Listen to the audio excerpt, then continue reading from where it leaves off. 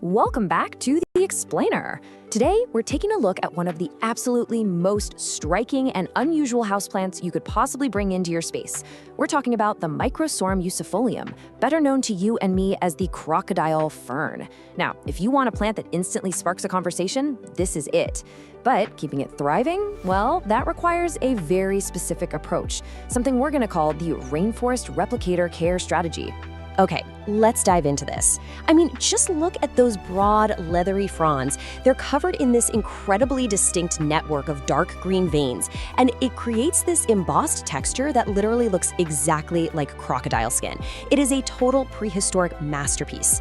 But it begs the question, how exactly do you care for a plant that looks like a reptile? Well, that's the puzzle we're solving today, taking you from a complete beginner to an absolute expert. Here's our roadmap for today's explainer. First, we'll meet the fern, then we'll explore its rainforest home, break down water and soil, cover routine maintenance, do some quick troubleshooting, and wrap it all up with a few pro tips. All right, Section 1, Meet the Fern, a prehistoric beauty. Now, what's really interesting about this is that because this fern actually originates in the lush tropical canopies of places like Southeast Asia, Malaysia, New Guinea, and parts of Northern Australia, the secret to its care boils down to one single word: epiphyte. See, in the wild, this plant doesn't actually grow in the dirt. It anchors itself right onto the branches and trunks of other trees, way high up in the canopy. It literally just gathers moisture and nutrients from the air and the organic debris around it. Keep this epiphytic nature in mind because it completely dictates everything we're going to do from here on out. Moving right along to Section 2, Rainforest Home, Recreating the Canopy. Since your living room probably isn't a literal Southeast Asian jungle, our goal here is to fake it. We want to simulate that environment as closely as we can. So let's talk about light. Up in that tree canopy, the fern gets dappled, filtered sunlight. If you blast this poor plant with direct, intense afternoon sun, it's going to quickly scorch those delicate fronds and completely wash out that beautiful crocodile patterning. Dappled shade is exactly what you want. An east-facing window giving it some gentle, cool morning sun, that is absolute perfection. Next up is humidity, and I really cannot stress this enough. 60 to 80% humidity is absolutely non-negotiable for this guy. Remember, it's a rainforest plant. If your home drops below that, especially in the wintertime when the heaters are blasting, you are going to struggle. So to hit that sweet spot, you can group your plants together to create a little microclimate. You can place the fern's pot on a pebble tray filled with water, or honestly, better yet, just run a room humidifier right nearby. Warmth is just as crucial. You're aiming to maintain a nice, stable indoor temperature between 65 and 80 degrees Fahrenheit. And stable is the key word there. Sudden temperature swings will severely stress out a crocodile fern. So keep it far, far away from sudden cold drafts near your doors or windows, and make double sure it's nowhere near a direct AC or heating vent. Section 3, Water and Soil, the epiphyte diet. And this brilliantly illustrates exactly what we mean by an epiphytic diet. Because this fern naturally lives on tree branches, its roots absolutely need to breathe. If you pack them into heavy, standard potting soil, they'll just suffocate. So, to mimic its natural home, here is the ultimate super airy soil recipe you need. It's a blend. 1 part peat moss or cocoa coir to hold on to a bit of moisture, 1 part orchid bark for that absolutely crucial aeration, and 1 part perlite so it drains rapidly. This mix prevents root suffocation while still holding just the right amount of water for the plant to drink.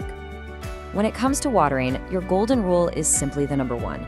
You always want to wait until the top 1 inch of the soil feels just slightly dry to the touch before giving it another drink.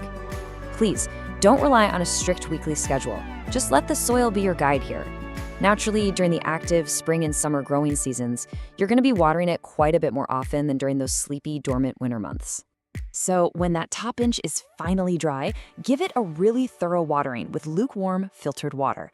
Tap water can sometimes hold chemicals that are just a bit too harsh for ferns. Soak it until you see water draining right out the bottom. But, and listen closely here, make sure you dump out any excess water from the saucer immediately. Letting this epiphytic plant sit in a soggy puddle of standing water is basically a one-way ticket to fatal root rot. Section 4, Maintenance, Repotting, and Propagation. So how do we keep this exotic beauty growing strong over its long lifespan? Well, it turns out they're actually surprisingly low maintenance if you've already nailed their environment. Crocodile ferns are very light feeders. You only really need to feed them once a month during the spring and summer, and you'll want to use a balanced liquid fertilizer diluted down to half strength. When fall rolls around, cut the fertilizer completely. As for grooming, just grab some sterile shears and snip off any dead or yellowing fronds right at the base. And since they are slow-growing epiphytes, they actually kind of enjoy being slightly root-bound. You're only looking at repotting them maybe every 2 to 3 years, basically just when you see roots visibly circling the pot. Let's move to and see how this builds into propagation. The absolute easiest way to multiply your fern is through rhizome division. While you're doing that spring repotting, you just carefully unpot the fern and take a good look at that thick, creeping rhizome right at the base. Find a natural division point, somewhere with a few healthy fronds and roots attached, snip it cleanly with those sharp shears, and then pop the new section shallowly into some fresh epiphytic mix. And remember, never ever bury that rhizome deep down in the soil or it is going to rot on you. Oh, and a super quick note on reproduction. If you ever flip a mature leaf over and spot these neat little rows of brown, powdery dots, take a deep breath. Don't panic. Those are definitely not pests. They're actually called sori, and they hold the fern's spores. Since ferns don't grow flowers, this is just their entirely natural way of reproducing. It's actually this really fascinating sign that you have a happy, fully mature plant on your hands. Section 5. Troubleshooting, translating distress signals. Look, even with the absolute best care in the world, plants get stressed out. So here's how to quickly translate those distress signals so you can course correct before it's too late. Seeing brown, crispy edges, your humidity is probably way too low or you're underwatering. If the fronds are turning yellow, you're likely going the other way, overwatering and suffocating those roots. If that gorgeous, striking crocodile pattern is suddenly looking all pale and faded, move the plant. It's getting way too much direct sunlight. And lastly, if the base rhizome feels mushy and smells kind of foul, yeah, that's root rot. You need to act immediately to dry it out. Though I have to be honest, root rot is very often fatal. You're also going to want to keep a sharp eye out for pests, especially the ones that thrive in dry indoor climates. We're talking spider mites, mealybugs, and scale. They absolutely love to hide right on the textured undersides of those fronds. But hey, the good news? Maintaining that strict 60 to 80% humidity we talked about earlier is honestly your best natural defense against spider mites. If you do happen to spot any pests though, just wipe them down early on with some insecticidal soap. And finally, Section 6, Pro Tips, Mastering the Crocodile Fern. So, the crucial point is, let's quickly summarize those expert takeaways that will take you from just keeping this plant alive to watching it truly flourish in your home. Rule 1, always mimic the rainforest. That high humidity is your absolute secret weapon. Rule 2, remember to plant shallowly. Keep that rhizome right near the surface. Rule 3, keep the soil airy. Please toss out that dense standard potting soil. And here is a truly fantastic bonus fact for all the animal lovers out there. The crocodile fern is 100% non-toxic to both cats and dogs, which makes it a totally safe, worry-free addition to your indoor jungle. Which really leaves us with one final question for you. Is your home ready for a prehistoric rainforest touch? Yes, it takes a little bit of extra effort to dial in the humidity and get the soil just right, but the reward of those incredible, textured, reptilian fronds arching right across your living room, it's absolutely unmatched. Take these structured steps, apply the rainforest replicator strategy, and go grow your very own exotic masterpiece. Honestly, it makes you wonder what other prehistoric secrets might be hiding right now at your local nursery. Thanks so much for joining me on this explainer, and we will see you on the next one. Okay, let's just get right into it. We're talking about the indoor azalea. You know, the one, that incredible burst of color you see in stores every single winter. They are absolutely beautiful, but yeah, they've got a reputation for being, well, a little fussy. So today, we're gonna demystify this plant and help you turn it from a temporary visitor into a permanent member of the family. And this quote from plant expert Marina Remeslo just hits the nail on the head. We tend to see them as disposable decor, right? Like a beautiful bouquet that just happens to come in a pot. We enjoy those gorgeous flowers, and when they fade, we figure, well, that was nice, and toss it out. But that's not the end of the story, not by a long shot. So what's the big secret then? How do you actually get this plant to stick around, not just for one season, but to come back and bloom again and again? Well, that is exactly what we are going to unpack right now. All right, first things first, we have to master the basics. I mean, getting these things right is literally the difference between your azalea living or dying. And the most important, number one, absolutely critical element is water. This right here is the golden rule. You always hear people say, keep it consistently moist. But what on earth does that actually mean in practice? Well, this slide gives you the perfect mental picture. A well-wrung-out sponge. It's damp for sure, but it's not sopping wet. Azaleas are incredibly thirsty plants, and letting them dry out completely, even one time, can be game over. So this is the pro method for watering. Instead of just pouring water on top, you let the plant soak it up from the bottom. It's the best way to make sure that peaty soil gets totally saturated. But look, the most important part of this whole process is step 3. Let it drain completely. Azaleas absolutely hate having wet feet, and leaving one sitting in a puddle of water is just a one-way ticket to root rot. Next up is light. And this is a real balancing act. You're looking for bright but indirect light, like what you'd get near an east-facing window. And this shows you exactly what happens when you get the balance wrong. Too much harsh, direct sun, you're gonna see scorched, crispy leaves. But not enough light? You'll get this sad, leggy-looking plant that just won't make the flower buds you want. And the last of our core essentials, the soil. You can't just use any old potting mix. Azaleas have to have acidic soil. A mix made for rhododendrons? That's perfect. And you see it right there. A pot with drainage holes is completely non-negotiable. It all comes back to that main rule. We want moist, but we never ever want soggy. Okay, so we've covered how to keep it alive. Now let's talk about how to make it happy. We're moving from just surviving to actually thriving. I just love this quote because it perfectly paints a picture of what an azalea wants. They're cool customers. Just like Marina says, they do not like hot, stuffy rooms.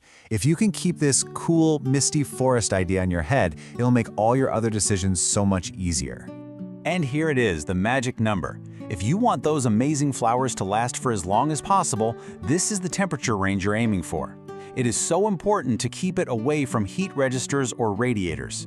Even a few degrees too warm will make those beautiful blooms fade way faster.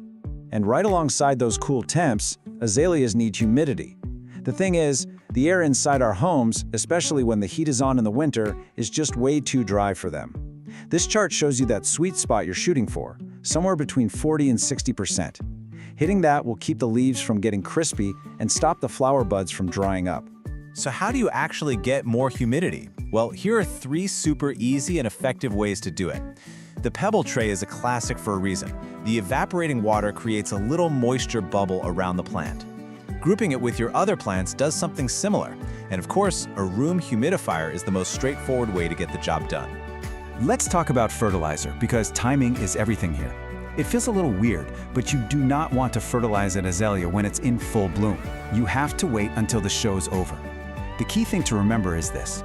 Once those flowers fade, that's when you start feeding it with a fertilizer made for acid-loving plants. That's the fuel it needs to grow and prepare for next year's blooms.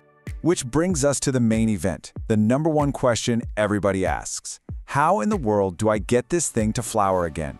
This is the ultimate prize for all your hard work. And you know what? It's totally doable. It all starts with this one critical rule of pruning. You have a very, very specific window to do this. See, azaleas develop the flower buds for next year over the summer. So if you wait too long and prune in, say, late summer or fall, you are literally cutting off every single one of next year's flowers. So remember, prune as soon as those last blooms fade. Okay, now you really want to pay attention to this slide, because this is the real secret sauce. To get the plant to form new buds, it needs a chilling period in the fall. We're talking about roughly 2 months in a cool place where the temperatures are right in this range. A chilly, unheated porch, a cool garage, a basement, those are often perfect spots. So let's put all the pieces together. This is the entire year-long cycle. Step 1, after it's done blooming, you give it a haircut and let it have a little summer vacation outside in a shady spot. Step 2, when fall comes, you bring it inside for that super important 2-month chilling period.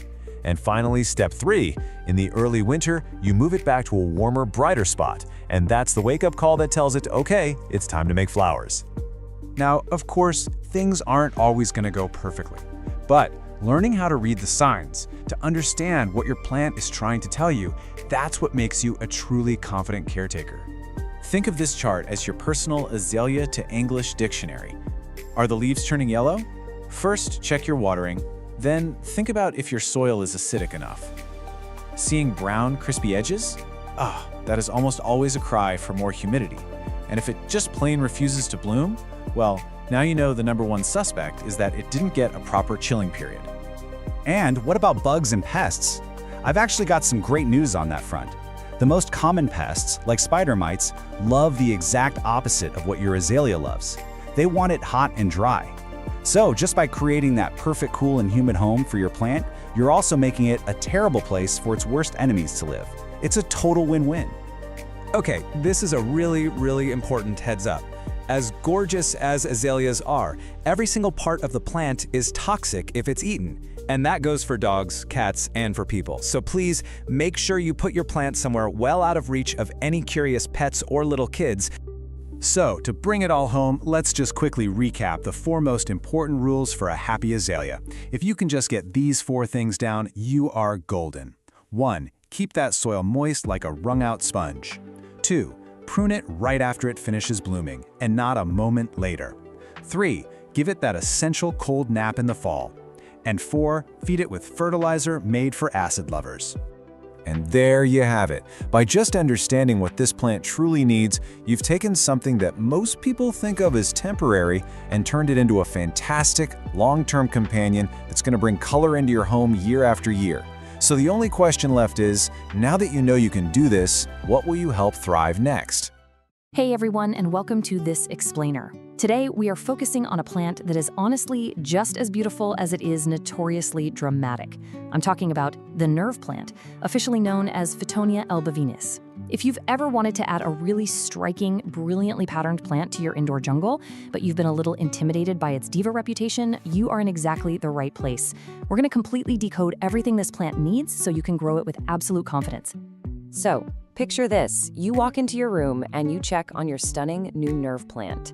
But instead of looking all perky and fresh, every single stem has suddenly fallen completely flat. The leaves are literally lying on the soil like the plant has just given up on life. Your heart drops, right? You think you've killed it. But what if I told you that this terrifying, panic-inducing moment is actually one of the absolute best features of this plant? You see, houseplant keepers affectionately call this whole phenomenon the faint. And it is arguably the most useful built-in alarm system in the entire plant world. This dramatic collapse simply means the soil has dried out. That's it. And the best part? A really thorough watering will usually have those stems standing completely upright, looking pristine again, within just 20 to 30 minutes. It's highly theatrical, literally like a Victorian lady on a fainting couch, but it is entirely reversible. Okay, so here's our game plan for this explainer. 1. The dramatic nerve plant. 2. Light, water, and soil.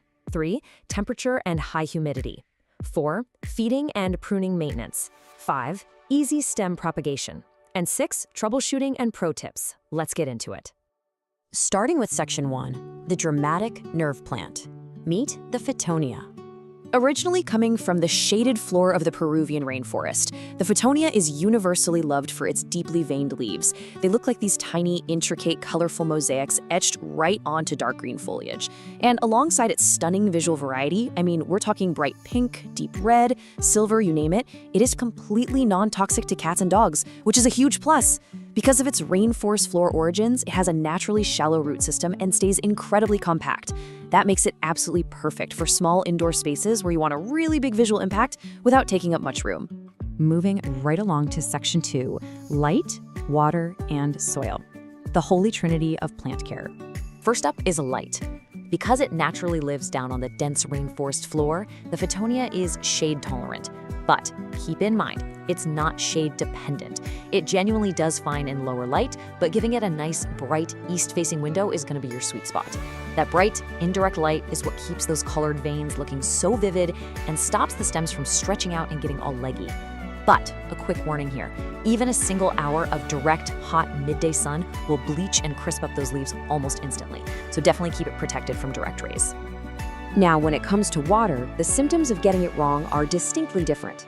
While the plant really loves moisture, you gotta find that perfect balance. Overwatering leads to mushy stems, sour-smelling soil, and soft yellow leaves, which is basically the dreaded root rot. Underwatering, on the other hand, triggers that dramatic faint we just talked about, but with a super fast recovery.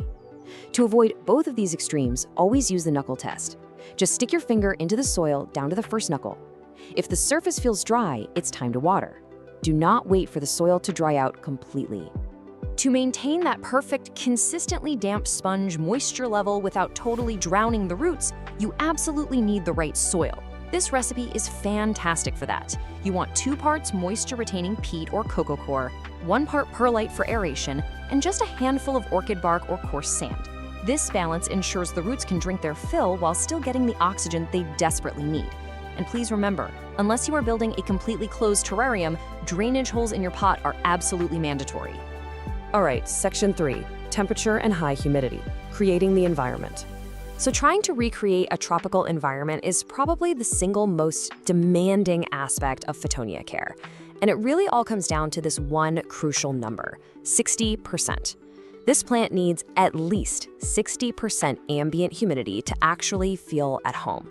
To put that into perspective, in a typical home during the winter, humidity often drops down to like 30%.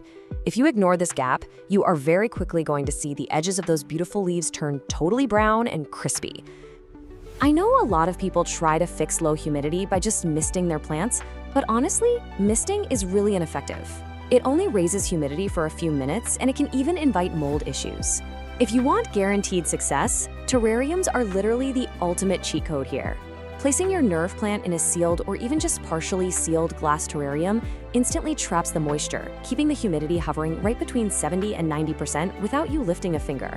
Or as an alternative, a steamy, naturally humid bathroom makes a fantastic home for them too. Next up, section 4, feeding and pruning maintenance. Pinch early, pinch often. This quote is your absolute golden rule for styling. Nerve plants naturally want to creep along the ground, but if you just leave them alone indoors, they can turn into a bit of a straggly mess. You should regularly snip or pinch off the tips of the longest stems, right above the leaf nodes. This really simple action literally forces the plant to stop growing long and instead branch outwards, laterally. It completely transforms it into a lush, dense carpet of color. Now, did you know this plant actually flowers? It totally does, but you should probably stop it. The flowers are these small, stiff spikes that really aren't particularly showy. And the catch is, when the plant focuses its energy on blooming, it completely stops producing those gorgeous patterned leaves we all love, and it can even get a bit leggy. So pinching those little flower spikes off the second you see them redirects all that vital energy right back into the foliage, where you actually want it. Which brings us to section 5, easy stem propagation. This is the really fun part. You can actually turn your prunings into brand new plants using super simple water propagation. Just cut a healthy stem that has 2 or 3 sets of leaves on it. Carefully pinch off the bottom leaves so the nodes are exposed, then simply submerge those bare nodes into a glass of room temperature water. Put it somewhere with bright, indirect light, and within just 1 to 2 weeks, you'll see fresh roots starting to pop out. Once those roots get to be about 1 inch long, you just pot the cutting right back into your moist soil mix. It really is that fast and reliable. Finally, section 6, troubleshooting and pro tips. So let's talk bugs. When you're troubleshooting pests on a nerve plant, the absolute easiest way to diagnose the issue is just by looking at your moisture levels. Because Photonia needs moist soil, that can sometimes attract fungus gnats. The best way to treat them is with yellow sticky traps to catch the flying adults, and a neem oil soil drench to handle the larvae in the dirt. On the flip side, if your humidity fluctuates and the air gets too dry, you might accidentally invite spider mites. You can easily treat those by regularly wiping the leaves down with a diluted insecticidal soap. Catching these guys early really makes treatment a breeze. Okay, let's rapid fire some final pro tips to absolutely guarantee your success. First up, protect your plant from cold drafts. Anything dropping under 55 degrees Fahrenheit can cause a rapid, scary leaf drop. Second, because they have those very shallow root systems, always opt for wide, shallow pots rather than deep ones. This prevents the dirt at the very bottom from staying waterlogged. Third, try bottom watering by sitting the pot in a tray of water to let the soil wick it up from below. This keeps the delicate leaves totally dry and safe from fungal issues. And finally, go ahead and feed them a balanced liquid fertilizer monthly, but be sure to dilute it to half strength so you don't accidentally burn those shallow roots. So, armed with the right soil mix, a plan for targeted pruning, and that game-changing terrarium cheat code, you are fully prepared to tackle this plant. The nerve plant really doesn't have to be intimidating. It just knows exactly what it wants. But it kind of makes you wonder, what other so-called dramatic divas of the houseplant world are hiding in plain sight, just waiting for you to unlock their secrets? Thank you so much for joining me for this explainer. Now go check that soil. All right, let's dive right in. Picture this, you know the feeling. It's July, your bags are packed, that out-of-office email is officially on, and you are so ready to hit the road. But you look around your living room and bam, that familiar wave of anxiety hits. What on earth is going to happen to all your houseplants? Look, summer heat combined with the travel season, it's literally the #1 source of stress for plant owners. You've spent all year nurturing these green beauties, and the thought of coming back to a crispy, wilted jungle? Yeah, it's terrifying. But hey, I've got some great news. Plant survival during your summer vacation is actually incredibly easy when you just have a proactive plan. In this explainer, we're going to break down exactly how to adapt your watering routine for the heat and how to set your entire collection up to totally thrive while you're away. To get you totally prepared, here is our survival guide. First up, summer watering basics. Second, pre-vacation plant prep. Third, surviving short trips. Fourth, systems for longer trips. And finally, plant sitter success secrets. Let's get to it. Starting with section 1, summer watering basics. This is all about adjusting for the heat. Okay, so before we even think about packing your bags, we really have to look at what you're doing right now. Because the reality is, summer heat changes everything about your everyday care. Soil dries out significantly faster during those hot summer months, right? So you absolutely cannot rely on your winter schedule. You need to be checking on your plants every 1 to 3 days. But here's the golden rule you need to remember. Wait until the top 2 inches of the topsoil are completely dry before you even reach for that watering can. Honestly, if you have a huge collection, grabbing a moisture meter is a total game changer to make this check super fast. And when you do finally water, timing is everything. You want to aim for early in the morning or later in the evening, and always use room temperature water. This gives the roots an actual chance to absorb the moisture before the midday heat just evaporates the whole shebang. Now this right here illustrates a concept that will literally make or break your plant's survival: how you pour. We have deep watering, which means pouring thoroughly until it completely drains out the bottom. And conversely, we have light watering, which is basically just giving your plant little sips here and there. So why does this matter so much? Well, deep watering actually forces the plant's roots to grow downward, deep into the soil, chasing that moisture. This builds a highly resilient plant. Light watering, on the other hand, it encourages shallow roots that just hang out near the surface. That leaves the plant incredibly vulnerable to quick drying when that summer heat kicks in. Building that deep root resilience is exactly what your plant needs to survive when you do eventually travel. Moving on to section 2, pre-vacation plant prep, the stuff to do right before you leave. So you've got your everyday summer watering dialed in. Awesome. Now it's the day before your trip. There are 3 non-negotiable, completely gadget-free steps you absolutely must take before you lock that front door. Step 1, group your plants together. Just move them all into one spot. Clustered plants actually create their own little microclimate. They share humidity and they lose their soil moisture much more slowly. Step 2, move them completely out of direct sun and into bright and direct light. A hot, sunny windowsill, that will drain a pot of its moisture in a single day, but a slightly shadier interior spot holds onto that life-saving moisture far longer. And finally, step 3, give them a deep, heavy drink right before you leave. Remember that deep watering technique we just talked about? Yep, do exactly that right before you walk out the door. For a lot of scenarios, just these 3 simple steps alone are all the protection you need. All right, section 3, surviving short trips. We're talking trips of 1 to 5 days. Let's say you're heading out for a long weekend. Your plants will be perfectly fine with just our basic prep, but you can also use some really simple aids to stretch their moisture based on your specific timeline. If you're going to be gone for just 1 or 2 days, you can actually leave a deep saucer of water under the pots of your really thirsty plants, allowing them to sort of sip from the bottom. But quick warning here, don't do this for longer than a couple of days, or you're risking some seriously soggy, rotting roots. Now, if you're gone for 3 to 5 days, try sliding a pebble tray with water underneath them. It adds ambient humidity as the water evaporates. Or honestly, even easier, just move your plants into the kitchen or the bathroom, since those rooms naturally stay a whole lot more humid anyway. And don't worry, we'll talk about the 1 to 2 week solutions in just a second. But first, we need a quick reality check, because this is a huge plant care myth. We all panic about every single plant we own. But the truth is, your drought-tolerant plants literally won't even notice you're gone. Seriously, hardy species like snake plants, ZZ plants, and cacti, they are built for this. If you give them a deep water before you leave and pull them out of the blazing sun, they can easily survive up to 2 weeks without a single drop of extra water. No special setups required. You can just cross them off your worry list completely. Section 4, systems for longer trips. This is for those longer 1 to 2 week absences.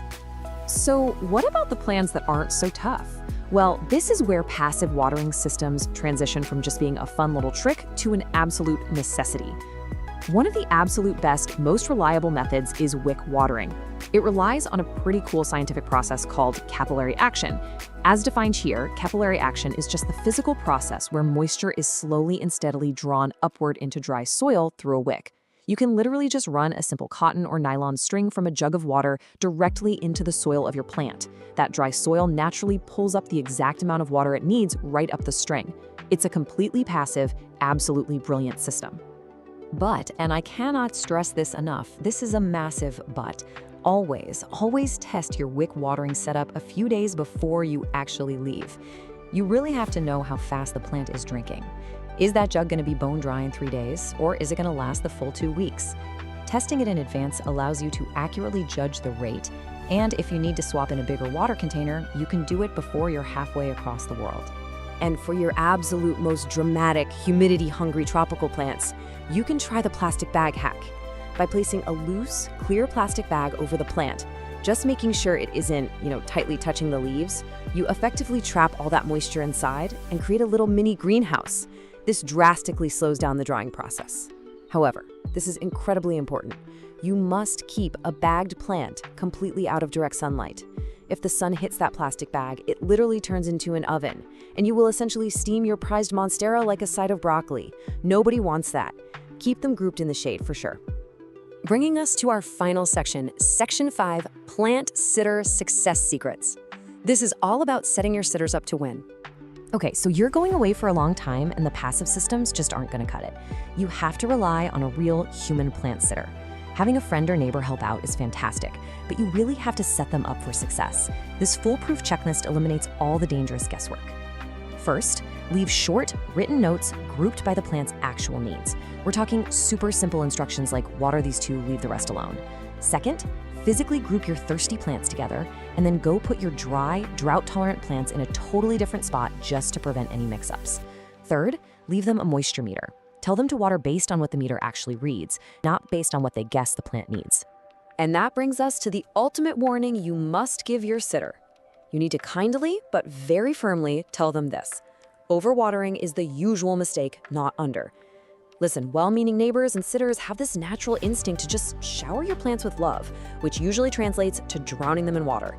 An underwatered plant, it can almost always bounce back with a good drink. But an overwatered plant develops root rot and it dies. If your sitter just checks once mid-trip, combined with that deep watering you did before leaving, your collection is going to be perfectly fine. So, what does this all mean? The big takeaway here is this. Your bags are packed, but are your plants prepared? Because as we've seen in this explainer today, just a tiny bit of preparation completely guarantees their survival. By adjusting your summer watering technique early on, grouping your plants, utilizing those simple passive systems, and effectively communicating with your plant sitters, you take literally all the anxiety out of leaving. You're totally empowered to walk out that door and just enjoy your summer vacation. But it leaves you with a final challenge to think about. Are you merely keeping your plants alive on life support, or are you ready to build the kind of deep-rooted resilience that allows them to thrive completely independent of you? Try testing out one of these passive systems this weekend, even if you aren't leaving town, and see just how self-sufficient your indoor jungle can really be. Thanks for joining me on this explainer, and hey, happy travels!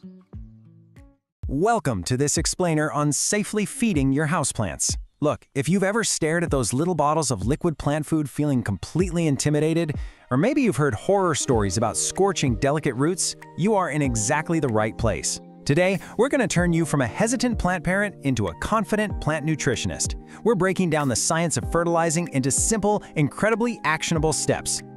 Okay, so here's our straightforward roadmap for today. We're going to cover 1. Why houseplants need food. 2. Decoding the NPK label. 3. Types of plant fertilizer. 4. Golden rules of fertilizing. And finally, 5. Spotting fertilizer trouble. It's basically plant nutrition broken down into logical, bite-sized pieces so you never have to fear fertilizer burn ever again. All right, let's jump into Section 1. Why houseplants need food. The potted plant dilemma. So, let's start with a really common frustration. Your plant's light is perfect, your watering schedule is totally dialed in, but it just completely stopped growing. Picture this, you bring home this gorgeous new trailing plant, you watch it push out vines all summer long, but then its second spring rolls around, and it just halts. No new leaves, no new vines, it just looks kind of sad and tired. Naturally, you might scramble to tweak the watering or move it to a brighter window, but absolutely nothing changes. You've got to ask yourself, is your plant simply resting, or is it literally running on empty? Well, here is the underlying science behind that exact dilemma. Out in nature, plants get this constant natural buffet of nutrients from decaying organic matter right there in the ground. But your houseplant? It lives in a highly artificial environment. It's working with a very limited amount of potting mix. And unlike out in nature, every single time you water that potted plant, some of those essential nutrients wash right down the drain. After a few months, that soil is completely depleted of the essential vitamins needed to build new leaves and roots. So, fertilizer? It's simply your way of restocking that empty pantry. Moving right along to Section 2, decoding the NPK label, the vitamin breakdown. Now that we know why they need it, let's figure out what it actually is. We are going to completely demystify those intimidating chemical numbers you always see plastered on the front of fertilizer bottles. You know, like 10-10-10 or 5-10-5. Those stand for the three major macronutrients: nitrogen, phosphorus, and potassium. Honestly, just think of NPK as up, down, and overall health. It is the exact blueprint of macronutrients your plant needs to thrive. Nitrogen is up. It promotes all that lush, green, leafy growth above the soil. Phosphorus is down and all around, supporting strong root development below the soil, plus flowering and fruiting. And potassium? That's overall health, helping the plant regulate water and fight off diseases like a champ. So, here's the absolute crucial takeaway for the vast majority of your indoor jungle. You do not need to stress over complicated chemical ratios. A perfectly equal, balanced fertilizer, where all three of those numbers are exactly the same, like a 10-10-10, is hands down your safest, most effective, all-purpose choice to hit every single category of plant health. Which brings us to Section 3, Types of Plant Fertilizer. Choosing your routine. Let's figure out how you can choose the right delivery method for these nutrients based entirely on what works for your personal schedule. You generally have two paths here, and honestly, both are completely valid. Over on the left, we've got liquid fertilizer. These are concentrates you mix right into your watering can. They're incredibly fast-acting and offer brilliant control if you're the diligent type, mainly because you can adjust the strength with every single watering. But yeah, they do require a regular routine. Now, on the right, we have slow-release fertilizer, which usually comes in granules or spikes. These are fantastic if you want a totally hands-off approach. You basically set it and forget it for months at a time, and it'll last a whole growing season. The flip side, though, is they're much harder to control once they're in the soil, and they can be a bit of a hazard if you have curious pets or kids who love digging in the dirt. All right, Section 4, Golden Rules of Fertilizing. How to feed safely. Okay, now that we've got our plant food and understand how it works, we absolutely must follow a few golden rules to ensure we're nourishing our plants rather than harming them. Seriously, this is the most important part of your routine. You've got to execute this chronological process every single time to avoid a disaster. Step 1, ensure it's actually spring or summer. Plants go completely dormant in the winter. Do not feed a sleeping plant. Step 2, mix a heavily diluted solution. Honestly, forget what the bottle says right off the bat. Start with just half the recommended strength. Step 3, and this one is huge, thoroughly wet the soil with plain water first. Never ever pour fertilizer on bone-dry soil. And finally, Step 4, apply your diluted fertilizer to that pre-moistened soil to protect those delicate roots from scorching. It all boils down to this brilliantly simple safety motto: weekly, weekly. The absolute #1 cause of fertilizer burn is just using way too much product. A very weak dilution fed more frequently is always a safer, superior approach than hitting your plant with a rare, highly concentrated, heavy dose.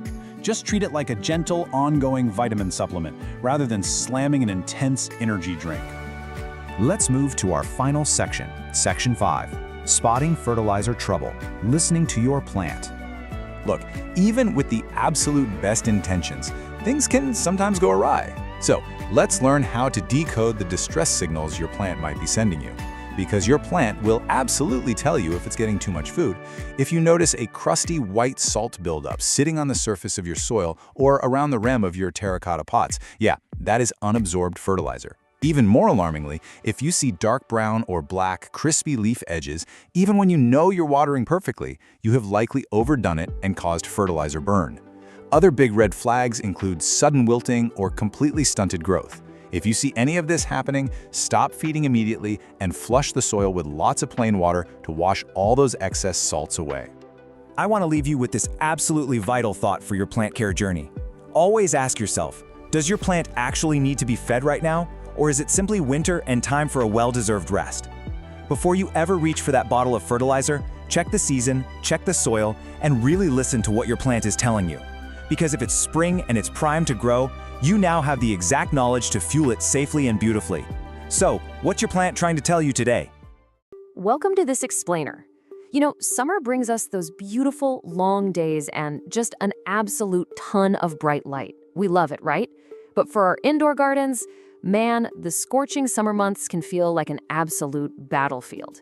If you want to make sure your indoor jungle doesn't just survive, but actively thrives during the absolute hottest parts of the year, well, you are in exactly the right place.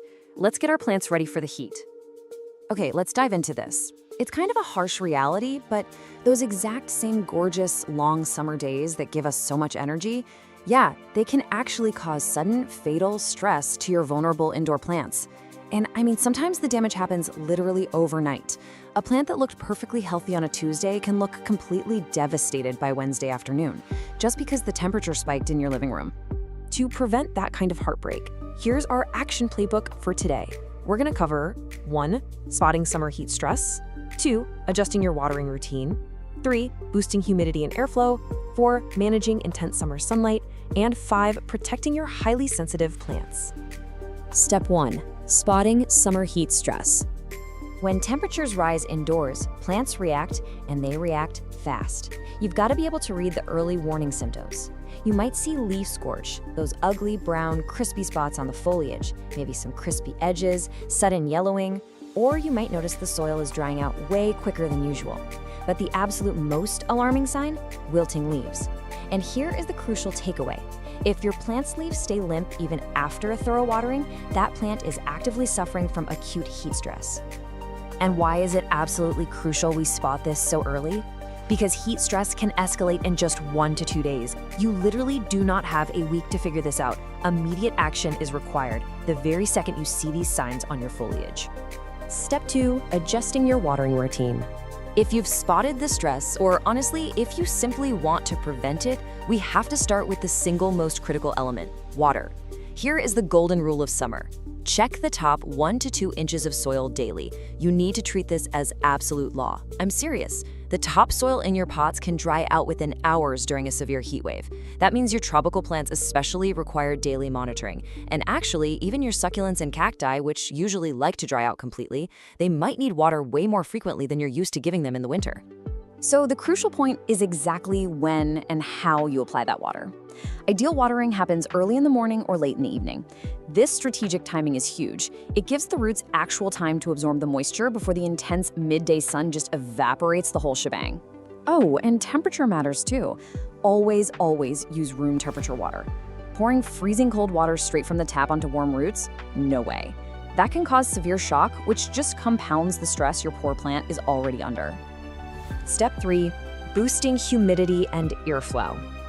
Now, you might think you're doing your plants a massive favor by blasting the air conditioning, but AC units and hot summer winds actually completely strip moisture from your indoor air, leaving it bone dry. So you need to build a natural defense bubble. Let's move to and see how this builds. First, running a humidifier nearby does the heavy lifting. Next, using pebble trees filled with water under your pots provides localized moisture right as that water evaporates upwards. And finally, grouping your plants tightly together allows them to transpire and share moisture with one another. It's just a brilliant logical progression of fixes. Oh, and I want to quickly clarify a massive misconception that always seems to come up. Misting your plants with a spray bottle, I mean, it's fine for a quick short-term boost, but that water evaporates incredibly fast in a hot room. It will absolutely not save a plant during a heat wave. Stick to the structured advice we just covered, humidifiers and pebble trays, because they actually provide the consistency your plants desperately need right now. Step 4. Managing intense summer sunlight.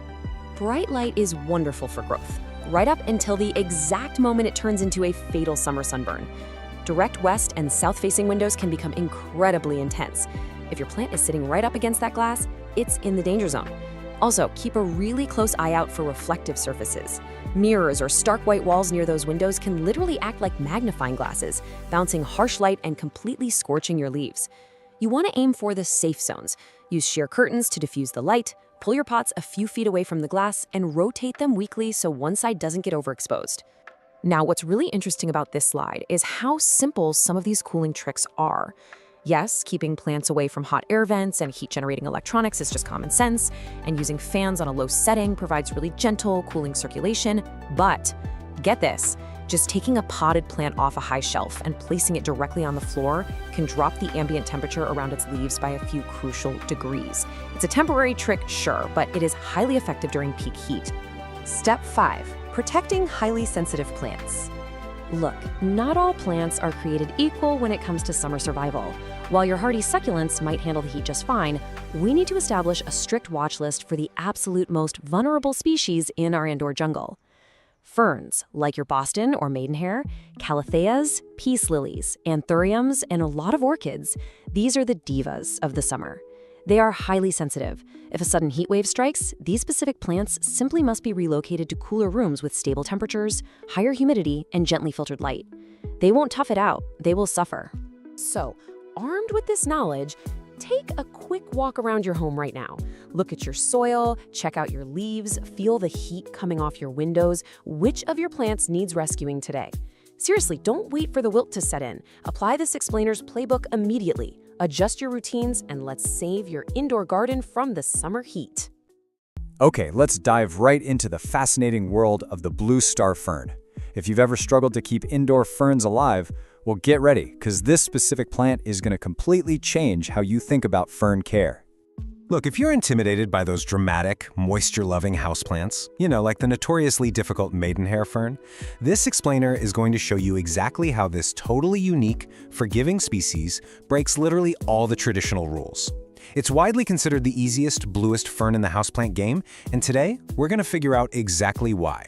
Here's our roadmap from beginner to expert. We'll start with the blue star secret, then look at perfect light and humidity, watering, feeding, and soil, pruning and propagation basics, solving common plant problems, and finally wrap up with some pro tips for fern mastery. Let's get right into it. Section 1. The blue star secret, unlocking the 2 non-negotiables of plant care. So the absolutely crucial point to understand right out of the gate is that this plant has 2 non-negotiable biological needs, and they literally dictate every single aspect of its care. It all comes down to this one word: epiphyte. Because the blue star fern naturally grows on trees and rocks out in the wild, its fuzzy creeping rhizomes, those furry little stems you see at the base of the plant, they absolutely must stay exposed to the air. You cannot bury them in dirt. And honestly, this brilliantly illustrates why so many people fail with this plant the second they bring it home. See, classic ferns require muddy, deep soil and constant heavy moisture right at the crown. But our blue star fern, it needs an airy, chunky, shallow environment where its roots are lightly moist, but those rhizomes stay completely dry. If you treat it like a classic maidenhair and bury those rhizomes in dense, wet soil, it's gonna rot. It's really that simple. Moving on to Section 2, perfect light and humidity, bringing out the iconic blue foliage. Now, you might actually be wondering, why is my blue star fern losing its famous blue color and turning flat green? Well, if you notice those fronds losing their gorgeous, smoky blue-silver haze, and maybe the new fronds are coming in kind of long and flat, it almost always means your plant is sitting way too far from a window. That famous powdery blue tone only really shows up when the plant is getting proper light. When it comes to the air in your home, your target is between 50 and 70% humidity. To keep those fronds looking their absolute best with absolutely zero crisping around the edges, you really want to aim for this percentage. And while it definitely handles average indoor air way better than a lot of those thin-fronded ferns, hitting this sweet spot is super easy. Just run a room humidifier, group it with other ferns, or honestly, just pop it in a bright bathroom. What's super interesting here is that soft, bright, indirect light doesn't just preserve that blue color, it actually prevents the fronds from scorching or stretching out. An east-facing window is excellent, or maybe a north-facing window if it has a wide open view of the sky. You'll want to maintain comfortable indoor temperatures right around 60 to 80 degrees Fahrenheit, so that's about 16 to 27 degrees Celsius. And this is crucial. Keep it away from drafty windows, heating vents, or AC units that will just stubbornly dry those fronds out all day long. All right, Section 3, watering, feeding, and soil. The chunky mix rule. So, remembering that it's an epiphyte, you must recreate its natural, tree-dwelling environment using a really chunky mix.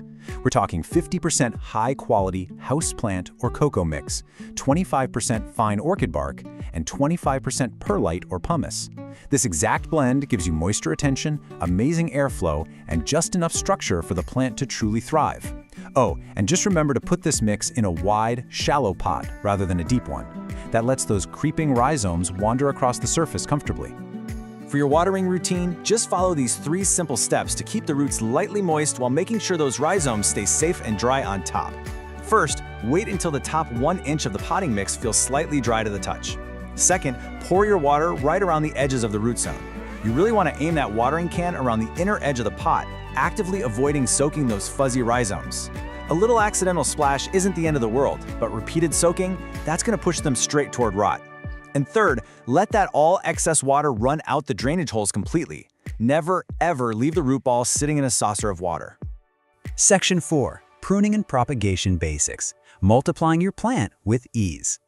When it comes to grooming, simply snip off any completely yellow or badly torn fronds right down at the base. But listen, whatever you do, step away from the cleaning sponge. Never wipe the leaves. Hard scrubbing will permanently rub off that beautiful waxy finish, and you'll turn a lovely smoky blue frond completely patchy green. Instead, just gently rinse any dust away with a little lukewarm water.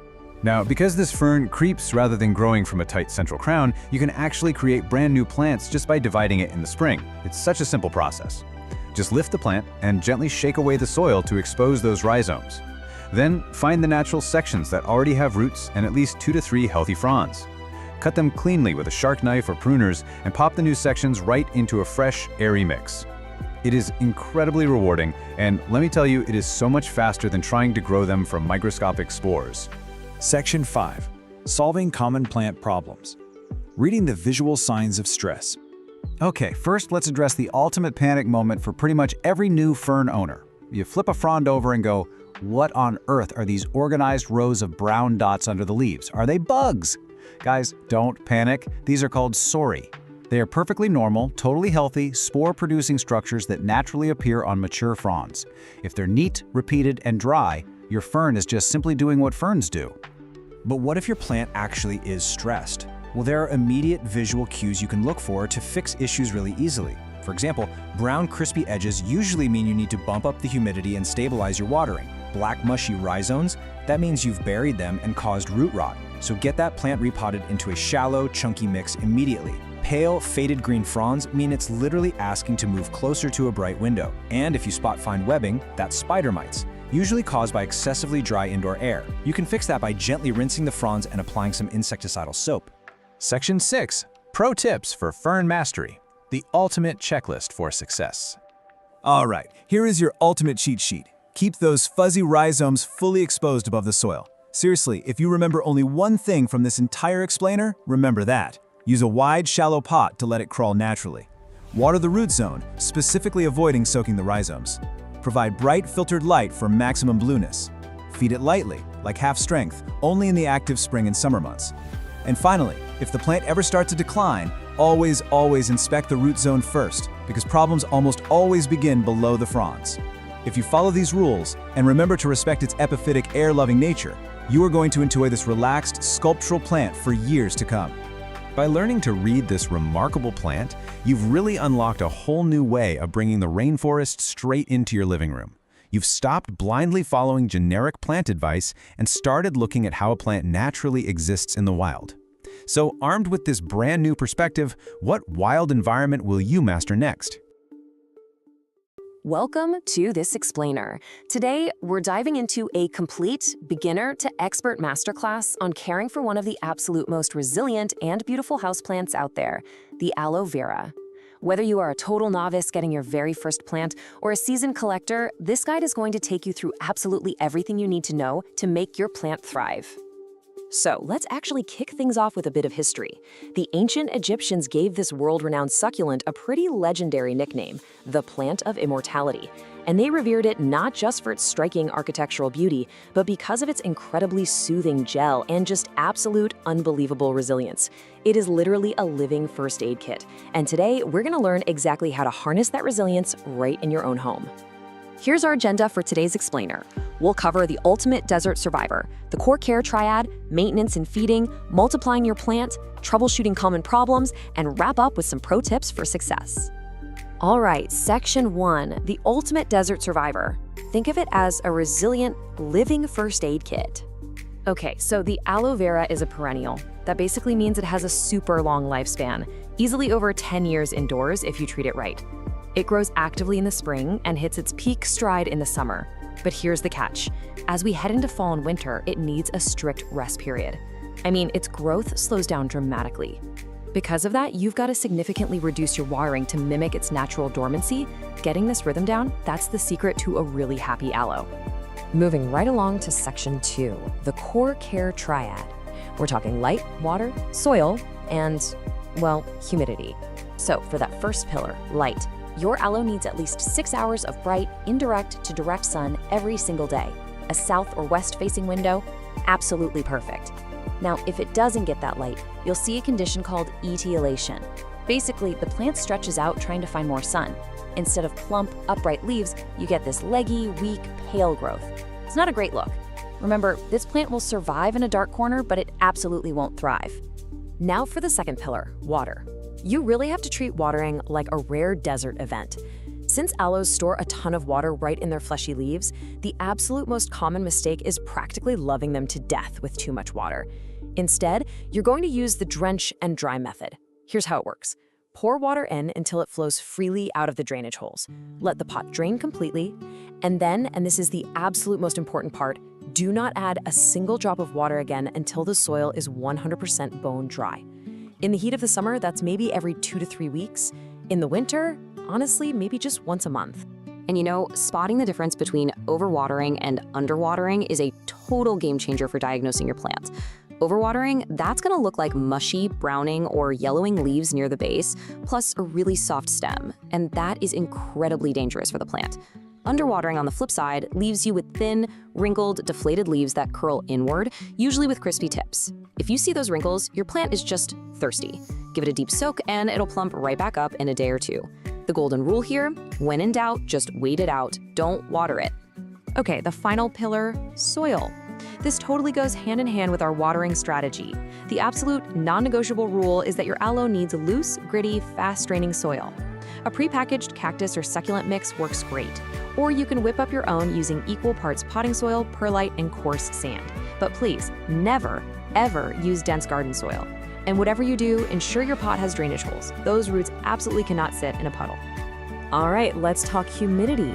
You might be wondering how much extra misting this arid desert dweller needs to thrive. The answer? Exactly 0. 0 extra humidity. It actually wants dry air, so you can go ahead and put away the humidifiers and those pebble trays. Pumping up the humidity actually increases the risk of nasty fungal diseases. Just your normal, everyday household air is absolutely perfect. Which brings us to section 3, maintenance and feeding.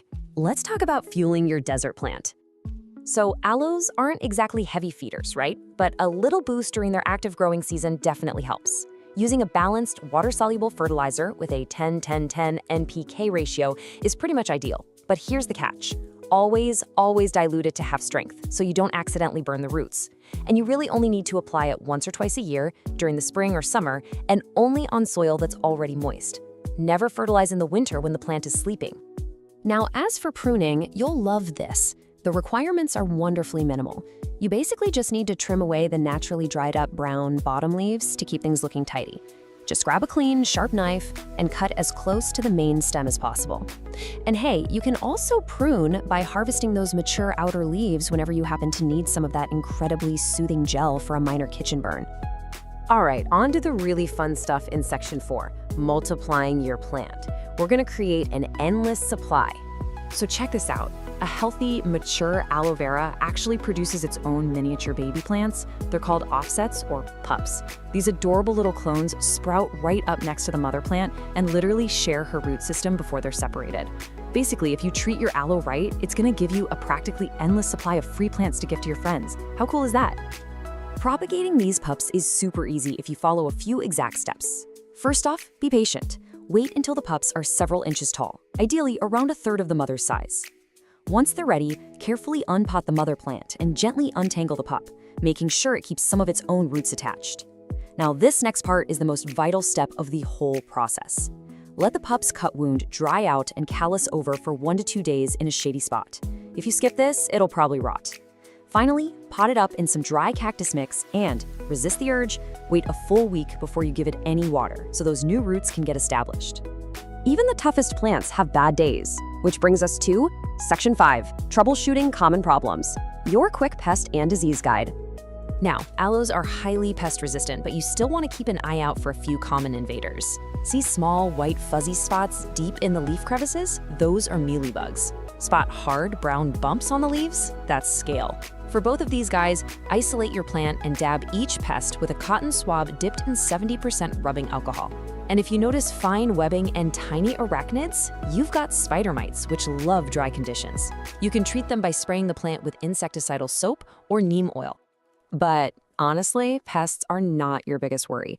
If you see mushy stems and yellow leaves, that is a massive red flag for root rot. It's literally the most fatal disease for an aloe, and it's caused entirely by overwatering.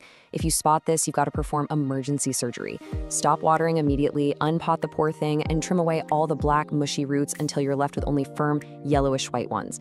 Then replant it in completely fresh, dry soil and cross your fingers. Let's wrap things up with Section 6, Pro Tips for Success. These are the absolute best practices for a thriving aloe.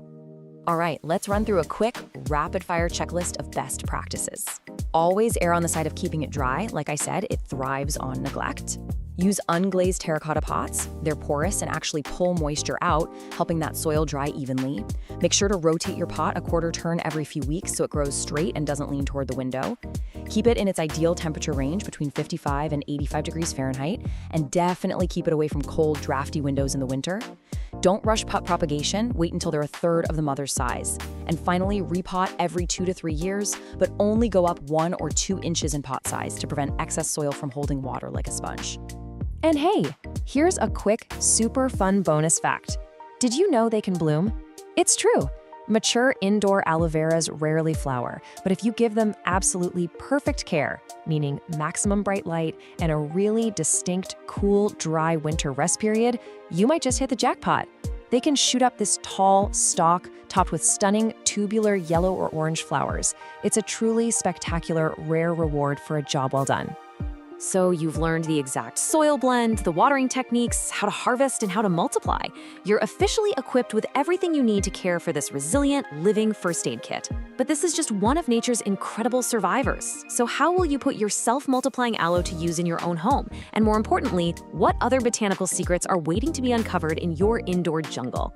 Stay curious, everyone, and happy growing. Welcome to This Explainer. Okay, today we are taking the ultimate journey to indoor plant mastery. We're going to focus on one of the most resilient, beautiful, and air-purifying plants out there, the corn plant, scientifically known as Dracaena fragrans. So whether you are a complete beginner or you're just looking to, perfect your indoor jungle, consider this your definitive blueprint for success. Because let's be real here, we all want that lush, striking floor plant that instantly elevates a room's aesthetic. But do you really want the high-maintenance attitude that comes with a notoriously fussy plant? Nobody has time for the diva energy of a fiddly fig, right?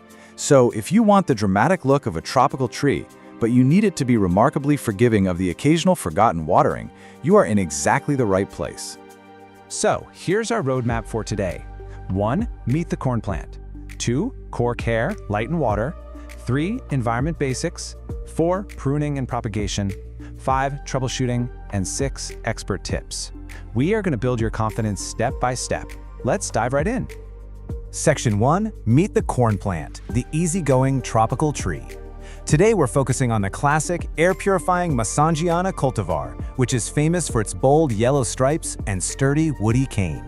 Let's start with some quick facts. What's incredible about this plant is its longevity. With just basic easy care, it can thrive for over 10 years.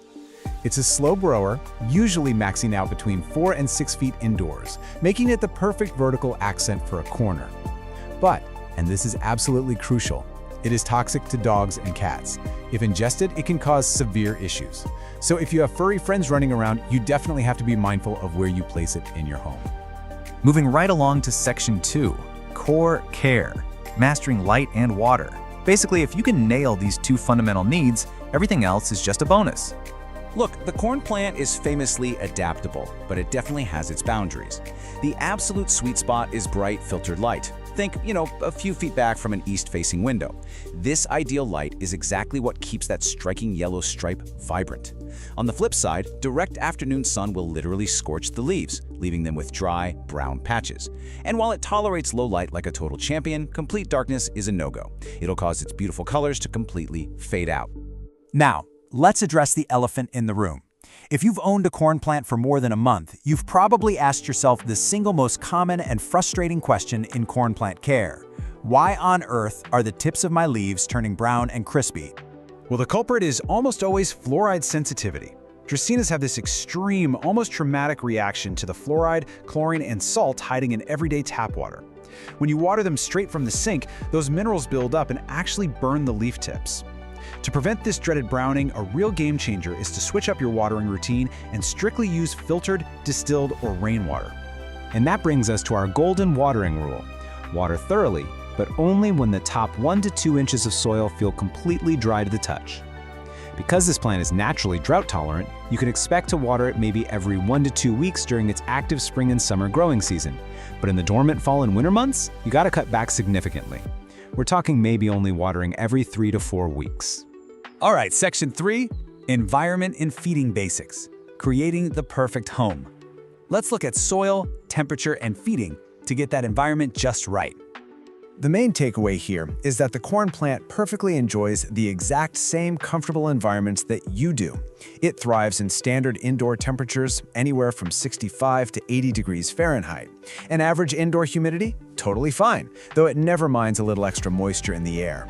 The big things to remember are to use a standard, well-draining soil mix. Throwing in a few handfuls of perlite is highly recommended, and you absolutely must keep it away from cold drafts under 55 degrees or direct blasts from your AC vents. Now, when it comes to food, keep it simple, fertilize sparingly. This guy is a very light feeder. You only need to feed it 1 or 2 times during the entire spring and summer, and always dilute your balanced liquid fertilizer to half strength. Seriously, do not overfeed this plant. Excess fertilizer will quickly burn those beautiful leaf tips right off. Up next, Section 4, Pruning and Propagation, managing growth and creating new plants. Once you have the basics down, it is time to graduate to intermediate skills. First rule, don't fear the pruner. I know this can feel incredibly intimidating, but if your plant is getting lanky and hitting the ceiling, you just have to be brave. Take some clean pruning shears or a saw and chop straight through that woody cane to control the height. It is entirely safe. In fact, chopping off the top portion actually encourages new, bushier leaf buds to pop right out of the cane just below where you made your cut. And what do you do with that piece you just chopped off? Well, you propagate it. It's like getting a brand new plant for free. Just make sure your cane cutting is at least 6 inches long. Place the bottom end in a jar of water. Just remember to change that water weekly or stick it directly into moist soil. Keep it in bright, indirect light, and boom, in a few weeks, you'll see a healthy new root system starting to form.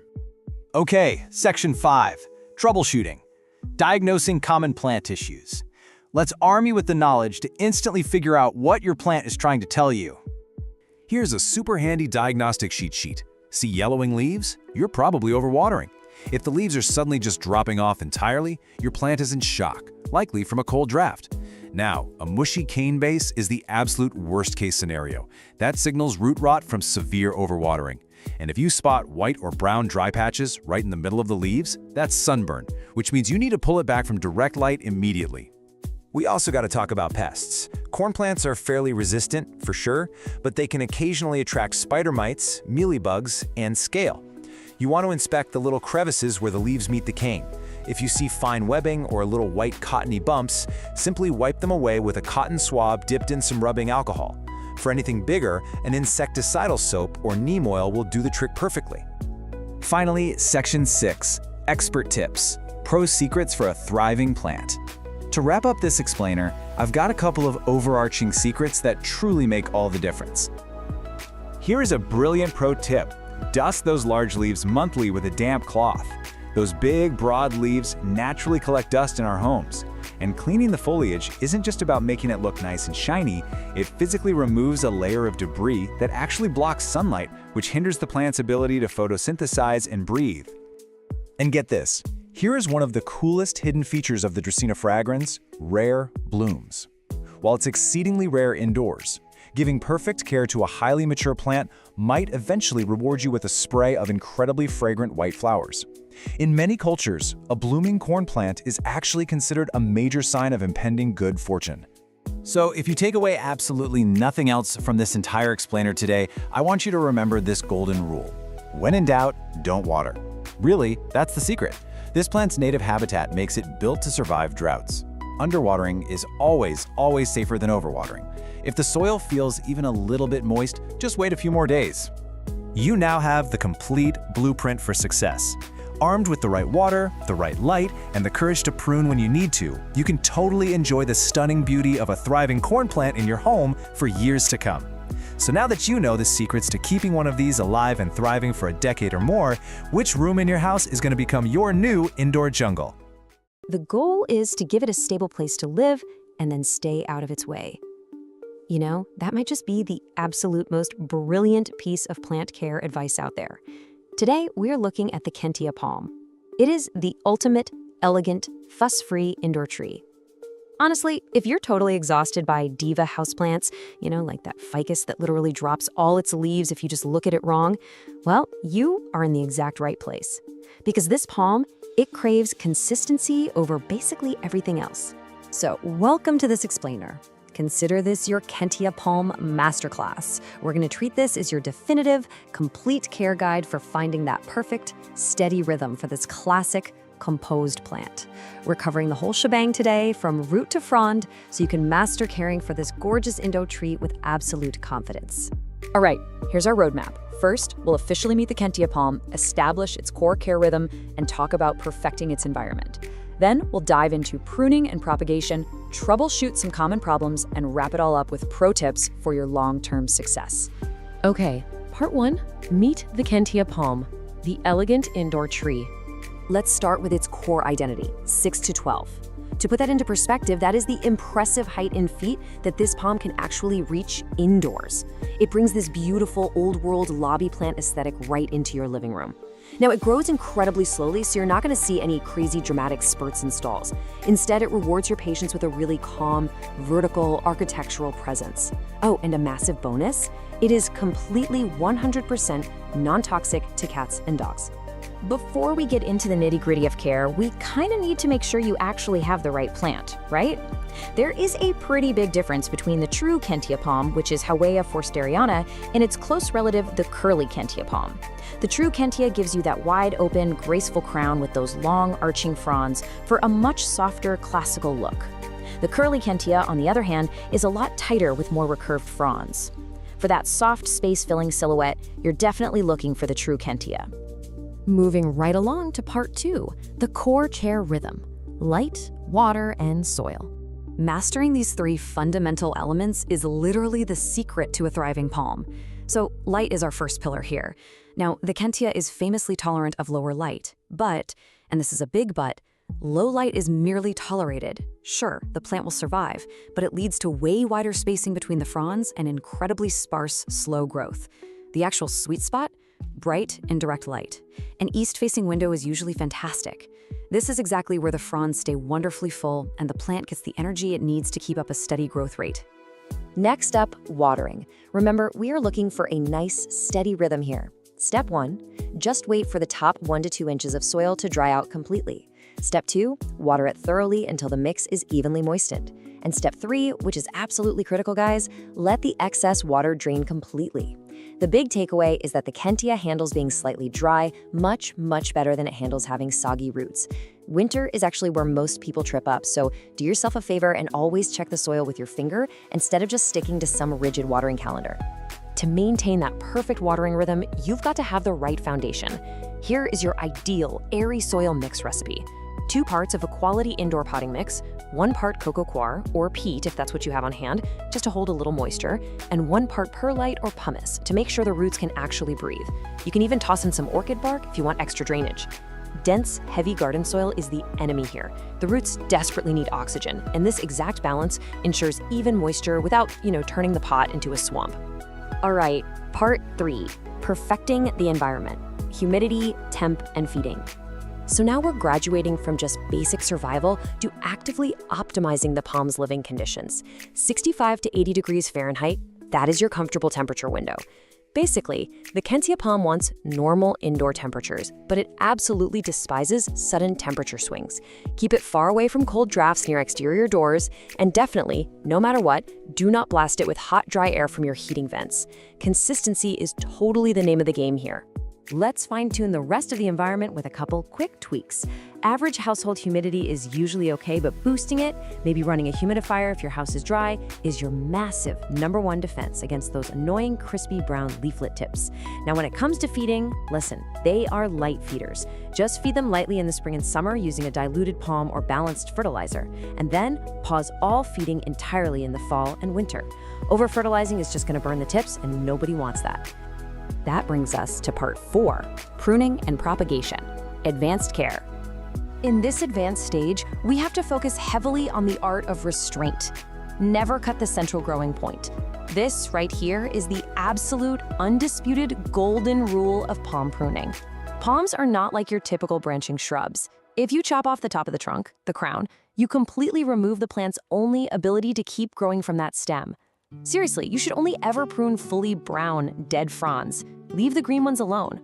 Pruning for this specific plant is entirely about holding back. And now, brace yourselves for a bit of a propagation reality check. If you're used to simply dividing your houseplants to make more, well, I gotta gently break the news. Kentias cannot be propagated by division. You actually have to start them from seed. You soak the seed, plant it in a warm, sterile mix, and then, well, you wait. It requires immense patience because the germination is incredibly slow. Honestly, between you and me, if you want a beautiful specimen anytime soon, just buying a healthy mature plant is definitely the smarter move. Repotting requires that exact same gentle touch. Kentia palms actually like being slightly snug, and they hate having the roots aggressively disturbed. So wait a good 2 to 4 years until you see the roots clearly circling the pot. Water it lightly the day before to prep the plant. When you do repot, choose a pot that is only 1 to 2 inches wider. Do not go huge. And finally, keep that root ball as intact as possible, and this is crucial, never bury it deeper than it was originally planted. Let's move to part 5, troubleshooting. Clues, not catastrophes. I want you to start viewing issues as simple diagnostic clues, not total catastrophes. There is absolutely no need to panic. Let's quickly run through the most common symptoms. If you're seeing brown tips, your likely culprit is dry air or maybe hard water mineral buildup. Easy fix, add a humidifier or flush the pot with fresh water. Notice yellowing lower fronds? That's almost always a sign of overwatering or root rot, meaning you gotta check those roots and improve drainage immediately. And what if you spot some dusty webbing? Spider mites. Isolate the plant right away, wipe down the leaves, and raise that humidity because mites absolutely love dry air.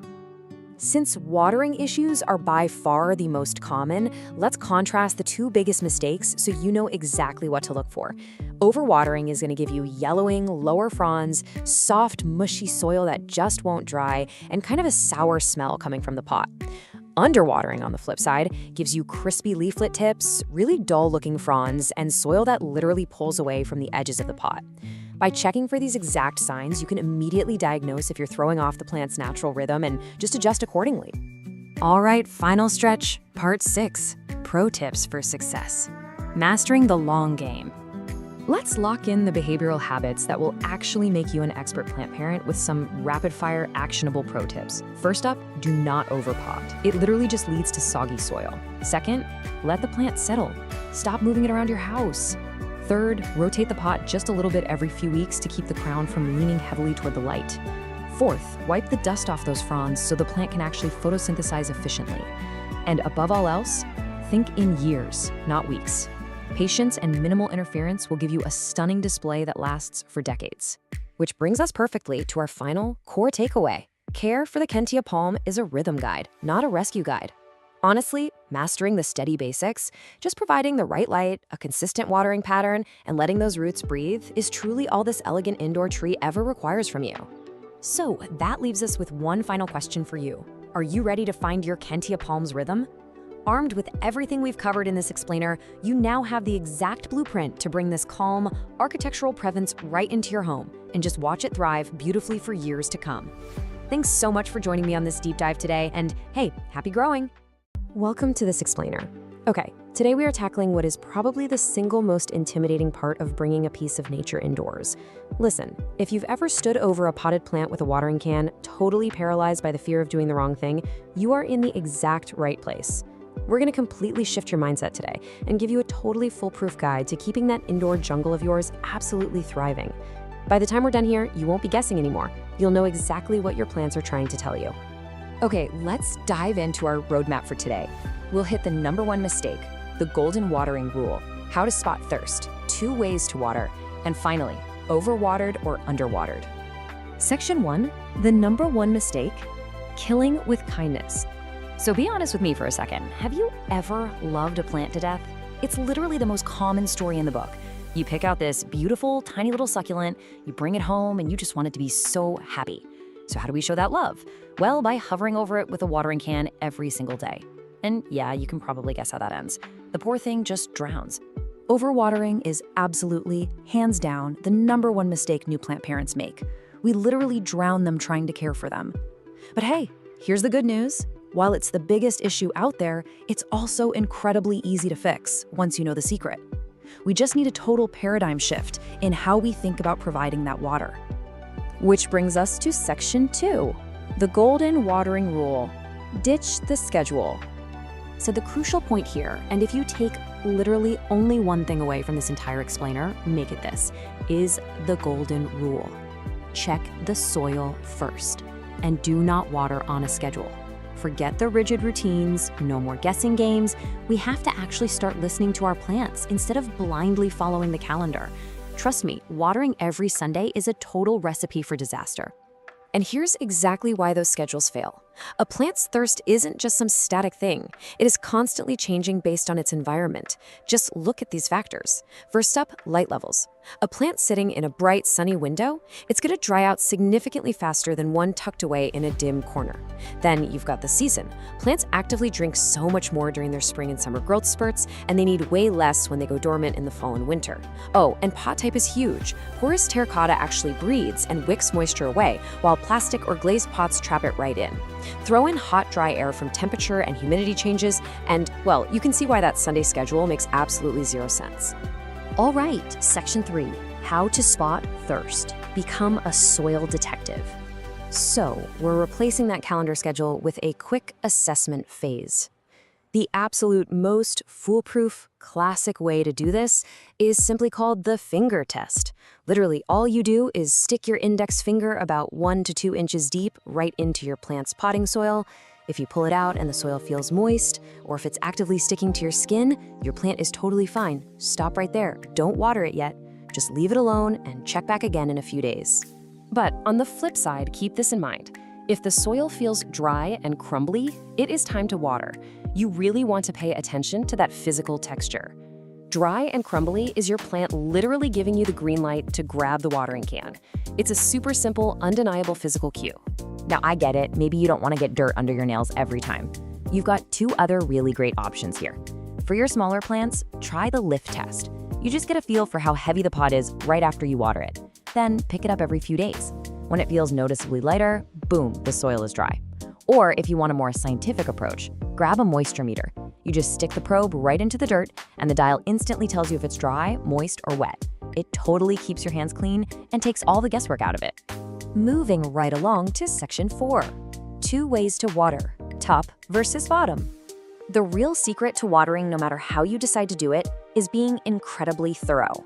Let's look at top watering first, since that's what most of us are familiar with.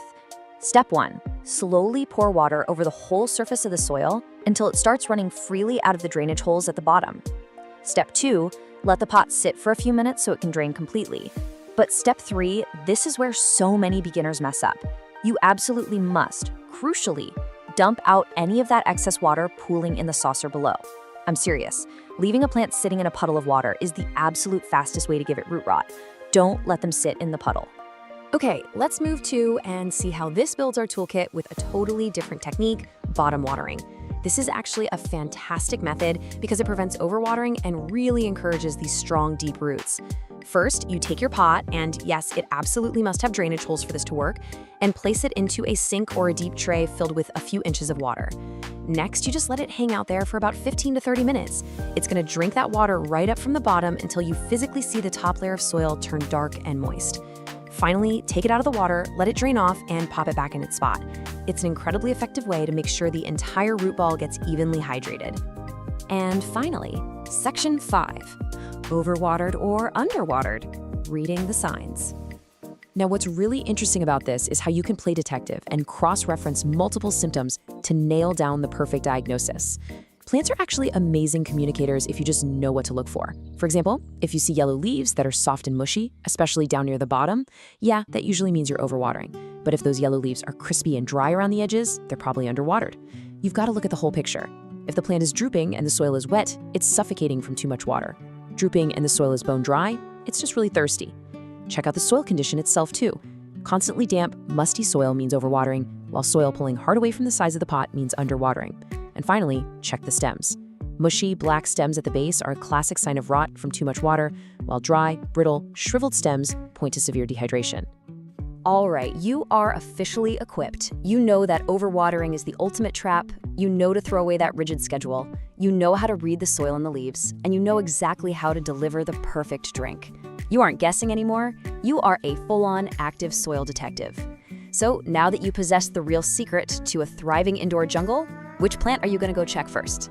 Go get your fingers a little dirty, listen to what your plants are telling you, keep exploring, and we will see you in the next explainer.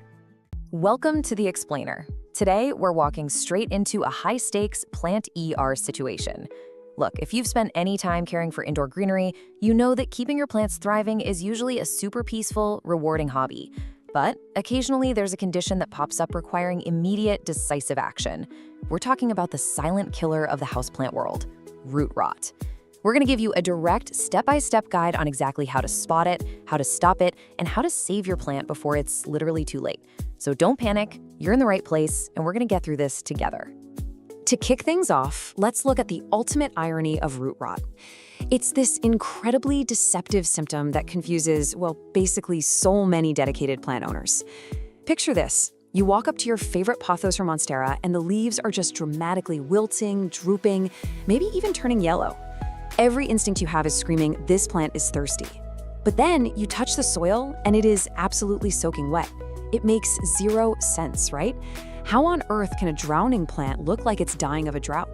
Well, as we'll see, the answer lies hidden beneath the soil line, and fixing it requires a complete shift in how we approach plant triage. Okay, let's dive into this. Here is our plant ER triage plan. 1. Diagnosing the silent killer. 2. Drowning below the surface. 3. Inspecting the damage. 4. The emergency operation. And 5. Preventing future rot. Starting right off with step 1, diagnosing the silent killer and reading the deception. The truly tricky thing about root rot is that the visible problem is happening above ground, but the actual disaster is unfolding below. You really can't just rely on a single symptom. So think of this quick diagnostic chart as your best friend right now. Let's walk through it. If you're seeing wilting or drooping leaves and the soil is completely soggy or constantly wet, yeah, it's highly likely you have root rot. If you're noticing yellowing, soft dropping lower leaves combined with wet soil and maybe a really foul smell, that is almost certainly root rot. What about stunted growth, where it hasn't pushed out a new leaf in months and the soil simply never dries out? Root rot. But here is the absolute major one to look out for. If you see black, mushy spots on the stem right at the soil line and the soil is wet and compacted, you are dealing with advanced root rot. That is an absolute emergency requiring immediate intervention. That brings us to part 2, drowning below the surface, and what is actually happening down there. Before we operate, we really need to understand the pathology of what's going on. And I want to pause you for a second to remind you, if your plant has this, it is not a personal failure on your part. It's simply an environmental issue that can be corrected. Root rot is exactly what it sounds like, the decay and death of a plant's roots. But the catalyst? It's a severe lack of oxygen in the soil. You see, healthy roots actually need to breathe. They pull oxygen from these tiny little air pockets distributed all throughout the potting mix. When soil is constantly waterlogged, those crucial air pockets are destroyed. The roots literally suffocate. Once they die, naturally occurring fungi and bacteria just swoop right in and rapidly accelerate the decay. And this circles perfectly back to our irony from earlier. Rotting roots lose their physical ability to absorb water. which is exactly why the leaves up top look so desperately thirsty. A plant doesn't simply catch root rot from the air like a common cold. It's an environmental trap directly caused by three main culprits. First up, overwatering. Now, this doesn't actually mean giving a plant too much water at once. It means watering way too frequently before the soil has even had a chance to dry out. Second, poor drainage. This happens when potting your plant in a gorgeous ceramic container that has absolutely zero drainage holes, or leaving a saucer full of water sitting there for days. And third, heavy, dense soil. If you're using something like outdoor garden soil indoors, it compacts really tightly, trapping all that moisture and suffocating the root system. Moving on to part 3, inspecting the damage and going under the soil. We've read the symptoms, and now it's time to put on your gloves and actually examine the patient. You cannot be 100% sure of root rot until you gently slide your plant right out of its pot and actually see the roots. Now, what's really interesting about this is the stark, undeniable physical difference between these two states. Healthy roots are going to be firm to the touch, plump, and generally white or light tan. Rotted roots, on the other hand, are pretty alarming. They're going to be dark brown or jet black. They feel incredibly mushy and slimy, and honestly, if you gently pull on them, the outer sheath of the root will literally fall apart or slip right off in your fingers. Alongside that visual inspection, you absolutely must perform the smell test. Healthy houseplant soil smells great. It's earthy, fresh, and organic. But if you hold that root ball up and it smells sour, musty, or swampy, like maybe rotting vegetables left in the back of the fridge for way too long, that is a massive, flashing red flag confirming the decay. All right, part 4, the emergency operation. How to fix it fast.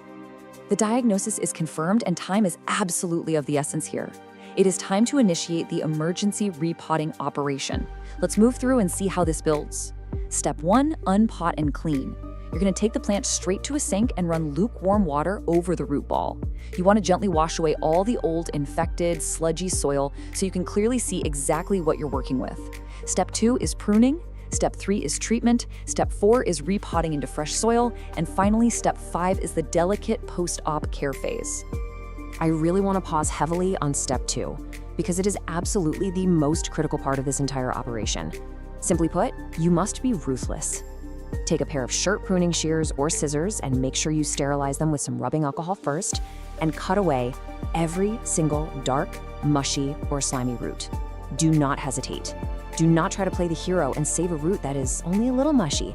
If you leave even a tiny bit of rotted material behind, the bacteria is simply going to spread right back into the healthy tissue. Snip it all away until you only have firm, healthy roots left. Once you've done your pruning, here is an excellent optional triage step. You can dip the remaining healthy roots into a solution of 1 part 3% hydrogen peroxide to 2 parts water. It bubbles up and actually helps kill off any lingering bacteria or fungal spores. After that, repot the plant into a completely clean pot using entirely fresh, well-draining soil. Do not, under any circumstances, reuse the old soil. And for your post-op care, just give it a very light watering, do not drench it, keep it in bright, indirect light, and absolutely do not fertilize it for at least a month. The plant is in shock, you just need to let it rest. Finally, we reach part 5, preventing future rot and the best practices for healthy roots. If you followed the steps, your plant is now resting quietly in recovery. But to keep it out of the ER in the future, we need to focus on some strict lifestyle changes. Prevention is so much easier than a cure, so the crucial point is to basically memorize this non-negotiable checklist. Number 1, always use pots with drainage holes. Seriously, if you have a beautiful decorative pot with no holes, just put your plant in a cheap plastic nursery pot and drop that inside. Number 2, water based on need, not a schedule. Stick your finger 2 inches into the soil. If it's moist, just wait. Number 3, use well-aerated soil. Mix in perlite or orchid bark so those roots can breathe. Number 4, empty the saucer. Let the plant drain for about 15 minutes after watering, then dump whatever excess water is left. And finally, when you repot, only size up by 1 to 2 inches at a time. A giant pot holds way too much moisture, creating a perfect storm for rot. So, we come to the final question. Can a plant truly recover from root rot? Yes, it absolutely can, but only if you catch it early. Recognize those deceptive symptoms and take immediate, ruthless action with your sterilized shears. You are now fully equipped with the knowledge, the diagnostic tools, and the surgical steps to save your plants from suffocating below the surface. The only question left is, are you ready to operate, or will you let the silent killer win? Thanks so much for joining this explainer, and hey, good luck in the plant ER. Welcome to today's Explainer. We're diving deep into what is arguably one of the most uniquely captivating houseplants you can possibly get your hands on, the bear's paw fern. Now, if you've seen one of these in person, you already know the vibe. They are totally famous for these thick, furry rhizomes that literally crawl right over the edge of the pot. I mean, it looks exactly like a little animal is trying to escape. It's a massive conversation starter. But keeping those paws plump and the fronds glossy, well, that takes a little bit of specific know-how. So today, we're taking you on a complete beginner to expert journey so you can confidently grow this stunning plant. Let's get right into it. Right out of the gate, we have to tackle the absolute #1 beginner mistake. Should you bury those furry paws in the dirt? The answer is a resounding absolutely not. No way. This is our golden rule for today, and we're going to come back to it a lot. Never bury the furry paws. They are meant to sit right on top of the soil. Because if you bury them, they'll stay way too wet and they will rot. It's really as plain and simple as that. So, with that golden rule established, here's our game plan. We'll properly meet the bear's paw fern, master its light and water needs, and then cover soil, humidity, and feeding. After that, we'll walk through a super simple pruning and propagation guide, troubleshoot some common problems, and finally wrap up with pro tips for ultimate growth. All right, Section 1. Let's officially meet the bear's paw fern. Getting to know its unique anatomy is actually the real secret to keeping it thriving in your living room. Okay, so the terminology here is pretty crucial because it tells us exactly how this plant behaves in the wild. The bear's paw fern, or Aglomorpha meaniana, if we're being scientific, is an epiphyte. What does that mean? Well, in its natural tropical habitat, it doesn't actually grow in deep dirt on the forest floor. Nope, it grows clinging to trees or mossy rocks. And those famous paws we keep talking about, those are rhizomes. They're basically thick, creeping stems that store and absorb moisture and nutrients. Because it's an epiphyte with these creeping surface rhizomes, it naturally wants plenty of air circulating around its fuzzy feet. You know, you'll actually see this guy confused a lot with its cousin, the rabbit's foot fern. But they really have totally different vibes. The bear's paw is bold. It has incredibly chunky, thick paws and these large, leathery, deeply cut fronds. The rabbit's foot fern, on the other hand, is a bit more delicate. It has thinner, lighter rhizomes and really lacy foliage. So if you're looking for that dramatic, sculptural, heavy paw look crawling out of your pot, the bear's paw is exactly what you want. Moving right along to Section 2, mastering light and water. Getting this balance right is literally the key to avoiding that dreaded root rot. First up is lighting. The sweet spot here is bright, indirect light. Picture a nice, cheerful room where the plant isn't getting blasted by a hard, direct beam of sun. An east-facing window or even a north window with an open sky view is absolutely ideal. You really want to avoid harsh midday or afternoon sun, mainly because it'll quickly bleach out those gorgeous leathery fronds and aggressively dry out the rhizomes. A little bit of gentle morning sun, totally fine. But overall, keep it bright and filtered. Now, watering is where it gets interesting because this plant actually has conflicting needs. It's kind of like a puzzle. The roots, which are tucked down into the soil, want steady, light moisture. But the furry rhizomes sitting on top of the soil, those absolutely must be kept dry and aired out. If you just grab a watering can and dump it over the top of the whole plant, those fuzzy paws are going to stay soaked, and that just invites rot. So how often should you water? Well, in a bright room during spring and summer, every 5 to 7 days is pretty typical. But look, your golden rule here is to use the finger test. Only water when the top inch of soil feels slightly dry. And when you do water, pour it really carefully around the edges of the pot to avoid the paws entirely. Actually, an even better trick, bottom watering. Just set the pot in a bowl of water for 15 to 20 minutes, let it drink from below, and then let it drain completely. It's a total game changer. The roots get their drink, and the paws stay perfectly dry. Let's jump into Section 3, soil, humidity, and feeding. Replicating this fern's native tropical habitat is actually a lot easier than it sounds. Remember how we said it's an epiphyte? Because of that, standard, dense, peat-heavy potting mud is essentially a death sentence. It just holds way too much water and smothers the roots. What you need instead is a really chunky, airy mix. A great DIY recipe you can whip up is 2 parts of a quality houseplant mix, 1 part fine orchid bark, and 1 part perlite or pumice. This combo is fantastic because it retains just enough moisture for the roots but provides massive airflow so the water drains fast. Plus, it gives the rhizomes a really nice textured surface to crawl on. As for humidity, 50 to 70% is the ideal range. The great news here is that those thick, leathery fronds make the bear's paw way tougher than those super dramatic, flimsy ferns like the maidenhair. It'll survive just fine in average household humidity, but it truly thrives and looks its glossy best when the air is a bit more humid. Also, keep your temps comfortable, right around 60 to 80 degrees Fahrenheit, and definitely keep it away from drafty windows or heating vents that'll just bake it dry. When we talk about feeding, less is definitely more. You want to feed it lightly with a half-strength, balanced liquid fertilizer, just once every 4 to 6 weeks, and only during the active spring and summer growing seasons. And here is a super important tip. Keep that fertilizer water completely off the paws. The concentrated salts can severely irritate those delicate little furry scales. All right, section 4. Let's talk pruning and propagation. I promise you, pruning this fern is incredibly simple. It's mostly just basic cleanup. I absolutely love this quote, "Leave the fuzz alone." It is so important. Do not scrub, brush, or trim the furry paws, even if they're wandering completely wildly over the edge of your pot. That wandering is the whole charm of the plant. The fuzz actually acts as a set of protective skills for the rhizome, so rough handling will definitely damage them. When you do need to prune, just look for fully yellow, torn, or totally brown fronds, and snip them cleanly right at the base. Okay, I really want to save you from the classic beginner fern panic right now. Eventually, you're going to flip a frond over and see rows of these little brown dots. Do not panic. Seriously, put down the neem oil. These are called sori.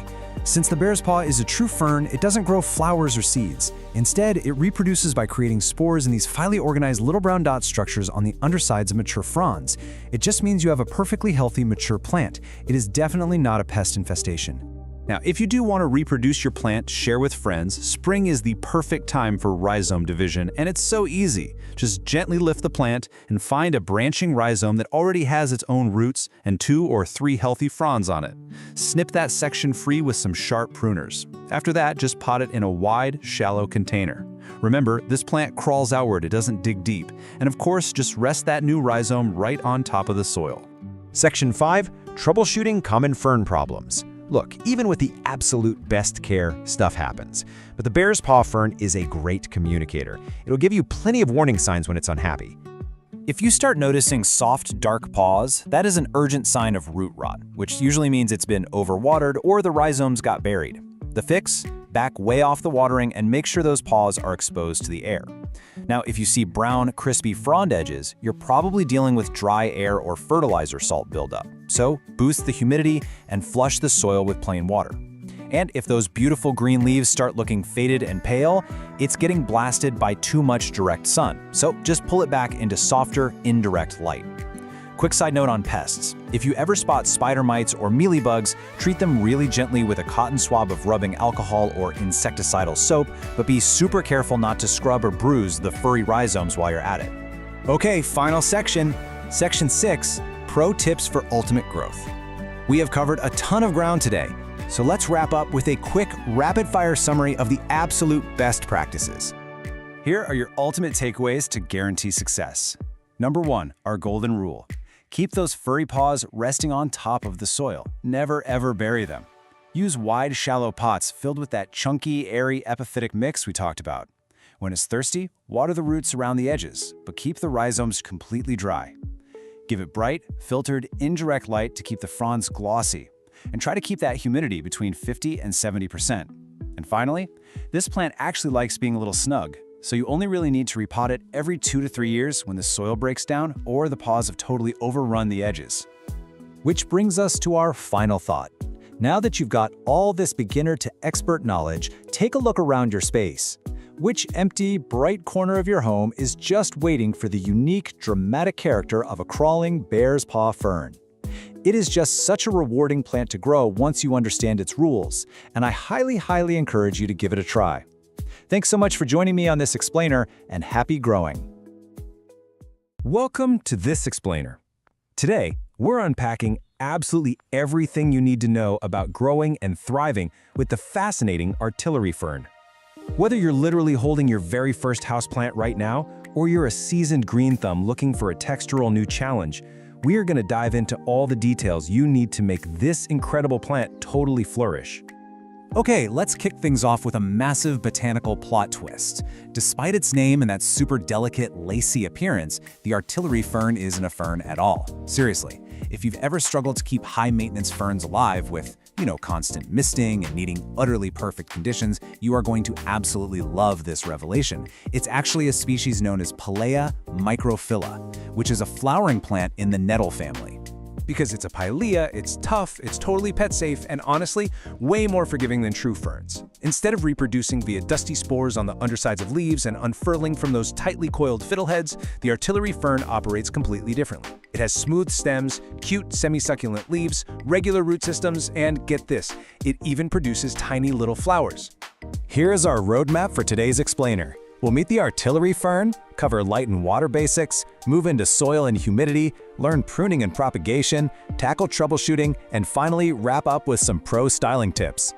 Section 1. Meet the artillery fern, the botanical pollen cannon. You've got to hear exactly how it earned that aggressive name.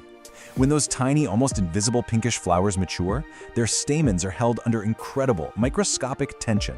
A gentle touch, or even just a warm breeze, causes them to spring open explosively. It literally fires a visible cloud of pollen into the air. You can trigger this explosive release just by tapping the stem on a warm day. It's completely harmless in your living room, and honestly a fantastic party trick to show your plant friends. Section 2. Light and water basics. Minimums for survival. Let's talk survival, starting with light. You're going to want to give this guy bright, indirect light. An east or north-facing window hits the nail on the head here. It can even take a bit of direct morning sun without burning at all. But if you shove it into a dark, sad corner, the stems will stretch way out, reaching for light, making the canopy look incredibly sparse and leggy. And hey, if natural light is an issue in your space, no worries. This highly adaptable plant thrives continuously under full-spectrum LED grow lights for 12 to 14 hours a day. Now for watering. The absolute golden rule here is to check the top half-inch of soil first to prevent soggy roots. You really want to keep the soil evenly moist during the active growing season. For most of us, that means watering every 5 to 7 days in the summer and pulling way back to every 10 to 14 days in the winter. And it actually comes with a great built-in alarm system. If it gets too dry, the entire plant visibly deflates and wilts. But don't panic, just give it a good soak and it almost always perks right back up within an hour. Section 3. Soil, feeding, and humidity. Optimizing the environment. All right, building on those basics, let's talk dirt. Never use pure garden soil for indoor plants. Instead, aim for a standard peat or cocoa coir mix heavily amended with perlite. That 75 to 25 split is your golden ratio. The perlite is an absolute game changer because it prevents the soil from compacting over time and ensures excess water drains away instantly. Artillery ferns grow fast, and those delicate little root systems need to breathe just as much as they need a drink. Moving on to humidity, you want to target at least 50%. To put that in perspective, that's way more tolerant of just an average indoor living room than those humidity-obsessed true ferns are. While it won't just crisp up and instantly die if your air gets a little dry, hitting that 50% mark really keeps the foliage lush. If winter heating drops your humidity too low, you might notice some crispy brown leaf tips. Simply grouping it with other plants or moving it to a naturally humid, bright bathroom works wonders. As for food, these guys burn through soil nutrients fast because they grow so quickly during the spring and summer. So provide a balanced liquid fertilizer once a month, but make sure it's diluted to half strength so you don't burn that fine root system. And this is crucial. Pause feeding completely in the winter. If you don't, you'll end up with a nasty, crusty white buildup of unused fertilizer salts in your soil. Section 4. Pruning and propagation, multiplying your collection. Okay, let's get into active management. You absolutely have to tip prune this plant regularly. Because it's a fast grower, pruning is just a necessity. Otherwise, it eventually looks stringy and unkempt. Here is the magic trick. By regularly snipping just the top pair of leaves off a stem, making a clean cut right above a leaf node, you are practicing geometric branching. Every time you snip a tip, the plant is forced to grow 2 new branches right below it. One stem becomes 2, 2 become 4, and suddenly you have this beautifully dense, mounded display. And please don't throw those trimmings away. The artillery fern is arguably one of the easiest houseplants in the world to multiply. Just take a 3 to 4 inch cutting, strip the tiny leaves off the bottom couple of inches so they don't sit and rot, and pop the cut end right into a jar of room temperature water. Keep it in bright, indirect light, and boom, in just 7 to 14 days, you'll see a healthy root system emerge, ready for potting in soil. Brand new plants for free. Section 5. Troubleshooting common problems. Identifying and defeating pests. Even the easiest plants have bad days, right? So let's decode what your plant is telling you. Because the foliage is so dense and fine, pests can hide deep inside before you ever spot them.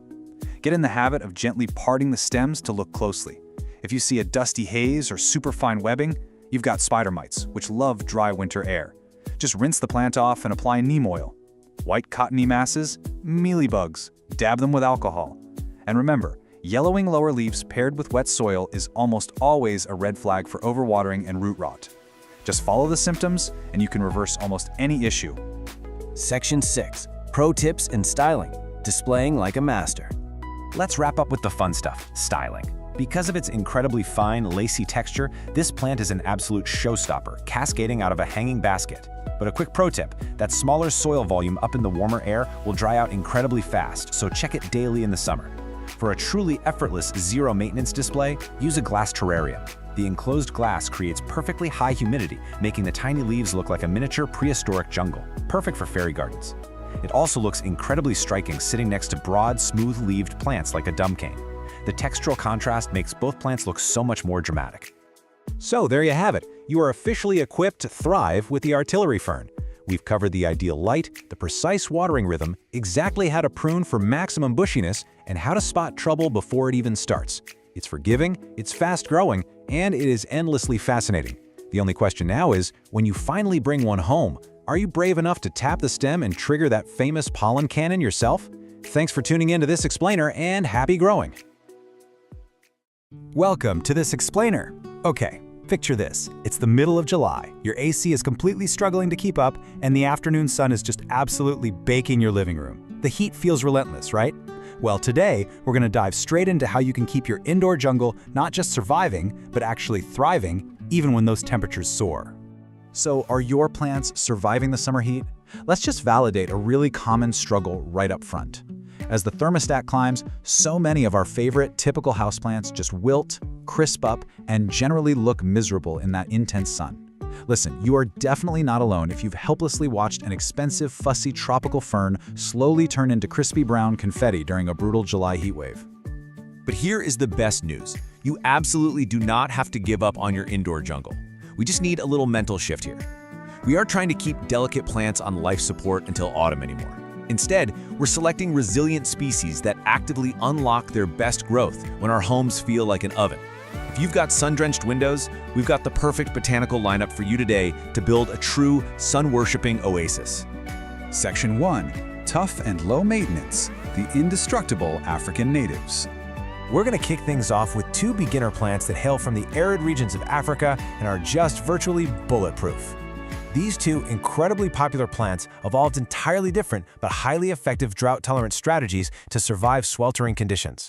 The snake plant went vertical. It orients its thick, waxy leaves straight up to minimize direct overhead sun exposure, essentially using those leaves as built-in water reservoirs. The ZZ plant, on the flip side, hides its hydration strategy completely underground. It uses these thick, potato-like rhizomes beneath the soil to lock in moisture safely away from the baking sun. They're both incredibly resilient but uniquely adapted to beat the heat. What's amazing is that both the snake plant and the ZZ plant easily thrive in up to 90-degree heat. Plus, they share a remarkable ability to adapt to a massive variety of lighting conditions, from dim corners all the way to very bright spaces without needing constant watering. Honestly, in the peak of summer, you're still only watering that snake plant every few weeks, and the ZZ plant every 7 to 10 days. The golden rule here is simple but absolute. Let that soil dry out completely first. Why? Because in high heat, roots that sit in hot, wet soil will quickly succumb to root rot, and root rot will actually kill a desert plant much, much faster than a drought ever could. Section 2. Sunbathing statement pieces. Dramatics for the sunny window. Now we're moving from the tough beginners to the striking architectural plants that actively demand the hottest, brightest spots in your home. But before we meet them, we need a quick botanical vocab word, caudex. A caudex is a swollen, bulbous trunk at the base of a plant that's used to store water. It is absolutely bizarre and wonderful when you think about it. It's essentially a built-in water bottle. Understanding this specialized water-storing trunk is crucial to knowing why our next two plants survive extreme heat. It acts exactly like a camel's hump, slowly releasing moisture when the surrounding soil goes completely bone dry. Enter the desert rose and the ponytail palm. These guys are perfect for that punishing hot south-facing window. The desert rose literally loves up to 100-degree heat and needs at least 6 hours of direct sun to pump out its stunning, vibrant flowers. And the ponytail palm? Fun fact, it's actually a succulent from Mexico, not a true palm at all, and it easily handles temperatures well above 80 degrees. You'll want to water both of them generously in the summer, but again, let them dry out entirely. Oh, and a critical word of caution for your home, the beautiful desert rose harbors highly toxic sap, so you absolutely must keep it out of reach of your pets and kids. And we definitely can't forget the sago palm. This plant is literally a living fossil. It's an incredibly adaptable ancient cycad from Japan that's been around since the time of the dinosaurs. I mean, if this botanical survivor could make it through the Jurassic period, it can for sure survive your sunny living room in July. Thanks to this ancient pedigree, it can handle staggering temperature spikes up to 110 degrees Fahrenheit, provided you give it bright, indirect light, and, you guessed it, absolutely do not overwater it. But just like the desert rose, be extremely careful, because this one is also highly toxic to curious pets. Section 3. Classic succulents and vines. Sun lovers for shelves and sills. Let's explore our final plant group, fleshy classics and trailing beauties that look completely fantastic draped over your shelves and sitting on your windowsills. These plants brilliantly illustrate the diverse ways succulents adapt to the heat. Take the tree-like jade plant native to South Africa. It can tolerate a staggering 100 degrees by using its fleshy, glossy leaves to store water. You'll definitely want to put this one in a well-draining terracotta pot. Terracotta is essential because it's porous and breeze, which prevents the roots from essentially boiling in wet, hot soil. Now contrast that with the string of pearls from Southwest Africa. It prefers a slightly milder 70 to 80 degrees and perfectly drapes its modified water-storing beads out of an east-facing window to catch that gentle morning sun while minimizing evaporation. Section 4. Essential hot weather care. Survival rules for the heat wave. All right, knowing which plants to buy is only half the battle. Now we've got to equip you with some universal defensive strategies to keep any plant alive during a severe summer heat wave. First off, hot air dries out soil faster, sure, but remember our golden rule. Desert plants still hate wet feet. Always check the soil before you water, and try to water in the morning to beat the afternoon evaporation. Use sheer curtains if your window acts like a giant magnifying glass, and keep the air moving with an indirect fan. But here is the absolute most critical point. Hold off on all fertilizer. When a plant is in a heat wave, it goes straight into survival mode. Pushing it to grow by adding fertilizer is like forcing someone to run a marathon in a sauna. The plant simply cannot absorb the nutrients, and those fertilizer salts will just build up and severely burn the stressed roots. Now here's a surprising danger and a really common mistake you might not even consider. Beware the air conditioner. While you might be melting and craving that icy blast of air, your tropical plants absolutely despise it. You've got to keep your green friends out of the direct path of cold AC vents. Air conditioners naturally pull moisture out of a room, creating this cold, desert-like draft. This cold air freezes plant cells, completely shocks the plant system, and strips all the vital humidity right out of the air. Look, even with the absolute best care, things happen, so you need to keep an eye out for these visual cues as an urgent diagnostic checklist. Are the leaves wilting or drooping even when the soil is completely wet? Are they tightly curling up to protect themselves? Do you see yellowing foliage or dry, crispy brown edges starting to form? Is the plant suddenly dropping green leaves just to conserve water? If you spot these symptoms happening on your windowsill, you need to act immediately. Intervene by moving the plant a few feet back from the hot glass before permanent, irreversible cellular damage occurs. Now maybe you're thinking, hey, I'll just give my heat-loving plants an outdoor summer vacation. That's a wonderful idea, but you absolutely cannot just throw them straight onto a hot, sun-baked patio. You must follow these exact steps to slowly acclimate them, a process known as hardening off. See, indoor leaves simply do not possess the biological sunscreen that outdoor leaves naturally develop. So first, place them in absolute full shade for a few days. Then, gradually introduce them to more light over 1 to 2 entire weeks. If you skip this crucial hardening off process, you're going to give your plant the equivalent of an immediate, severe, and irreversible sunburn. Before we wrap up, I want to share a really fascinating biological fact with you. Have you heard of transpiration? It's the process where plants release moisture vapor directly from their leaves. It is essentially the botanical version of sweating to cool down. What's incredible is that large-leafed plants actually act as natural humidifiers while they do this. They release that moisture and can literally have a minor, localized cooling effect on your sweltering room, creating a beautiful, humid microclimate. I mean, they won't completely replace your AC, but they certainly help condition the air right around them. Pretty amazing, right? Now that you have the ultimate summer survival guide, it's time to completely transform that hot, empty room into a lush, thriving environment. So, take a look at your brightest, most punishing window right now. Instead of seeing a dead zone where delicate plants go to crisp up, I want you to see a blank canvas for a spectacular desert oasis. Will you keep fighting the summer heat, or will you invite the right plants in to conquer it with you? Which resilient sun worshiper are you going to add first? Thanks so much for joining this explainer, and happy growing. Let's dive right into something literally every single plant parent has experienced. You walk up to your favorite houseplant, ready to admire all that lush, green new growth, and your heart just sinks. Right there, glaring back at you, is a bright yellow leaf. Boom. Immediate panic, right?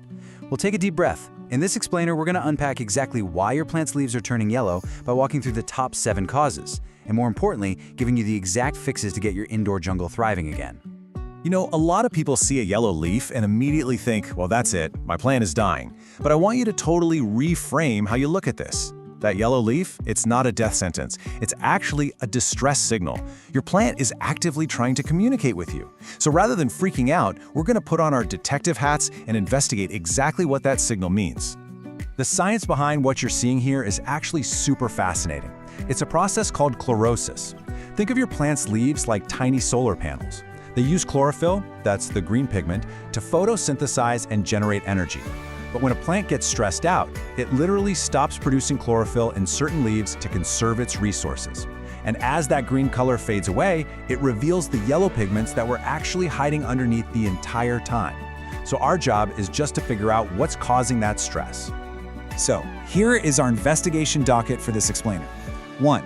The yellow distress signal. 2. The watering suspects. 3. Environment and diet issues. 4. Tiny pests and natural aging. And 5. Prevention and FAQs. Let's get right to work. Part 1. The yellow distress signal. Let's decode your plant's cries for help. Okay, this quick diagnostic cheat sheet is how we immediately narrow down the suspects.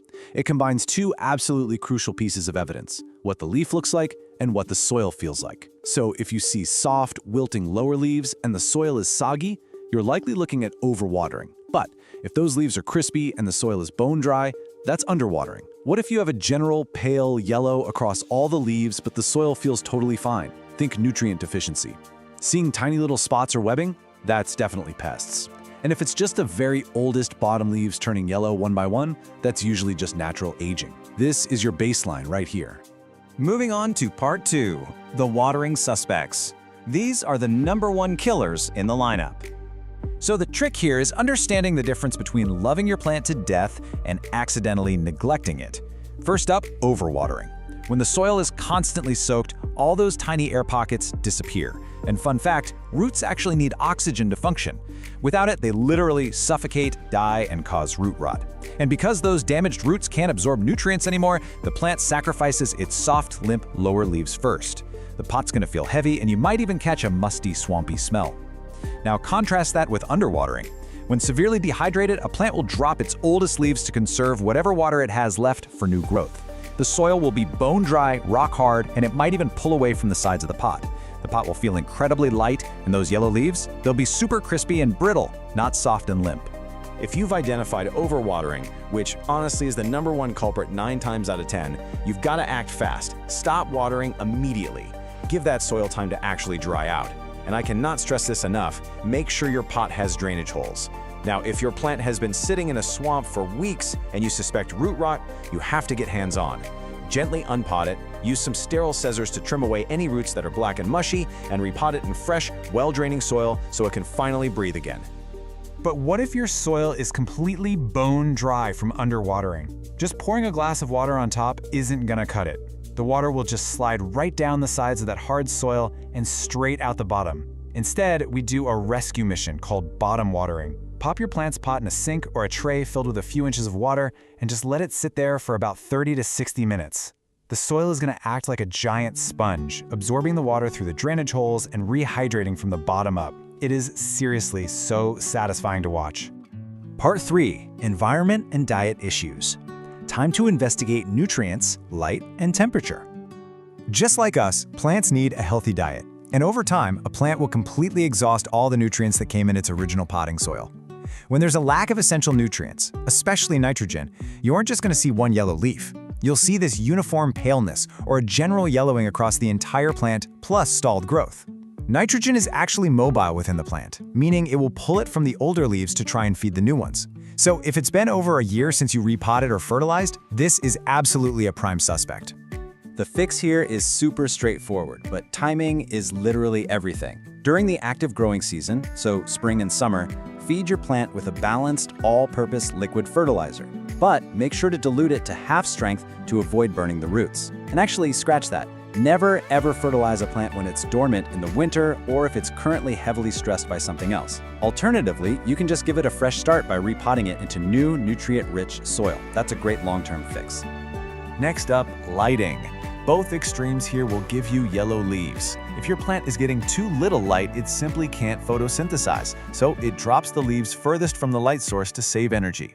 On the flip side, if a low-light plant is sitting in a blazing sunbeam, the sun will literally scorch the leaves, bleaching them out into this pale, washed-out yellow or even white. Check your specific plant's light requirements online and just shift its location. Easy fix. We also can't forget about temperature stress. Houseplants are surprisingly sensitive. A sudden exposure to a cold draft from a breezy open window or an AC unit, or even a blast of hot, dry air from a heating vent can totally shock a plant. And what happens when they go into shock? Yep, they quickly turn yellow and drop their leaves. The fix? Just slide your plant over to a more stable, comfortable spot away from those drafts. Part 4. Tiny pests and natural aging. From living invaders to totally normal life cycles. Okay, you might need a magnifying glass for this one. Tiny, sap-sucking insects drain the plant of its nutrients and chlorophyll, but they don't usually cause a perfectly uniform yellowing. Instead, keep an eye out for yellow spots or a weird speckled stippling effect. Inspect the undersides of the leaves for tiny moving dots, fine webbing, which means spider mites, sticky residue called honeydew left by aphids, or white fuzzy bits that scream mealybugs. If you spot these little invaders, step 1 is non-negotiable. Isolate the plant immediately. You do not want these pests spreading like wildfire to the rest of your indoor jungle. Once it's quarantined, give the leaves a really thorough rinse to knock off as many bugs as possible, and then treat it with insecticidal soap or neem oil. Keep repeating that until the whole infestation is gone. And now for our final cause, which is actually a massive relief: natural aging. Sometimes a yellow leaf is literally nothing to worry about. It's totally normal for a plant to just retire and shed its oldest bottom leaves to make room for new growth. If it's just 1 or 2 of the lowest leaves turning yellow and the top of the plant looks super lush and green, don't even sweat it. You don't need to fix a thing. The plant is just doing exactly what nature intended. Finally, part 5, prevention and FAQs. This is your prescription for future plant health. All right, let's talk prevention so we can avoid yellow leaves altogether. First up, ditch the strict watering schedule. Plants don't know what a Tuesday is. Instead, use the finger test. Stick your finger an inch or 2 into the soil. Only water when those top couple of inches are actually dry. For bigger pots, grab a moisture meter. Make sure your pots have drainage, match your lighting, fertilize in season, and always do a quick visual check for pests every time you water. This brings us to probably the most frequently asked question out there. Should I cut off the yellow leaves? The answer is a resounding yes. Will they ever turn green again? Unfortunately, no way. That process of chlorosis is totally permanent. Leaving a completely yellow leaf on the plant is just stealing energy that the plant could be using for new growth. So once it's fully yellow, grab some clean shears and prune it right off. I want to pause right here for one incredibly stern piece of advice. If your plant is living in a pot with no drainage holes, it is a ticking time bomb. Period. This is the primary cause of overwatering. When you water it, the water has absolutely nowhere to go. It just pools at the bottom and suffocates those poor roots. Proper drainage is absolutely non-negotiable for houseplant survival. If you don't have holes in your pot, you gotta repot it into a container that does. So, what does this all mean? Well, the next time you spot a yellow leaf, remember, you're looking at a distress signal, not a total failure. It's just a puzzle waiting to be solved. And now you've got the exact diagnostic tools to understand what your plants are trying to tell you. The only question is, will you listen and save them, or will that next yellow leaf be their last? Thanks for hanging out for this explainer, and happy growing.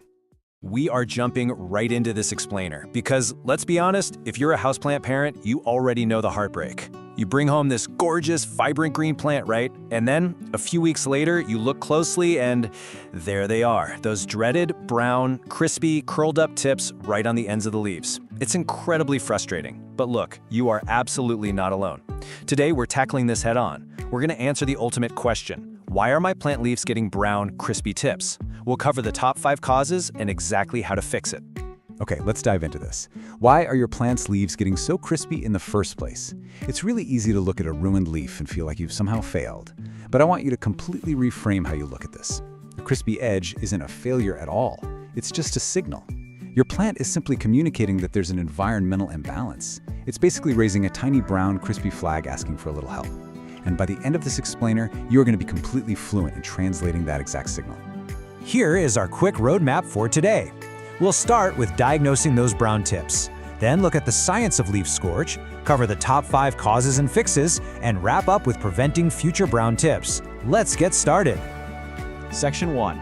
Diagnosing brown crispy tips. Time to put on our plant detective hats. Matching what you see with how the soil feels is this amazing simple trick that points straight to our culprits. So for example, if you see brown tips plus yellowing lower leaves and the soil feels like an absolute brick, you're definitely dealing with underwatering. But if you just have brown tips, especially on your tropicals, and the soil is perfectly moist, well, low humidity is your #1 culprit. And pay attention to this one. If there is a distinct yellow halo separating that dead brown tip from the healthy green leaf, you almost certainly have a water quality issue.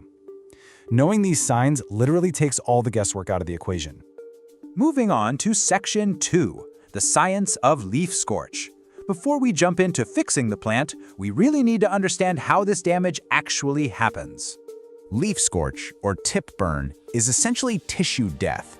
Think of a plant's vascular system exactly like our own human circulatory system. It is constantly working to pump water from the roots all the way up to the furthest edges of those leaves.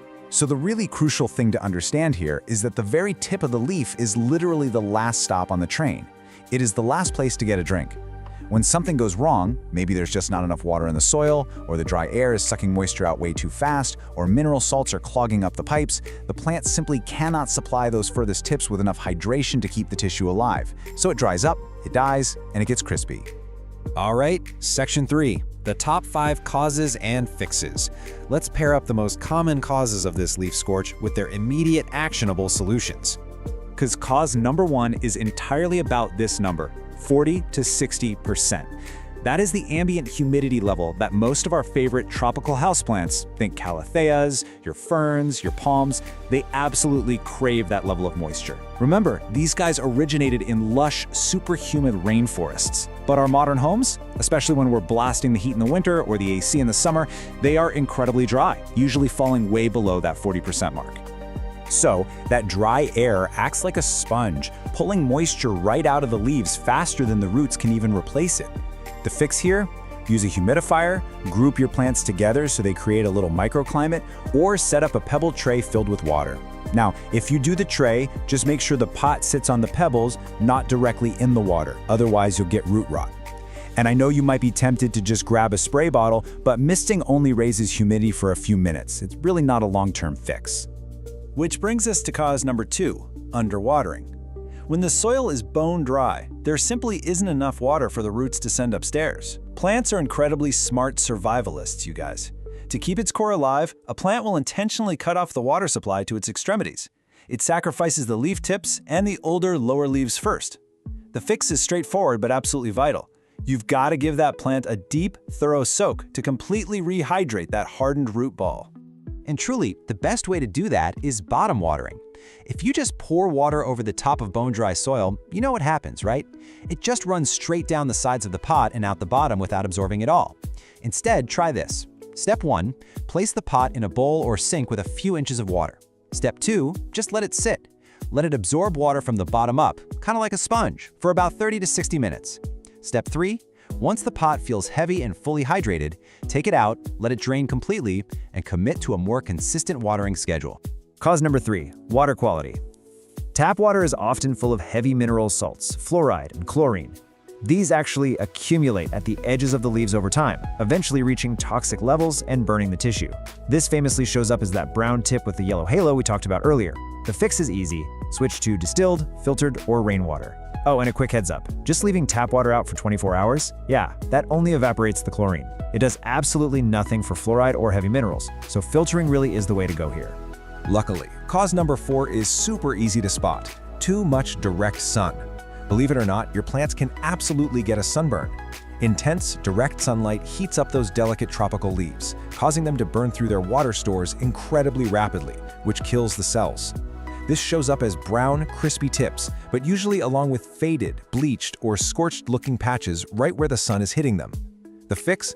Just scoot the plant a few feet back from that bright window, or soften the light by pulling a sheer curtain closed. Finally, cause number 5, fertilizer burn. Too much of a good thing is definitely a bad thing when it comes to plant food. Over-fertilizing leads to a massive buildup of mineral salts in the soil, and these salts literally burn the plant's roots. If the roots are damaged, they can't absorb water properly, and boom, we're right back to vascular failure and those brown, crispy tips. You'll usually see this happen a week or two after you fed a plant, especially if you gave a full-strength dose while the soil was totally dry. So, how do you rescue a plant with fertilizer burn? You have to flush the soil. Pick up your plant and take it straight to the sink or the shower. Turn the water on lukewarm, never hot, never freezing cold, and just let a slow, steady stream run continuously through the soil and out the drainage holes for several minutes. This literally washes those excess fertilizer salts right out of the dirt. It is a total lifesaver. After you do this, hold off on feeding it for at least 1 to 2 months so the roots can heal. When you do resume fertilizing, always dilute it to half strength. Section 4. Preventing future brown tips. Let's lock in a quick, best practice routine so your leaves stay perfectly green all year round. Okay, here are your core best practices. First, prioritize humidity. Investing in a small humidifier is a total game changer for tropicals. Next, check your soil regularly and water consistently so your plant never has to sacrifice its edges just to survive. For your sensitive plants, make the permanent switch to filtered or distilled water. Fourth, follow the less is more rule with fertilizer. Dilute heavily and only feed during the spring and summer growing seasons. And finally, a question we get all the time. Can you trim the brown tips? Yes, absolutely. You can trim right along the dead brown edges, following the natural shape of the leaf. It's purely for aesthetics and won't hurt the plant one bit. But remember, a brown tip is dead tissue. It's never gonna magically turn green again. You're just giving it a little haircut to make it look nice while the new, healthy growth comes in. So I'll leave you with this final thought. Which fix will you implement to rescue your plant's leaves today?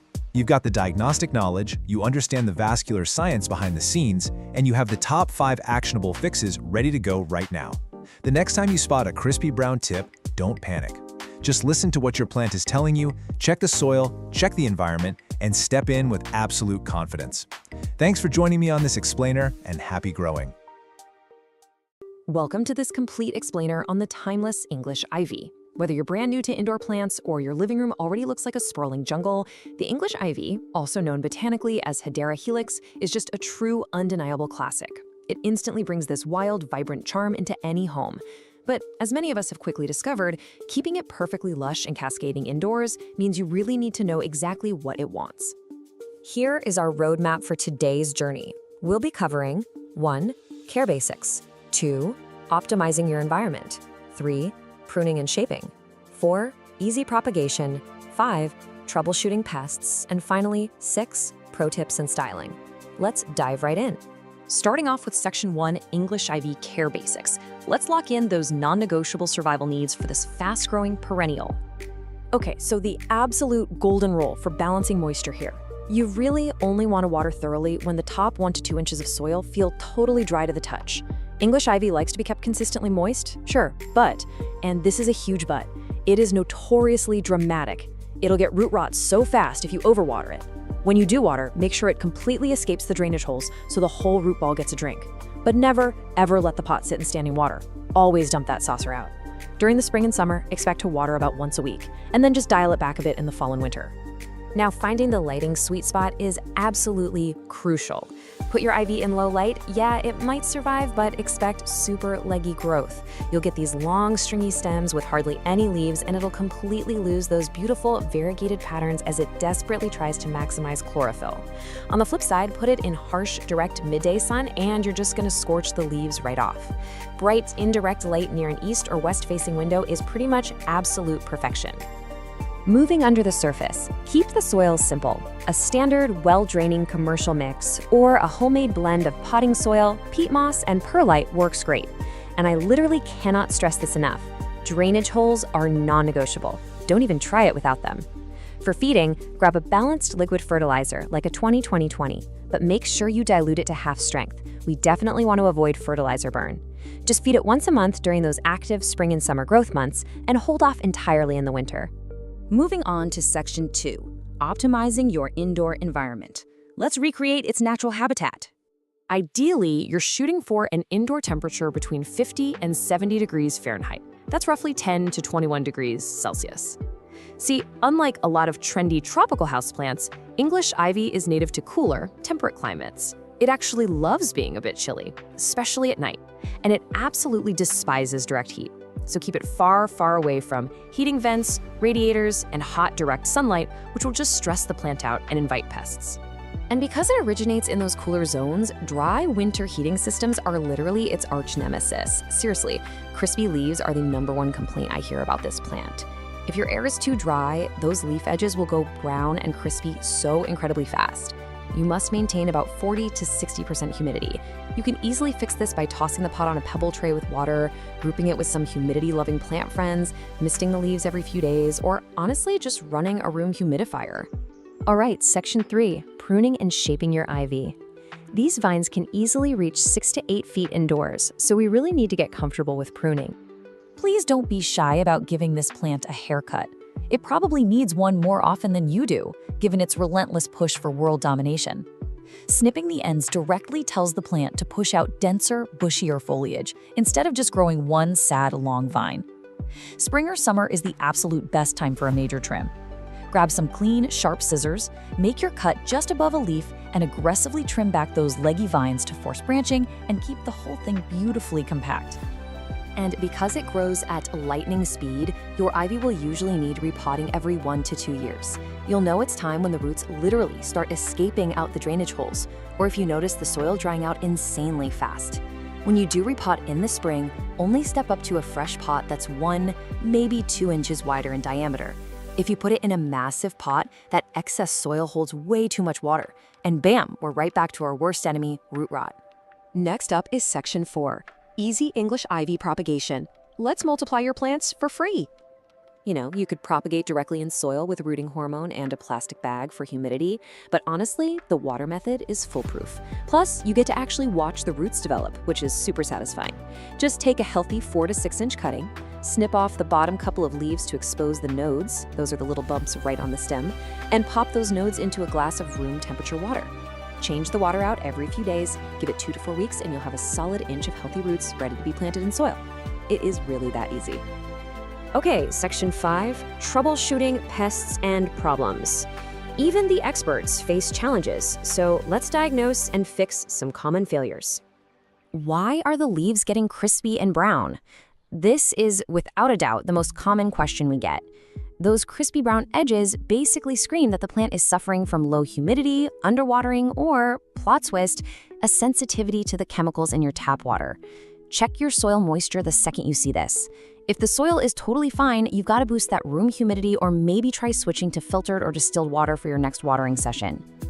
The cool thing is, English ivy is highly communicative. Let's run through some quick diagnostics so you can literally read the foliage. Yellowing leaves? That almost always points to overwatering. Just let that top inch of soil dry out.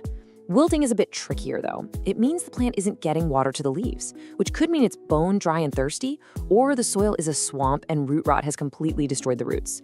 Always touch the soil first to verify. Oh, and if the leaves look kind of washed out and pale, back it away from the window. It's just getting way too much direct sun. All right, nobody likes it, but let's talk bugs.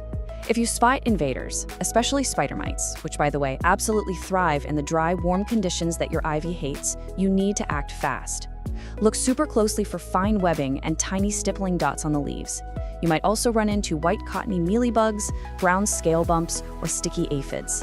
If you see any of these party crashers, immediately isolate the plant, wash the leaves down thoroughly with water, and treat all surfaces with insecticidal soap or neem oil. Bringing it home with Section 6, Pro Tips and Styling. Let's get your ivy displayed like a true expert. Because English ivy has these little aerial rootlets, it's essentially a climber, making it an insanely versatile piece of decor. It looks absolutely stunning cascading out of a classic hanging basket or draping effortlessly down from a high bookshelf. But you can also train it up a small indoor trellis for some gorgeous living wall art, or wrap it around a wire frame for a really cool sculpted topiary vibe. It also plays super nicely in mixed planters, trailing beautifully right alongside ferns or a peace lily. A quick safety check before you place your plant.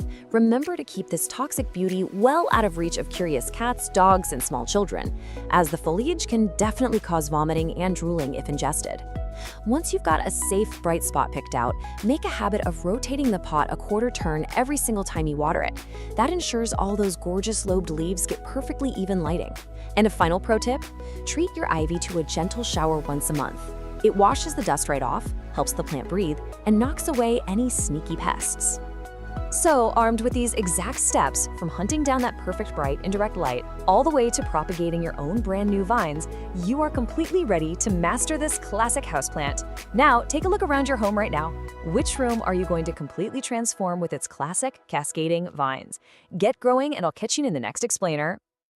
Okay, have you ever wanted a houseplant that's like practically immortal? One that actually thrives when you completely forget about it and then out of nowhere rewards you with these stunning chocolate-scented flowers? Well, welcome to this explainer. Today, we're diving into the complete care guide for the Hoya carnosa, better known as the wax plant. We are going to walk through the ultimate survival and reward guide for a true heirloom plant. If you can just master the simple art of neglecting this plant the right way, you'll have a botanical companion for decades. So here's our roadmap for today. First, we'll meet the immortal wax plant. Second, we're going over the essential Hoya care rules. Third, we'll learn the taco test for watering. Fourth, defeating common Hoya pests. Fifth, unlocking those porcelain blooms. And finally, propagating your heirloom plant. Let's get right into it. Section 1. Meet the immortal wax plant, a lifelong heirloom companion.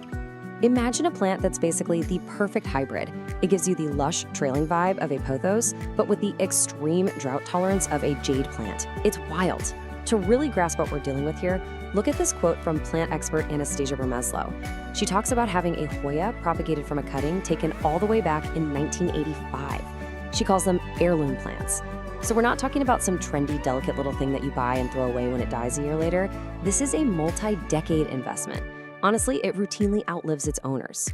All right, Section 2, Essential Hoya Care Rules, Building the Foundation. To really succeed with a Hoya and build that foundation, we actually have to completely untrain ourselves from standard houseplant care. Seriously, standard potting soil and your normal watering schedule, that'll quickly kill this plant. Instead, we've got to look at how the Hoya carnosa lives in the wild. It's an epicite. What does that mean?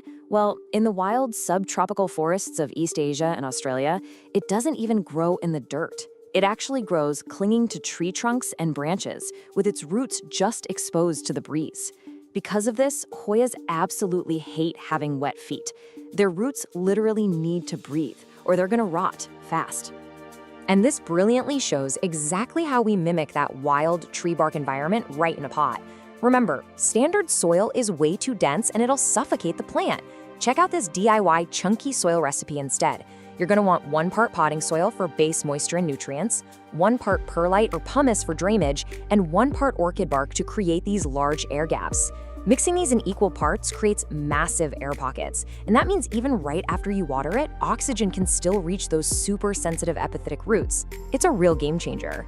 Moving on to Section 3, the taco test for watering. Stop guessing, start testing. The golden rule for our complete care guide is this: water deeply, but infrequently. Honestly, you should only water when the soil is 100% dry. But how do you actually know for sure? Our source gave us this absolutely brilliant tactile trick called the taco test, so you never have to guess again.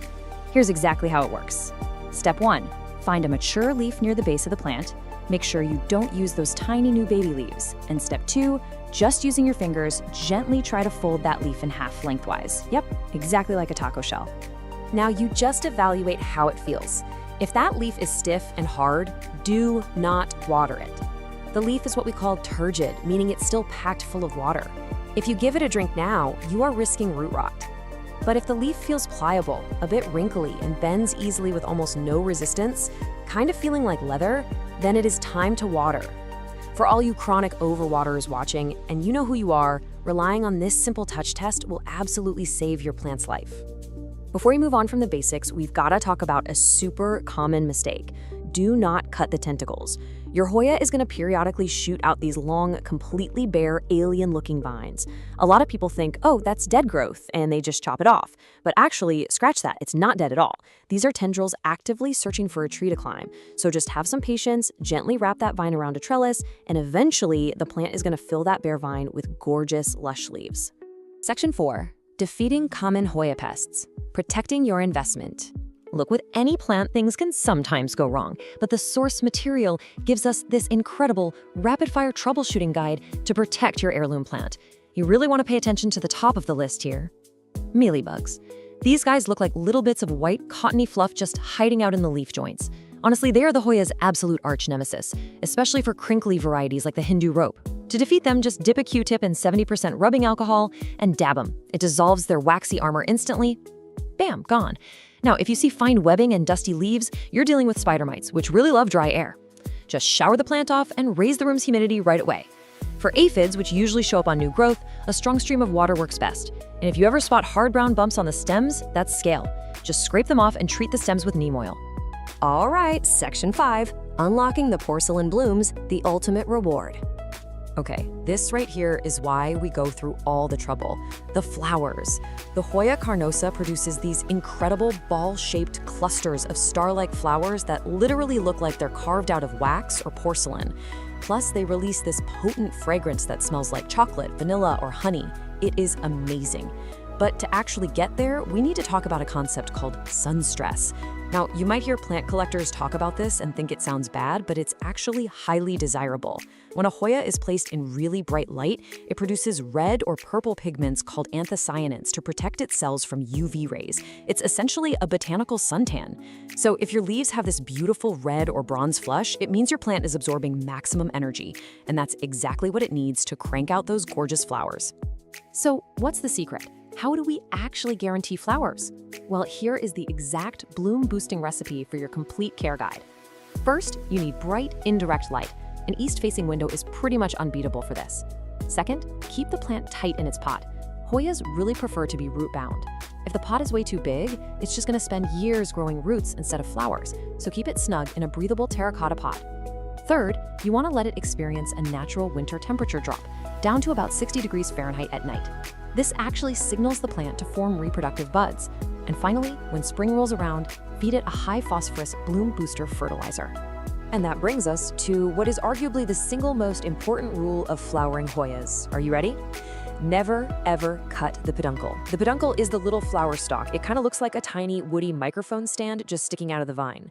When the flowers fade and drop off, the plant leaves this little nub behind. Why? Because it's going to bloom from that exact same spot again and again, year after year. Seriously, some peduncles are over a decade old and produce dozens of blooms every single summer. If you cut it off, you lose that blooming site forever, so leave the mic stand alone.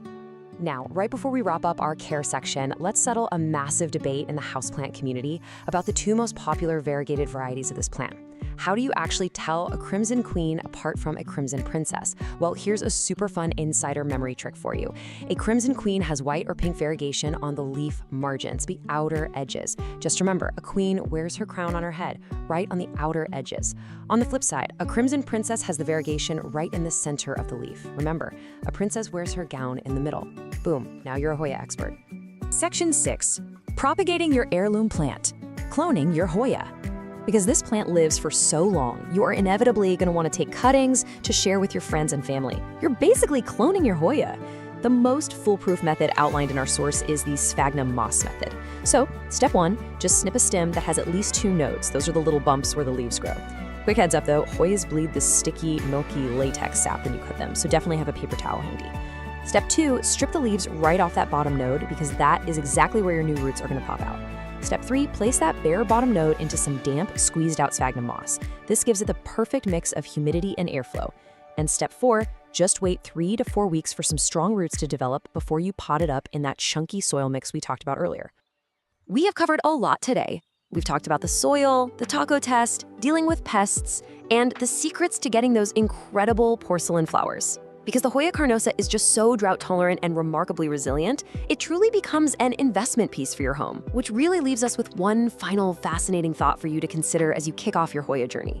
If you follow this complete care guide, there's a very good chance your plant will actually outlive you. So with a lifespan spanning multiple decades, who will inherit your Hoya? Welcome to The Explainer.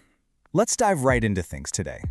We're looking at a plant that absolutely, literally stops you in your tracks. I am talking about the Alocasia frydek.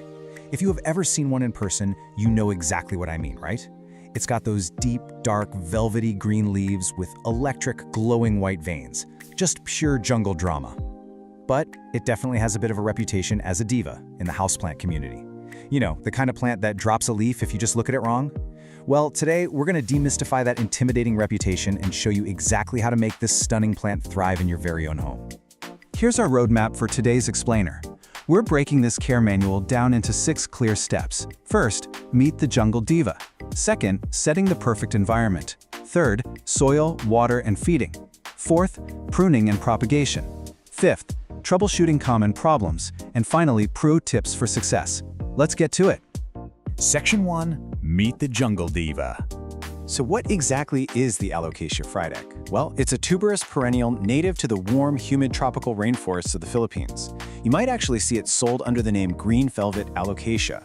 And yeah, while it definitely requires a bit of extra structured care compared to, say, your standard pothos or snake plant to maintain those magnificent leaves, the reward is totally incredible. It's an absolute showstopper that adds this touch of luxurious, exotic beauty to any indoor collection.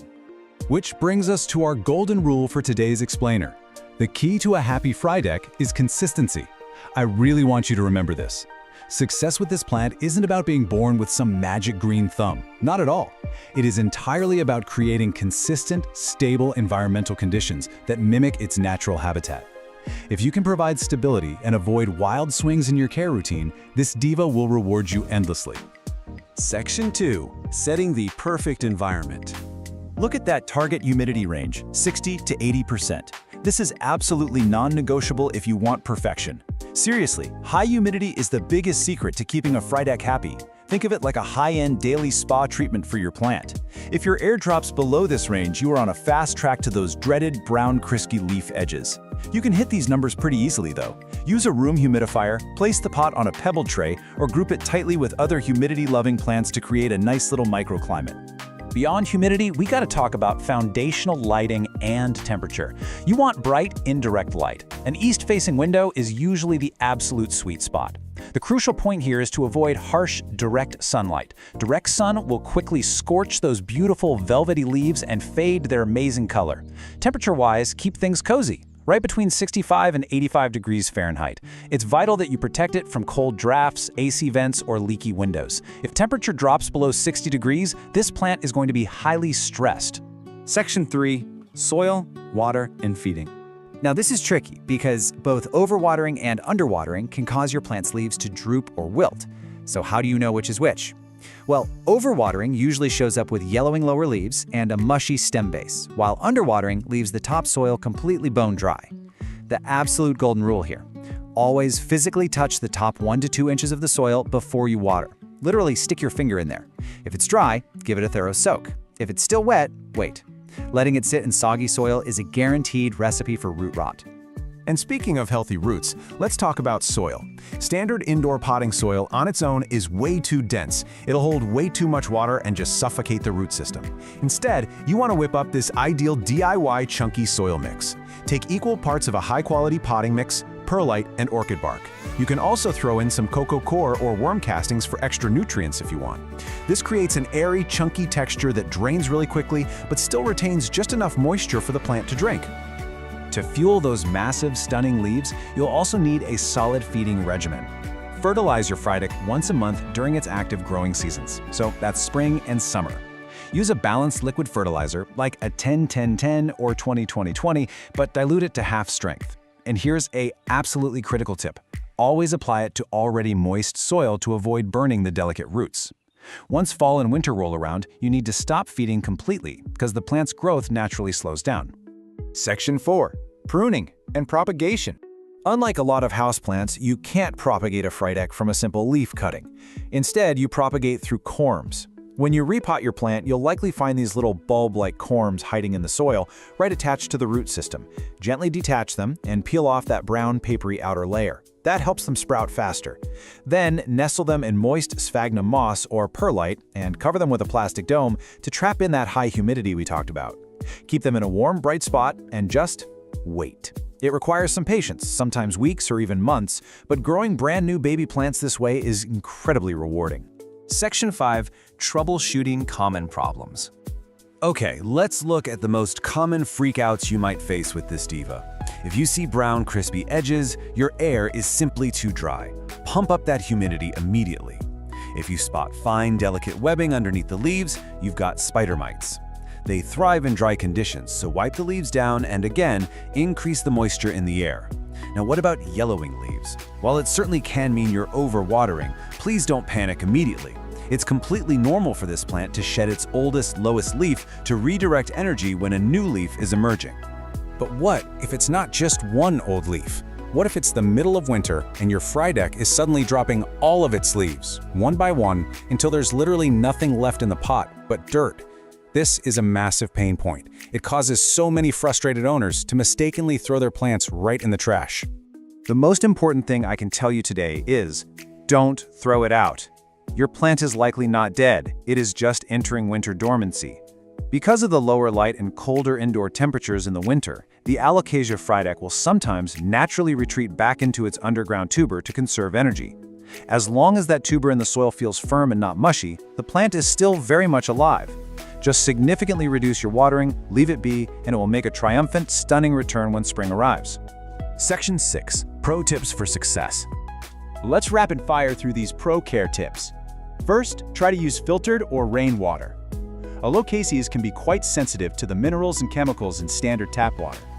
Second, give the pot a quarter turn every time you water so it doesn't lean heavily towards your window. Third, and this is a big one, gently wipe those massive leaves down with a damp cloth every single month. Not only does this keep them looking vibrant and stunning, but it removes dust, helps the plant photosynthesize much more efficiently, and allows you to inspect for pests early. Finally, don't rush to repot. They actually like being slightly root-bound, so stick to repotting only every 1 to 2 years. Which brings us to our final thought for this explainer. Now that you know the secrets, are you ready to master the most rewarding diva of the jungle? You have the blueprint for light, soil, humidity, and even winter survival. But here's the real question. Once your Frydek starts thriving and producing massive, velvety leaves, which rare jungle plant are you going to conquer next? Thanks for joining me on The Explainer today, and happy growing. Welcome to another explainer. Today, we're focusing on a houseplant that isn't just, a basic piece of greenery. It's practically a living, breathing work of art. We're talking about the incredible Philodendron Brazil. If you're looking for that lush, tropical jungle vibe, but you want something with a bit more artistic flair than your standard green foliage, you are in exactly the right place. This plant is a fantastic, highly communicative artist's canvas. And by the end of this explainer, you're going to know exactly how to master its care, no matter your current experience level. Okay, let's dive into this. Here is our roadmap for today. First, we'll meet the Brazil. Second, mastering light and water. Third, perfecting soil and environment. Fourth, pruning and propagation. And finally, troubleshooting and pro tips. Section 1. Meet the Brazil, the communicative canvas. So this isn't just your run-of-the-mill vine. It actually has a pretty fascinating backstory and a highly communicative personality that makes it the absolute perfect companion for developing your own plant intuition. To really get this plant, we have to travel back to 1991. The Philodendron Brazil wasn't whipped up in some high-tech lab. It was actually discovered as a totally natural mutation in a greenhouse in Holambra, Brazil. And because it's a mutation, every single leaf that unfurls is a completely unique canvas. You get these incredible, unpredictable splashes of lime, cream, and deep emerald green. It literally looks like someone took a paintbrush to a standard heartleaf philodendron. But, you know, that beautiful paintbrush effects actually comes with a biological catch. It's called variegation. Variegation is just a genetic mutation where areas of the leaf lack chlorophyll, which is the green stuff that makes food for the plant. So those stunning lime and yellow stripes, they're essentially energy freeloaders. They look absolutely incredible, but they don't pull their weight when it comes to photosynthesizing. And this establishes exactly why the Brazil has such specific lighting needs compared to a solid green plant. Section 2. Mastering light and water, the non-negotiables. If you want to keep your plant thriving and keep those freeloader variegated stripes looking super bright, getting your light right is completely non-negotiable. To compensate for those non-producing colorful areas, your Brazil needs bright, indirect light. Specifically, you're going to want to aim for 10,000 to 20,000 lux. And hey, you can actually measure this using a free light meter app right on your smartphone. The sweet spot is placing your plant within about 3 to 5 feet of an east or west facing window. A little gentle morning sun is fantastic, but you really must avoid hot, direct afternoon rays, or those beautiful yellow parts, which lack protective pigments, will scorch right up and turn papery. All right, let's talk watering, because this builds right into keeping the roots healthy. We're looking at the soak and dry method versus frequent sipping.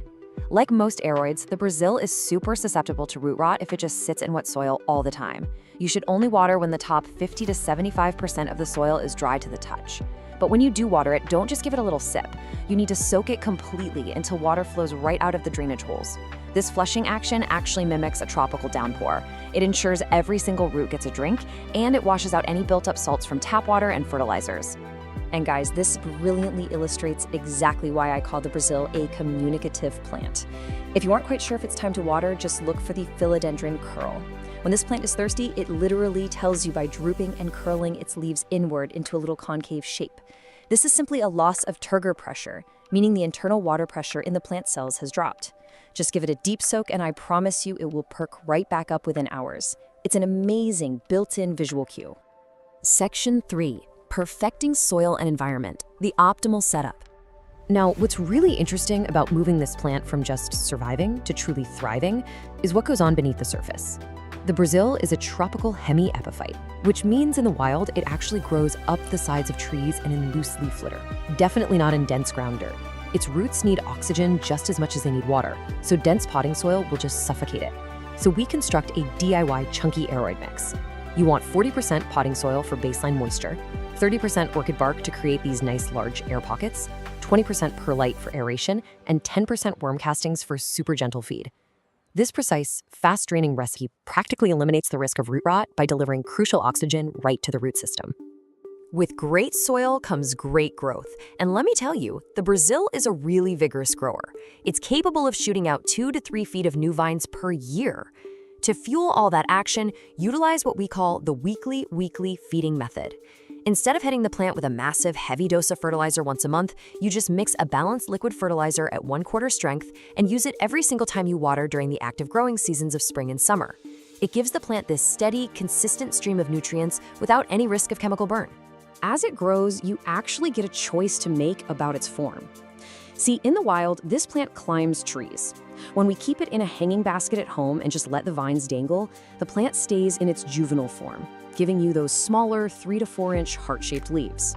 But if you provide it with vertical support, like a moss pole, it undergoes a total metamorphosis. The stems get woody and the leaves can mature to a massive 12 inches wide. So it's entirely up to your personal aesthetic preference. Section 4. Pruning and propagation, expert level. So, are you ready to graduate to expert status? Before we start multiplying your collection, we absolutely have to address an alarming question that plagues so many owners. Why is my beautifully variegated plant suddenly pushing out completely solid dark green leaves? Well, the answer is reversion. Remember how we said the plant is constantly trying to fix its mutation to be more efficient? If your Brazil isn't getting enough light, it honestly kind of panics and produces solid green leaves to maximize photosynthesis. So the absolute strict rule here is this: if you see solid green vines, your plant is screaming for more light.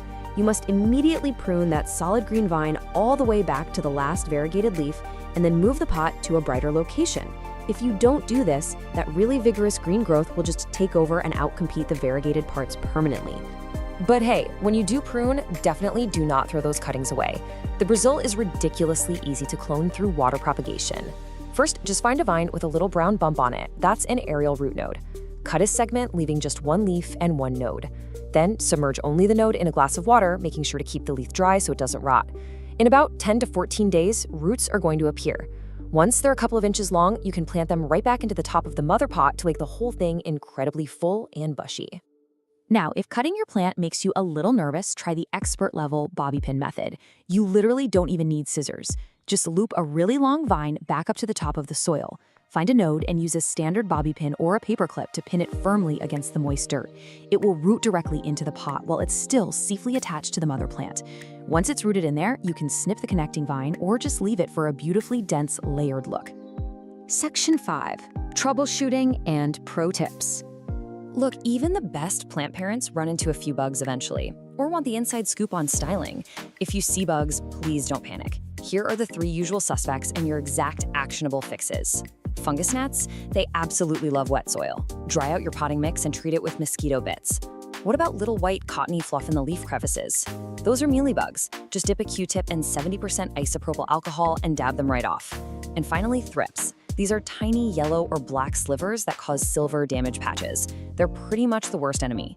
Quarantine the plant immediately and treat thoroughly with a spinosad spray. Want a genius hack to avoid stuff like fungus gnats entirely by never overwatering again? Enter the chopstick check. It's so simple. Just insert a raw wooden takeout chopstick deep into the soil and leave it there for about 10 minutes. Pull it out.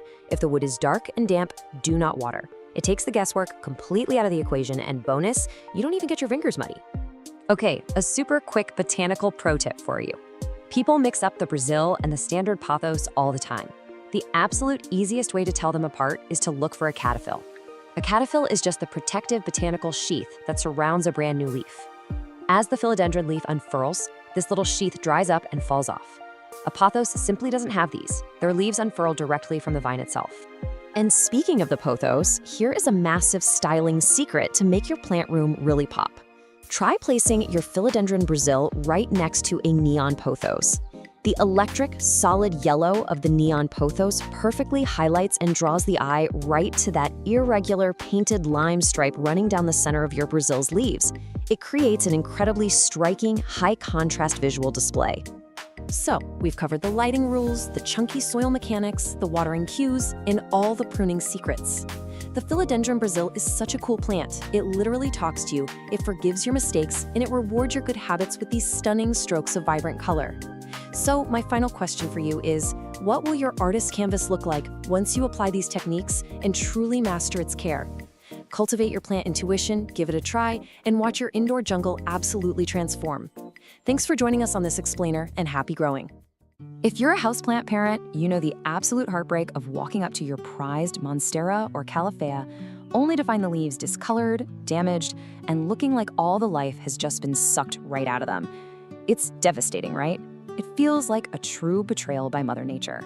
And if you're suddenly dealing with weird silvery patches and tiny black specks on your leaves, well, we need to talk about thrips. Welcome to this explainer. Today, we aren't just identifying a bug, we are launching a definitive tactical briefing to completely eradicate one of the most stubborn and relentless pests in the entire houseplant world. Okay, let's dive into this. Here is our mission briefing for today. We're gonna cover number 1, know your enemy. Number 2, how thrips enter. Number 3, the 4-step battle plan. And finally, number 4, preventing future attacks. Let's get started. Section 1, know your enemy. Identifying the biological threat. Okay, so thrips are tiny, slender insects. But what makes them so devastating are their rasping, sucking mouth parts. They don't just take a clean bite out of a leaf. Actually, a clean bite would be way too nice. They literally slash and scrape open the plant cells to slurp up the contents inside. It is a visceral, incredibly insidious way of feeding. And this violent slashing action, that's exactly what causes that heartbreaking, shimmery damage you see on your leaves. They are quite literally scraping the life out of your plant, cell by cell. Now, what's really interesting here is that you have to know exactly what you're hunting for, because the enemy looks totally different depending on its life stage. Adult thrips are incredibly small, just 1 to 2 millimeters long. They're usually black or dark brown, and man, they are fast. They can easily fly or even jump right off the leaf when you disturb them. On the flip side, we have the larvae. These guys are even smaller, pale white or yellowish, and they look like tiny little worms actively feeding right inside those damaged areas. You absolutely need to be looking out for both. So you might be wondering, why are thrips so incredibly hard to get rid of? Well, it all comes down to their highly evasive life cycle. They are absolute masters of hiding. The adult females literally lay their eggs directly inside the plant tissue itself. That means you can't just wipe them away with a paper towel. The larvae hatch and feed on the leaves, but here is the real kicker. When it's time to pupate and transform into adults, they drop off the leaf and burrow down into the soil. Down there in the dirt, they are completely shielded from whatever topical sprays you're putting on the leaves. They emerge as adults, fly back up to the foliage, and the whole nightmare starts all over again. Because they're so microscopic, you're usually going to spot the damage long before you spot the actual bug. Here are the diagnostic signs of a thrips breach. First, look for that silvery leaf damage with a weird metallic sheen. Second, and this is a major diagnostic clue, so pay attention, look for tiny black specks inside those silvery patches.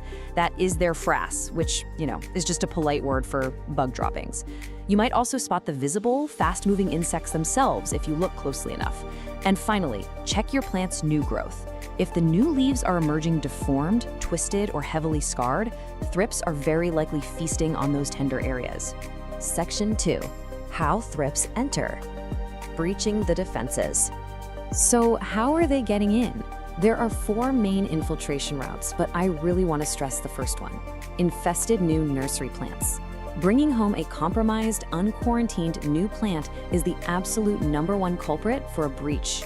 You go to a garden center, fall in love with a gorgeous plant, bring it home, and bam, you've unknowingly released a Trojan horse right into your collection. But that's not the only way.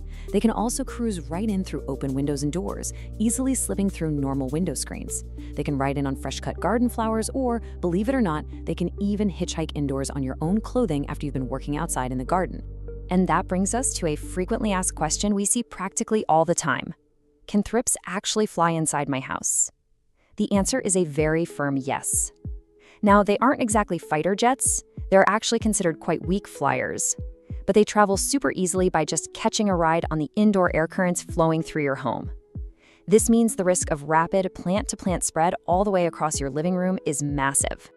All right, let's move on to Section 3, the 4-step battle plan, executing the counterattack. Before we break down the specific tactical steps, I need you to remember this. Consistency is everything. You must be relentless. This is absolutely not a one-and-done spray situation. Because of that wildly evasive life cycle we talked about earlier, persistence is the key to winning this war. If you spray once and then forget about it, I promise you they will come right back from the soil. You are going to have to outlast them. Okay, here is the high-level battle plan. Step 1, isolate immediately. Step 2, manual removal and rinsing. Step 3, treat the foliage. And Step 4, treat the soil. So the crucial point is right there at Step 1. Isolating the plant immediately is the critical first move to halt the invasion. You must move that infected plant, and honestly, any plants physically touching it, far, far away from your main collection before you do a single other thing. Now let's detail the physical removal phase in Step 2. Once your plant is isolated, take it straight to the shower or the kitchen sink. You want to use a strong jet of lukewarm water to physically blast and dislodge as many adults and larvae as you possibly can. Make sure you target the undersides of the leaves and all that twisted new growth where they love to hide out. And if a leaf is heavily damaged, don't even hesitate. Prune it off immediately, seal it in a plastic bag, and get it out of your house entirely. Moving on to Steps 3 and 4. This brilliantly illustrates the absolute necessity of fighting a two-front war. On the foliage front, you need to spray the leaves with insecticidal soap or a spinoside product every 3 to 5 days to kill the feeding adults and larvae on contact. Spinoside is highly, highly effective for this, but remember that tricky pupating stage? Right. For the soil front, you have to destroy the pupae. You can use systemic granules applied directly to the dirt. The roots absorb this stuff, turning the plant tissue itself into a poisonous defense. Or, if you want a natural root, you can use beneficial nematodes, specifically Steinernema feltii. These are literally microscopic hunting worms you pour into the soil to seek out and destroy the thrips pupae. Whatever you choose, you must treat the leaves and the soil simultaneously. It's like a giant puzzle, and you need both pieces to win. Finally, Section 4, preventing future attacks. Fortifying the base. Once you've won the battle, here is your standard prevention protocol to make sure they never come back. First, quarantine all new plants for at least 1 month. When you buy a plant, keep it in a separate room for 30 days. No exceptions. Second, monitor your collection with blue or yellow sticky traps. Adult thrips are super attracted to these specific colors, so a trap acts as a fantastic early warning system before an infestation explodes. Third, routinely wipe down your plant leaves with a damp cloth. It removes any potential eggs and honestly just keeps the foliage looking healthy and dust-free. As part of your defense strategy, you also need to be extra vigilant with your high-risk VIP plants.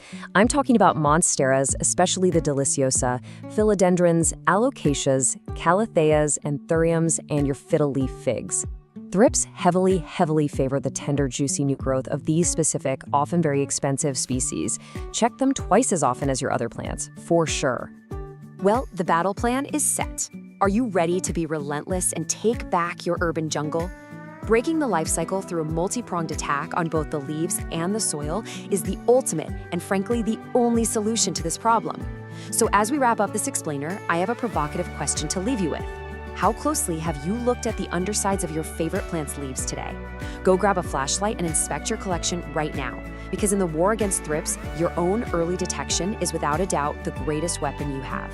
Good luck out there. Welcome to this comprehensive explainer. Look, if you've ever struggled with keeping a fern looking lush and vibrant, you are definitely in the right place. We're going to equip you with the exact knowledge you need to turn the sometimes finicky or Rian Boston fern into an absolutely thriving centerpiece of your home. Today, we're breaking down the whole shebang, from basic requirements all the way up to expert-level propagation. Okay, let's just dive right into our roadmap. We'll be hitting 1. Meeting the Arian fern. 2. The perfect environment. 3. Watering, soil, and feeding. 4. Pruning and propagation. 5. Troubleshooting. And finally, pro tips for success. Section 1. Meet the Arian fern, a lush, pet-safe classic. To start off, let's get a little better acquainted with this specific cultivar. The Ariane is basically a beautifully compact, really graceful version of your classic Boston fern. And what's absolutely incredible about it is that it's not just stunning living decor, right? It's actually a highly functional addition to your space. For all you pet owners out there, this is a massive win. It is 100% non-toxic to cats and dogs. It's also an outstanding air purifier. Plus, it's a super fast grower with a lifespan that can easily top 10 years with proper care. So if you stick it in a naturally humid spot, say a bathroom or a kitchen, it is going to reward you with those gorgeous arching fronds year after year. Section 2. The perfect environment, mimicking the forest floor. So the absolute secret to your success here is setting up a foundation that replicates the fern's native tropical habitat. Think about the forest floor for a second. Dappled sunlight filtering through a canopy of tall trees. That's the exact gentle, indirect light you want to replicate. Placing your fern near an east-facing window for that soft morning sun, or maybe behind some sheer curtains, is absolutely perfect. But on the flip side, you want to avoid extremes. Direct, intense midday sun will literally scorch those delicate fronds, leaving them bleached and crispy. And conversely, if you just shove it in a dark corner, you're going to see sparse, weak, and leggy growth as the poor thing just stretches for the light. Now, if you take nothing else away from today, remember this number. 50%. That is the absolute minimum humidity threshold you must maintain to keep an Ariane fern happy. In a perfect world, they actually prefer it somewhere between 50 and 80%. Because they crave that moisture in the air, utilizing a few specific methods is going to be essential to preventing those dreaded brown, crispy edges. Running a humidifier nearby is definitely your best bet. But creating a pebble tray, where your pot sits on a layer of pebbles just above the water line, that works wonders too, as the water evaporates up into the foliage. You can also group multiple plants together to trap transpiration, or just rely on the natural humidity of your bathrooms. And a quick note on misting. While it feels great and the plant likes it, it's really just a temporary supplementary boost, not a complete long-term solution. Section 3. Watering, soil, and feeding. The daily routine. Now that your environmental foundation is solid, let's talk routine maintenance. This is all about finding the perfect moisture and nutrient balance. The golden rule: you want to water thoroughly whenever the top inch of soil feels slightly dry to the touch.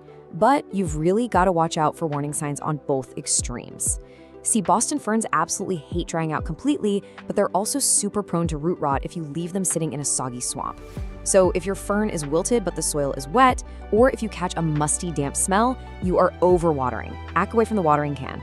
On the other hand, if those fronds are turning kind of a grayish color, getting crispy, and the soil is literally shrinking and pulling away from the sides of the pot, you're underwatering. It's a bit of a dance to find that consistent, moist sweet spot. If you're the type to mix your own soil, this recipe is a total game changer. Boston ferns need a slightly acidic pH, usually between 6.0 and 6.5. Doing 2 parts peat moss or cocoa coir provides that acidity, along with some excellent moisture retention. Then add 1 part all-purpose potting soil for nutrients and 1 part perlite. That perlite is crucial because it ensures the mix stays really well aerated and drains freely, which prevents the root rot we were just talking about. Ultimately, you want the soil to feel nice and light and spongy, never heavy or dense.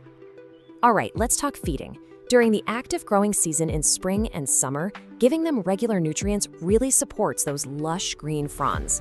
But here is a critical, absolute must-follow rule. Always, always dilute your balanced liquid fertilizer to half strength. And make sure you actually water the plant first before feeding. If you apply full-strength fertilizer directly to dry soil, you run a huge risk of chemically burning those super sensitive roots. Section 4. Pruning and propagation. Growing your collection. As you graduate to expert-level care, don't be shy about pruning. Trimming off yellow or brown fronds right at the base naturally redirects the plant's energy into fresh, new growth. And once you have that massive, healthy plant, well, it's time to multiply it. When it's time to repot, usually every year or two, propagation by division is literally the easiest way to multiply your collection for free. You just take the whole thing out of the pot in the spring, gently pull that root mass apart into 2 or more sections, making sure each new section has healthy roots and a few good fronds, and then just pop them up in that custom soil mix we went over. Or actually, here's another really cool method, propagation by runners, also known as stolons. You've probably noticed these long, kind of fuzzy vines trailing off the sides of your fern. Instead of just snipping them off, you can take the little leafy tuft at the end and pin it down into a small neighboring pot filled with moist soil. Leave it attached to the mother plant for a few weeks while it grows its very own root system. Once it's established, you just cut the cord and boom, you have a completely new self-sustaining plant. Section 5. Troubleshooting. Pests and problems. Okay, let's be real, even the experts run into trouble. Boston ferns can be notoriously dramatic when they get stressed out. So let's decode what they're trying to tell you. This question right here, probably the single most common panic-inducing moment for new fern owners. Why are the leaves getting crispy and dropping everywhere? First off, take a deep breath. Do not panic. A stressed fern will shed its leaflets because of dry air or maybe a sudden temperature shift from a cold draft. Think of this shedding as a communication tool, definitely not a death sentence. It's simply the plant's way of telling you to check your humidity levels and make sure that soil hasn't completely dried out. Now for the slightly less fun part. That beautiful, dense foliage is basically a 5-star resort for common pests. If the air in your home gets too dry, watch out for the super fine webbing of spider mites. Seeing what looks like tiny bits of white cotton shoved down in the crown? Unfortunately, that's mealybugs. Hard brown bumps on the stems? Scale insects. And if you brush past the plant and a cloud of tiny moth-like bugs flies up in your face, you've got whiteflies. Also, keep an eye out for fungus gnats buzzing around the moist soil. You really need to inspect your plant regularly. If you spot any of these invaders, immediately isolate the fern away from your other plants and treat it thoroughly with insecticidal soap or neem oil. Section 6. Pro tips for success. Elevating your care game. Let's wrap this up with a few rapid-fire advanced pro tips that will absolutely guarantee a stunning plant. First up, rotate your fern a quarter turn every single week. I know, it sounds almost too simple, but doing this regularly ensures that all sides of the plant receive even ambient light. It promotes this perfectly balanced, gorgeous 360-degree shape and keeps the plant from leaning awkwardly toward your window. Next tip, take your fern to the shower.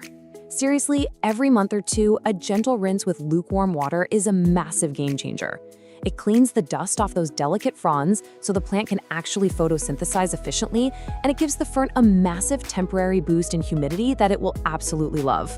Okay, this one is huge. Pot choice matters.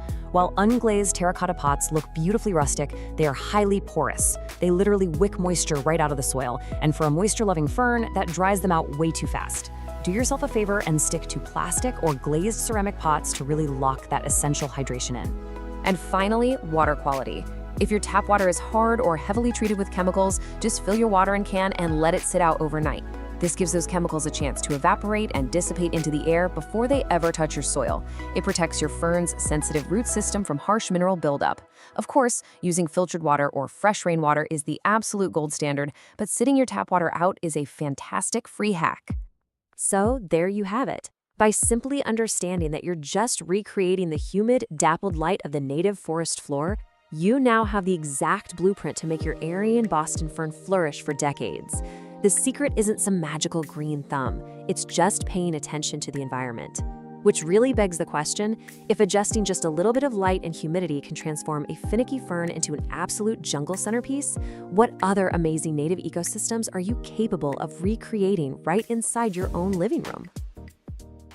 Welcome to This Explainer. Today, we're diving into the ultimate guide for keeping the incredibly forgiving Dallas fern lush and thriving in your home.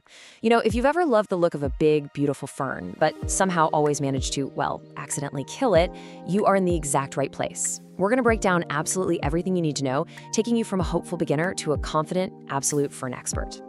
So here's our game plan for today. First, we'll officially meet your forgiving fern and then figure out how to set up the perfect environment. Next, we'll master the holy trinity of watering, soil, and feeding. After that, we're getting our hands dirty with pruning and propagation, troubleshooting some common problems, and wrapping up with a few rapid-fire expert tips. Let's get right into it. Section 1. Meet your forgiving fern. Okay, so the Dallas fern actually has a pretty fascinating origin story. It was bred through tissue culture back in the early 1980s, right in Dallas, Texas. And the growers had one very specific mission. They wanted to create a plant that could survive those dry, poorly lit living rooms and office spaces that would literally destroy a diva-like classic Boston fern in a week. While the classic Boston fern practically demands a humid jungle to look good, the Dallas fern gives you those exact same beautiful arching green fronds on a tidier and way more forgiving plant. It's a total game changer. Moving right along to Section 2, the perfect environment. Now that we know just how resilient this plant was engineered to be, let's talk numbers. Specifically, 40 to 50%. This is your humidity sweet spot. While other ferns throw a complete tantrum if your air isn't practically dripping with moisture, the Dallas fern stays perfectly happy at standard 40 to 50% household humidity. Seriously, this is its absolute superpower. For most of us, it means you can grow a lush, beautiful fern without needing to buy extra gear, humidifiers, or those messy pebble trays. It thrives right in your ordinary living room air. And when it comes to lighting, the Dallas fern really prefers medium to bright and direct light. But, you know, what does that actually mean in real life? Let's use the book test. If you can sit in a spot and comfortably read a physical book during the day without turning on a lamp, your fern is going to be content there too. It copes with dimmer rooms far better than most ferns, meaning a north-facing window or a spot a few feet back from an east-facing window is pretty much ideal. Just keep it out of the harsh, direct afternoon sun. That'll scorch its leaves into crispy toast and, well, nobody wants a toasted fern. All right, Section 3, watering, soil, and feeding. Let's look at the intermediate care routines to really make this plant pop. The real secret to a lush Dallas fern is striking a delicate balance. You want the soil evenly moist but never waterlogged. Basically, wait until just the top inch of soil feels dry before you water it again. And to achieve that perfect balance, you need the right soil recipe. Ditch that heavy, generic potting mix. Instead, whip up a light, airy blend of 2 parts coco coir for moisture retention and a generous 1 part perlite so those roots can actually breathe. Finally, because ferns are very light feeders, just a half-strength liquid fertilizer once a month during the spring and summer growing season is all it needs. Oh, and remember to stop feeding entirely in the winter. Which brings us to Section 4, pruning and propagation. Time for the expert-level stuff. Quick aside before you start snipping away at your plant, please don't panic if you flip a leaf over and see neat little rows of brown dots. New plant parents almost always mistake these for some terrifying bug infestation, but they are completely natural. They're called sori, and they contain the fern's spores. Since ferns don't flower or produce seeds, this is literally how they reproduce in the wild. If the dots are in neat, symmetrical rows, just put the bug spray down and leave them be. It's actually a sign of a really happy, mature plant. Now, propagating your Dallas ferns requires root division, mainly because ferns don't grow from simple leaf cuttings like a lot of other houseplants. But honestly, it's incredibly satisfying and super simple. Just wait for spring when the plant is actively growing. First, slide it out of its pot and gently brush away the loose soil. Second, pull or cut the root clump into sections. Just make sure each new section has a good chunk of roots and several healthy fronds attached. Finally, pop them into some fresh, airy potting mix at the exact same depth they were growing before. Keep them a little humid for the first week, and boom, you instantly have brand new ferns to share. Section 5. Pests and common problems. Because hey, even the toughest plants have bad days. So why is my fern drooping? This is absolutely the #1 question new fern owners ask. You walk into the room and your beautiful arching plant just looks sad and limp. Well, the answer completely depends on a very simple diagnostic test. What do you feel when you actually touch the soil? Think of it like a botanical whodunit. You can have two identical-looking drooping plants with two completely opposite problems. If the soil is dry below the surface, your plant is just incredibly thirsty. Give it a good drink and it'll perk right back up. But if your fern is wilting and the soil feels wet, heavy, and smells kind of sour, yeah, you have a major issue. That means you're accidentally drowning the roots, which leads to root rot. You've got to stop watering immediately, pull the plant out of the pot, trim away any black, mushy roots, and repot it in that airy perlite mix we talked about earlier. Aside from watering issues, the incredibly dense foliage of the Dallas fern does offer some pretty great hiding spots for pests. You'll want to inspect the deep center of the crown regularly. If you spot fine webbing and dull leaves, you're likely dealing with spider mites. Just rinse them off and hit them with a little neem oil. On the other hand, white cottony tufts, that means mealybugs, which you can easily dab away with a Q-tip and some rubbing alcohol. And lastly, if you see tiny flies buzzing near the dirt, you've got fungus gnats. Just let that top layer of soil dry out a little bit more between waterings. The golden rule here is to treat pests gently, because ferns are highly sensitive to harsh chemical bug sprays.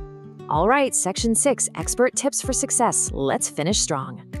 To wrap this explainer up, I want to hit you with a few rapid-fire pro tips. Remember, while this plant forgives low light and lower humidity, it still has its limits. A constant blast from a hot, dry heating vent in the winter will turn those gorgeous fronds into a crispy mess, for sure. Keep it away from drafts. Next, give the pot a quarter turn every week so it grows evenly on all sides. Also, if your tap water is hard, try switching to filtered water to prevent mineral buildup. That's usually what causes those annoying brown tips. And finally, when you do get a dead or yellow frond, don't just snip off the tip and leave an awkward stub. Reach deep in there and trim it right at the absolute base of the soil line.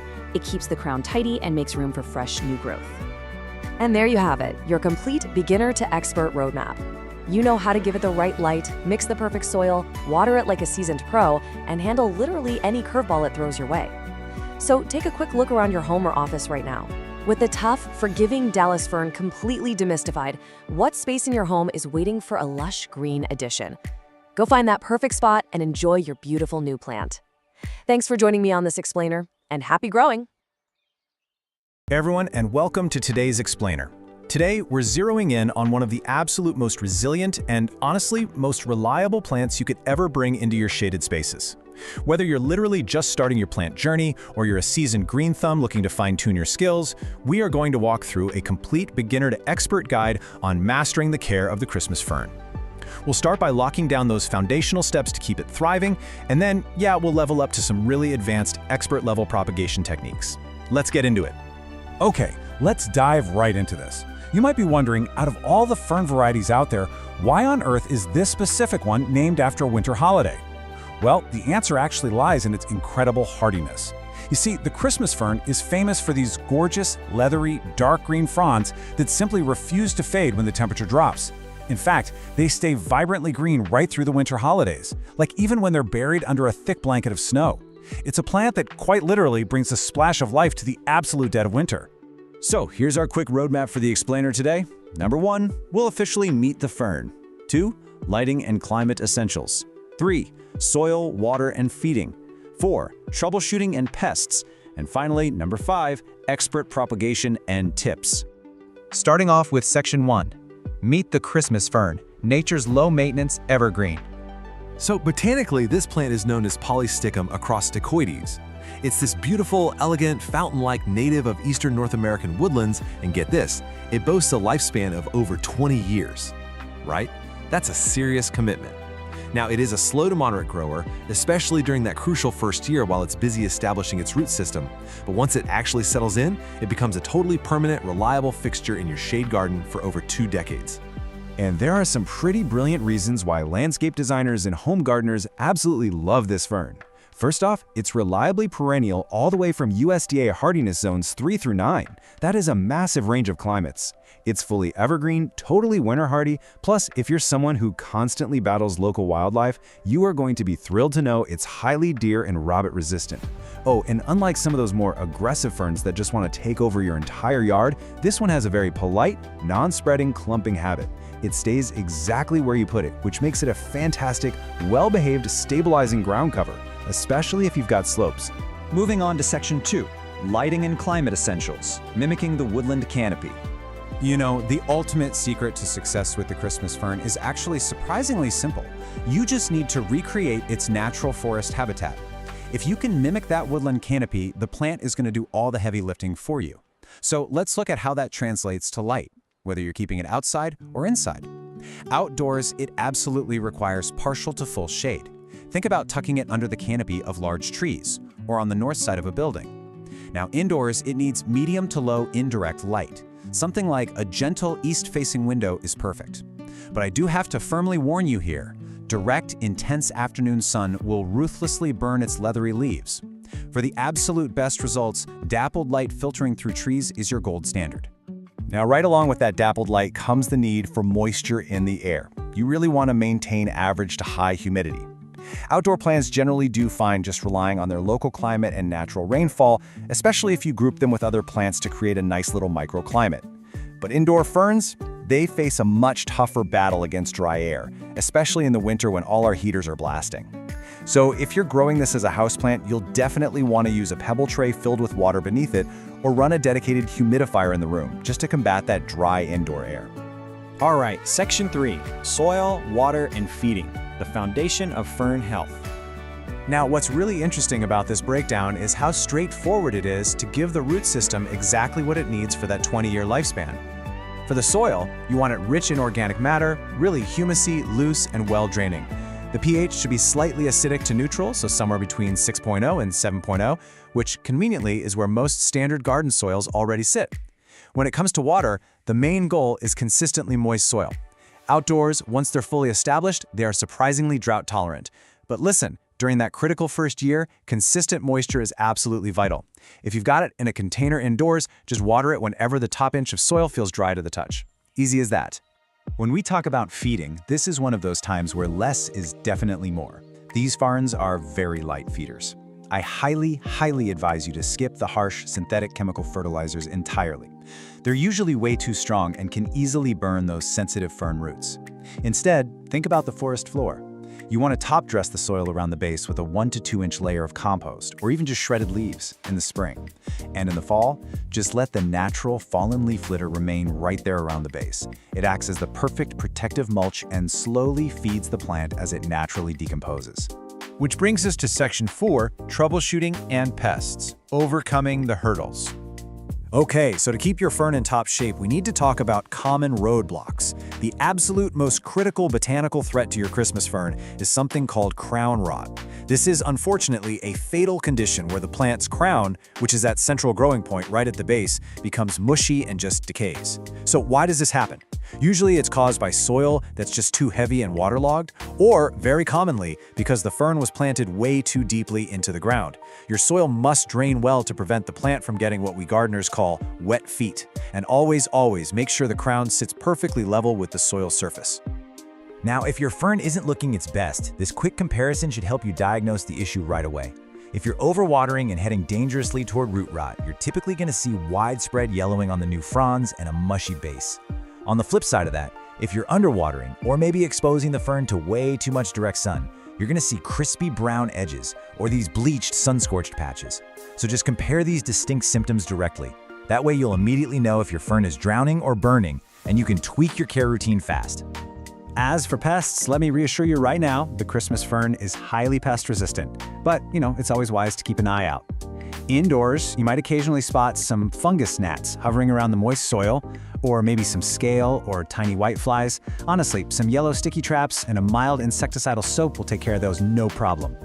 Outdoors, especially in very damp, heavily shaded areas, your biggest nuisance is probably going to be slugs and snails chewing holes in the fronds, or maybe the occasional caterpillar. But really, overall, serious infestations are super rare.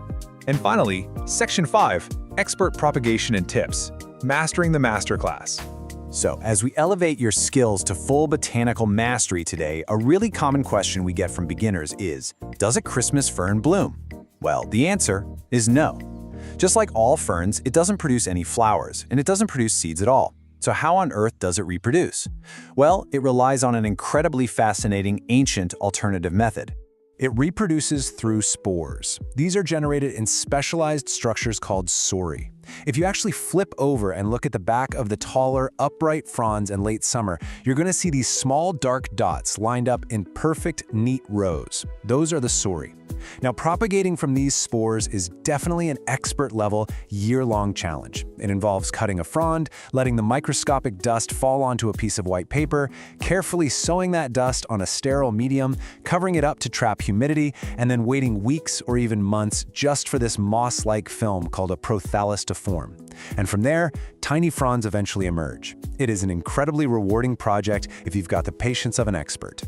But if you want a much faster method, propagation by division is far easier and honestly a lot more practical for most of us. So the crucial point is following these steps. First, early in the spring, select a mature, well-established clump, something at least 3 to 4 years old. Second, take a spade and carefully lift the entire root ball right out of the ground.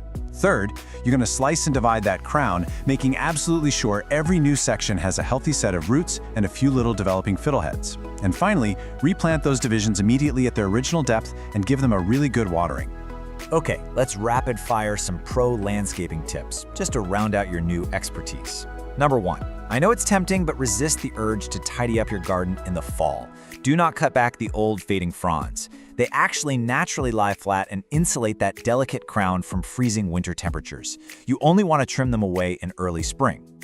Number 2, use companion planting. The dark, leathery texture of this fern looks absolutely stunning next to the softer foliage of hostas or coral bells. Or try planting a cinnamon fern right behind it for this amazing layered woodland effect.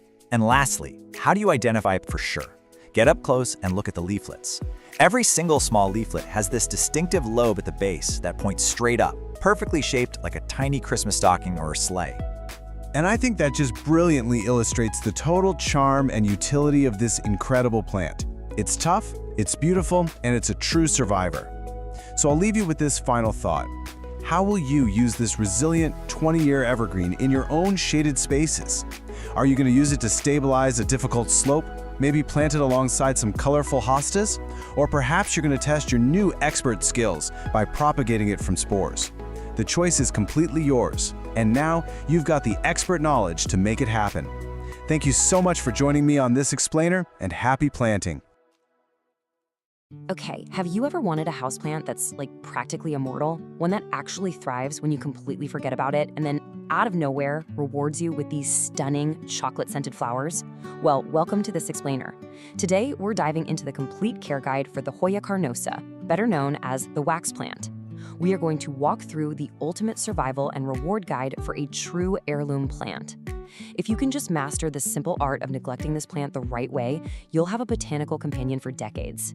So here's our roadmap for today. First, we'll meet the immortal wax plant. Second, we're going over the essential Hoya care rules. Third, we'll learn the taco test for watering. Fourth, defeating common Hoya pests. Fifth, unlocking those porcelain blooms. And finally, propagating your heirloom plant. Let's get right into it. Section 1. Meet the immortal wax plant, a lifelong heirloom companion. Imagine a plant that's basically the perfect hybrid. It gives you the lush, trailing vibe of a pothos, but with the extreme drought tolerance of a jade plant. It's wild. To really grasp what we're dealing with here, look at this quote from plant expert Anastasia Bermeslow. She talks about having a Hoya propagated from a cutting taken all the way back in 1985. She calls them heirloom plants. So we're not talking about some trendy, delicate little thing that you buy and throw away when it dies a year later. This is a multi-decade investment. Honestly, it routinely outlives its owners. All right, Section 2, Essential Hoya Care Rules, Building the Foundation.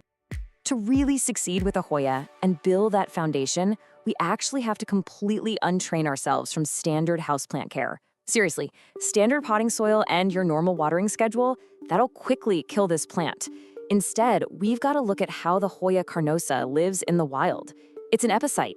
What does that mean? Well, in the wild subtropical forests of East Asia and Australia, it doesn't even grow in the dirt. It actually grows clinging to tree trunks and branches, with its roots just exposed to the breeze. Because of this, Hoyas absolutely hate having wet feet. Their roots literally need to breathe, or they're gonna rot fast. And this brilliantly shows exactly how we mimic that wild tree bark environment right in a pot.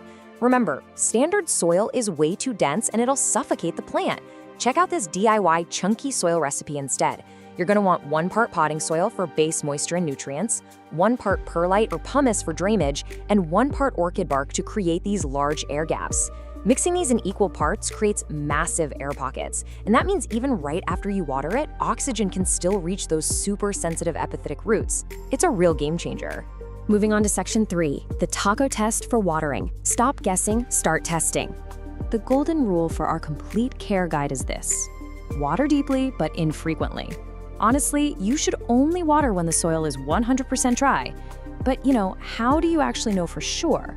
Our source gave us this absolutely brilliant tactile trick called the taco test, so you never have to guess again. Here's exactly how it works. Step 1, find a mature leaf near the base of the plant. Make sure you don't use those tiny new baby leaves. And step 2, just using your fingers, gently try to fold that leaf in half lengthwise. Yep, exactly like a taco shell. Now you just evaluate how it feels. If that leaf is stiff and hard, do not water it. The leaf is what we call turgid, meaning it's still packed full of water. If you give it a drink now, you are risking root rot. But if the leaf feels pliable, a bit wrinkly, and bends easily with almost no resistance, kind of feeling like leather, then it is time to water. For all you chronic overwaterers watching, and you know who you are, relying on this simple touch test will absolutely save your plant's life. Before we move on from the basics, we've got to talk about a super common mistake. Do not cut the tentacles. Your Hoya is going to periodically shoot out these long, completely bare, alien-looking vines. A lot of people think, oh, that's dead growth, and they just chop it off. But actually, scratch that, it's not dead at all. These are tendrils actively searching for a tree to climb. So just have some patience, gently wrap that vine around a trellis, and eventually the plant is going to fill that bare vine with gorgeous, lush leaves. Section 4, defeating common Hoya pests. Protecting your investment. Look, with any plant, things can sometimes go wrong, but the source material gives us this incredible rapid-fire troubleshooting guide to protect your heirloom plant. You really want to pay attention to the top of the list here. Mealybugs. These guys look like little bits of white, cottony fluff just hiding out in the leaf joints. Honestly, they are the Hoya's absolute arch nemesis, especially for crinkly varieties like the Hindu rope. To defeat them, just dip a Q-tip in 70% rubbing alcohol and dab them. It dissolves their waxy armor instantly. Bam, gone. Now, if you see fine webbing and dusty leaves, you're dealing with spider mites, which really love dry air. Just shower the plant off and raise the room's humidity right away. For aphids, which usually show up on new growth, a strong stream of water works best. And if you ever spot hard brown bumps on the stems, that's scale. Just scrape them off and treat the stems with neem oil. All right, Section 5, Unlocking the Porcelain Blooms, the Ultimate Reward. Okay, this right here is why we go through all the trouble. The flowers. The Hoya carnosa produces these incredible ball-shaped clusters of star-like flowers that literally look like they're carved out of wax or porcelain. Plus, they release this potent fragrance that smells like chocolate, vanilla, or honey. It is amazing. But to actually get there, we need to talk about a concept called sun stress. Now, you might hear plant collectors talk about this and think it sounds bad, but it's actually highly desirable. When a Hoya is placed in really bright light, it produces red or purple pigments called anthocyanins to protect its cells from UV rays. It's essentially a botanical suntan. So if your leaves have this beautiful red or bronze flush, it means your plant is absorbing maximum energy, and that's exactly what it needs to crank out those gorgeous flowers. So what's the secret? How do we actually guarantee flowers? Well, here is the exact bloom-boosting recipe for your complete care guide. First, you need bright, indirect light. An east-facing window is pretty much unbeatable for this. Second, keep the plant tight in its pot. Hoyas really prefer to be root-bound. If the pot is way too big, it's just going to spend years growing roots instead of flowers, so keep it snug in a breathable terracotta pot. Third, you want to let it experience a natural winter temperature drop, down to about 60 degrees Fahrenheit at night. This actually signals the plant to form reproductive buds. And finally, when spring rolls around, feed it a high phosphorus bloom booster fertilizer. And that brings us to what is arguably the single most important rule of flowering Hoyas. Are you ready?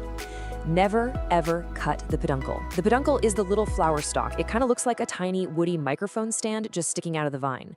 When the flowers fade and drop off, the plant leaves this little nub behind. Why? Because it's going to bloom from that exact same spot again and again, year after year. Seriously, some peduncles are over a decade old and produce dozens of blooms every single summer. If you cut it off, you lose that blooming site forever, so leave the mic stand alone. Now, right before we wrap up our care section, let's settle a massive debate in the houseplant community about the two most popular variegated varieties of this plant. How do you actually tell a crimson queen apart from a crimson princess? Well, here's a super fun insider memory trick for you. A crimson queen has white or pink variegation on the leaf margins, the outer edges. Just remember, a queen wears her crown on her head, right on the outer edges. On the flip side, a crimson princess has the variegation right in the center of the leaf. Remember, a princess wears her gown in the middle. Boom, now you're a Hoya expert. Section 6. Propagating your heirloom plant. Cloning your Hoya. Because this plant lives for so long, you are inevitably going to want to take cuttings to share with your friends and family. You're basically cloning your Hoya. The most foolproof method outlined in our source is the sphagnum moss method. So, step 1, just snip a stem that has at least 2 nodes. Those are the little bumps where the leaves grow. Quick heads up though, Hoyas bleed this sticky, milky latex sap when you cut them, so definitely have a paper towel handy. Step 2, strip the leaves right off that bottom node because that is exactly where your new roots are going to pop out. Step 3, place that bare bottom node into some damp, squeezed out sphagnum moss. This gives it the perfect mix of humidity and airflow. And step 4, just wait 3 to 4 weeks for some strong roots to develop before you pot it up in that chunky soil mix we talked about earlier. We have covered a lot today. We've talked about the soil, the taco test, dealing with pests, and the secrets to getting those incredible porcelain flowers. Because the Hoya carnosa is just so drought tolerant and remarkably resilient, it truly becomes an investment piece for your home, which really leaves us with one final fascinating thought for you to consider as you kick off your Hoya journey. If you follow this complete care guide, there's a very good chance your plant will actually outlive you. So with a lifespan spanning multiple decades, who will inherit your Hoya? All right, welcome to this explainer on the red-edged Dracena, which you probably know better as the Madagascar dragon tree. If you're looking for a stunning, architectural houseplant that practically begs you to ignore it, well, you're in exactly the right place. Today, we're completely mastering this incredibly resilient plant and establishing a core theme that's going to guide literally everything we do. With the dragon tree, less is absolutely more. Okay, let's dive into this. Here's our complete roadmap for today's hierarchy of plant needs. 1. Meet the dragon tree. 2. The essentials. 3. Ideal environment. 4. Pruning and propagation. 5. Troubleshooting and pests. And 6. Expert pro tips. Let's get right to it. Section 1. Meet the dragon tree, the ultimate low-maintenance architectural stunner. So, scientifically, we're talking about Dracena marginata. This evergreen tree is native to the warm climates of Madagascar, and it's famous for those slender, arching leaves bordered by really dramatic reddish-purple edges. It's a slow-growing perennial, meaning it can easily live for over 10 years indoors and shoot up to heights of 6 to 8 feet. But beyond being just a beautiful, drought-tolerant piece of living interior design, this thing is an absolute workhorse. It was actually studied in the NASA Clean Air Study and scientifically proven to aggressively purify your indoor air by pulling out nasty toxins like formaldehyde, benzene, and xylene. Quick heads up though, we do need to issue a vital warning here. While the dragon tree is fantastic for us and our air quality, it is highly toxic to both cats and dogs if ingested. If your curious pets decide to take a bite, it can cause vomiting, drooling, and a serious loss of appetite. So you absolutely must make sure to keep this leafy companion well out of their reach. Section 2. The essentials. Mastering water and light. So, the crucial point here is the number 50. The golden rule of watering a dragon tree is that you must wait for the top 50% of the soil to dry out completely before you even think about picking up that watering can. Seriously, because they're highly susceptible to fatal root rot, this usually means you're only watering every 2 to 3 weeks. And in the fall and winter, when the plant's growth naturally slows down, you're going to reduce that even further to maybe once every 3 or 4 weeks. You really have to let that soil dry out significantly. Now, when it is finally time to water, you need to water thoroughly until it flows right out the drainage holes. But listen, the type of water matters immensely. Tap water often contains fluoride and other salts. Trachena marginata is incredibly sensitive to these chemicals, and they are exactly what cause those ugly, crispy brown leaf tips we all hate. The ideal choice? You want to use filtered, distilled, or rainwater for your deep waterings. If you absolutely have to use tap water, at least leave it sitting out overnight to let some of those chemicals evaporate first. Right alongside water is our second essential, light. The dragon tree thrives in bright, indirect light. Basically, this means finding a spot a few feet away from an east or west-facing window. You want plenty of ambient light without the harsh, direct sun rays, which will literally scorch the leaves and leave permanent brown marks. Now, it will tolerate lower light conditions for sure, but its growth will slow to an absolute crawl. And worse, it'll lose those vibrant reddish-purple leaf edges. So for optimal health, bright indirect light is definitely the way to go. Section 3. Ideal environment: soil, humidity, and feeding. To find the real environmental sweet spot, let's start with soil. You need a loose, fast-draining mix. Honestly, a standard cactus or succulent mix cut with a bit of perlite works perfectly. For temperature, just remember it's from Madagascar. It loves it warm, ideally between 70 and 80 degrees Fahrenheit. Keep it far away from cold drafts below 60 degrees. As for humidity, 40 to 50% is perfect. If your indoor air is super dry, use a room humidifier or place the pot on a pebble tray with water to prevent those brown tips. Finally, fertilizer. This guy is a slow grower. Give it a balanced 10-10-10 liquid fertilizer diluted to half strength once a month. But here's the critical part. Only feed it in the spring and summer. Never ever fertilize during its fall and winter dormancy. Before we leave the topic of soil and pots, please remember this: drainage is completely non-negotiable. No matter how perfect your soil mix is, if you put it in a pot without drainage holes, the water just gets trapped at the bottom. And that trapped water will inevitably cause fatal root rot. Always use a pot with holes. And since it is a slow grower, your plant will really only need to be repotted every 2 to 3 years when it becomes totally root-bound. When you do repot, only size up by 1 to 2 inches in diameter. Section 4. Pruning and propagation: multiplying your plant collection. Over time, you'll notice a dragon tree can get very tall and a bit leggy with bare stems. And this brilliantly illustrates why you shouldn't be afraid to just chop the top off. Making a clean cut through the main cane at your desired height actually forces the plant to sprout 2 or more brand new branches right below that cut. Pruning actively encourages a much fuller, bushier, multi-stemmed plant. So what do you do with that top piece you just chopped off? You propagate it. It's actually surprisingly easy to do for free.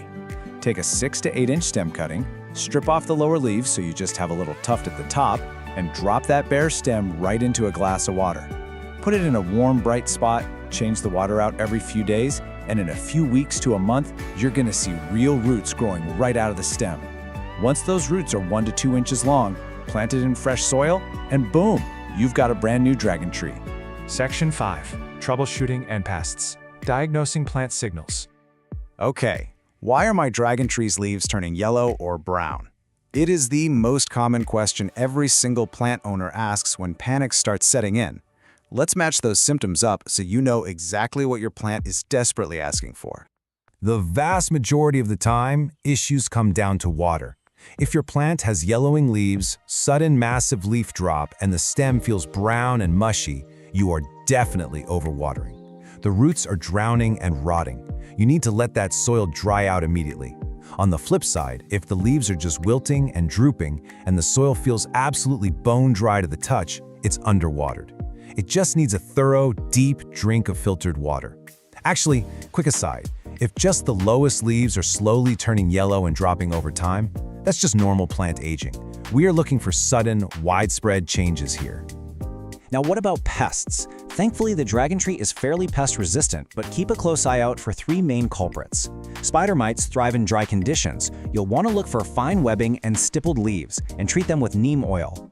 Mealybugs look like small, white, cottony masses hiding in the little crevices, and scale insects look like tiny, immobile brown bumps just stuck to the stems. For mealybugs and scale, a cotton swab dipped in rubbing alcohol will wipe them right out. But here is a massive pro tip. Literally step 1 upon seeing any of these pests is to isolate the plant immediately so they don't spread like wildfire to your other houseplants. Section 6. Expert Pro Tips: taking your care to the next level. let's do a rapid-fire rundown of the absolute best practices. Number 1, when in doubt, don't water. Seriously, just let it dry out. Number 2, rotate the pot a quarter turn every single time you water. This ensures the plant gets nice, even light on all sides and grows straight up instead of leaning toward the window. Number 3, gently wipe down those long, slender leaves monthly with a damp cloth. This removes dust, keeps them looking super glossy, and actively aids in photosynthesis. Definitely keep the plant far away from AC vents. And finally, use it as a vertical thriller in your home decor. Its spiky, modern texture looks incredible, contrasting with shorter, fuller plants.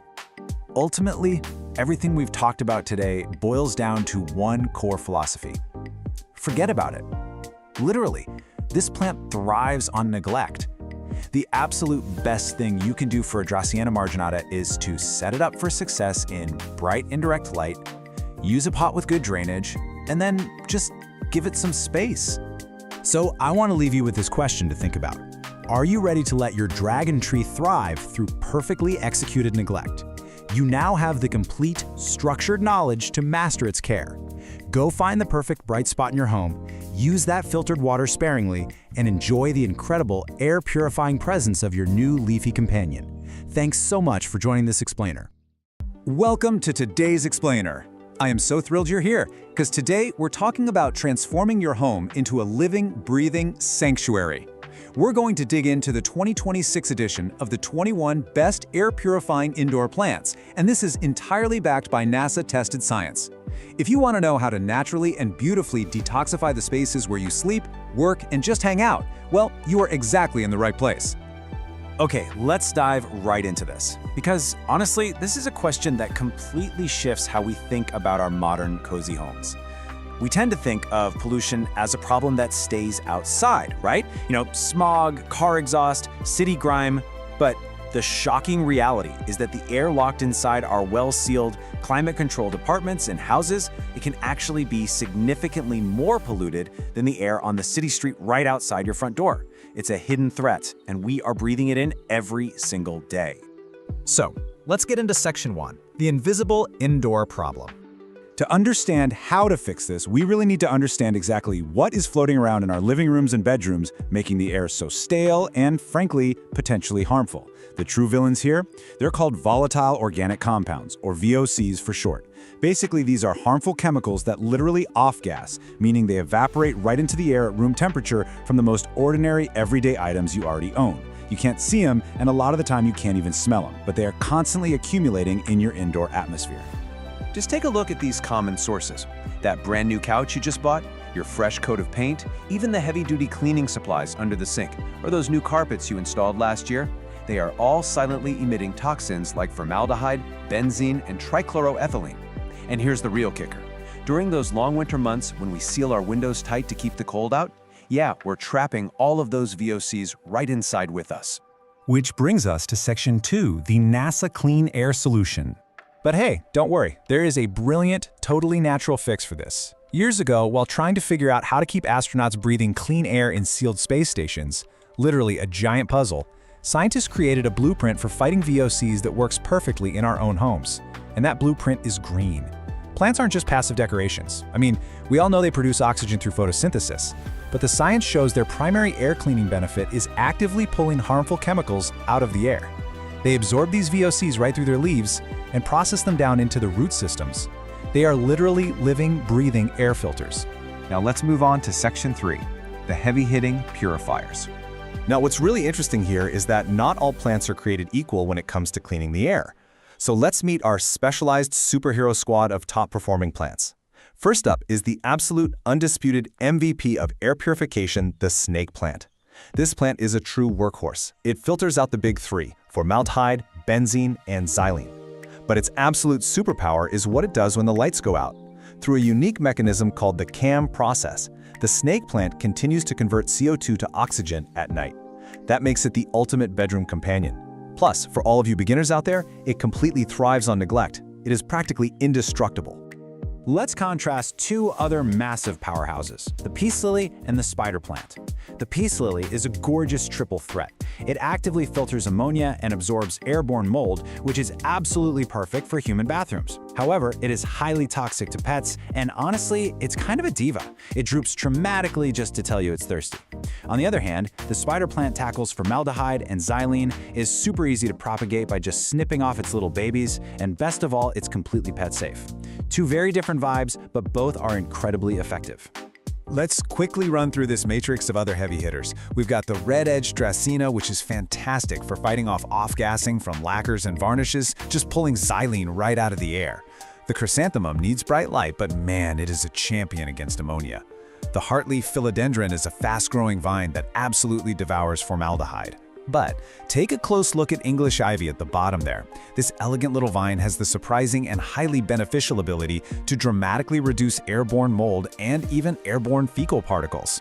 Yeah, you heard that right, making it an absolute must-have for the bathroom. Moving along to Section 4, Specialized Plant Squads. Let's see how this builds, because beyond the absolute heavy hitters, we have our highly adaptable team. We can actually group our plants into specific categories depending on your household's unique needs. The Chinese evergreen is beautiful and thrives in those tricky low-light corners while fighting benzene. The golden pothos actually tackles carbon monoxide and is, again, near indestructible.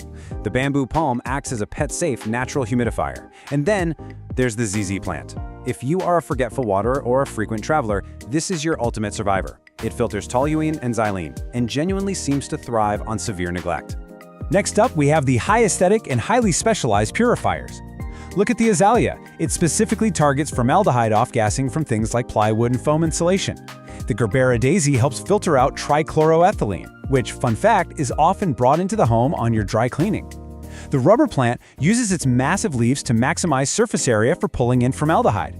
And of course, good old aloe vera pulls double duty. It filters benzene from the air while offering a handy healing gel right inside its leaves for those minor kitchen burns. And to round out our top 21, here's some rapid-fire advice for these fantastic tropicals. If you have dry winter air, the Boston fern and the truly spectacular bird of paradise both act as massive natural humidifiers. The anthurium is fantastic at pulling ammonia from the air while offering these gorgeous waxy blooms. And speaking of specific pollutants, did you just get new carpets? The weeping fig is your tree. Looking for elegance in the bedroom? The orchid, much like the snake plant, provides nighttime oxygen while absorbing xylene. And finally, the money plant acts as a great general filter for synthetic chemicals while standing as a wonderful symbol of good luck. All right, Section 5, maximizing your green filters. So the crucial point is, simply buying a plant and sticking it in a corner won't magically transform your air overnight. We have to transition from just owning plants to strategically deploying them to get maximum effect. Which brings us to the most practical question of all. To actually notice a difference in your air quality, how many plants do you really need to scale this solution? Well, the golden ratio is 2. You need at least 2 medium to large-sized plants for every 100 square feet of living space. That is the baseline you need to start effectively scrubbing those VOCs right out of your indoor environment. To really maximize their power, you'll want to follow these 3 steps. First, strategic placement. Put your plants right next to the sources of pollution, near that new couch, the electronics, or wherever you store your cleaning supplies. Second, create a jungle effect. Grouping plants together literally multiplies their filtering power and raises the localized humidity, which the plants absolutely love. And third, keep those leaves clean. And this brilliantly illustrates why wiping the dust off your plant's leaves isn't just to make them look shiny and pretty, it is a mandatory functional care step. See, plants absorb these harmful toxins through microscopic pores on their leaves called stomata. If those pores are blocked by regular old household dust, the plants simply cannot filter the air. A quick wipe with a damp cloth just once a month keeps your living filters operating at peak efficiency.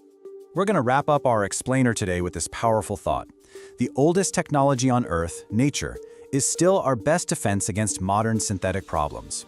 We surround ourselves with all these synthetic conveniences, but it's pretty remarkable that a few well-placed ferns, palms, and ivy plants can do what machines often struggle to achieve.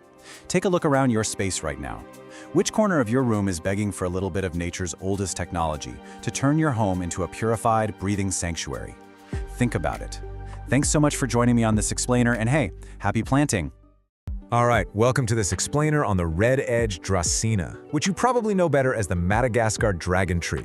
If you're looking for a stunning, architectural houseplant that practically begs you to ignore it, well, you're in exactly the right place. Today, we're completely mastering this incredibly resilient plant and establishing a core theme that's going to guide literally everything we do. With the dragon tree, less is absolutely more. Okay, let's dive into this. Here's our complete roadmap for today's hierarchy of plant needs. 1. Meet the dragon tree. 2. The essentials. 3. Ideal environment. 4. Pruning and propagation. 5. Troubleshooting and pests. And 6. Expert pro tips. Let's get right to it. Section 1. Meet the dragon tree, the ultimate low-maintenance architectural stunner. So, scientifically, we're talking about Dracena marginata. This evergreen tree is native to the warm climates of Madagascar, and it's famous for those slender, arching leaves bordered by really dramatic reddish-purple edges. It's a slow-growing perennial, meaning it can easily live for over 10 years indoors and shoot up to heights of 6 to 8 feet. But beyond being just a beautiful, drought-tolerant piece of living interior design, this thing is an absolute workhorse. It was actually studied in the NASA Clean Air Study and scientifically proven to aggressively purify your indoor air by pulling out nasty toxins like formaldehyde, benzene, and xylene. Quick heads up though, we do need to issue a vital warning here. While the dragon tree is fantastic for us and our air quality, it is highly toxic to both cats and dogs if ingested. If your curious pets decide to take a bite, it can cause vomiting, drooling, and a serious loss of appetite. So you absolutely must make sure to keep this leafy companion well out of their reach. Section 2. The essentials. Mastering water and light. So, the crucial point here is the number 50. The golden rule of watering a dragon tree is that you must wait for the top 50% of the soil to dry out completely before you even think about picking up that watering can. Seriously, because they're highly susceptible to fatal root rot, this usually means you're only watering every 2 to 3 weeks. And in the fall and winter, when the plant's growth naturally slows down, you're going to reduce that even further to maybe once every 3 or 4 weeks. You really have to let that soil dry out significantly. Now, when it is finally time to water, you need to water thoroughly until it flows right out the drainage holes. But listen, the type of water matters immensely. Tap water often contains fluoride and other salts. Dracena marginata is incredibly sensitive to these chemicals, and they are exactly what caused those ugly, crispy brown leaf tips we all hate. The ideal choice? You want to use filtered, distilled, or rainwater for your deep waterings. If you absolutely have to use tap water, at least leave it sitting out overnight to let some of those chemicals evaporate first. Right alongside water is our second essential, light. The dragon tree thrives in bright, indirect light. Basically, this means finding a spot a few feet away from an east or west-facing window.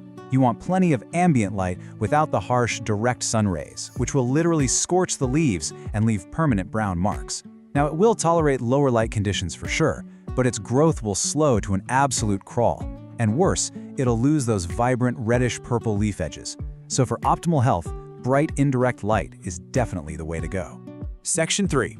Ideal environment. Soil, humidity, and feeding. To find the real environmental sweet spot, let's start with soil. You need a loose, fast-draining mix. Honestly, a standard cactus or succulent mix cut with a bit of perlite works perfectly. For temperature, just remember it's from Madagascar. It loves it warm, ideally between 70 and 80 degrees Fahrenheit. Keep it far away from cold drafts below 60 degrees. As for humidity, 40 to 50% is perfect. If your indoor air is super dry, use a room humidifier or place the pot on a pebble tray with water to prevent those brown tips. Finally, fertilizer. This guy is a slow grower. Give it a balanced 10-10-10 liquid fertilizer diluted to half strength once a month. But here's the critical part. Only feed it in the spring and summer. Never ever fertilize during its fall and winter dormancy. Before we leave the topic of soil and pots, please remember this. Drainage is completely non-negotiable. No matter how perfect your soil mix is, if you put it in a pot without drainage holes, the water just gets trapped at the bottom. And that trapped water will inevitably cause fatal root rot. Always use a pot with holes. And since it is a slow grower, your plant will really only need to be repotted every 2 to 3 years when it becomes totally root-bound. When you do repot, only size up by 1 to 2 inches in diameter. Section 4. Pruning and propagation. Multiplying your plant collection. Over time, you'll notice a dragon tree can get very tall and a bit leggy with bare stems. And this brilliantly illustrates why you shouldn't be afraid to just chop the top off. making a clean cut through the main cane at your desired height actually forces the plant to sprout 2 or more brand new branches right below that cut. Pruning actively encourages a much fuller, bushier, multi-stemmed plant. So what do you do with that top piece you just chopped off? You propagate it. It's actually surprisingly easy to do for free. Take a 6 to 8 inch stem cutting, strip off the lower leaves so you just have a little tuft at the top, and drop that bare stem right into a glass of water. Put it in a warm, bright spot, change the water out every few days, and in a few weeks to a month, you're gonna see real roots growing right out of the stem. Once those roots are 1 to 2 inches long, plant it in fresh soil, and boom, you've got a brand new dragon tree.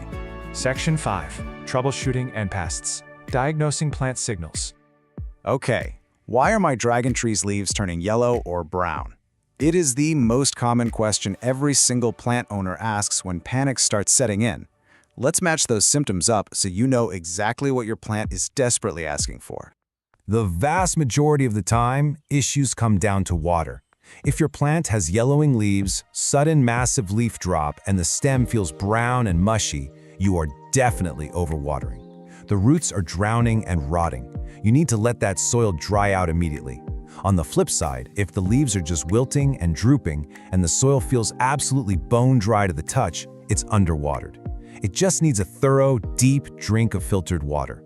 Actually, quick aside, if just the lowest leaves are slowly turning yellow and dropping over time, that's just normal plant aging. We are looking for sudden, widespread changes here. Now what about pests? Thankfully, the dragon tree is fairly pest resistant, but keep a close eye out for 3 main culprits. Spider mites thrive in dry conditions. You'll want to look for fine webbing and stippled leaves, and treat them with neem oil. Mealybugs look like small, white, cottony masses hiding in the little crevices, and scale insects look like tiny, immobile brown bumps just stuck to the stems. For mealybugs and scale, a cotton swab dipped in rubbing alcohol will wipe them right out. But here is a massive pro tip. Literally step 1 upon seeing any of these pests is to isolate the plant immediately so they don't spread like wildfire to your other houseplants. Section 6. Expert Pro Tips. Taking your care to the next level. Let's do a rapid-fire rundown of the absolute best practices. Number 1. When in doubt, don't water. Seriously, just let it dry out. Number 2. Rotate the pot a quarter turn every single time you water. This ensures the plant gets nice, even light on all sides and grows straight up instead of leaning toward the window. Number 3. Gently wipe down those long, slender leaves monthly with a damp cloth. This removes dust, keeps them looking super glossy, and actively aids in photosynthesis. Definitely keep the plant far away from AC vents. And finally, use it as a vertical thriller in your home decor. Its spiky, modern texture looks incredible, contrasting with shorter, fuller plants. Ultimately, everything we've talked about today boils down to one core philosophy. Forget about it. Literally, this plant thrives on neglect.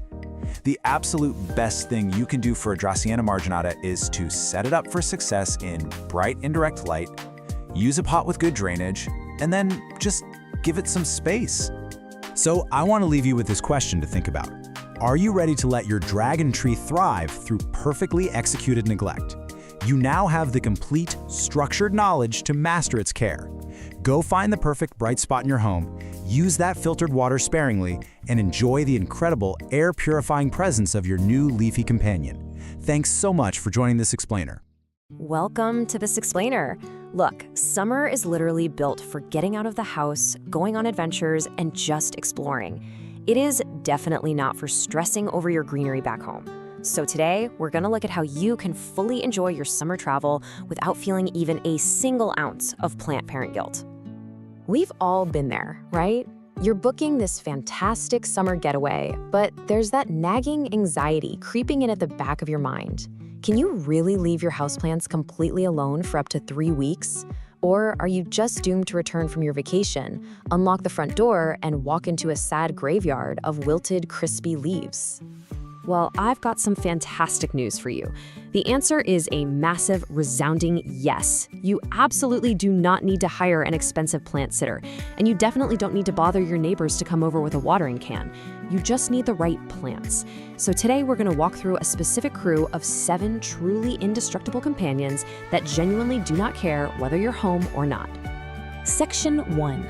The ultimate water hoarders. Plants that pack their own hydration. Okay, before we meet the specific plants, it really helps to understand how they pull this off. It's all about their survival mechanics. See, some plants have these built-in underground water tanks called rhizomes. A rhizome is a thick, often kind of potato-like underground stem, and it hoards water and nutrients specifically to help the plant survive extended dry spells out in nature. First up is the ZZ plant, and it uses those exact rhizomes to easily go 2, even 3 weeks without a single drop of water. Because it stores its moisture underground like that, it is highly drought-proof. In fact, giving it too much water is really the only way you're going to harm this thing. Add in the fact that it has these gorgeous, glossy leaves and is incredibly tolerant of low light conditions, you've got yourself the absolute perfect travel companion.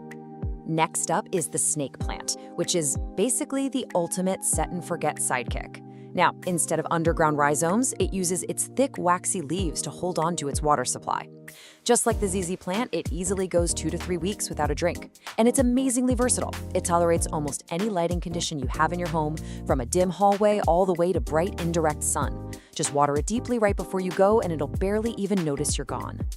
Now, some plants take this water hoarding to a whole new level by actually preferring to dry out. Enter the succulent. This is a plant with thick, fleshy leaves or stems that are uniquely adapted to hoard water in arid, desert-like conditions.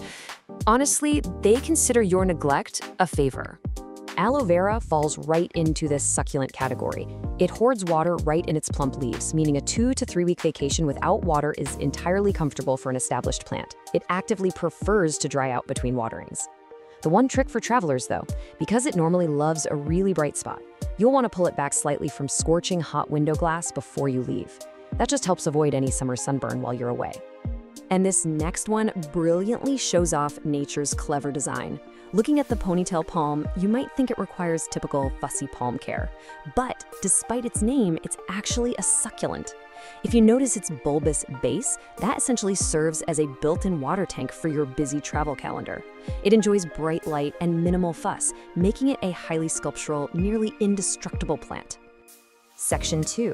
The flexible, forgiving survivors. Plants that bounce back from neglect. First among these flexible survivors is the famously easygoing pothos. I love this one because it's so communicative. It'll tell you exactly when it's thirsty by drooping just a little bit, but the magic here is that it perks right back up after a solid watering. It easily survives a week or more alone. Oh, and here's a pro tip. A trailing vine placed in a high spot, totally out of direct sun, actually dries out much more slowly. Then we have the cast iron plant. Look, if you have a dim hallway you are constantly forgetting about, this plant is absolutely your hero. It truly earns its name by being incredibly tough and resilient. It just shrugs off temperature swings, low light, and irregular watering with total ease. And because it's such a slow grower, it asks for very little, meaning a week or 2 away is no problem at all. The spider plant rounds out our resilient crew. It utilizes these fleshy roots to store water and will impressively bounce right back even if it gets completely dried out while you're off exploring. It adapts to a super wide range of light, which makes it one of the most resilient hanging plants around. Plus, as a fantastic little bonus, it's totally non-toxic and acts as a natural air purifier for your home. Okay, before we get into how to prep these guys for your vacation, it's absolutely vital to know where to actually put them. Notice how our bright light seekers, like the aloe vera and ponytail plant, crave the sun. On the flip side, our flexible survivors, along with the ZZ and snake plant, are low light lovers. They're perfectly happy hanging out in dimmer spaces. Matching the plant to the right light is really the true foundation of low maintenance care. Section 3. Essential pre-trip prep, your departure playbook. Executing this simple 4-step playbook is the absolute secret to coming home to lush, thriving greenery. Step 1, water deeply right before departure. But remember, don't drown those succulents. Step 2, move your plants out of direct sun and into bright, indirect light to prevent them from drying out too fast. Step 3, group your plants together. This creates a really neat little humid microclimate where they actually share moisture. And step 4, skip the fertilizer in the days before you go. You definitely don't want to encourage thirsty new growth while you're away. But hey, what if your summer getaway stretches way beyond just a couple of weeks? No worries. If you're going on an extended trip, adding a simple wick system or transferring your thirstier plants into a self-watering pot can buy your greenery those crucial extra days of hydration until you get back. Section 4. Redefining plant care. It's about the right match, not the greenest thumb. So I want to leave you with a thought today. Are you truly a bad plant parent, or do you just need lower maintenance plants? Seriously, it's time to stop feeling guilty about your travel schedule. Choose a resilient crew of greenery that matches your on-the-go lifestyle, follow our simple prep steps, and go enjoy your summer. It really makes you wonder though, what other areas of your home are just waiting for a low-maintenance makeover? Welcome to another explainer. Today, we're focusing on a houseplant that isn't just, a basic piece of greenery. It's practically a living, breathing work of art. We're talking about the incredible Philodendron Brazil. If you're looking for that lush, tropical jungle vibe, but you want something with a bit more artistic flair than your standard green foliage, you are in exactly the right place. This plant is a fantastic, highly communicative artist's canvas. And by the end of this explainer, you're going to know exactly how to master its care, no matter your current experience level. Okay, let's dive into this. Here is our roadmap for today. First, we'll meet the Brazil. Second, mastering light and water. Third, perfecting soil and environment. Fourth, pruning and propagation. And finally, troubleshooting and pro tips. Section 1. Meet the Brazil, the communicative canvas. So this isn't just your run-of-the-mill vine. It actually has a pretty fascinating backstory and a highly communicative personality that makes it the absolute perfect companion for developing your own plant intuition. To really get this plant, we have to travel back to 1991. The Philodendron Brazil wasn't whipped up in some high-tech lab. It was actually discovered as a totally natural mutation in a greenhouse in Holambra, Brazil. And because it's a mutation, every single leaf that unfurls is a completely unique canvas. You get these incredible, unpredictable splashes of lime, cream, and deep emerald green. It literally looks like someone took a paintbrush to a standard heartleaf philodendron. But, that beautiful paintbrush effects actually comes with a biological catch. It's called variegation. Variegation is just a genetic mutation where areas of the leaf lack chlorophyll, which is the green stuff that makes food for the plant. So those stunning lime and yellow stripes, they're essentially energy freeloaders. They look absolutely incredible, but they don't pull their weight when it comes to photosynthesizing. And this establishes exactly why the Brazil has such specific lighting needs compared to a solid green plant. Section 2. Mastering light and water, the non-negotiables.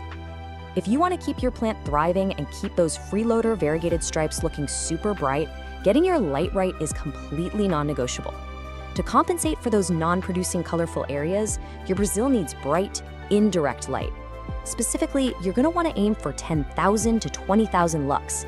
And hey, you can actually measure this using a free light meter app right on your smartphone. The sweet spot is placing your plant within about 3 to 5 feet of an east or west facing window.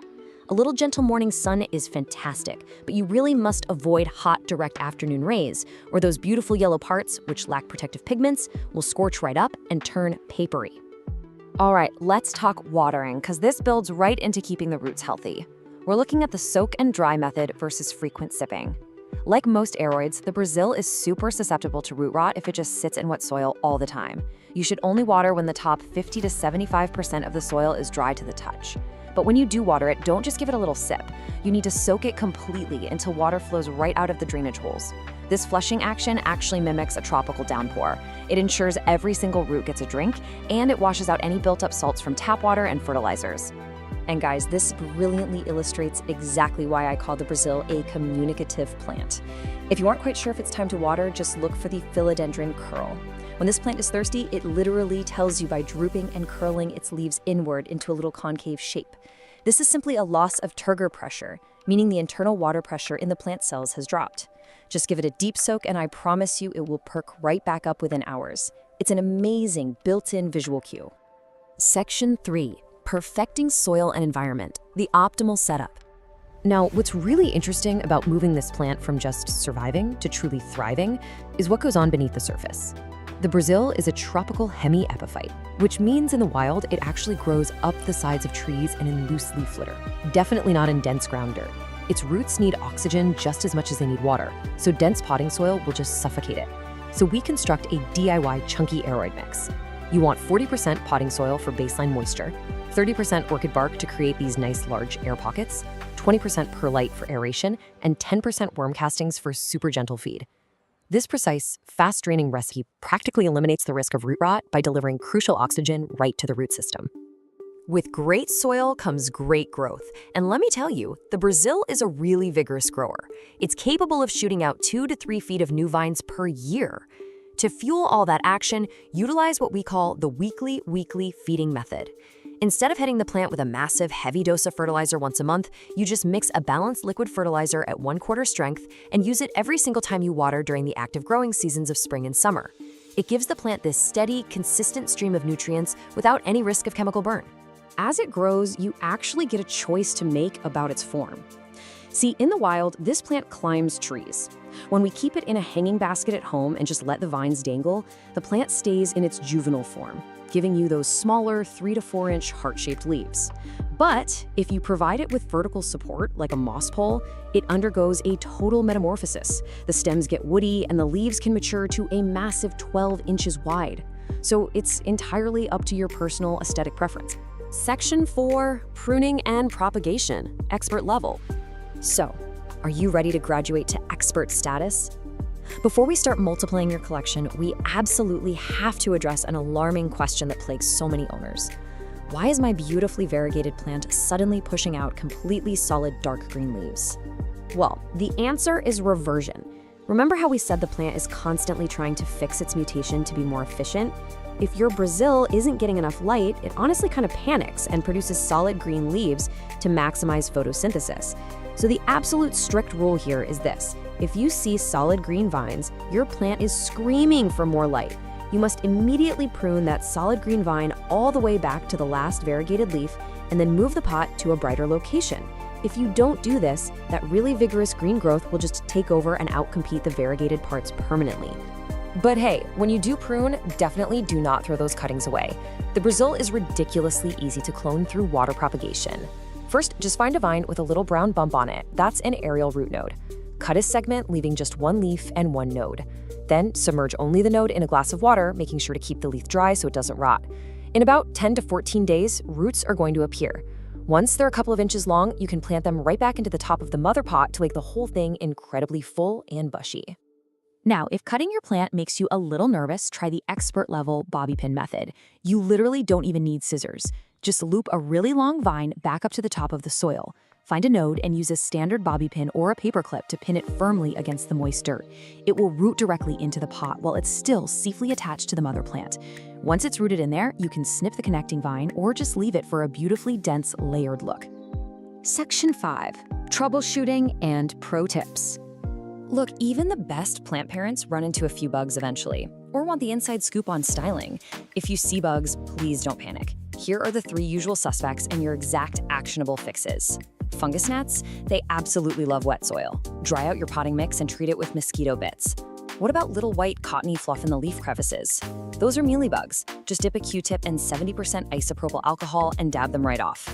And finally, thrips. These are tiny yellow or black slivers that cause silver damage patches. They're pretty much the worst enemy. Quarantine the plant immediately and treat thoroughly with a spinosad spray. Want a genius hack to avoid stuff like fungus gnats entirely by never overwatering again? Enter the chopstick check. It's so simple. Just insert a raw wooden takeout chopstick deep into the soil and leave it there for about 10 minutes. Pull it out. If the wood is dark and damp, do not water. It takes the guesswork completely out of the equation, and bonus, you don't even get your fingers muddy. Okay, a super quick botanical pro tip for you. People mix up the Brazil and the standard pothos all the time. The absolute easiest way to tell them apart is to look for a cataphyll. A cataphyll is just the protective botanical sheath that surrounds a brand new leaf. As the philodendron leaf unfurls, this little sheath dries up and falls off. A pothos simply doesn't have these. Their leaves unfurl directly from the vine itself. And speaking of the pothos, here is a massive styling secret to make your plant room really pop. Try placing your philodendron Brazil right next to a neon pothos. The electric, solid yellow of the neon pothos perfectly highlights and draws the eye right to that irregular painted lime stripe running down the center of your Brazil's leaves. It creates an incredibly striking, high-contrast visual display. So, we've covered the lighting rules, the chunky soil mechanics, the watering cues, and all the pruning secrets. The philodendron Brazil is such a cool plant. It literally talks to you, it forgives your mistakes, and it rewards your good habits with these stunning strokes of vibrant color. So, my final question for you is, what will your artist canvas look like once you apply these techniques and truly master its care? Cultivate your plant intuition, give it a try, and watch your indoor jungle absolutely transform. Thanks for joining us on this explainer, and happy growing. Welcome to this explainer. Look, if you've been searching for a houseplant that does something, a bit more exciting than your standard green vine, you are in exactly the right place. Today, we're going to learn how to transform you from a nervous beginner into a confident expert. We'll unlock the secrets to cultivating this incredibly popular plant so it develops its signature dramatic, deep blue-green fenestrations. Those are those really cool natural splits and holes in the leaves that plant collectors absolutely go crazy for. So here is our game plan for today. First, we'll meet the Baltic blue, then we'll focus on perfecting the plant's environment. After that, we'll cover watering, soil, and feeding, followed by pruning and easy propagation. Then we'll troubleshoot from common plant problems, and finally, we'll wrap up with pro tips for expert growth. Let's jump right in. All right, Section 1. Meet the Baltic blue. Let's find out exactly what makes this specific Epipremnum pinnatum cultivar an absolute favorite for collectors. It might look fancy, but it's a pothos at heart, which means it's super forgiving. Now, if we compare the Baltic blue to its famous cousin, the Cebu blue, you're going to notice a few major differences. The Baltic blue has these slightly broader arrow-shaped leaves with a stunning deep blue-green color. But honestly, here's the real kicker. The Baltic blue develops those coveted fenestrations, the splits, at a much younger age and a much smaller size than the Cebu blue. The Cebu has more of a silvery sheen and requires significantly more time to mature before it splits. So for houseplant lovers wanting that mature jungle look way faster, the Baltic blue is a massive win. Moving on to Section 2, perfecting the plant's environment. Let's look at how setting up a solid foundation is the key to massive success. You'll want to keep your plant in a nice, cozy sweet spot, right around 65 to 85 degrees Fahrenheit. That's about 18 to 29 degrees Celsius. The great news is that standard room temperature is absolutely perfect for this plant. But, and this is a big but, you have to avoid cold drafts. Keep it away from AC vents blowing directly on it, and definitely watch out for drafty winter windows or exterior doors. This is a tropical vine, and it absolutely despises the chill. Next up, let's talk humidity. While it totally tolerates average household air, which usually sits around 40%, hitting that ideal 50 to 70% sweet spot is going to encourage much larger, healthier leaves and way faster growth. You can easily boost this by grouping your tropical plants together, using a pebble tray filled with water beneath the pot, or just running a humidifier. You can actually skip the misting though. It really only provides a temporary boost, and having wet leaves all the time can invite fungal issues. Now, here's the deal. You absolutely cannot shove this plant in a dim, dark corner. Bright, indirect light is literally the secret ingredient here. Without it, like, say, placing it just a few feet back from a bright south or west-facing window, the leaves will just fade to an ordinary green, and they will never ever develop those amazing splits and holes. The plant literally needs that light energy to produce its mature leaf forms. It won't die in medium light, but if you want this plant at its absolute best, lighting is a top priority. All right, Section 3, watering, soil, and feeding. Nailing these daily care essentials is exactly what separates struggling plants from spectacular ones. So when it comes to watering, these guys actually store water in their thick stems and leaves. That means they handle a little drought way better than being waterlogged.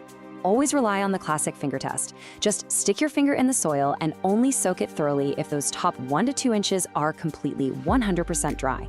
And here is a crucial step so many people skip. Make sure to empty the saucer underneath the pot about 20 minutes after watering.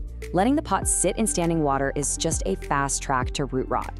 And speaking of healthy roots, to avoid that dreaded root rot, you really have to skip standard, dense potting soil straight out of the bag. It just holds way too much moisture. Instead, use a chunky, well-draining recipe like this DIY aeroid mix. When you combine standard potting soil with perlite and orchid bark, you're creating a soil structure filled with vital air pockets that literally let those roots breathe. Toss in a handful of horticultural charcoal if you have it, or if you don't feel like mixing it yourself, just grab a pre-made chunky aeroid mix from your local plant shop. Think of fertilizing like a little vitamin boost during the active growing season. It helps boost leaf size and maintain that gorgeous color. Using a balanced liquid fertilizer diluted to half strength just once a month is perfect. But definitely remember to stop feeding completely in the fall and winter. The plant naturally goes dormant then, and it just can't effectively process those extra nutrients. Section 4, pruning and easy propagation. Are you ready to multiply that indoor jungle? This is honestly one of the best parts of plant parenthood. Propagating the Baltic blue is ridiculously easy. You just follow a few simple steps for water propagation. Find a healthy vine and snip about 1/4 inch below a node. You know, that little bump on the stem where the leaf meets it? Strip off the bottom leaves, drop those bare nodes straight into a jar of clean water, and put it somewhere with bright indirect light. In about 1 to 3 weeks, boom, you'll see roots. And the best part? Taking these cuttings actually forces the mother plant to branch out at the cut site, making your original plant incredibly bushy and full. Which brings us to Section 5, troubleshooting common plant problems. Even the best of us run into issues, so let's build up your defensive shield to protect your vines. Think of this like a quick matching game, because your plant actually uses its leaves to talk to you. See yellowing, especially on the lower leaves? You're almost certainly overwatering. Let that soil dry out. Is that signature blue color starting to fade back to a standard green? Give it more light.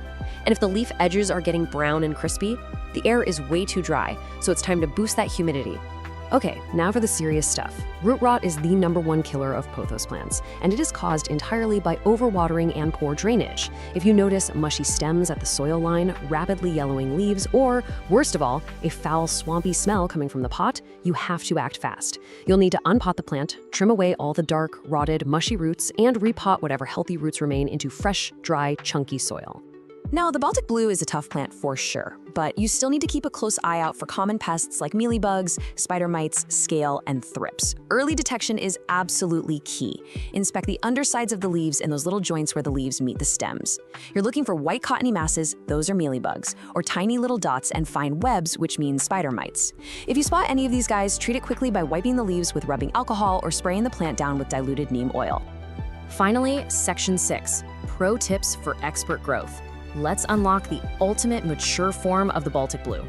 Now, you might be wondering, with all this perfect lighting, careful watering, and excellent humidity we've been talking about, are you gonna get beautiful tropical flowers blooming in your living room? Well, the blunt truth, getting this species to bloom indoors is almost impossible. It requires highly specific conditions that we just can't replicate in a house. But honestly, that is perfectly fine. The dramatic, naturally split, deep blue-green foliage is the real prize here. You're growing this for the incredible leaves, not the flowers. Before we get to the ultimate growth secret, just a really quick but absolutely crucial safety note. Like all pothos varieties, the Baltic blue contains calcium oxalate crystals. This means it is highly toxic to pets if they chew on it. It causes severe oral irritation, drooling, and vomiting. So please make sure to keep your gorgeous vines trailing safely out of reach of any curious cats or dogs. All right, here it is, the absolute best pro tip to unlock this plant's true potential. Give it a moss pole. Because climbing upward mimics its natural Southeast Asian habitat, this is the ultimate secret. When it just trails downward in a hanging basket, the leaves stay in their small, juvenile form. But the second you train it to climb up a moss pole, it accelerates its growth and forces those giant, highly fenestrated, mature leaves to emerge. It's a total game changer. So, as you look around your own plant space right now, armed with all this expert knowledge, what is the very first step you're going to take today to turn your Baltic blue into a thriving fenestrated masterpiece? Are you finally going to mix up that batch of chunky, breathable soil, move it closer to a bright window, or maybe install a moss pole for it to conquer? The transformation is totally in your hands. The goal is to give it a stable place to live and then stay out of its way. You know, that might just be the absolute most brilliant piece of plant care advice out there. Today, we're looking at the Kentia palm. It is the ultimate, elegant, fuss-free indoor tree. Honestly, if you're totally exhausted by diva houseplants, you know, like that ficus that literally drops all its leaves if you just look at it wrong, well, you are in the exact right place. Because this palm, it craves consistency over basically everything else. So, welcome to this explainer. Consider this your Kentia Palm Masterclass. We're going to treat this as your definitive, complete care guide for finding that perfect, steady rhythm for this classic, composed plant. We're covering the whole shebang today, from root to frond, so you can master caring for this gorgeous Indo tree with absolute confidence. All right, here's our roadmap. First, we'll officially meet the Kentia palm, establish its core care rhythm, and talk about perfecting its environment. Then we'll dive into pruning and propagation, troubleshoot some common problems, and wrap it all up with pro tips for your long-term success. Okay, part 1, meet the Kentia palm, the elegant indoor tree. Let's start with its core identity, 6 to 12. To put that into perspective, that is the impressive height in feet that this palm can actually reach indoors. It brings this beautiful old-world lobby plant aesthetic right into your living room. Now, it grows incredibly slowly, so you're not going to see any crazy dramatic spurts and stalls. Instead, it rewards your patience with a really calm, vertical, architectural presence. Oh, and a massive bonus, it is completely 100% non-toxic to cats and dogs. Before we get into the nitty-gritty of care, we kind of need to make sure you actually have the right plant, right? There is a pretty big difference between the true Kentia palm, which is Houea forsteriana, and its close relative, the curly Kentia palm. The true Kentia gives you that wide-open, graceful crown with those long, arching fronds for a much softer, classical look. The curly Kentia, on the other hand, is a lot tighter with more recurved fronds. For that soft, space-filling silhouette, you're definitely looking for the true Kentia. Moving right along to part 2, the core chair rhythm: light, water, and soil. Mastering these 3 fundamental elements is literally the secret to a thriving palm. So light is our first pillar here. Now, the Kentia is famously tolerant of lower light, but, and this is a big but, low light is merely tolerated. Sure, the plant will survive, but it leads to way wider spacing between the fronds and incredibly sparse, slow growth. The actual sweet spot? Bright and direct light. An east-facing window is usually fantastic. This is exactly where the fronds stay wonderfully full and the plant gets the energy it needs to keep up a steady growth rate. Next up, watering. Remember, we are looking for a nice, steady rhythm here. Step 1, just wait for the top 1 to 2 inches of soil to dry out completely. Step 2, water it thoroughly until the mix is evenly moistened. And step 3, which is absolutely critical, guys, let the excess water drain completely. The big takeaway is that the Kentia handles being slightly dry much, much better than it handles having soggy roots. Winter is actually where most people trip up, so do yourself a favor and always check the soil with your finger instead of just sticking to some rigid watering calendar. To maintain that perfect watering rhythm, you've got to have the right foundation. Here is your ideal airy soil mix recipe. 2 parts of a quality indoor potting mix, 1 part coco coir, or peat if that's what you have on hand, just to hold a little moisture, and 1 part perlite or pumice to make sure the roots can actually breathe. You can even toss in some orchid bark if you want extra drainage. Dense, heavy garden soil is the enemy here. The roots desperately need oxygen, and this exact balance ensures even moisture without, turning the pot into a swamp. All right, part 3, perfecting the environment: humidity, temp, and feeding. So now we're graduating from just basic survival to actively optimizing the palm's living conditions. 65 to 80 degrees Fahrenheit, that is your comfortable temperature window. Basically, the Kentia palm wants normal indoor temperatures, but it absolutely despises sudden temperature swings. Keep it far away from cold drafts near exterior doors, and definitely, no matter what, do not blast it with hot, dry air from your heating vents. Consistency is totally the name of the game here. Let's fine-tune the rest of the environment with a couple quick tweaks. Average household humidity is usually okay, but boosting it, maybe running a humidifier if your house is dry, is your massive #1 defense against those annoying crispy brown leaflet tips. Now, when it comes to feeding, listen, they are light feeders. Just feed them lightly in the spring and summer using a diluted palm or balanced fertilizer, and then pause all feeding entirely in the fall and winter. Over-fertilizing is just going to burn the tips, and nobody wants that. That brings us to part 4, pruning and propagation, advanced care. In this advanced stage, we have to focus heavily on the art of restraint. Never cut the central growing point. This right here is the absolute, undisputed golden rule of palm pruning.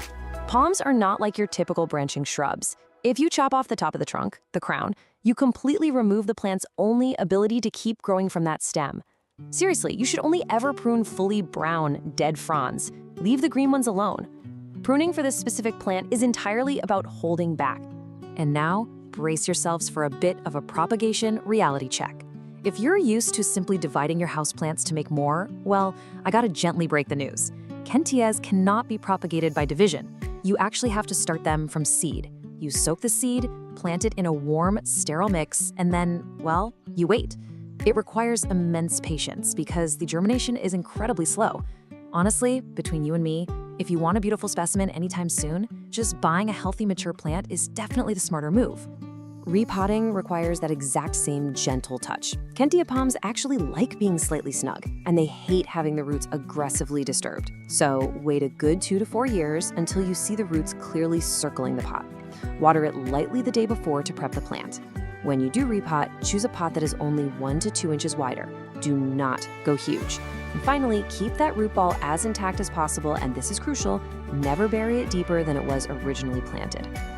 Let's move to part 5, troubleshooting. Clues, not catastrophes.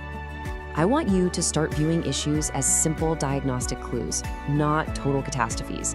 There is absolutely no need to panic. Let's quickly run through the most common symptoms. If you're seeing brown tips, your likely culprit is dry air or maybe hard water mineral buildup. Easy fix: add a humidifier or flush the pot with fresh water. Notice yellowing lower fronds? That's almost always a sign of overwatering or root rot, meaning you gotta check those roots and improve drainage immediately. And what if you spot some dusty webbing? Spider mites. Isolate the plant right away, wipe down the leaves, and raise that humidity because mites absolutely love dry air. Since watering issues are by far the most common, let's contrast the two biggest mistakes so you know exactly what to look for. Overwatering is going to give you yellowing, lower fronds, soft, mushy soil that just won't dry, and kind of a sour smell coming from the pot. Underwatering, on the flip side, gives you crispy leaflet tips, really dull-looking fronds, and soil that literally pulls away from the edges of the pot. By checking for these exact signs, you can immediately diagnose if you're throwing off the plant's natural rhythm and just adjust accordingly. All right, final stretch, part 6, pro tips for success. Mastering the long game. Let's lock in the behavioral habits that will actually make you an expert plant parent with some rapid-fire, actionable pro tips. First up, do not overpot. It literally just leads to soggy soil. Second, let the plant settle. Stop moving it around your house. Third, rotate the pot just a little bit every few weeks to keep the crown from leaning heavily toward the light. Fourth, wipe the dust off those fronds so the plant can actually photosynthesize efficiently. And above all else, think in years, not weeks. Patience and minimal interference will give you a stunning display that lasts for decades. Which brings us perfectly to our final core takeaway. Care for the Kentia palm is a rhythm guide, not a rescue guide. Honestly, mastering the steady basics, just providing the right light, a consistent watering pattern, and letting those roots breathe is truly all this elegant indoor tree ever requires from you. So that leaves us with one final question for you. Are you ready to find your Kentia palm's rhythm? Armed with everything we've covered in this explainer, you now have the exact blueprint to bring this calm, architectural presence right into your home and just watch it thrive beautifully for years to come. Thanks so much for joining me on this deep dive today, and hey, happy growing! Welcome to this complete explainer. You know, if you're a focused learner looking to truly master the art of indoor horticulture, you've landed in the exact right place today. We are tackling a houseplant that is famous for being incredibly beautiful, but let's be honest, it's also notorious for being a little bit of a diva. Yep, we're talking about the Maranta leuconura, better known as the prayer plant. Now, while it absolutely demands a specific environment to thrive, cracking its code is a super rewarding journey. It's going to take you from a total novice to a true plant enthusiast. By the end of this session, you'll know exactly how to keep this stunning tropical plant vibrant, lush, and happy. All right, here's our quick roadmap for today. Number 1, meet your prayer plant. 2, the 4 pillars of care. 3, maintenance, feeding, and pruning. 4, troubleshooting common plant problems. And 5, propagating new plants. Let's dive right in. Section 1. Meet your prayer plant. Native to the tropical rainforests of Brazil, this completely pet-safe plant is basically a living, moving work of art. It performs this fascinating daily ritual called nectanasty. So during the day, the leaves lie totally flat to soak up the sun. But as the evening rolls in, there's a specialized joint at the base of the leaf. It's called a pulvinus, and it changes its internal water pressure. It acts just like a hinge to lift the leaves upward, folding them together like hands in prayer. It's this daily bit of magic that really reminds you just how alive your houseplants actually are. Section 2, the 4 pillars of care. Look, to keep this tropical native not just alive, but actually thriving in your living room, you have to nail a few absolute non-negotiable environments. First up is light, and you need to think about the rule of contrast here. You want to replicate the dappled light of a forest floor. So bright, indirect light is perfect, like setting it near an east-facing window for that gentle morning sun, or filtering a brighter window with a sheer curtain. What you absolutely must avoid at all costs are harsh, direct sunbeams. They will literally scorch that beautiful foliage right off, turning it faded and crispy. On the flip side, shoving it in a really dark corner is just going to make it lose its vibrant colors and get all leggy and stretched out. Filtered light is your sweet spot. Okay, moving to our second pillar, humidity. This 50% mark, that's your golden rule. Remember, it comes from a rainforest. Dry household air is public enemy #1 for the prayer plant. If you want pristine, unblemished leaves, you really need ambient humidity sitting over 50%. Luckily, it's pretty easy to do.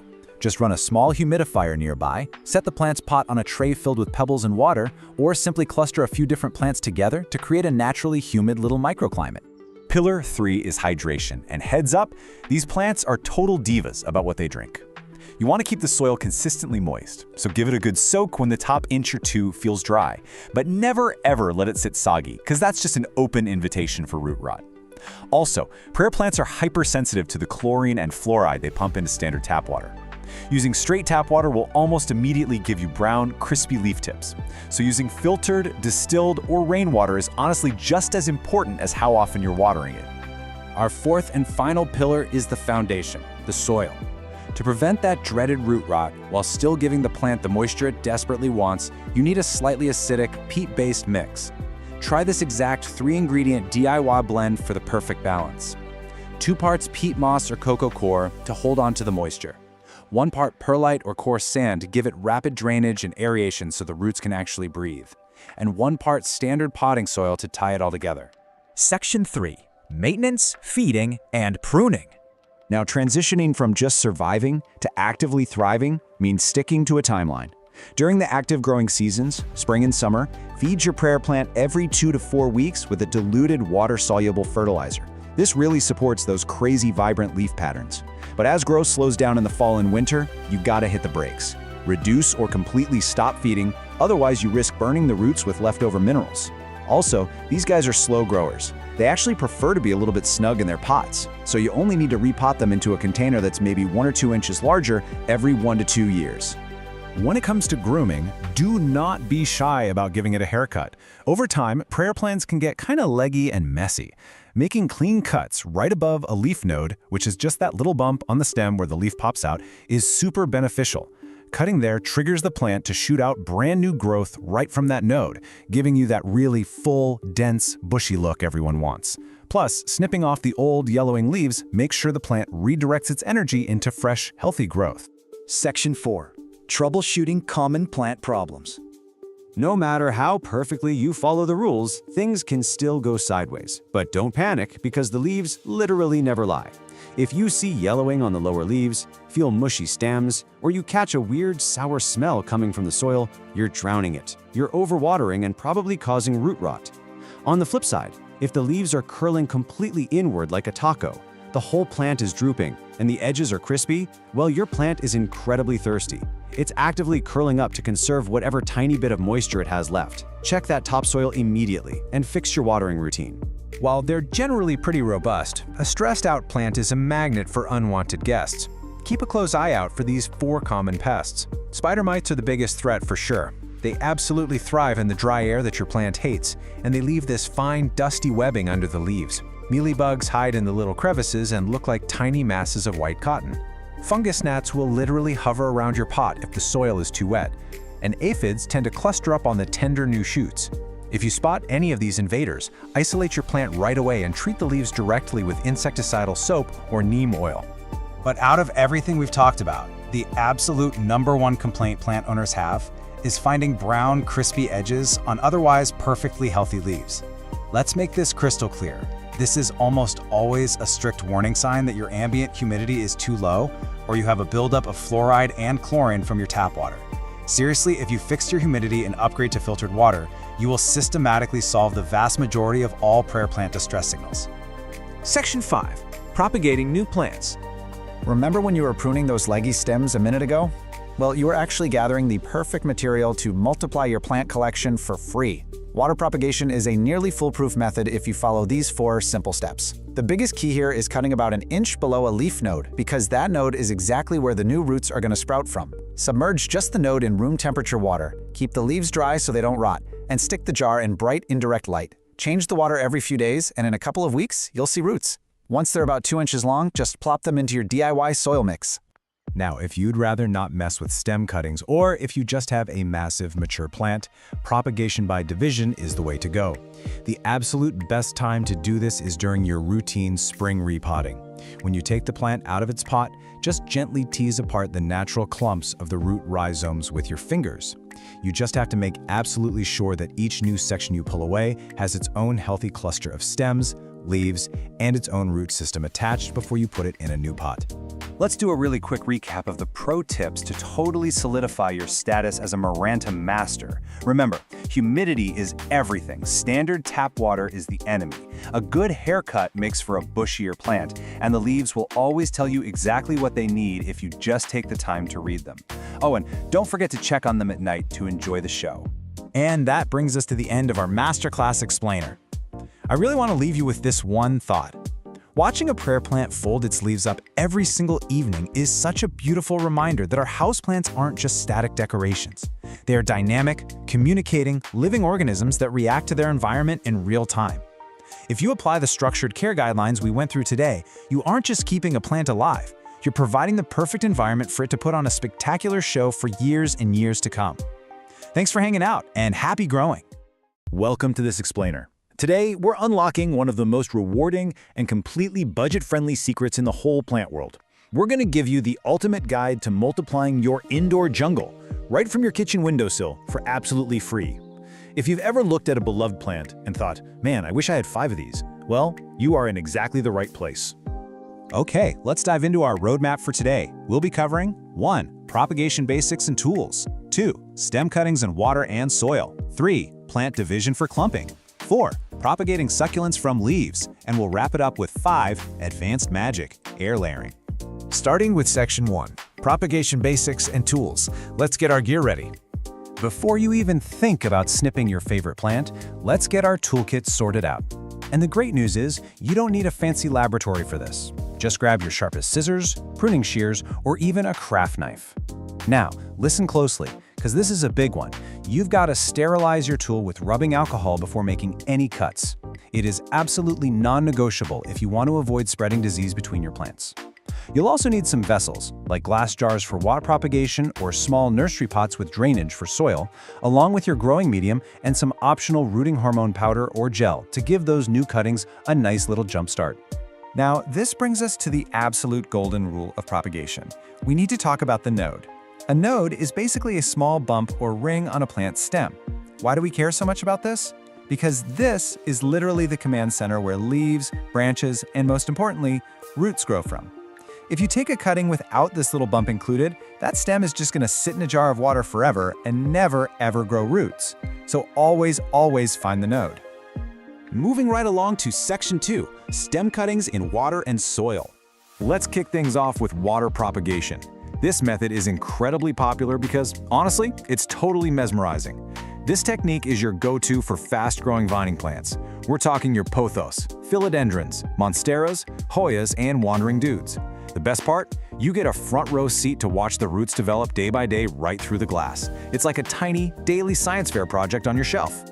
The process itself is a breeze. Step 1, cut a healthy stem, making sure you leave a leaf or two, and, of course, that all-important node we just talked about. Step 2 is super important. Strip off any lower leaves. If those sit below the waterline, they'll just rot and gross up your fresh water. Step 3, pop the cutting in the water, making sure the node is completely submerged. And finally, stick it in bright, indirect light, and remember to swap out that water every few days to keep things fresh and oxygenated. But hey, water isn't the magic bullet for everything. While your vining plants love a good soak, plants that rot easily, like snake plants, ZZ plants, begonias, and rubber plants, really need to go straight into soil. Bypassing the water actually gives them stronger, more robust roots right out of the gate, so they don't have to suffer through the shock of transitioning from a water environment to a dirt environment later on. So how do we pull off soil propagation? Take your healthy stem or leaf cutting, and here's where that optional rooting hormone comes into play for step 2. Dipping the cut end into that powder gives your plant a massive biological boost. Once it's dusted, plant it about an inch deep into moist, well-draining soil. The real trick here for step 4 is balance. You want to keep that soil lightly moist, definitely not soggy, and let it chill in a warm, bright spot while those roots go to work underground. All right, Section 3, Plant Division for Clumping. Let's look at probably the most straightforward method of all. If the idea of cutting your plants makes you a little nervous, you're going to absolutely love plant division. This isn't really a science experiment. It's basically just splitting one massive clumping plant into several smaller, ready-made plants. This is perfect for things that naturally grow in dense clusters right from the base. Think calatheas, ferns, peace lilies, or popping those little pups off spider plants. This one is super tactile. First, just gently wiggle the entire mother plant out of its pot. It might look like a totally tangled mess, but don't panic. For step 2, get your hands in there and physically massage the root ball to loosen the dirt. As you do, you'll start to feel where the plant naturally wants to separate into sections. Step 3, safely pull those natural clumps apart. You can use your hands or a clean, sterilized knife if they are being really stubborn. Just make sure each new clump takes a healthy chunk of roots with it. Finally, pot each new division in its own container with fresh soil, and boom, you instantly have brand new, fully formed plants. Now for section 4. Propagating succulents from leaves. Let's explore some truly magical regeneration powers. Succulents are basically the ultimate survivalists of the plant world. If you've got fleshy ones like Echeveria, sedum, or jade plants, you don't even need a whole stem. You can literally grow a perfect tiny new plant from just a single naturally fallen leaf. It is wild. Now this takes a little patience, but it's so fun to watch. First, if a leaf hasn't fallen on its own, gently twist a healthy one right off the main stem. Step 2 is critical. Leave that leaf alone in a shady spot for 2 to 3 days so the torn end can dry out and form a protective callus. Now look closely at step 4. After you lay that callus leaf flat on top of dry, succulent soil, you absolutely do not water it. Seriously, don't do it. Watering it now will just make it rot. Just give it bright indirect light and wait. In a few weeks, tiny pink roots in a baby plant will magically pop out from the end of the leaf looking for moisture. Okay, but what do you do when your indoor tree has gotten way too tall, lost all its lower leaves, and it's just looking, well, awkwardly leggy in the corner of your living room? Standard stem cuttings just aren't gonna cut it here. That brings us to section 5, advanced magic, air layering. Air layering sounds a little intimidating, I know, but it is brilliant. This method is specifically designed for woody or thick-stemmed plants like your fiddle leaf figs, rubber plants, and those giant heavy monsteras. It actually lets you create a brand new root system for the top part of the plant before you ever chop it down. Let's walk through how to pull off this clever trick. First, pick the spot on that tall stem where you want your new plant's base to be. Make a careful, upward slanting cut about 1/3 of the way through the stem. Step 2. Take a handful of moist sphagnum moss and wrap it completely around that wound. Then, wrap the moss tightly in plastic wrap and secure it. You are essentially tricking the plant into growing a whole new root system inside that plastic-wrapped moss ball, all while it is still perfectly attached to and supported by the mother plant. After a few months, when you see roots filling up the plastic, you just execute step 5. Chop the stem off right below your new root ball and pot up your awesome new shorter plant. Propagation truly is the magic of turning one plant into 2, 3, or even 10. It completely shifts how you see your collection, turning you from a consumer into a creator. So grab those sterilized scissors and ask yourself, which beautiful plant are you going to multiply for free today? And once you master this, you've really got to wonder what other incredible survival secrets are just sitting there, hidden right inside your plant's DNA. Welcome to This Explainer. Okay, let's jump straight into it. If you're here, you probably have a houseplant that's gone weeks, or honestly, maybe even months without pushing out a single new leaf. And look, I totally want to validate that frustration right out of the gate. You water it, you stare at it, maybe you even sing to it, hoping for a tiny new sprout, and just nothing happens. It is incredibly annoying. But here's the really good news. A lack of growth isn't some unsolvable mystery. It's actually just a puzzle. See, when a plant is completely stuck in neutral like this, it's actually actively communicating with you. A lack of growth literally means your plant is missing a crucial ingredient that it absolutely needs to thrive. It's hit the pause button. So our job today is to put on our botanical detective hats and diagnose exactly what's holding it back based on the very clear signs it's giving us. So here's our roadmap for the explainer today. We're going to start by stepping inside the plant factory. Then we'll cover fixing light and water, troubleshoot nutrients and root space, look at normal pauses in growth, and wrap things up with some best practices for thriving plants. Okay, section 1, inside the plant factory. To really diagnose what's going wrong, I want you to completely change how you look at your potted friend. Think of your houseplant as a biological factory. And to run this factory and pump out new leaves and stems, it needs 3 absolutely non-negotiable inputs: Number 1, energy, which primarily comes from light via photosynthesis. Number 2, raw materials. We're talking water and soil nutrients like nitrogen and phosphorus. And number 3, space. Specifically, the room for its roots to actually expand and gather those materials. If your factory is shut down, I guarantee you, one of these 3 things is missing. Let's do a really quick diagnostic check to map out your symptoms. If your plant has leggy, stretched out stems and it's sitting in a dark corner, well, the cause is likely a lack of light. If you're seeing pale or yellowing leaves and it's been in the exact same pot for over a year, you should probably think nutrient deficiency. If the soil dries out incredibly fast after watering, it might be root-bound. Now, wilting or spots combined with either bone-dry or completely soggy soil, that points straight to improper watering. And hey, if it's fall or winter and the plant looks totally healthy otherwise, it might just be going through a natural dormancy. Moving on to Section 2, Fixing Light and Water. Let's tackle the energy and operational functions of our factory. Right, so cause number 1, not enough light. I cannot stress this enough, this is the absolute most common reason for stunted growth. Light is literally the fuel for your plant's engine. Without enough of it, the plant just can't photosynthesize properly to create the energy required for new leaves. It doesn't drop dead immediately, it just kind of freezes in time. It maintains its current state, usually looking a bit washed out and leggy. The fix here is super straightforward. Give that engine more fuel. Move the plant to a brighter spot. The vast majority of houseplants thrive in bright, indirect light. An east-facing window is usually the absolute gold standard for this. Or pulling the plant just a few feet back from a really harsh south or west-facing window works wonders too. And listen, if your home just doesn't get good natural sunlight, don't sweat it. You can easily supplement your setup with a basic LED grow light. Next up is improper watering, which actually halts growth from 2 totally different directions. Underwatering creates a constantly thirsty, highly stressed plant. It reroutes every ounce of its energy into mere survival, so obviously there's nothing left for growth. Overwatering, on the flip side, is actually way more dangerous. It literally suffocates the roots and leads to root rot. That destroys the plant's physical ability to absorb the water and nutrients that are sitting right there in the soil. To fix this, you've got to find that Goldilocks zone. Adopt a consistent schedule, but, and this is key, don't just water on a Tuesday simply because it's Tuesday. You should water thoroughly only when the top 1 to 2 inches of the soil actually feel dry to the touch. And critically, you have to make sure your pot has good drainage holes. Excess water needs an escape route to prevent that dreaded root rot. Section 3, Nutrients and Root Space. So what happens when the factory pantry is empty, or the building itself is just too cramped?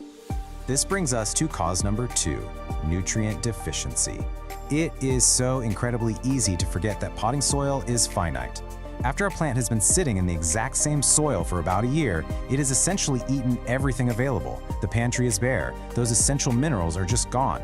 Without those raw materials, the plant cannot build new cellular structures. And that's exactly why you end up with those pale, sad-looking leaves and absolutely zero upward growth.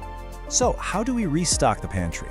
Well, during the active growing seasons, spring and summer, you need to feed your plant. Grab a balanced liquid fertilizer, but here is a massive pro tip. Dilute it to have strength. That prevents chemical burns on the roots. Apply that every 2 to 4 weeks. Now, while that's a great short-term boost, the best long-term fix to replenish those materials is a full repotting into fresh, nutrient-rich soil. Speaking of repotting, we have to talk about physical space, which leads to cause number 3, being root-bound. When a plant's roots have completely filled its pot, they form this incredibly dense, tangled web. There is zero physical space left for them to expand. And worse, because the roots have taken over basically the whole pot, there is hardly any soil left to actually hold on to water and nutrients. The plant is quite literally choking itself. A huge giveaway? If you water your plant and the water immediately rushes straight out the bottom, your plant is likely root-bound. If you check the roots and see that crazy webbing, it's definitely time for a new home. But caution here. Do not put it in a massive pot. Choose a new container that is only 1 to 2 inches wider in diameter than the current one. Slide the plant out and gently, very gently, loosen the bottom of that tangled root ball with your fingers.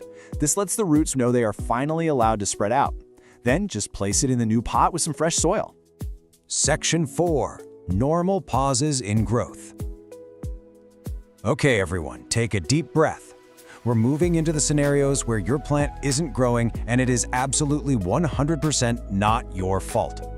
Let's look at a completely natural phenomenon, dormancy. Just like bears hibernate, most houseplants naturally slow down or just completely stop growing altogether during the shorter, darker, and cooler days of fall and winter. We're talking generally October through February. This is a biological factory reset. They are simply resting and conserving their energy so they can explode with new growth the second spring arrives. So what's the fix for a dormant plant? Doing absolutely nothing. Seriously, put the watering can down and back away slowly. You just need to let your plant rest. You'll want to reduce your watering frequency pretty significantly because the plant just isn't using as much fuel. And you should completely stop fertilizing until you see the days getting longer and those fresh signs of life emerging in the spring. The final, totally normal pause in our top 6 causes is the acclimation period. Look, moving is highly stressful for humans, right? Well, it is incredibly stressful for plants too. When you bring a new plant home from a perfectly climate-controlled nursery, it is suddenly thrust into a totally alien environment. New light levels, different temperatures, completely different humidity. For the first several weeks, or sometimes even up to 2 months, the plant is focusing all of its energy strictly below the soil. It's just trying to adjust its root system to survive this new place. It simply does not have the bandwidth to push out new leaves yet. The fix here really just requires a bit of restraint.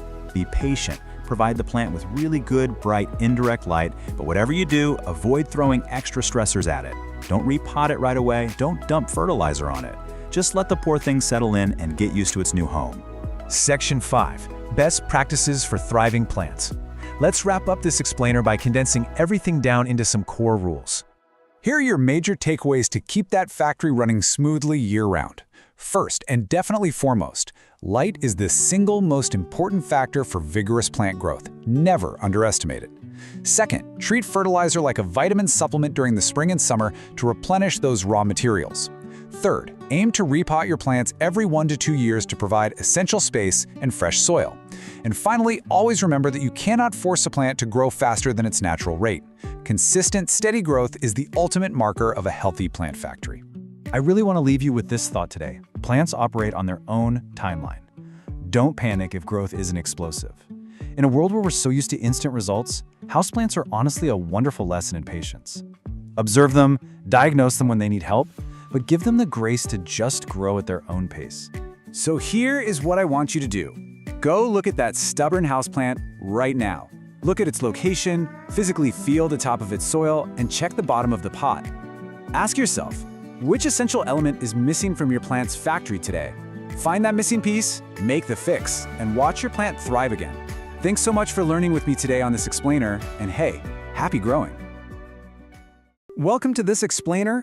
Okay, if you're a houseplant enthusiast, I just know you've locked eyes with today's subject across a crowded plant nursery and fallen instantly in love. I'm talking, of course, about the Calathea orbifolia.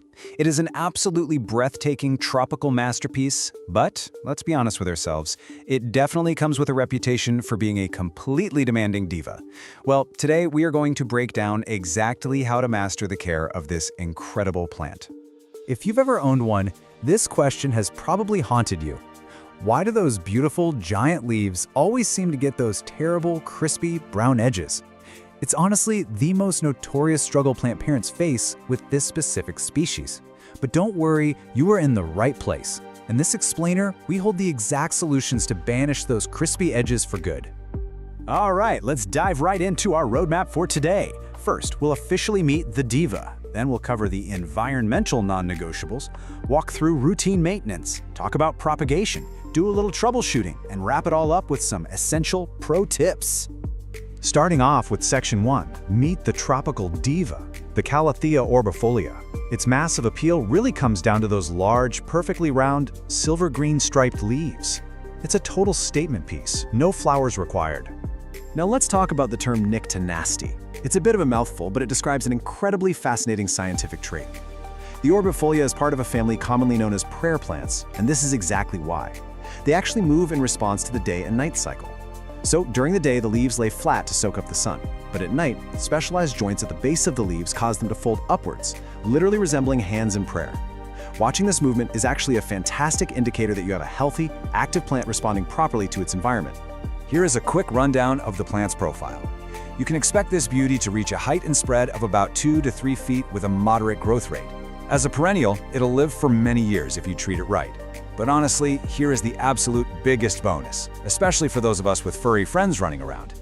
Despite its intimidating diva reputation, it is 100% non-toxic, completely safe for cats and dogs. Moving right along to Section 2, the non-negotiables. This covers light, water, and humidity. Okay, pay super close attention here, because mastering these next environmental factors is literally the only way you are going to avoid those dreaded crispy edges we talked about earlier. 60%. I want you to burn this number into your memory. 60% or higher is the golden rule for your humidity levels. Because this is a true tropical plant, moist air is just an absolute requirement to keep those delicate leaves pristine. Now, a lot of people try to achieve this by misting their plants, but honestly, misting is only a very temporary fix. To hit that golden rule consistently, a dedicated humidifier is by far your most reliable method. And this brilliantly illustrates our next point, water quality. Calatheas are famously sensitive to what is actually in their water, making tap water the #1 enemy of this plant. The everyday minerals, salts, chlorine, and fluoride found in tap water will slowly build up in the soil and directly cause those brown, crispy leaf edges. To keep this plant happy, you absolutely must use filtered water, distilled water, or rainwater. Then we have light. To understand what this plant wants, you kind of have to think about where it comes from. In its native Bolivian rainforest, the orbifolia grows way down on the floor, tucked under a really dense tree canopy. Because of that, direct, intense sunlight will literally scorch, burn, and fade those beautiful leaves. You want to replicate that natural canopy by providing bright, indirect light, something like an east-facing window, or maybe light filtered through a sheer curtain. Just be sure to avoid both direct sun and very low light, because low light is just going to cause weak, sad growth. Let's move into Section 3, routine maintenance. We're talking soil, feeding, and pruning. These are the daily and seasonal care routines required to keep your plant pushing out fresh, symmetrical growth. And, well, it all starts in the pot. A standard, out-of-the-bag potting mix is almost always way too dense for an orbifolia. They need soil that stays consistently moist, but never, ever gets waterlogged. This DIY recipe is perfect for that. You want 2 parts peat moss or cocoa coir to hold on to that essential moisture, 1 part perlite to ensure the water drains properly, and a handful of orchid bark to create little air pockets so the roots can actually breathe. Now, as for feeding, you'll want to provide a diluted, balanced fertilizer about every 4 to 6 weeks, but only during the active growing season. When it comes to watering, just check the soil every few days and only water when the top inch feels dry to the touch. Oh, and for pruning, don't be afraid to snip. If you see any yellowing or hopelessly brown leaves, just chop them off right down at the base of the stem. That way, the plant can redirect all its energy back into pushing out healthy new growth. All right, Section 4, propagation. Let's see how this builds into creating entirely new plants. So, unlike your trusty pothos or a philodendron, you can't just take a simple stem or leaf cutting from an orbifolia, throw it in a glass of water, and hope for the best. It requires a completely different approach. The only successful method here is division, and you should really only do this to a healthy, mature plant. Here's how you do it. Step 1. Wait until it's time for a spring repotting, which is usually every 1 to 2 years. Step 2. Gently remove the plant from its pot and tease the soil away to expose the thick underground roots. Those are called rhizomes. Step 3. Carefully separate those clumps, making absolutely sure that each new section has its own root system and at least 2 to 3 leaves. Finally, step 4, pot them up separately in that fresh, airy DIY soil mix we just talked about. Section 5, troubleshooting. It's time for defeating the villains. Look, even with the absolute best care, things can go wrong. But the really good news here is that calatheas are excellent communicators. They will quickly and visibly let you know if they're unhappy. So the crucial point is just learning how to read those signs. For instance, if you see those brown, crispy edges, remember, it's not a disease, it's an environmental failure. You either have low humidity or you're using tap water. The quick fix is boosting that humidity to 60% and switching to filtered water. Now, what about yellowing leaves? That's almost always overwatering. You are quite literally suffocating the roots. Just let the top inch of soil dry out. Finally, if the leaves are curling inwards like little tubes, the plant is desperately thirsty and trying to conserve whatever moisture it has left. You need to give it a thorough watering immediately. And then, unfortunately, we have the actual villains, the pests. You'll want to keep an eye out for mealybugs hiding in the plant's crevices and thrips, which tend to leave weird silvery patches. But I really have to warn you, spider mites are the ultimate villain for this specific plant. They cause this stippled, faded appearance on the leaves and leave behind really fine webbing. But here is the secret. Spider mites absolutely thrive when the air is dry. Because of this, maintaining that high, consistent 60% humidity is actually your absolute best defense against an infestation. And finally, Section 6. Pro tips for pristine foliage. These are the expert-level habits that separate a plant that is merely surviving from one that is absolutely thriving and dominating your space. Let's rapid-fire summarize these golden rules. First, humidity is everything. Keep it at 60% or higher. Second, ditch the tap water entirely. Seriously, just stop using it. Third, those massive leaves will aggressively reach for the sun, so make sure you rotate the pot a quarter turn every single week to keep the plant growing nice and symmetrically. Fourth, wipe the dust off those giant leaves monthly with a damp cloth so they can actually breathe and absorb light. And finally, never use commercial leaf shine products. I know they might look nice and glossy for a day, but they will actually clog the stomata, which are the vital breathing pores on those beautiful leaves, effectively suffocating your plant. Well, we've decoded the environment, perfected the soil, and unlocked the secrets to keeping those giant striped leaves pristine and healthy. You now have the exact blueprint to confidently care for this magnificent plant. So, I'll leave you with this final thought as you look around your own indoor jungle. Will you master the diva, or will the diva master you? Thanks so much for joining me on this explainer, and hey, happy planting! Welcome back, everyone, to another explainer. I'm seriously thrilled to have you here today. We are jumping right into a complete guide on an absolute powerhouse of tropical foliage, the coleus. Look, if you've been wanting to seriously level up your indoor plant game with some of the boldest, most saturated colors in the entire plant kingdom, well, you've hit the jackpot. Let's get right to it. So here's the real question, right? Do you want outrageous, eye-popping indoor color, but without all the fussy drama of coaxing a plant to bloom? I mean, think about it. Most houseplants demand a crazy amount of precise energy and perfect timing just to pop out a single flower. But the coleus? No way. It delivers these massive flower-level colors. We're talking deep burgundies, shocking magentas, rich coppers, purely through its leaves. It's literally brilliant, loud color on every single leaf all year round.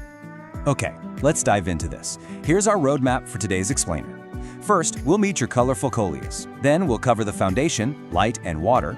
After that, soil, feeding, and environment. Next up, pruning and the whole bloom drama. And finally, troubleshooting and pro-level propagation. All right, Section 1. Meet your colorful coleus.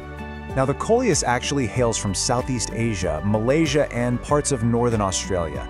But here's a fun fact. It became an absolute obsession during the Victorian era in the 1800s. Wealthy plant collectors were so blown away by its endless color combinations that they actually built these massive, sprawling greenhouses strictly dedicated to breeding new varieties. And honestly, it's pretty easy to see why. Almost every single leaf looks like a hand-painted masterpiece. To really grasp just how versatile this plant is, take a look at these stunning cultivars. If you need something compact for a desk, the Wizard series is perfectly tidy.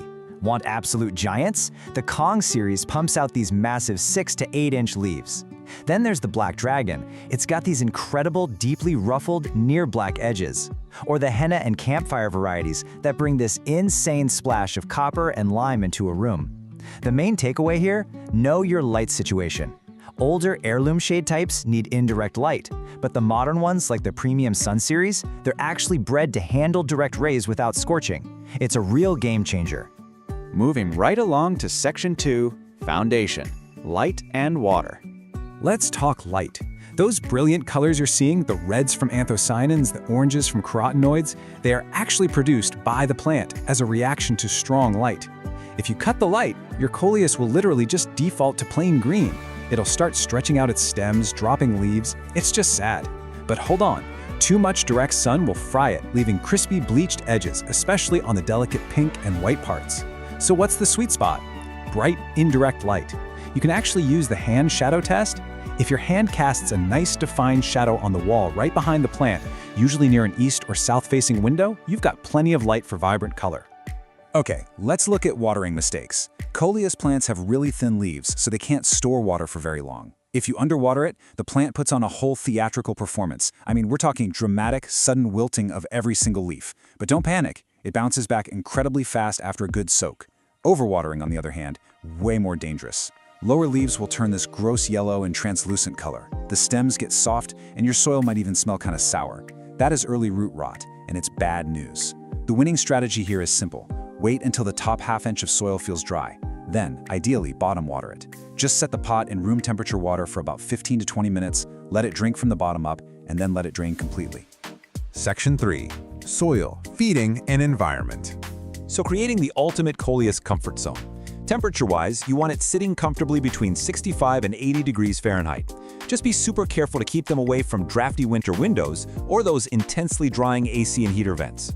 Humidity is best right around 50 to 60%, which actually makes a bright bathroom an absolute paradise for these guys. And take a close look at that soil recipe.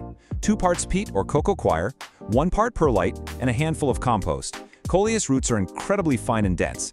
If you shove them into compacted, heavy garden soil, they will literally suffocate. That 25 to 30% perlite is an absolute must. They need that breathing room. Now, because the coleus grows so unbelievably fast, it's a surprisingly heavy feeder for its size. During the active growing months, spring and summer, you're going to want to use a balanced liquid fertilizer, something like a 10-10-10 or 20-20-20. Feed it at half strength every 2 to 3 weeks.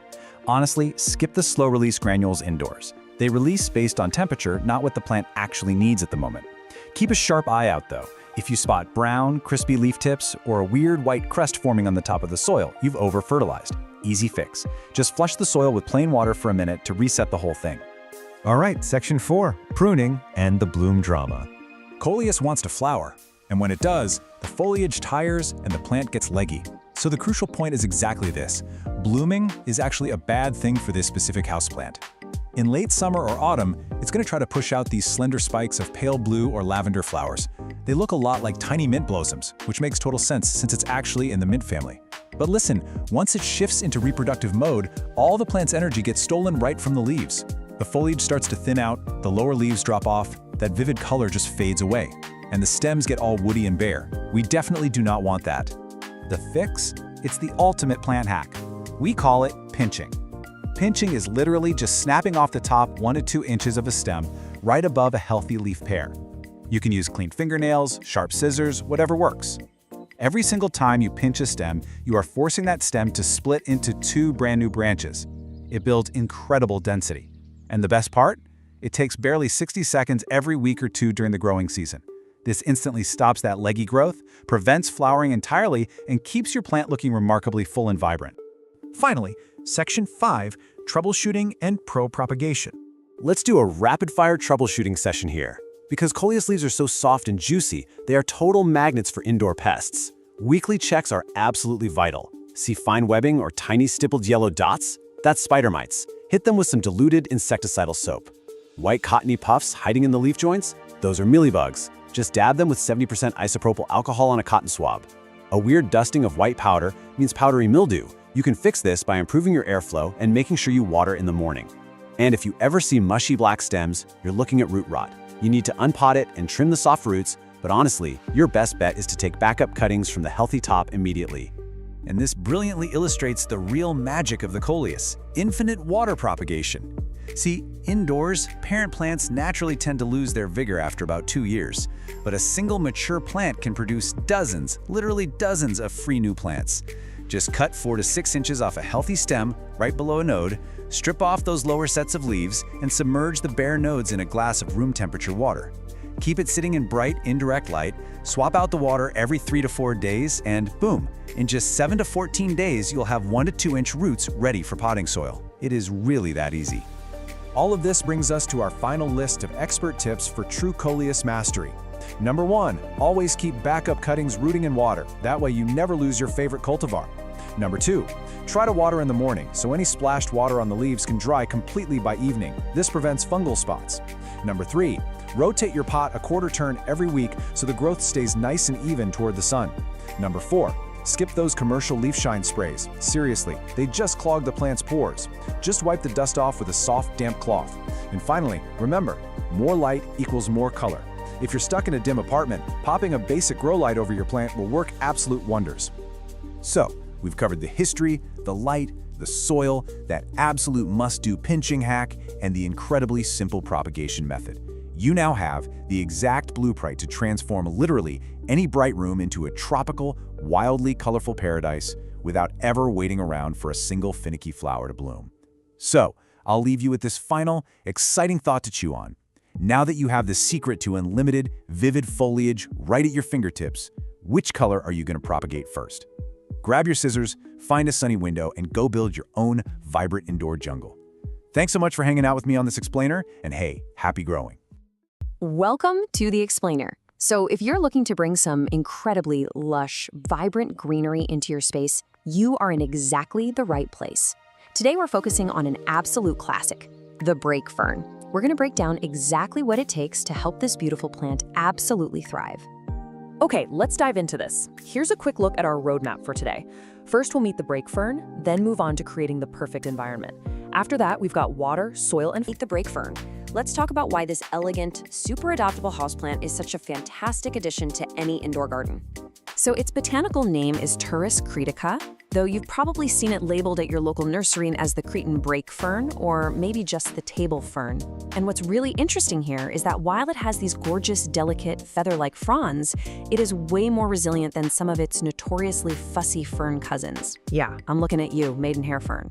It's honestly the perfect drama-free entry point if you're getting into indoor ferns. Okay, let's run through some quick stats. Indoors, they stay pretty compact, usually maxing out at about 1 to 2 feet tall. They've got a slow to moderate growth rate, and since they're perennials, they'll stick around for years and years.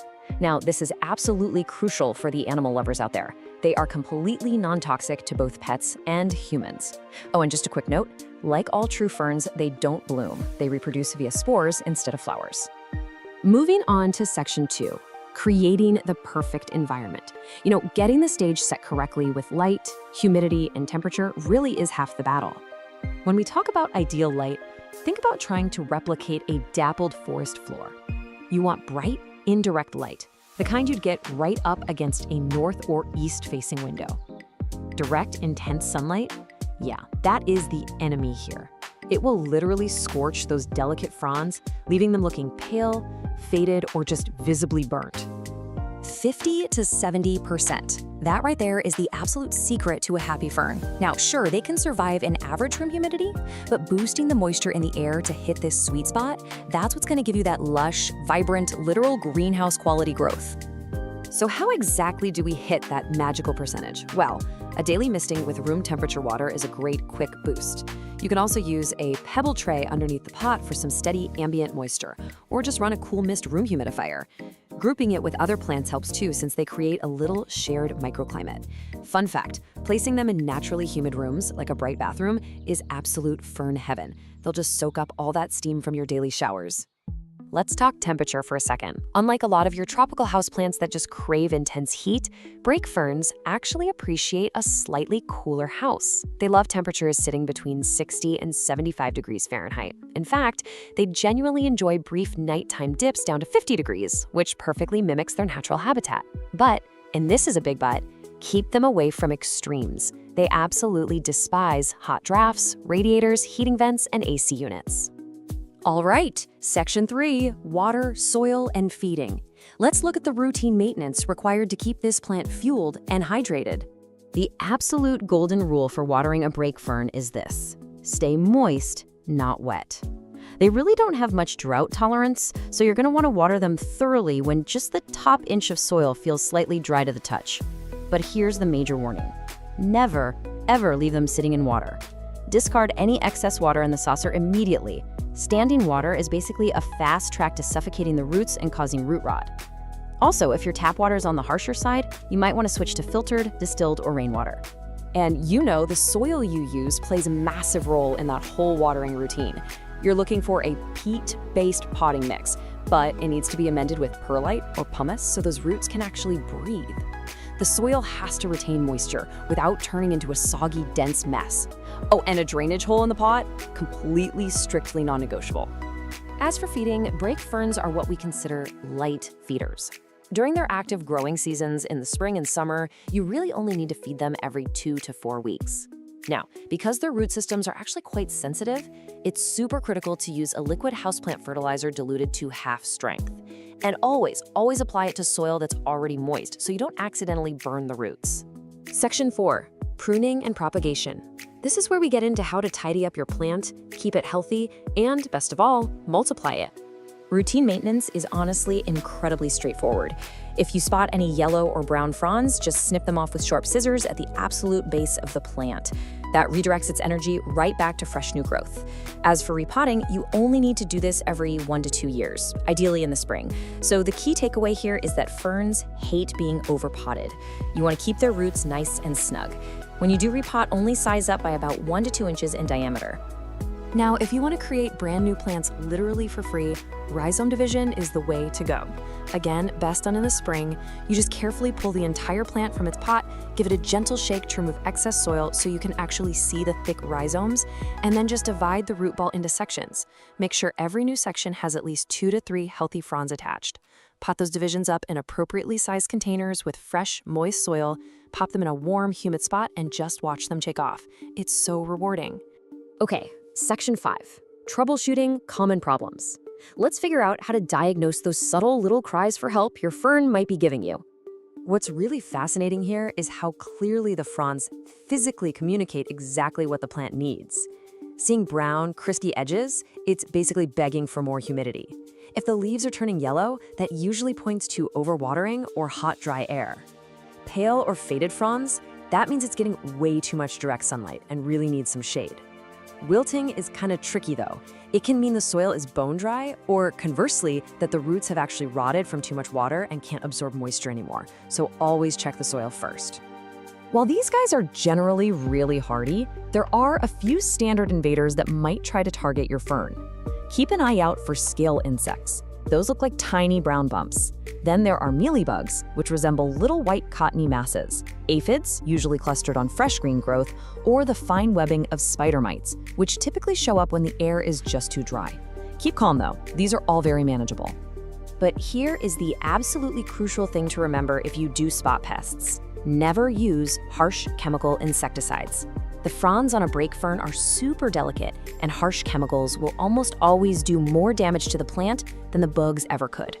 Just isolate the plant to protect the rest of your collection and gently wipe the fronds with a damp cloth, or at most use a very mild diluted insecticidal soap. Finally, Section 6, Pro Tips for Success. Let's summarize the absolute best practices and look at some stunning varieties you might want to track down. The species Pyrrhus critica comes in some incredibly beautiful varieties that are definitely going to appeal to your inner plant collector. Alba lineata gives you these striking creamy white centers. Then you have Mai, which offers highly textured, ruffled tips that almost look like parsley. Iko Miyako is amazing because it combines both the white centers and those crusted tips. Wilsoni features robust, deeply lobed green foliage, and Parkery is a super lush, wide-leafed, bright green option. There is literally a style for every aesthetic out there. To bring this all together, here are your golden rules for brake fern care. Consistency is key. You want to keep that soil consistently moist, but never let it sit in wet standing water. Give it a cool, calm environment away from any drafty radiators. And above all else, humidity is everything. Seriously, a little daily attention, just a quick misting, is usually all it takes to prevent those dreaded crispy edges. We're going to leave you with this final thought so you can immediately apply what you've just learned. Take a look around your living space right now. Where is that perfect, naturally humid, bright, indirect microclimate in your home? Maybe it's a bathroom shelf or right next to a kitchen sink. Find that spot and you are well on your way to becoming a master fern parent. Thanks so much for joining us on this explainer, and happy growing. Okay, picture this. You've got a houseplant you absolutely adore, right? But lately, it's looking like it desperately needs a new home. Maybe it's practically overflowing its pot, or maybe it's just completely stopped growing, and you know you've got to step in. But let's be real for a second. Repotting can be super intimidating. Well, we're going to change that today. In this explainer, we're going to completely demystify the step-by-step process of repotting a houseplant without killing it, turning it from a dreaded chore into a really satisfying, simple routine. So, are you terrified of repotting? If so, you are definitely not alone. Honestly, moving a beloved plant can feel incredibly risky. We all get that creeping anxiety, like what if I accidentally snap the roots? Or what if the plant goes into total shock and I end up killing the very thing I'm trying to save? It's completely normal to feel that way, because to us it looks like this violent disruption to the plant's life. But I want you to shift your perspective entirely. I absolutely love this analogy because it instantly lowers the stakes. Repotting feels like major surgery, but it's actually much more like giving your plant a new, comfortable pair of shoes. Think about it. When your feet are crammed into shoes that are 2 sizes too small, you can't walk, you can't grow, and you're just miserable. Well, plants are the exact same way. Moving them to a proper vessel is actually one of the absolute best things you can do for their long-term health and vitality. Okay, let's dive into this. Here is our roadmap for today. First, signs it's time. Second, the step-by-step guide. And third, plant aftercare and recovery. Part 1. Signs it's time. Basically, when to upgrade your plant's home. You know, houseplants are actually pretty terrible at hiding their discomfort. They'll tell you when they need an upgrade, and spring is typically the prime time they start sending out these little SOS signals. There are 3 telltale clues you really need to look out for. The first one is the most dramatic. Roots are literally escaping. If you lift your plant up and see roots actively growing out of the drainage holes at the bottom, yeah, they are desperately searching for more space. The second sign is that the plant is root-bound, which we'll define in just a second. And the third sign is a complete halt in growth. If it's the spring or summer growing season and your plant hasn't pushed out a single new leaf or stem in months, it's likely exhausted both the nutrients and the physical space in its current pot. Let's look a bit closer at that second sign. What does it actually mean to be root-bound? To check for this, you just gently slide the plant out of its current pot. If you look at the bottom and sides and see way more roots than soil, specifically if it's this tight, dense, almost brick-like mass of tangled roots, your plant is officially root-bound. It is literally suffocating in there, and it is definitely time for a repot. Part 2. The step-by-step guide. Time for getting your hands dirty. Now, before we begin the core operation, make sure you set up on a surface you can easily clean up, like an outdoor patio, a tarp, or maybe over a large sink, because you are absolutely going to spill some soil. Step 1 is choosing the right pot, and there's a golden rule here, 1 to 2. You should only ever select a new pot that is 1 to 2 inches larger in diameter than the current one. I know, it's incredibly tempting to just pop a small plant into a massive pot so you don't have to repot it again for years, but going too big is a massive and super common mistake. So the crucial point here is understanding exactly why a massive pot is so dangerous. A pot that's too large for the plant's root system holds way too much soil. And that excess soil acts like a giant sponge, staying wet for far too long, which quickly leads to root rot, and that's basically a death sentence for most houseplants. Stick to the 1 to 2 inch rule. And please firmly remind yourself, the new pot absolutely must have drainage holes, literally no exceptions. All right, here's a high-level look at our simple 4-step process. We just covered step 1, choose the right pot. Next, we remove the plant.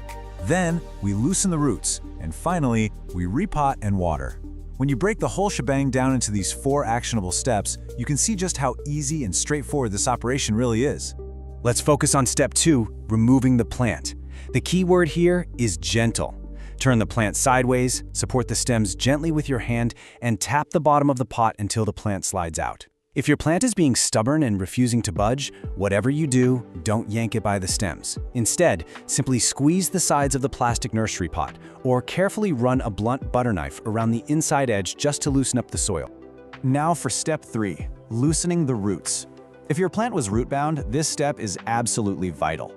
You need to encourage those roots to stop growing in a circle and start growing outward into their fresh new soil. To do this, gently massage the root ball with your fingers to loosen the tangled roots. If they're heavily coiled and fused together at the bottom, don't panic. Seriously, it's completely okay to physically untangle them, or even make a few vertical, shallow cuts with a clean knife to break the tension. Finally, step 4 is our assembly, and here's your quick checklist. First, add a base layer of fresh potting mix to the new pot. Second, set your loosened root ball inside, making sure the top of the root ball sits about 1 inch below the rim of the pot so water doesn't overflow later on. Third, fill in the empty space around the sides with fresh mix, gently patting it down. And fourth, water thoroughly. You want to water until it actively runs out those drainage holes. And this isn't just to give the plant a drink, it's absolutely crucial for helping the new soil settle snugly around the roots, eliminating any large, dangerous air pockets. Part 3, plant aftercare and recovery, helping your plant settle in. All right, we've successfully repotted. But even though we were gentle, the plant just went through a really big structural change. It needs some specific TLC to settle into its new environment without, throwing a fit. Let's walk through the 4 critical aftercare rules. First, put it back in the exact same light conditions it enjoyed before. Don't add the stress of a new location on top of a new pot. Second, consider bottom watering for the first few weeks to ensure even moisture and help that root system establish itself downwards. Third, expect a little drama from your plant. And fourth, definitely hold off on the fertilizer. Now, what's really interesting about this slide is that the drama we just mentioned actually has an official name: transplant shock. If your plant looks a little droopy, wilted, or even drops a lower leaf or two in the week following a repot, do not panic. This is a completely normal biological response to having its roots disturbed. You didn't fail. Preemptively manage your expectations, stay patient, and just let the plant recover on its own timeline.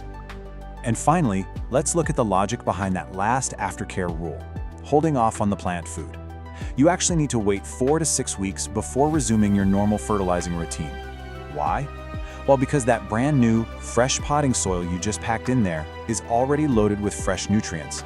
If you add liquid fertilizer on top of that, you can accidentally burn the roots and overfeed your freshly potted, recovering plant. And there you have it. You now have the exact skills, the golden rules, and the confidence to properly upgrade your plants without any fear. But now that your plants are settling into their roomy new homes and gearing up for an absolute explosion of healthy growth, it begs a rather exciting question. Once they start thriving, are you ready to multiply them? Because taking healthy cuttings and learning the magic of plant propagation just might have to be your very next houseplant adventure. Have you ever stood in your living room, just staring at a slightly sad-looking fern, wondering if you're about to save its life or literally drown it? Well, you are definitely in the right place. In today's explainer, we're tackling the absolute ultimate beginner frustration: how to keep your indoor jungle alive without relying on some magic watering number. It can be incredibly stressful when you're just trying to do the right thing for your greenery, right? So how often should you actually water your houseplants? It is the exact question that keeps well-intentioned plant parents up at night. I mean, it sounds so simple, but then you start reading the care labels. One says water regularly, another says allow to dry. And your plant? Well, it can't exactly speak up and tell you what it wants. No wonder things get confusing so fast. But what if I told you the answer isn't a number at all? Okay, we need to dive straight into a hard, totally paradigm-shifting truth. You've got to ditch the calendar. There is absolutely no universal watering schedule. I know, it's so tempting to just pick a day, like say Sunday morning, and make that your official watering day. But relying on a set day of the week to water your plants is a guaranteed path to eventually killing them. Section 1. Ditch the watering schedule. To really understand why a watering schedule fundamentally fails, just think about this idea. Setting a weekly alarm assumes that every plant and every single home environment is exactly the same. And they just aren't. A pothos sitting in a sunny June window drinks far, far faster than that exact same pothos sitting in a north-facing room in the dead of January. If you water by the calendar, sooner or later you're going to pour water into a pot that is still totally wet from last week, or you're going to leave one bone dry for days when it desperately needed a drink. Using a set day should only ever be a reminder to check your plants, never a command to automatically water them. Section 2. Testing for plant thirst. So, if we throw out the calendar, what do we actually do? We pivot to the golden rule of houseplant care: reading the soil. You have to water the plant that's sitting right in front of you based on what its soil is doing in that exact moment. Which brings us to a magic number, 2, as in 2 inches. This is the famous finger test, and it's literally the most important habit you can build. You just push a finger directly into the soil right up to your second knuckle, which is roughly 2 inches down. If damp soil clings to your skin when you pull it out, wait, do not water. But if it feels dry all the way down to that second knuckle, most of your plants are ready for a drink. This simple, completely free technique saves way more plants than any fancy tool you can buy. But hey, we can use our other senses too. Along with the finger test, you should really start lifting your pots. A freshly watered pot is heavy. It's loaded down with all that moisture. But a dry pot, it feels surprisingly, almost hollowly light in your hands. If you spend just a week doing the finger test while lifting the pots at the exact same time, your brain will start to recognize what a thirsty plant actually feels like. It's incredibly fast, and it saves you from digging in the dirt every single time. Now, while your fingers are for sure your best tools, a moisture meter is fantastic if you happen to have a massive plant collection to get through. It's also great for deep, decorative pots where your finger just physically can't reach the root zone. They take all the guesswork out of those really big containers and self-watering setups, checking the moisture way down deep where it actually matters. Section 3. Variables that change the clock. We also need to talk about the hidden variables that are constantly messing with your plant's internal clock. Just picture the contrast here. Brighter light and warm weather speed up a plant's growth, right? Which means the soil naturally dries out way faster. But the pot matters just as much. A porous, breathable terracotta pot bakes dry incredibly quickly. Now contrast that with a large, thick plastic pot sitting in a shady, cool corner during the winter. Plastic traps moisture, so a tiny seedling in clay on a sunny windowsill is on a completely different timeline than a massive plant in a plastic pot in a dark room. And of course, the plant's own biology is a huge factor. Succulents and snake plants literally store their own water right inside their leaves. They absolutely want their soil to dry out completely. On the flip side, things like ferns and calatheas, they prefer to stay lightly moist basically at all times. Knowing which biological camp your plant sits in is vastly more important than any set number of days on a generic store label. Section 4. The right way to water. Okay, so you've done the finger test, you've lifted the pot, and you've confirmed the soil is officially dry. It is time to water. But there is a right way and a very wrong way to physically execute this. Here are the steps for a perfect watering session. Step 1, you want to pour slowly until water actively runs out from the bottom drainage holes, and then stop. Step 2, this ensures you let the entire root ball soak, and this is vital. Giving it a quick little splash on top every few days only wets the top inch of soil, leaving those deeper roots totally parched. And finally, step 3, empty the saucer after about 15 minutes. That last step, emptying the saucer, is absolutely critical. Leaving a pot standing in a full saucer of water is the absolute quickest path to root rot. And root rot is a deadly condition where the roots literally suffocate from sitting in soggy, oxygen-deprived soil. This is exactly why a pot with no drainage holes at all is a massive hazard. If your pot doesn't drain, that is the very first thing you need to fix. Section 5. Overwatered or underwatered?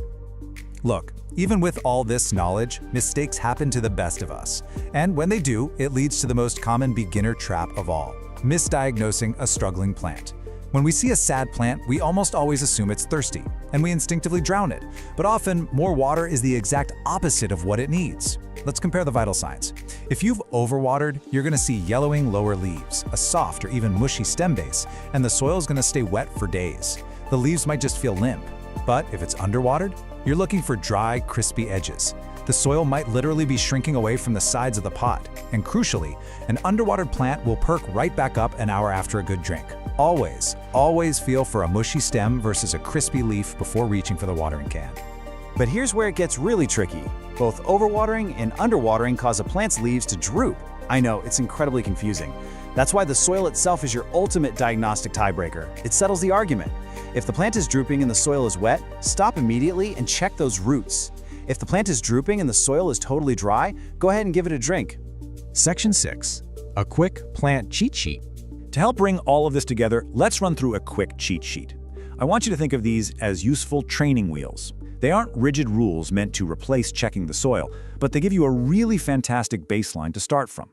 For instance, your snake plants, ZZs, and succulents need to dry out completely. That means they usually only need water every 2 to 3 weeks in the summer. Your classic pothos and monsteras, they want that top 1 to 2 inches dry, so the classic finger test, putting them at roughly once a week. And your ferns and calatheas want to stay lightly moist, meaning you're probably checking on them every few days. Just remember, as winter approaches and plant growth slows down, every single one of these frequencies will stretch out even further. If you take away just one comforting rule from this entire explainer, let it be this one. Slightly underwatering is always, always safer than overwatering. Almost any houseplant can easily bounce back from a missed drink. Sure, they might get a little crispy, but they will survive. Reversing root rot from soggy, suffocating soil, on the other hand, that's incredibly difficult and unfortunately often fatal. So when in doubt, just wait a few days. So I'll leave you with this final provocative question. What is your plant's soil telling you right now? I challenge you to ditch the calendar today, stop relying on alarms, go get your hands a little dirty, and check your plant's vital signs for yourself. Your indoor jungle will definitely thank you for it. Hey everyone, and welcome to This Explainer. Today, we are focusing on a plant that is honestly just as beautiful as it is notoriously dramatic. I'm talking about the nerve plant, officially known as Phytonia albovinus. If you've ever wanted to add a really striking, brilliantly patterned plant to your indoor jungle, but you've been a little intimidated by its diva reputation, you are in exactly the right place. We're going to completely decode everything this plant needs so you can grow it with absolute confidence. So, picture this. You walk into your room and you check on your stunning new nerve plant. But instead of looking all perky and fresh, every single stem has suddenly fallen completely flat. The leaves are literally lying on the soil like the plant has just given up on life. Your heart drops, right? You think you've killed it. But what if I told you that this terrifying, panic-inducing moment is actually one of the absolute best features of this plant? You see, houseplant keepers affectionately call this whole phenomenon the faint, and it is arguably the most useful built-in alarm system in the entire plant world. This dramatic collapse simply means the soil has dried out. That's it. And the best part? A really thorough watering will usually have those stems standing completely upright, looking pristine again, within just 20 to 30 minutes. It's highly theatrical, literally like a Victorian lady on a fainting couch, but it is entirely reversible. Okay, so here's our game plan for this explainer. 1. The dramatic nerve plant. 2. Light, water, and soil. 3. Temperature and high humidity. 4. Feeding and pruning maintenance. 5. Easy stem propagation. And 6. Troubleshooting and pro tips. Let's get into it. Starting with Section 1, the dramatic nerve plant. Meet the Fittonia. Originally coming from the shaded floor of the Peruvian rainforest, the Fittonia is universally loved for its deeply veined leaves. They look like these tiny, intricate, colorful mosaics etched right onto dark green foliage. And alongside its stunning visual variety, I mean, we're talking bright pink, deep red, silver, you name it, it is completely non-toxic to cats and dogs, which is a huge plus. Because of its rainforest floor origins, it has a naturally shallow root system and stays incredibly compact. That makes it absolutely perfect for small indoor spaces where you want a really big visual impact without taking up much room. Moving right along to Section 2, light, water, and soil. The holy trinity of plant care. First up is light. Because it naturally lives down on the dense rainforest floor, the Fittonia is shade tolerant. But keep in mind, it's not shade dependent. It genuinely does fine in lower light, but giving it a nice, bright, east-facing window is going to be your sweet spot. That bright, indirect light is what keeps those colored veins looking so vivid and stops the stems from stretching out and getting all leggy. But a quick warning here, even a single hour of direct, hot midday sun will bleach and crisp up those leaves almost instantly, so definitely keep it protected from direct rays. Now, when it comes to water, the symptoms of getting it wrong are distinctly different. While the plant really loves moisture, you gotta find that perfect balance. Overwatering leads to mushy stems, sour-smelling soil, and soft yellow leaves, which is basically the dreaded root rot. Underwatering, on the other hand, triggers that dramatic faint we just talked about, but with a super fast recovery. To avoid both of these extremes, always use the knuckle test. Just stick your finger into the soil down to the first knuckle. If the surface feels dry, it's time to water. Do not wait for the soil to dry out completely. To maintain that perfect, consistently damp sponge moisture level without totally drowning the roots, you absolutely need the right soil. This recipe is fantastic for that. You want 2 parts moisture-retaining peat or cocoa coir, 1 part perlite for aeration, and just a handful of orchid bark or coarse sand. This balance ensures the roots can drink their fill while still getting the oxygen they desperately need. And please remember, unless you are building a completely closed terrarium, drainage holes in your pot are absolutely mandatory. All right, Section 3, temperature and high humidity, creating the environment. So trying to recreate a tropical environment is probably the single most demanding aspect of Fittonia care. And it really all comes down to this one crucial number, 60%. This plant needs at least 60% ambient humidity to actually feel at home. To put that into perspective, in a typical home during the winter, humidity often drops down to like 30%. If you ignore this gap, you are very quickly going to see the edges of those beautiful leaves turn totally brown and crispy. I know a lot of people try to fix low humidity by just misting their plants, but honestly, misting is really ineffective. It only raises humidity for a few minutes, and it can even invite mold issues. If you want guaranteed success, terrariums are literally the ultimate cheat code here. Placing your nerve plant in a sealed or even just partially sealed glass terrarium instantly traps the moisture, keeping the humidity hovering right between 70 and 90% without you lifting a finger. Or as an alternative, a steamy, naturally humid bathroom makes a fantastic home for them too. Next up, Section 4, feeding and pruning maintenance. Pinch early, pinch often. This quote is your absolute golden rule for styling. Nerve plants naturally want to creep along the ground, but if you just leave them alone indoors, they can turn into a bit of a straggly mess. You should regularly snip or pinch off the tips of the longest stems, right above the leaf nodes. This really simple action literally forces the plant to stop growing long and instead branch outwards, laterally. It completely transforms it into a lush, dense carpet of color. Now, did you know this plant actually flowers? It totally does, but you should probably stop it. The flowers are these small, stiff spikes that really aren't particularly showy. And the catch is, when the plant focuses its energy on blooming, it completely stops producing those gorgeous patterned leaves we all love, and it can even get a bit leggy. So pinching those little flower spikes off the second you see them redirects all that vital energy right back into the foliage, where you actually want it. Which brings us to section 5, easy stem propagation. This is the really fun part. You can actually turn your prunings into brand new plants using super simple water propagation. Just cut a healthy stem that has 2 or 3 sets of leaves on it. Carefully pinch off the bottom leaves so the nodes are exposed, then simply submerge those bare nodes into a glass of room temperature water. Put it somewhere with bright, indirect light, and within just 1 to 2 weeks, you'll see fresh roots starting to pop out. Once those roots get to be about 1 inch long, you just pot the cutting right back into your moist soil mix. It really is that fast and reliable. Finally, section 6, troubleshooting and pro tips. So let's talk bugs. When you're troubleshooting pests on a nerve plant, the absolute easiest way to diagnose the issue is just by looking at your moisture levels. Because Photonia needs moist soil, that can sometimes attract fungus gnats. The best way to treat them is with yellow sticky traps to catch the flying adults, and a neem oil soil drench to handle the larvae in the dirt. On the flip side, if your humidity fluctuates and the air gets too dry, you might accidentally invite spider mites. You can easily treat those by regularly wiping the leaves down with a diluted insecticidal soap. Catching these guys early really makes treatment a breeze.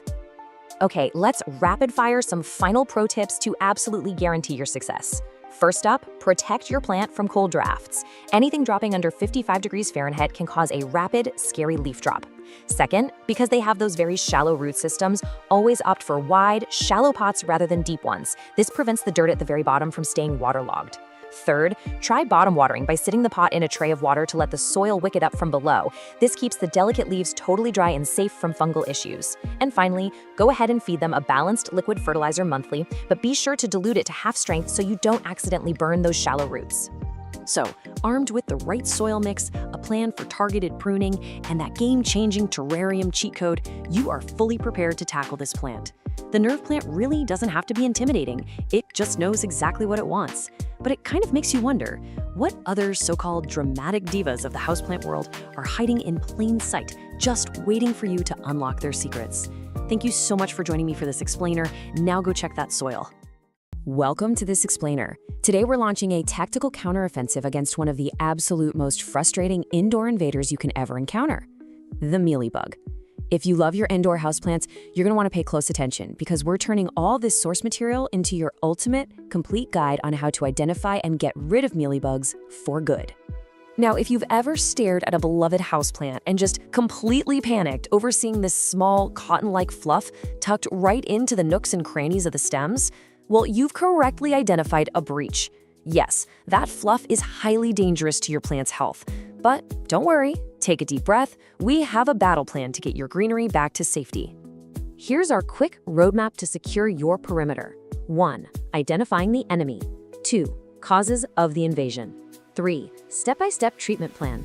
And 4. Preventing future infestations. Section 1. Identifying the enemy. Know what you're fighting. So what exactly are mealybugs?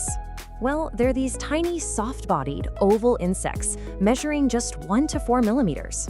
They absolutely thrive in warm, humid conditions, and they use these piercing mouthparts to literally drain the life-giving sap right out of your plant's tissue.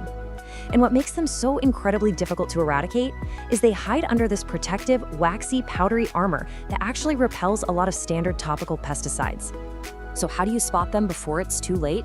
Grab a magnifying glass and inspect the leaf axils. You know, that little joint right where the leaf meets the stem. A heavy infestation is going to look like tiny little bits of cotton just stuffed into those crevices. These bugs are really slow-moving, and if you leave them unchecked, their constant feeding will cause your plant's foliage to yellow, droop, and eventually just drop off, completely stunting the plant's overall growth. And honestly, there's a whole hidden sabotage happening on your leaves too. As they feed, mealybugs excrete this sticky, clear substance called honeydew. It makes the leaves look shiny and kind of tacky to the touch, and it does two terrible things. First, it grows a powdery black fungus called sooty mold, but second, it actually attracts ants. The ants will actively farm and protect the mealybugs from predators just so they can harvest that sweet honeydew. It is a highly organized alliance working right against your plant. Section 2. Causes of the invasion. How did they breach the perimeter? You know, it really often comes down to overall plant health. An ideally balanced plant has strong natural defenses, but an overwatered plant, that's a stressed, weak plant. Put that in stagnant air, and pests can just settle in completely undisturbed. And if you add in way too much nitrogen fertilizer, the plant pushes out this incredibly lush, tender new growth. To a mealybug, that tender new growth is literally an all-you-can-eat buffet. But here's the crucial point. While weak plants definitely attract pests, the bugs still have to physically get inside your house somehow, right? The most common source of an invasion is actually a classic Trojan horse scenario.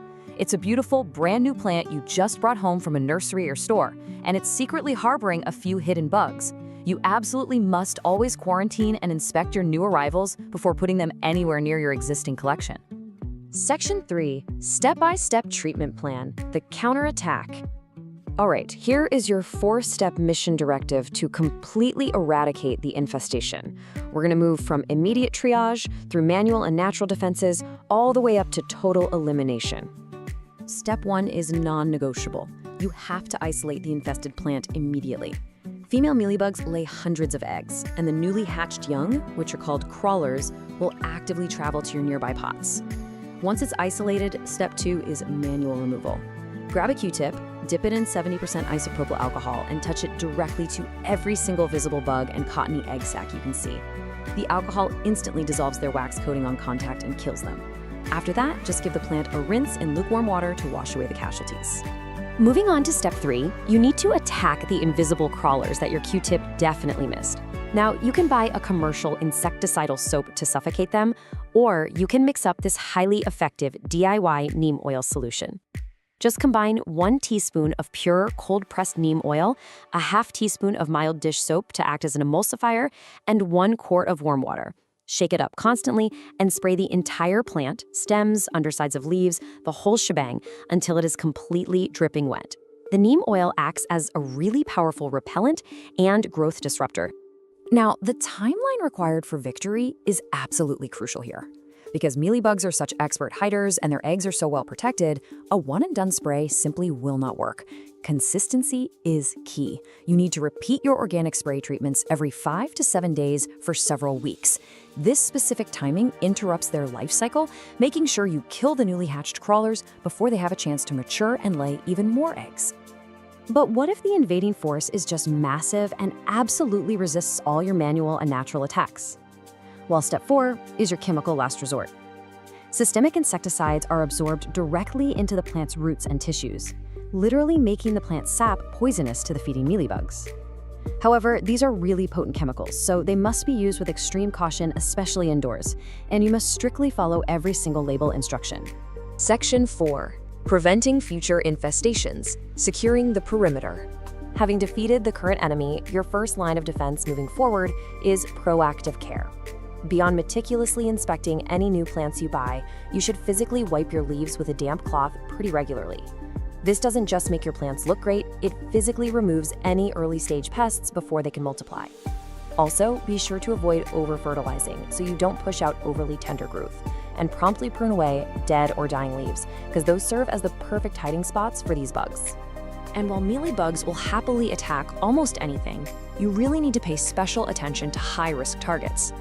Mealybugs seem to consider plants like Hoya, jade, pothos, croton, orchids, coleus, and fiddleleaf figs to be absolute delicacies. So if you own any of these species, you need to double your vigilance and check their leaf axils basically every single time you water them. Now there is one final plot twist to be aware of. What if you've done everything right? You've isolated, swabbed, and sprayed for weeks, but the plant is still declining? Well, you might actually be dealing with root mealybugs. These are a specific species that live entirely underground and feed directly on the plant's root system. If you suspect this, you're going to need to unpot the plant, inspect the roots for that telltale white fuzz, thoroughly clean the root system, and repot it in entirely fresh soil using a sanitized pot. All right, you are now fully armed with the ultimate battle plan to identify, treat, and prevent mealybugs from destroying your indoor jungle. Remember, early detection is literally the only thing standing between a thriving jungle and a total loss. So the only question left for you today is, which of your precious houseplants are you going to go inspect right now? Keep your perimeters secure. Welcome to the Explainer. So, summer is officially here, and today we're tackling something every single plant parent needs right now. We're going to talk about helping your indoor jungle not just survive, but absolutely thrive during the hottest months of the year. Consider this your direct, actionable guide to summer houseplant care. Now you might be wondering, why do houseplants actually struggle the most during their peak growing season? It's a great question, right? Well, there's a huge irony here. While summer brings the absolute fastest growth for our plants, the heat also speeds everything else up in some pretty dangerous ways. Water disappears rapidly from the soil, the light blasting through your windows turns incredibly harsh, and those pesky sap-sucking pests, yep, they can multiply faster than you can even blink. Okay, let's dive right into the core pillars of summer care. We're going to cover the summer shift, mastering watering, light, heat, and air, feeding and growth, summer pests, and finally, an ultimate checklist you absolutely won't want to miss. All right, Section 1, the summer shift, rethinking your routine. So, higher temperatures and longer daylight basically put all your plant's processes into overdrive, which means you need an immediate shift in your mindset. We literally have to drop that spring habit of watering on a predictable weekly schedule. Actually, scratch that. Ditch the schedule entirely. Instead, you need to be checking your soil every 1 to 3 days. Because here's the thing, a pot that stayed perfectly moist for a whole week in spring, that same pot can go completely bone dry in just 2 days during a summer heat wave. Moving on to Section 2, mastering watering, timing and technique. Since evaporation is completely in overdrive right now, taking the guesswork out of your routine is absolutely key. So how do we actually check the soil properly? You want to adopt a hands-on, tactile approach. Step 1, get in there and physically feel the top 1 to 2 inches of soil with your finger. Or, if you have a massive collection, just grab a moisture meter to speed things up. Step 2, water only when it's dry to the touch. And step 3, prioritize checking your plants in small pots and those sitting right in bright windows, because those guys are going to dry out the absolute fastest. Now, timing and temperature actually matter just as much as frequency. The absolute best time to water is early in the morning or later in the evening. This gives the roots time to deeply absorb that moisture before the midday heat just evaporates it straight out of the pot. Also, pro tip, always use room temperature water. If you hit warm summer roots with freezing cold tap water, you can actually send the plant right into shock. I mean, nobody likes an unexpected ice bath, right? Section 3, light, heat, and air, environmental control. Managing your indoor environment is incredibly crucial as the days get hotter. Long summer days mean way more light, and that's wonderful right up until it tips over into sunburn. South and west-facing windows get intensely hot in the afternoon, so you've got to soften that harsh light. You can hang a sheer curtain to diffuse the direct sun, or just pull your plants back a foot or two from the glass. This is especially vital for those notoriously dramatic, easily scorched tropicals, like your calatheas and marantas. Though, to be fair, your succulents and cacti can handle a lot more. Oh, and don't forget to rotate your plants a quarter turn every week, so every side gets light and nothing starts leaning or stretching out. But the sun isn't the only environmental factor we need to worry about. Let's talk about a totally hidden summer danger, AC drafts. Obviously, air conditioning cools our homes, but it also blasts cold, extremely dry air that strips essential moisture right out of the room. If your tropical plants are suddenly exhibiting leaf curling, browning edges, or just dropping leaves entirely out of nowhere, yeah, a direct draft from an AC vent is highly likely the culprit. To combat that severely dry AC air, first, keep your plants out of those direct cold drafts. You can also run a humidifier nearby, but here is a really fantastic, incredibly easy tip. Group your plants together. By putting them in a cluster, they actually create a shared humidity bubble. It's like a little microclimate, keeping each other comfortable even when the air conditioner is blasting. All right, Section 4, Feeding and Growth, capitalizing on the season. So, summer isn't just about playing defense, it's the main growing season for your plants. But before you reach for that fertilizer, you must remember the golden rule: never fertilize a stressed plant. I'll say it again, never fertilize a stressed plant.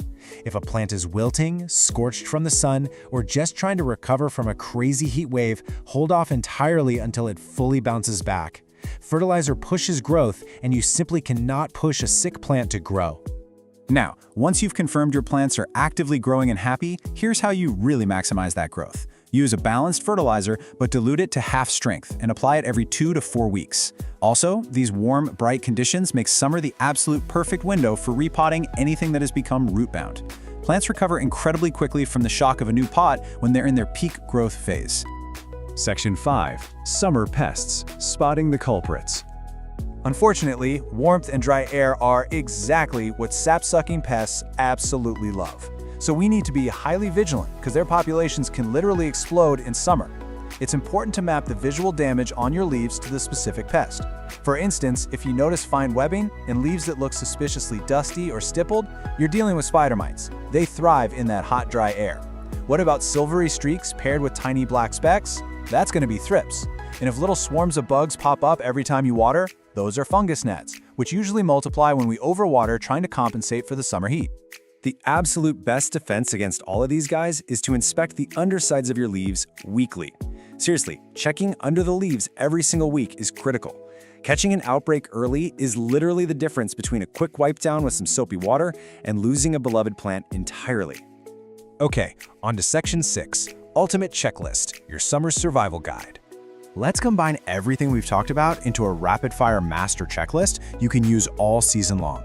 First up, your foundational habits, the daily and weekly essentials. Remember, ditch the watering schedule completely. Check your soil moisture every 1 to 3 days. When it's dry, water in the early morning or evening using room temperature water. Protect those leaves by diffusing the harsh afternoon sun, and rotate your pots weekly to encourage nice, even growth. These are hands down your best weapons against rapid evaporation and intense light. Next up is your health and maintenance checklist. Raise the ambient humidity and keep your tropicals far, far away from those cold AC drafts. Feed them at half strength every 2 to 4 weeks. But remember, only the healthy, actively growing ones. Inspect those leaf undersides every single week for pests. And a quick bonus tip: if you do decide to let some of your houseplants vacation outside for the summer, make sure to acclimate them very, very slowly to the outdoor light to prevent severe sunburn. And that brings us to the end of our explainer. But before we go, I want to leave you with a question. Which of your plants needs a summer adjustment today? Think about it for a second. Do you have a calathea getting totally baked in a west-facing window right now? Is your monstera completely bone dry? Don't just sit there, step away from the screen, take a really close look at your indoor jungle, and take immediate action. Thanks so much for joining me, and enjoy watching your plants absolutely thrive this summer. Welcome to this explainer. Today, we're jumping right into a true masterclass dedicated to a plant that flat out refuses to be ignored, the neon pothos. If you've ever felt like your space was just kind of missing a certain vibrancy, well, this is the plant that acts as a bright, virtually unkillable burst of energy for absolutely any room. We're going to break down the science of its care, from the basic foundations of just keeping it alive, all the way up to expert techniques for infinite propagation. Okay, let's dive right into the syllabus. We're covering a lot of ground today. First, we'll meet the biological highlighter. 2. Mastering the glow. 3. Essential everyday care. 4. Pruning and propagating. 5. Tackling pests and problems, and we'll wrap it up with some pro tips. All right, Section 1. Meet the biological highlighter. So let's get to know the absolute energetic powerhouse that is the Epipremnum aureum neon. This plant doesn't just survive, it has this sheer, stubborn determination to push through some of the absolute harshest indoor conditions. Seriously, it's famous for staying alive in those depressing, windowless break rooms where most plants would just immediately give up. It has this incredibly tough, resilient spirit, but it's wrapped up in a shockingly bright exterior. I absolutely love this description. A lamp that runs on water. Because honestly, with its electric shock of chartreuse yellow, placing this plant in a dark corner gives you an instant burst of brightness without even needing an electrical outlet. It's an incredible tool for interior design. It offers this dramatic, eye-catching contrast against dark walls, think charcoal or navy, or when you plant it in deep dark pots where that yellow foliage can just truly pop. Moving right along to Section 2, Mastering the Neon Glow. Now, this is arguably the most critical aspect of caring for the neon pothos. We have to understand exactly how and why it keeps that signature, shocking color. Because if we get this wrong, the plant literally loses its entire unique appeal, and the science behind the glow is actually fascinating. You see, the neon color is technically an unstable chlorophyll mutation. The plant lacks the dense, dark green pigment that you'd find in a standard plant. So in high light, the plant gets plenty of energy, meaning it can afford to be kind of inefficient and keep its brilliant chartreuse color. But in low light, it panics. It goes straight into survival mode and starts producing sunblock, that dense, dark green chlorophyll, just to capture every single scarce photon it can find. Basically, if you don't give it enough bright, indirect light, your glowing neon plant is going to revert into a standard dark green pothos. Now, what's really interesting here is the identity crisis this plant constantly faces in nurseries. You will so often see the philodendron lemon lime mislabeled as a neon pothos, but they are entirely different plants. Thankfully, you can spot the difference really easily through touch and shape. The neon pothos has a waxy, glossy, and just slightly bumpy texture with these asymmetrical spade-shaped leaves. The philodendron, on the other hand, is completely matte. It's velvety smooth with really broad, dramatic heart shapes. And you'll see these little sheaths on its new stems. Knowing this little trick totally saves you from accidentally buying a wrong plant. Okay, Section 3, Essential Everyday Care. This is where we shift our masterclass into the daily grind. And the great news is, the neon pothos has a dramatic but incredibly helpful communication style, especially when it comes to telling you exactly when it's time to pull out the watering can. Honestly, you should completely ignore a strict watering schedule. Just toss it out. Instead, rely on the dramatic droop and tactile sensory cues. Use what we call the squeeze test. If the leaf is firm, cool, and rigid, do not water it. But if it feels soft, pliable, and folds easily like a warm taco shell, it is definitely thirsty. And when you do water, drench the soil completely until it flows out the bottom. But never, ever let the pot sit in standing water. Of course, watering is literally only half the equation, right? Drainage is the other. Neon pothos roots need oxygen just as much as they need moisture. So to prevent suffocation and root rot, you absolutely need a chunky texture in your soil. A perfect DIY mix for this is 60% high-quality potting soil, 30% perlite or pumice for that vital aeration, and 10% orchid bark to kind of simulate the natural forest floor. And a quick but super important warning, never use heavy outdoor garden or topsoil indoors. It will instantly suffocate your plant, no exceptions. Let's talk climate and fuel. Hailing all the way from French Polynesia, this plant loves it warm. We're talking ideally between 70 and 90 degrees Fahrenheit. The ultimate danger zone for it is a cold draft dropping below 55 degrees. That will cause irreversible black spots in the leaves, which we definitely don't want. While it strongly prefers 50 to 70% humidity if you want those massive leaves, it easily tolerates dry indoor air at around 30%. As for fuel, you'll want to use a nitrogen-focused fertilizer in the spring and summer to really support those stunning yellow leaves. Remember, this plant isn't going to bloom indoors, so all its energy is going straight to the foliage. And whatever you do, always remember to stop feeding it in the winter so you avoid burning the roots. Next up, Section 4, Pruning and Infinite Propagation. This is where you graduate to the next stage of plant parenthood. We're going to look at how to tame a wild, sprawling vine, and even more excitingly, how to create endless clones.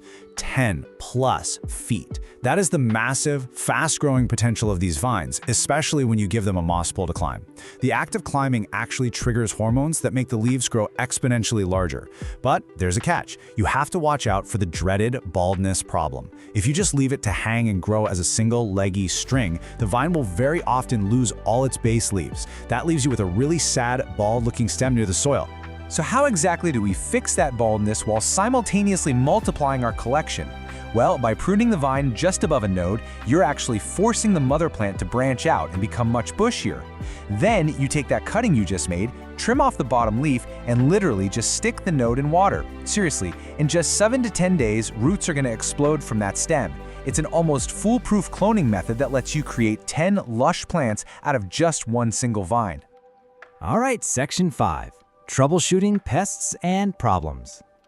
Look, even the toughest plants face challenges, right? And the bright, electric leaves of the neon pothos unfortunately act as a bit of a beacon for certain unwanted guests. But don't worry, we're your definitive plant coach here to help diagnose and treat these issues. Let's break down the sap-sucking enemies drawn to your plant. First, if you see white, fluffy cotton spots tucked right where the leaf meets the stem, you've got mealybugs. Treat those with a strong shower blast or insecticidal soap. Scale, on the other hand, looks like hard brown bumps on the stems. For those, granular systemic insecticides mixed right into the soil are your best bet. Finally, spider mites. They leave this really fine webbing and tiny specks on the undersides of leaves, especially when the air is dry. A routine spray of neem oil every 5 to 7 days will clear them right out. Beyond the creepy crawlies, the leaves themselves are actually communicating with you when your care routine is a bit off. If you start seeing crispy brown edges, it usually means your watering is too erratic, like you're letting it dry to the bone and then completely drowning it. Or your air is just way too dry. But you really need to beware of mushy yellow leaves. Now, a single old leaf turning yellow near the soil, that's just natural aging. But sudden, widespread, mushy yellowing all across the vine, that is a dire, flashing warning sign of overwatering and root rot. Finally, we've made it to Section 6, Pro Tips for Thriving. Okay, we've covered survival, we've covered maintenance, and we've covered problem solving. Now we enter the final expert level of this masterclass to truly elevate your routine and push your neon pothos to its absolute peak. Here are your rapid-fire expert tips. First up, if you happen to have a freshwater aquarium, use that dirty water during your tank changes to water your plant. It is packed with a massive biological nitrogen boost. Second, rotate your pot a quarter turn every single week. This prevents the vine from growing entirely lopsided toward the nearest light source. Third, dust your leaves monthly. Dust literally blocks light, and remember, this plant needs every single photon it can get. Finally, my favorite trick, if you have a bare vine, just loop it back onto the soil and pin the node down with a bobby pin. It will root directly into the soil, perfectly mimicking how the plant naturally spreads across the forest floor.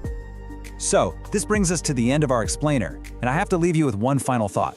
Are you ready to let this biological highlighter transform your darkest corners into a thriving neon jungle? You now have the complete blueprint, from mixing the perfect chunky soil to reading that dramatic droop, forcing brilliant color through proper light management, and cloning your way to an endless indoor garden. Take these steps, apply the science, and just watch your space completely light up. Thanks so much for joining this explainer, and hey, happy growing! Welcome to this explainer. Today, we're going to demystify one of the absolutely most stunning houseplants out there, the Cebu Blue Pothos. We're taking you on a complete journey from just basic beginner survival all the way to unlocking its expert-level thriving maturity. So whether you just brought home your very first little cutting or you're looking to elevate an older plant, well, you're in exactly the right place. Now, what's literally wild about the Cebu Blue is that it essentially gives you two totally different looks, and it depends entirely on how you care for it. Left to its own devices, it's this delicate, cascading, juvenile vine. But give it the right environment, boom, it transforms into a dramatic, climbing, mature plant that looks like it was plucked straight out of a tropical rainforest. It's basically two beautiful plants in one. Okay, here's our roadmap for today. We'll start by officially meeting the Cebu Blue. Then, we'll dive right into light and water essentials, move on to soil, humidity, and feeding, tackle pruning and easy propagation, troubleshoot some common problems, and finally, wrap up with those expert pro tips for getting fenestrations. All right, Section 1, meet the Cebu Blue. Let's officially introduce this stunning species and see why it's such a collector's dream that's actually surprisingly super forgiving for beginners. So, you're probably pretty familiar with the classic golden pothos, right? The one with those standard heart-shaped green and gold leaves? Well, the Cebu Blue completely flips the script. It sports these incredibly elegant, elongated, arrow-shaped leaves. But honestly, the real showstopper here is the color. It's got this almost metallic, silvery blue shimmer that just instantly elevates a room. It's a subtle but absolutely gorgeous upgrade from your everyday trailing plant. Moving right along to Section 2, light and water essentials. Let's cover exactly what kind of lighting and hydration this plant actually needs to keep that spectacular color popping. Okay, the absolutely crucial thing to remember here is that light dictates color. That incredible silvery blue sheen, it's directly tied to the plant getting bright, indirect light. Think, a cozy spot near an east-facing window. Now, if you stick this guy in a dim, dark corner, it'll survive, because hey, it's a hardy pothos, but it's gonna lose that beautiful blue tint, fade to just an ordinary green, and the vines will get all stretched out and leggy. No one wants a leggy plant, right? Now for watering, the golden rule is 1 to 2 inches. Just let the top 1 to 2 inches of soil dry out completely between waterings. Literally just stick your finger right into the dirt to check. It's that easy. These guys actually store water in their thick stems and leaves, so they're wonderfully forgiving if you're a bit of a forgetful waterer. Seriously, it's always way better to slightly underwater a Cebu Blue than to overwater it. But when it is time to water, don't just give it a tiny little sip. You want to do what we call the drench and drain cycle. Drench that soil thoroughly until water is freely pouring out of the drainage holes at the bottom. But here is the absolute most critical step. Immediately empty the saucer underneath. If you let the pot sit in a puddle of standing water, you are fast-tracking your way to deadly root rot, which is pretty much the #1 killer of these plants. Let's jump right into section 3, soil, humidity, and feeding. We're gonna build the absolute perfect foundation here, starting with chunky aeroid soil and mimicking that ideal tropical vibe. You have to remember where this plant comes from. In its native environment, it climbs up trees in the tropical forest of the Philippines. Because of that, it absolutely hates compacted, heavy dirt. So you're gonna wanna use the rule of 3 to mix your own soil. 2 parts standard potting soil, 1 part perlite, and 1 part chunky orchid bark. This airy, super well-draining aeroid mix gives the roots all the oxygen they're craving and stops them from sitting in soggy, swampy conditions. And coming from the tropics, you bet this plant loves humidity. While it'll totally tolerate the average, slightly drier air in your house, hitting that 50 to 70% relative humidity sweet spot is the real secret sauce. You can easily pull this off with a simple pebble tray filled with water under the pot, or just by running a small humidifier nearby. Do that and it'll reward you with way faster growth and noticeably larger, super happy leaves. Now, fresh potting soil does have nutrients, but they definitely deplete over time. The Cebu Blue isn't exactly a super heavy feeder, but giving it a balanced liquid fertilizer, diluted to half strength, just once a month during its active growing season in the spring and summer, that acts like a perfect little vitamin boost. It keeps everything lush and vibrant. Just remember to stop feeding it completely in the winter when its growth naturally takes a break. All right, section 4, pruning and easy propagation.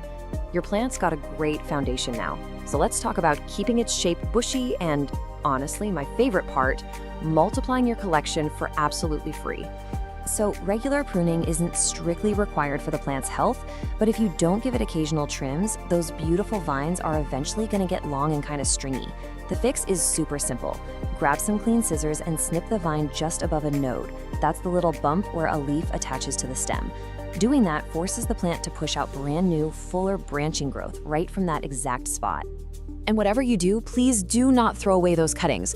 Propagating a Cebu Blue in water is practically foolproof and so incredibly rewarding.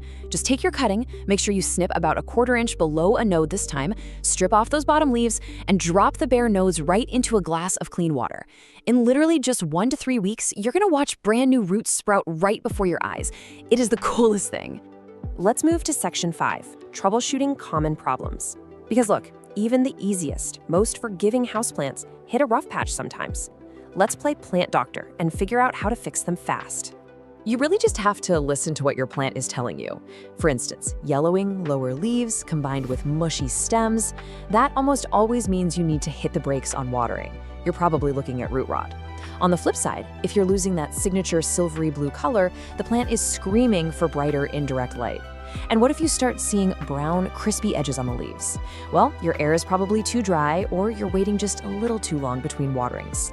Also, keep an eye out for pests. The Cebu Blue is wonderfully pest resistant, but early detection is still your absolute best defense. Just make it a habit to check the undersides of the leaves every now and then. If you spot cottony white masses, tiny little dots with webbing, or weird brown bumps, isolate the plant immediately. You can treat these annoying invaders pretty easily by just gently wiping the leaves down with a cotton swab dipped in rubbing alcohol, or spraying the foliage with some diluted neem oil. Finally, we've arrived at section 6. Pro tips for fenestrations. Let's unlock the ultimate secret to transforming this beautiful little vina into a massive, dramatic botanical masterpiece. Now, you might actually be wondering, will my perfectly cared for plant ever reward me with flowers? Well, the short answer is no. Getting a Cebu Blue to flower indoors is incredibly rare, but honestly, don't even worry about it because indoor plant collectors are chasing a completely different, highly structural goal with this specific plant anyway. And that goal is fenestration. This is the absolute holy grail for Cebu Blue owners. It's this dramatic, crazy physical transformation where the mature leaves develop deep, natural splits and holes in them. When this happens, the leaves also get massively larger. It essentially gives you a completely different, wild, monstera-like plant that just looks insanely exotic. So how on earth do you trigger these legendary fenestrations? Well, the Expert Unlock takes two things working together. First, you've got to give the plant a physical structure to climb, like a moss pole or a quail pole. This lets those aerial roots grab on and climb vertically, perfectly mimicking how it climbs trees in the rainforest. Second, you have to combine that climbing pole with consistently bright indirect light. That upward, vertical growth plus great light, that is the exact signal the plant needs to know it's time to mature. So armed with the knowledge of perfect bright lighting, the recipe for that chunky aroid soil, the correct drench and drain watering cadence, and of course the expert secret of the climbing moss pole, you are totally ready. Apply these visual frameworks and watch your Cebu Blue completely thrive into a majestic jungle giant. Which really makes you wonder, right? What other totally ordinary houseplants sitting in your living room right now are secretly hiding a rainforest giant just waiting to be unleashed? Welcome to The Explainer. So, you've brought home a gorgeous cascading fishtail fern, and you're terrified you're going to watch it slowly decline, right? Well, you're in exactly the right place. Today, we're taking you from frustrated beginner to confident expert, unlocking the absolute secrets to keeping this specific, lush, trailing beauty thriving and effortlessly draped. Let's get right into it. Let's actually kick things off by answering the exact question every single houseplant owner asks at some point. Why on earth do our indoor ferns always turn to crispy? Honestly, it's a matter of perspective. We really need to stop treating this plant like some tough, resilient office desk resident that can totally handle neglect. Instead, think of it more like a delicate botanical curtain. It's a tropical plant, and it completely relies on a very specific microclimate to maintain that lush, sweeping look. To get you there, we're going to build your knowledge up step by step. Our agenda today, number 1, meet the fishtail fern. 2, light, water, and humidity. 3, soil, feeding, and pruning. 4, propagating your fern. 5, troubleshooting common problems. And finally, number 6, pro tips for lush growth. Section 1, meet the fishtail fern, officially known as Nephrolepis pendula. This tropical beauty is famous for these long, weeping fronds with really unique, forked leaflet tips. Now, there's a huge misconception out there about this plant. When most of us think of a houseplant fern, we instantly picture the Boston fern, right? That really full, dense, upright fountain shape. But the fishtail fern is much looser, much softer, and way more dramatically trailing and pendulous. It is literally meant to cascade downwards, which completely changes how we display it and how we care for it. Moving on to section 2, light, water, and humidity. Okay, these next 3 factors are absolutely crucial. If you don't get these right, nothing else matters. First up, light. Giving your fishtail fern bright, indirect light is totally non-negotiable. Hanging it just to the side of an east-facing window is pretty much the perfect sweet spot. What we really want to avoid at all costs is that hot, direct midday sun. If it gets blasted by harsh, direct sun, those beautiful forked tips will literally bleach and scorch. But if you keep it in bright, filtered light, those long fronds will stay a gorgeous, fresh green and, crucially, remain flexible as they grow. Now, if you remember only one single rule from this entire explainer, please make it this number right here, 55%. That is your absolute minimum humidity target. No joke, the real secret to a stunning fishtail fern is high humidity. If you can push it up into the 60s or even 70%, maybe by grouping plants together or using a humidifier, your fern will genuinely thrive. When the air is too dry, those unique split tips are always the very first place the plant will show stress by turning completely brown and crispy. And that naturally brings us to watering. We absolutely have to stop waiting for the hanging basket to feel feather light before we water. Seriously, this is not a soak and dry plant like a pothos or a succulent. And a thirsty fern recovers way slower than your other houseplants. You really want to water thoroughly just as the top half inch, maybe an inch, of the soil begins to dry. The ultimate goal here is to keep the root zone evenly moist and cool, but never suffocating in dense, soggy mud. Section 3, soil, feeding, and pruning. So to actually achieve that evenly moist but never muddy balance we just talked about, here is the absolute perfect DIY soil recipe. You'll want to use 50% cocoa coir or a peat-based mix. That's going to provide your steady moisture retention. Then we mix in 25% fine orchid bark and 25% perlite. Those chunky additions are an absolute game changer because they guarantee the drainage and airflow your fern absolutely needs, ensuring those delicate roots never suffocate and rot. When it comes to feeding, well, fishtail ferns aren't massive hungry feeders. But to support a really steady flush of vibrant green foliage, you do want to feed them lightly. A half-strength, diluted, balanced liquid fertilizer applied every 4 to 6 weeks during those warm spring and summer months is literally all they need. Just make sure to reduce or totally stop feeding entirely in the winter when the plant's growth naturally slows down anyway. All right, myth-busting time for pruning. Never, and I mean never, give your fern a blunt haircut by just clipping straight across the brown tips. Honestly, it leaves these obvious, unnatural cut ends that completely ruin the fine texture of the whole plant. Instead, you want to cleanly remove entire damaged, completely brown, or totally bare fronds right down at the base. Just snip them at the soil line. And hey, if only the very last half-inch of a frond is brown, just leave it be until the whole frond actually warrants removal. Section 4, propagating your fishtail fern. Okay, you've mastered the basics, so it's time to level up to expert status and learn how to multiply your collection.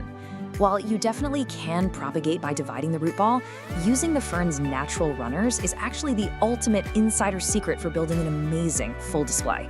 If your plant is looking a little thin, don't heavily prune it. Instead, find a runner that has a tiny new plantlet on it. Just pin that plantlet directly back onto the bare spots of your soil surface. Keep it evenly moist, and once it pushes out roots, you just cut the runner to separate it. This is hands down the absolute best trick for making a thin, straggly plant look super lush and rich in its basket. Section 5, troubleshooting common fern problems. Even experts face issues, right? So let's learn how to decode exactly what your plant is trying to tell you when things go sideways. This perfectly maps out symptoms to their exact causes, so you never have to blindly guess what's wrong again. For example, if you're seeing brown, crispy edges, your air is likely too dry, you might be underwatering, or you have mineral buildup. Spotting yellowing leaves, you might be overwatering, or honestly, it might just be the natural aging of older fronds. Sudden leaf drop almost always means shock from a cold draft or severe dryness, while pale, washed-out green leaves usually mean you've got it hanging in way too much direct sun. Section 6, pro tips for lush growth. To wrap up our masterclass, we've distilled everything down to the ultimate checklist. Let's do a quick rapid-fire review. First, hang it high. This plant earns its keep through its dramatic weeping movement, so give it the vertical space it deserves. Second, treat high humidity as totally non-negotiable. Third, flush the pot thoroughly with plain water every couple of months to wash away fertilizer salts and mineral buildup, which, remember, often cause those pesky brown tips. Fourth, keep the fern far away from harsh, dry heater blasts in the winter. And finally, judge your plant's overall health by monitoring the cinder crown for healthy, fresh new growth, rather than agonizing over a few old, slightly damaged ends. You now have all the tools, the perfect soil mix, the right watering rhythm, and the insider propagation secrets to keep your fishtail fern thriving from root to tip. So the only real question left is, where in your home will you hang this stunning, living botanical curtain? Find that perfect, bright, indirect, and humid spot and just watch it cascade.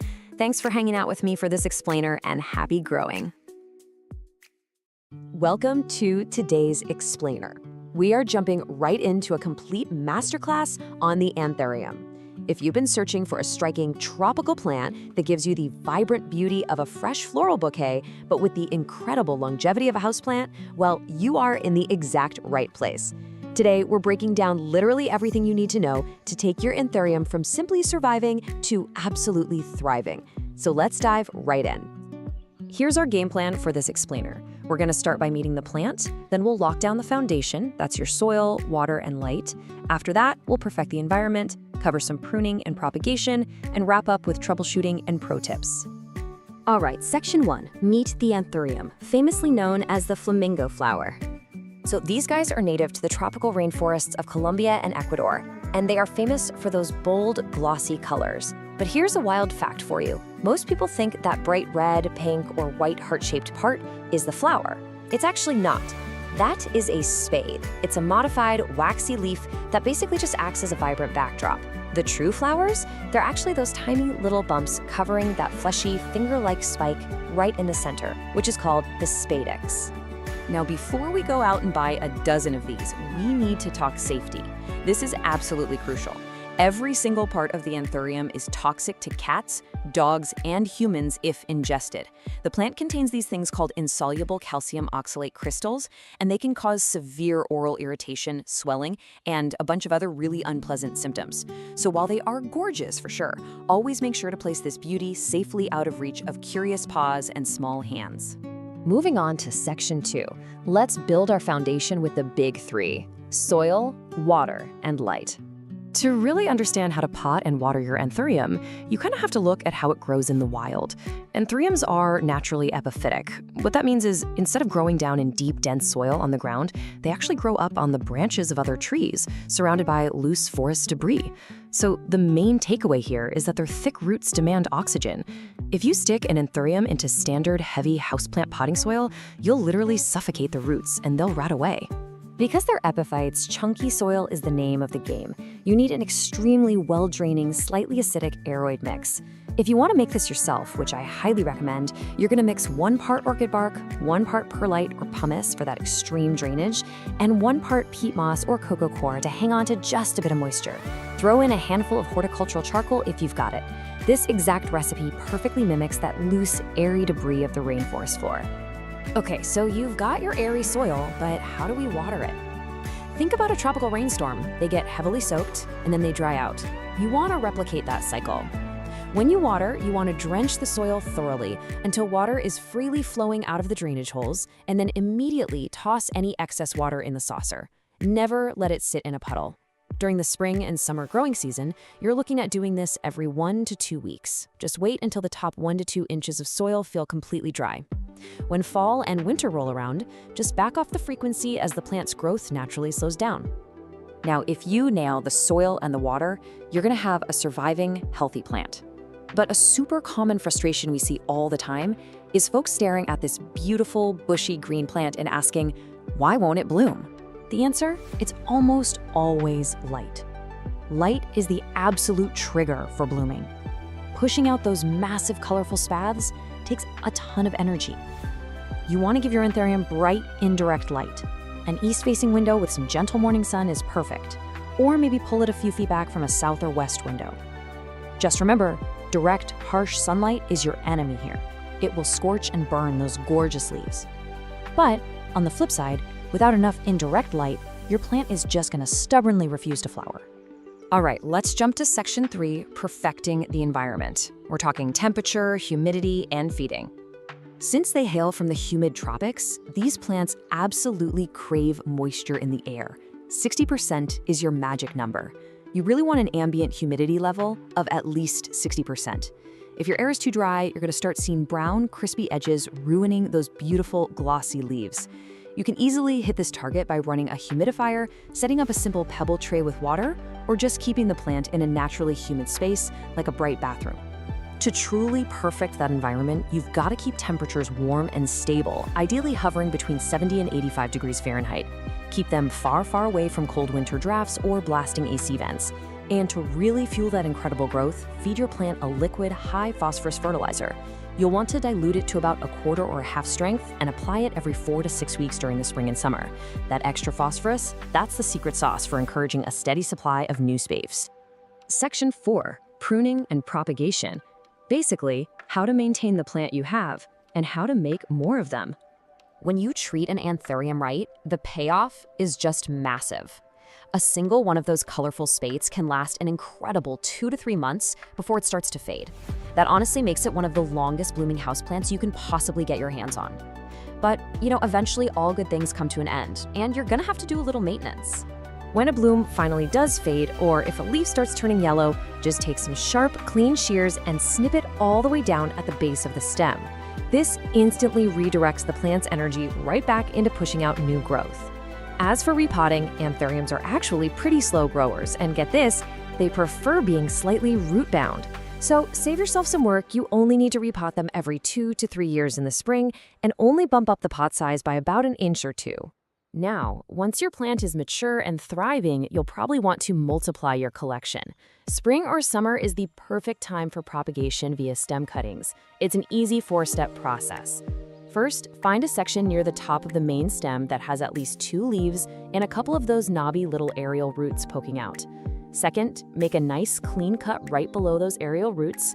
Third, plant that cutting directly into your chunky soil mix, bearing the aerial roots to anchor it. And finally, keep that brand new cutting warm, lightly moist, and super humid. Pro tip, tossing a clear plastic bag over it acts like a mini greenhouse while it roots. Bringing it home with Section 5, Troubleshooting and Pro Tips. Let's get you thinking like an expert diagnostician. Memorize this quick diagnostic table because the vast majority of issues are totally solvable if you catch them early. Seeing yellowing leaves? You're probably overwatering, so let that soil dry out. Got brown, crispy edges? Your humidity is definitely too low. If the base feels mushy and the whole plant is wilting, that's root rot, meaning your soil is way too dense or waterlogged. And, as we talked about, if you're getting 0 flowers, it almost always means you need more bright, indirect light. While anthuriums are generally fairly pest resistant, you still need to keep an eye out for common houseplant bugs, especially if your plant is stressed out. Look for aphids clustered on new growth, gross white, cottony masses hiding in the crevices, those are mealybugs. Watch out for spider mites, which thrive in dry air and leave fine webbing, or hard brown bumps on the stems, which are scale insects. Spot any of these? Isolate the plant immediately and hit it with some insecticidal soap.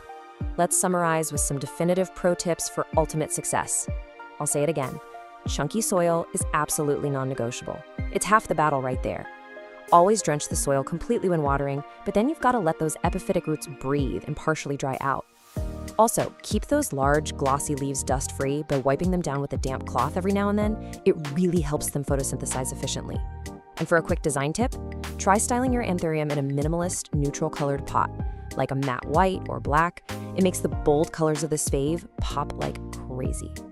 So, there you have it. You now possess the complete expert blueprint for anthurium care. You know exactly how to make them thrive. But I want to leave you with one final thought. While the classic red flamingo flower is undeniably stunning, growers have been breeding these plants into some truly incredible varieties. We're talking dramatic dark purples, near blacks, pure crisp whites, and even varieties like the livium that feature these striking white veins stretching across a red spathe. So with all these amazing options out there, which stunning anthurium variety are you going to bring home next? Welcome to this explainer. Today, we're going to demystify one of the absolutely most stunning houseplants out there, the Cebu Blue Pothos. We're taking you on a complete journey from just basic beginner survival all the way to unlocking its expert-level thriving maturity. So whether you just brought home your very first little cutting or you're looking to elevate an older plant, well, you're in exactly the right place. Now, what's literally wild about the Cebu Blue is that it essentially gives you 2 totally different looks, and it depends entirely on how you care for it. Left to its own devices, it's this delicate, cascading, juvenile vine. But give it the right environment, boom, it transforms into a dramatic, climbing, mature plant that looks like it was plucked straight out of a tropical rainforest. It's basically 2 beautiful plants in one. Okay, here's our roadmap for today. We'll start by officially meeting the Cebu Blue. Then, we'll dive right into light and water essentials, move on to soil, humidity, and feeding, tackle pruning and easy propagation, troubleshoot some common problems, and finally, wrap up with those expert pro tips for getting fenestrations. All right, Section 1, meet the Cebu Blue. Let's officially introduce this stunning species and see why it's such a collector's dream that's actually surprisingly super forgiving for beginners. So, you're probably pretty familiar with the classic golden pothos, right? The one with those standard heart-shaped green and gold leaves? Well, the Cebu Blue completely flips the script. It sports these incredibly elegant, elongated, arrow-shaped leaves. But honestly, the real showstopper here is the color. It's got this almost metallic, silvery blue shimmer that just instantly elevates a room. It's a subtle but absolutely gorgeous upgrade from your everyday trailing plant. Moving right along to Section 2, Light and Water Essentials. Let's cover exactly what kind of lighting and hydration this plant actually needs to keep that spectacular color popping. Okay, the absolutely crucial thing to remember here is that light dictates color. That incredible silvery blue sheen, it's directly tied to the plant getting bright indirect light. Think, a cozy spot near an east-facing window. Now, if you stick this guy in a dim, dark corner, it'll survive, because hey, it's a hardy pothos, but it's gonna lose that beautiful blue tint, fade to just an ordinary green, and the vines will get all stretched out and leggy. No one wants a leggy plant, right? Now for watering, the golden rule is 1 to 2 inches. Just let the top 1 to 2 inches of soil dry out completely between waterings. Literally just stick your finger right into the dirt to check. It's that easy. These guys actually store water in their thick stems and leaves, so they're wonderfully forgiving if you're a bit of a forgetful waterer. Seriously, it's always way better to slightly underwater a Cebu Blue than to overwater it. But when it is time to water, don't just give it a tiny little sip. You want to do what we call the drench and drain cycle. Drench that soil thoroughly until water is freely pouring out of the drainage holes at the bottom. But here is the absolute most critical step. Immediately empty the saucer underneath. If you let the pot sit in a puddle of standing water, you are fast-tracking your way to deadly root rot, which is pretty much the #1 killer of these plants.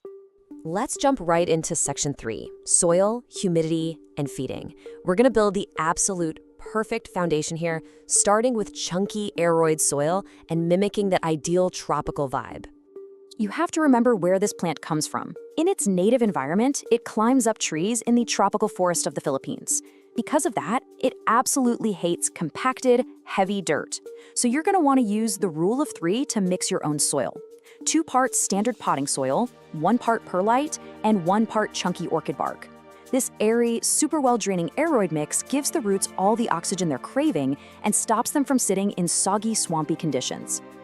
And coming from the tropics, you bet this plant loves humidity.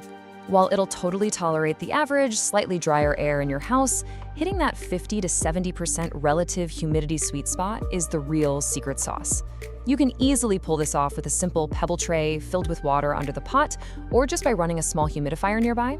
Do that and it'll reward you with way faster growth and noticeably larger, super happy leaves. Now, fresh potting soil does have nutrients, but they definitely deplete over time. The Cebu Blue isn't exactly a super heavy feeder, but giving it a balanced liquid fertilizer, diluted to half strength, just once a month during its active growing season in the spring and summer, that acts like a perfect little vitamin boost. It keeps everything lush and vibrant. Just remember to stop feeding it completely in the winter when its growth naturally takes a break. All right, section 4, pruning and easy propagation. Your plant's got a great foundation now, so let's talk about keeping its shape bushy and, honestly, my favorite part, multiplying your collection for absolutely free. So regular pruning isn't strictly required for the plant's health, but if you don't give it occasional trims, those beautiful vines are eventually gonna get long and kind of stringy. The fix is super simple. Grab some clean scissors and snip the vine just above a node. That's the little bump where a leaf attaches to the stem. Doing that forces the plant to push out brand new, fuller branching growth right from that exact spot. And whatever you do, please do not throw away those cuttings. Propagating a Cebu Blue in water is practically foolproof and so incredibly rewarding. Just take your cutting, make sure you snip about a 1/4 inch below a node this time, strip off those bottom leaves, and drop the bare nodes right into a glass of clean water. In literally just 1 to 3 weeks, you're gonna watch brand new roots sprout right before your eyes. It is the coolest thing. Let's move to section 5, troubleshooting common problems. Because look, even the easiest, most forgiving houseplants hit a rough patch sometimes. Let's play plant doctor and figure out how to fix them fast. You really just have to listen to what your plant is telling you. For instance, yellowing, lower leaves combined with mushy stems, that almost always means you need to hit the brakes on watering. You're probably looking at root rot. On the flip side, if you're losing that signature silvery blue color, the plant is screaming for brighter indirect light. And what if you start seeing brown, crispy edges on the leaves? Well, your air is probably too dry or you're waiting just a little too long between waterings. Also, keep an eye out for pests. The Cebu Blue is wonderfully pest resistant, but early detection is still your absolute best defense. Just make it a habit to check the undersides of the leaves every now and then. If you spot cottony white masses, tiny little dots with webbing, or weird brown bumps, isolate the plant immediately. You can treat these annoying invaders pretty easily by just gently wiping the leaves down with a cotton swab dipped in rubbing alcohol, or spraying the foliage with some diluted neem oil. Finally, we've arrived at section 6. Pro tips for fenestrations. Let's unlock the ultimate secret to transforming this beautiful little vina into a massive, dramatic botanical masterpiece. Now, you might actually be wondering, will my perfectly cared for plant ever reward me with flowers? Well, the short answer is no. Getting a Cebu Blue to flower indoors is incredibly rare, but honestly, don't even worry about it because indoor plant collectors are chasing a completely different, highly structural goal with this specific plant anyway. And that goal is fenestration. This is the absolute holy grail for Cebu Blue owners. It's this dramatic, crazy physical transformation where the mature leaves develop deep, natural splits and holes in them. When this happens, the leaves also get massively larger. It essentially gives you a completely different, wild, monstera-like plant that just looks insanely exotic. So how on earth do you trigger these legendary fenestrations? Well, the Expert Unlock takes two things working together. First, you've got to give the plant a physical structure to climb, like a moss pole or a quail pole. This lets those aerial roots grab on and climb vertically, perfectly mimicking how it climbs trees in the rainforest. Second, you have to combine that climbing pole with consistently bright indirect light. That upward, vertical growth plus great light, that is the exact signal the plant needs to know it's time to mature. So armed with the knowledge of perfect bright lighting, the recipe for that chunky aroid soil, the correct drench and drain watering cadence, and of course the expert secret of the climbing moss pole, you are totally ready. Apply these visual frameworks and watch your Cebu Blue completely thrive into a majestic jungle giant. Which really makes you wonder, right? What other totally ordinary houseplants sitting in your living room right now are secretly hiding a rainforest giant just waiting to be unleashed? Welcome to This Explainer. You're probably staring at a sad, wilting houseplant right now, totally frustrated, wondering what on earth you did wrong. Well, take a deep breath, don't panic. Today, we're going to approach your struggling plant not with stress, but with a cool, calm, and collected diagnostic mindset. Why is my plant dying even though I water it? Honestly, this is the absolute most common beginner frustration. Today, we're going to crack this case by treating your plant exactly like a patient visiting a doctor. Because, as you're going to see, sometimes that water you're pouring on it, that's exactly what's causing the problem. Here is our triage roadmap for today. Number 1, listen to your plant. Number 2, start with the soil. Number 3, diagnosing by symptoms. And number 4, when to save your plant. Let's start with section 1, listen to your plant. Plants are surprisingly honest. Having a dying plant feels deeply personal, right? Kind of like a failure.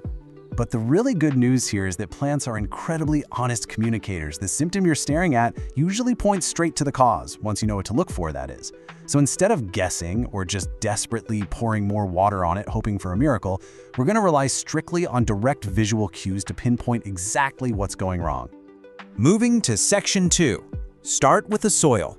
Checking the vital signs. Okay, before you even start worrying about the leaves, we absolutely must check the soil. Why? Because most beginner plant deaths actually trace right back to watering problems. This just requires a crucial 5-second check. Step 1, literally just feel the top 2 inches of soil. Does it feel like a soggy sponge that never dries out, or is it dust dry, maybe even pulling away from the sides of the pie? If your plant is really struggling, you need to move to steps 2 and 3. Carefully slide that plant right out of its pot and actually look at the roots. Firm, white, or tan roots, those are healthy. But if you see brown, soft, smelly roots, man, that means trouble. And that brings us to a fatal condition known as root rot.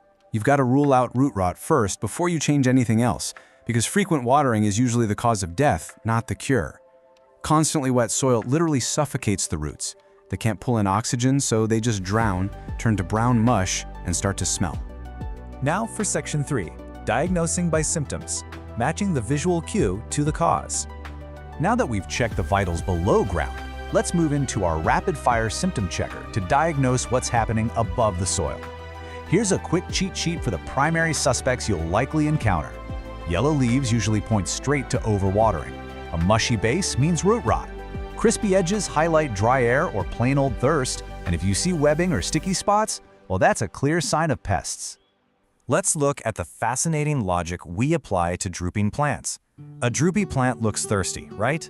So our natural instinct is just to give it a drink. But you need to use this if-then logic. Dry soil plus drooping? It just needs a drink, and honestly, it'll perk right back up in a few hours. However, drooping combined with wet soil? Stop watering immediately.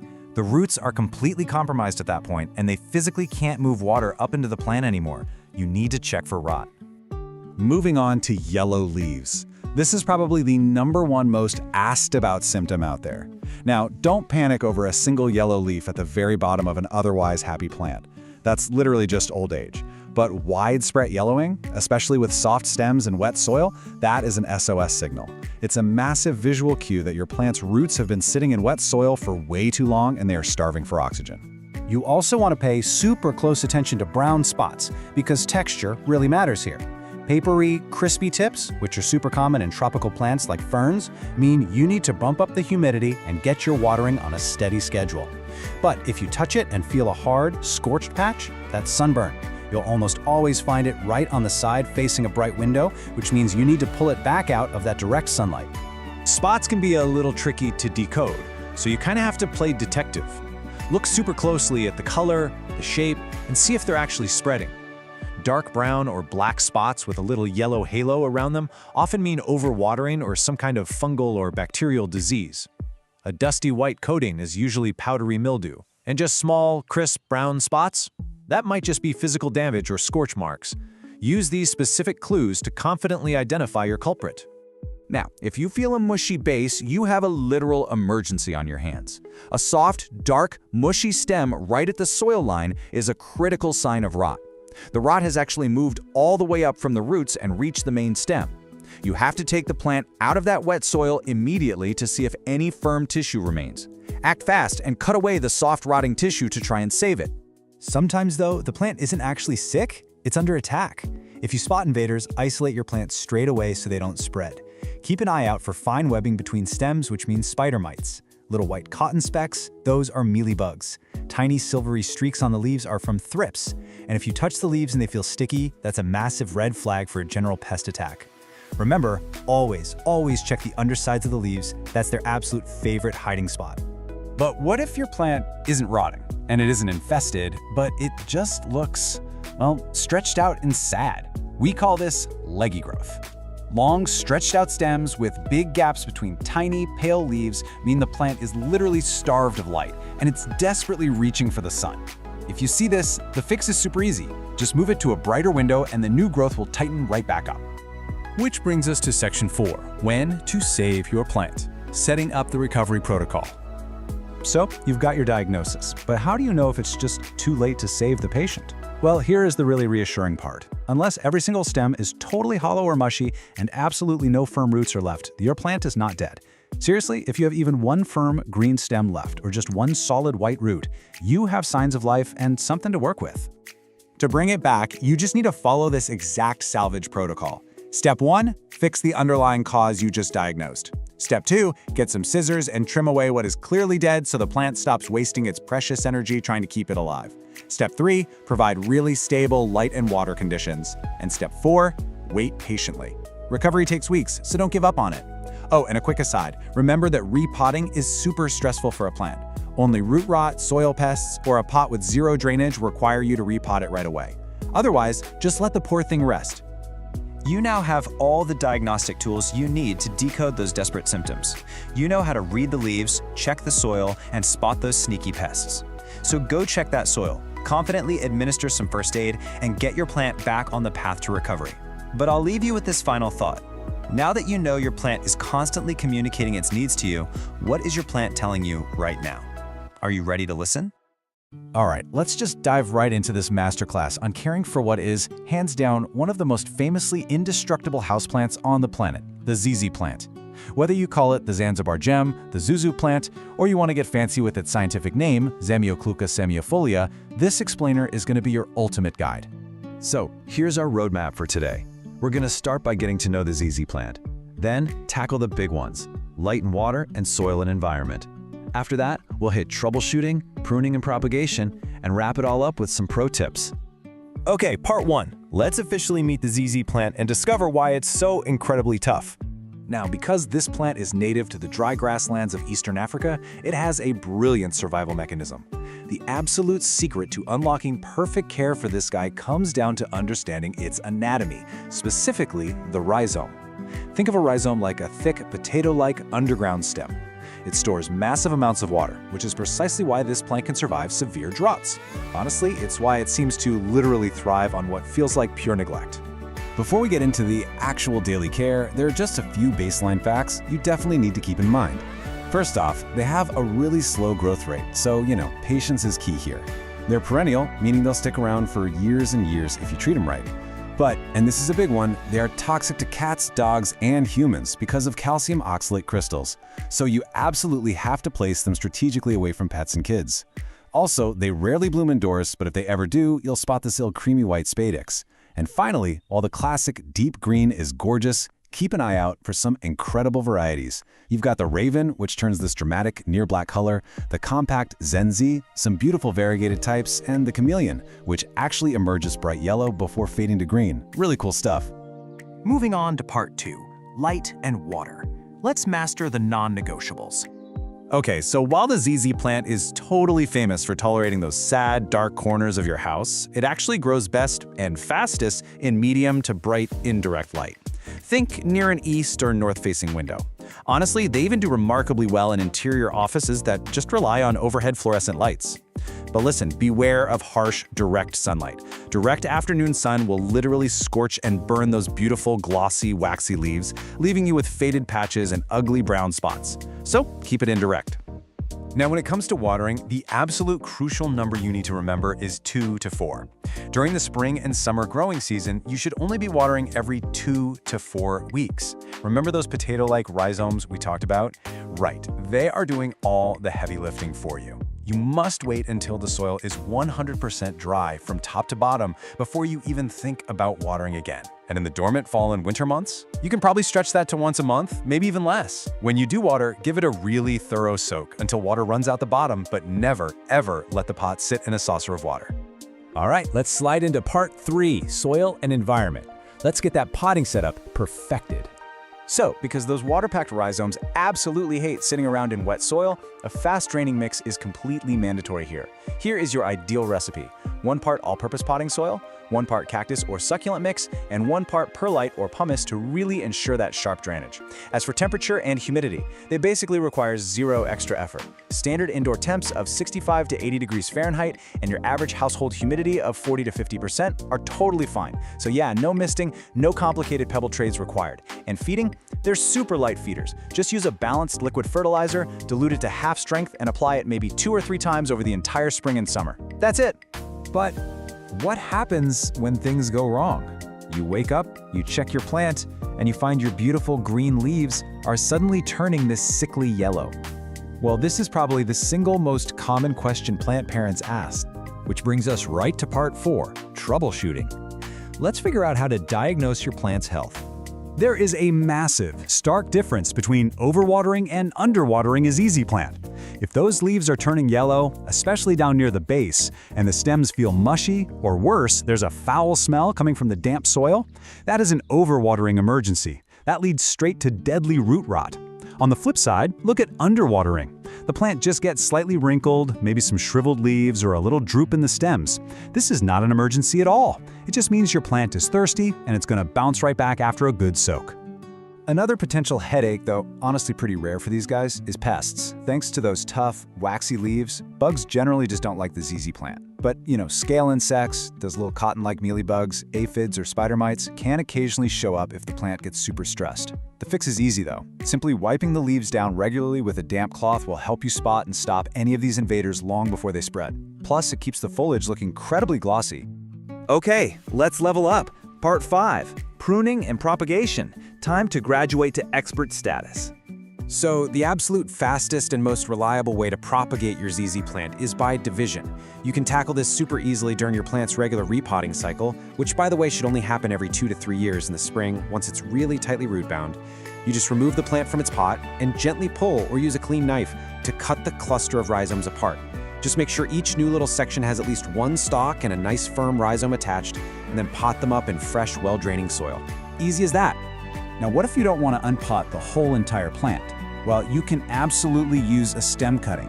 Just cut off an entire stalk right at the base, let it callus over for a few hours so it doesn't rot, and pop it into a jar of water. Just remember to change that water weekly. But I have to warn you, be prepared to wait. It takes many, many months for a new rhizome and roots to form in water before you can finally move it into soil, so patience is 100% required here. Finally, part 6, pro tips. Let's go over the real secrets for long-term success. These pro tips are super simple, but they're highly effective habits. First, always choose a pot that's only 1 to 2 inches larger than the root ball. Anything bigger, it's just going to hold way too much wet soil. Next, try to rotate your plant a quarter turn every single month. That stops it from leaning toward the light and gives you that nice, symmetrical, upright growth. Like we mentioned, keep wiping that dust off the leaves with a damp cloth. It actually maximizes photosynthesis. Also, don't stress over how slow it grows. That's just its nature. And finally, you never need to prune this plant to encourage bushier growth. Just use clean scissors to snip off any dead or yellowing stalks cleanly down at the soil line. Look, if you only take away one single piece of advice from this entire explainer, let it be this golden rule. When in doubt, don't water. Seriously, the ZZ plant is an absolute survivor, perfectly built to withstand drought. If you aren't completely 100% sure if the soil is bone dry, just wait another week. So, now that you know the anatomical secrets of the rhizome, the exact recipe for the perfect soil, and the incredible power of doing absolutely nothing when it comes to watering, how are you going to use this masterclass to build your own indestructible indoor jungle? Go find that perfect spot, take a step back, and just let your ZZ plant thrive. Welcome to this explainer. Today, we're jumping right into a true masterclass dedicated to a plant that flat out refuses to be ignored, the neon pothos. If you've ever felt like your space was just kind of missing a certain vibrancy, well, this is the plant that acts as a bright, virtually unkillable burst of energy for absolutely any room. We're going to break down the science of its care, from the basic foundations of just keeping it alive, all the way up to expert techniques for infinite propagation. Okay, let's dive right into the syllabus. We're covering a lot of ground today. First, we'll meet the biological highlighter. 2, mastering the glow. 3, essential everyday care. 4, pruning and propagating. 5, tackling pests and problems, and we'll wrap it up with some pro tips. All right, section 1, meet the biological highlighter. So let's get to know the absolute energetic powerhouse that is the Epipremnum aureum neon. This plant doesn't just survive, it has this sheer, stubborn determination to push through some of the absolute harshest indoor conditions. Seriously, it's famous for staying alive in those depressing, windowless break rooms where most plants would just immediately give up. It has this incredibly tough, resilient spirit, but it's wrapped up in a shockingly bright exterior. I absolutely love this description. A lamp that runs on water. Because honestly, with its electric shock of chartreuse yellow, placing this plant in a dark corner gives you an instant burst of brightness without even needing an electrical outlet. It's an incredible tool for interior design. It offers this dramatic, eye-catching contrast against dark walls, think charcoal or navy, or when you plant it in deep dark pots where that yellow foliage can just truly pop. Moving right along to section 2, mastering the neon glow. Now, this is arguably the most critical aspect of caring for the neon pothos. We have to understand exactly how and why it keeps that signature, shocking color. Because if we get this wrong, the plant literally loses its entire unique appeal, and the science behind the glow is actually fascinating. You see, the neon color is technically an unstable chlorophyll mutation. The plant lacks the dense, dark green pigment that you'd find in a standard plant. So in highlight, the plant gets plenty of energy, meaning it can afford to be kind of inefficient and keep its brilliant chartreuse color. But in low light, it panics. It goes straight into survival mode and starts producing sunblock, that dense, dark green chlorophyll, just to capture every single scarce photon it can find. Basically, if you don't give it enough bright, indirect light, your glowing neon plant is going to revert into a standard dark green pothos. Now, what's really interesting here is the identity crisis this plant constantly faces in nurseries. You will so often see the philodendron lemon lime mislabeled as a neon pothos, but they are entirely different plants. Thankfully, you can spot the difference really easily through touch and shape. The neon pothos has a waxy, glossy, and just slightly bumpy texture with these asymmetrical spade-shaped leaves. The philodendron, on the other hand, is completely matte. It's velvety smooth with really broad, dramatic heart shapes. And you'll see these little sheaths on its new stems. Knowing this little trick totally saves you from accidentally buying a wrong plant. Okay, section 3, essential everyday care. This is where we shift our masterclass into the daily grind. And the great news is, the neon pothos has a dramatic but incredibly helpful communication style, especially when it comes to telling you exactly when it's time to pull out the watering can. Honestly, you should completely ignore a strict watering schedule. Just toss it out. Instead, rely on the dramatic droop and tactile sensory cues. use what we call the squeeze test. If the leaf is firm, cool, and rigid, do not water it. But if it feels soft, pliable, and folds easily like a warm taco shell, it is definitely thirsty. And when you do water, drench the soil completely until it flows out the bottom. But never, ever let the pot sit in standing water. Of course, watering is literally only half the equation, right? Drainage is the other. Neon pothos roots need oxygen just as much as they need moisture. So to prevent suffocation and root rot, you absolutely need a chunky texture in your soil.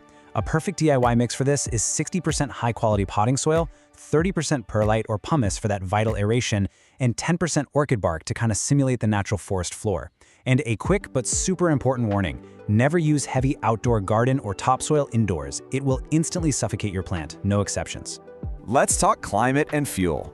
Hailing all the way from French Polynesia, this plant loves it warm. We're talking ideally between 70 and 90 degrees Fahrenheit. The ultimate danger zone for it is a cold draft dropping below 55 degrees. That will cause irreversible black spots in the leaves, which we definitely don't want. While it strongly prefers 50 to 70% humidity if you want those massive leaves, it easily tolerates dry indoor air at around 30%. As for fuel, you'll want to use a nitrogen-focused fertilizer in the spring and summer to really support those stunning yellow leaves. Remember, this plant isn't going to bloom indoors, so all its energy is going straight to the foliage. And whatever you do, always remember to stop feeding it in the winter so you avoid burning the roots. Next up, Section 4, Pruning and Infinite Propagation. This is where you graduate to the next stage of plant parenthood. We're going to look at how to tame a wild, sprawling vine, and even more excitingly, how to create endless clones. 10+ feet. That is the massive, fast-growing potential of these vines, especially when you give them a moss pole to climb. The act of climbing actually triggers hormones that make the leaves grow exponentially larger. But there's a catch. You have to watch out for the dreaded baldness problem. If you just leave it to hang and grow as a single leggy string, the vine will very often lose all its base leaves. That leaves you with a really sad, bald-looking stem near the soil.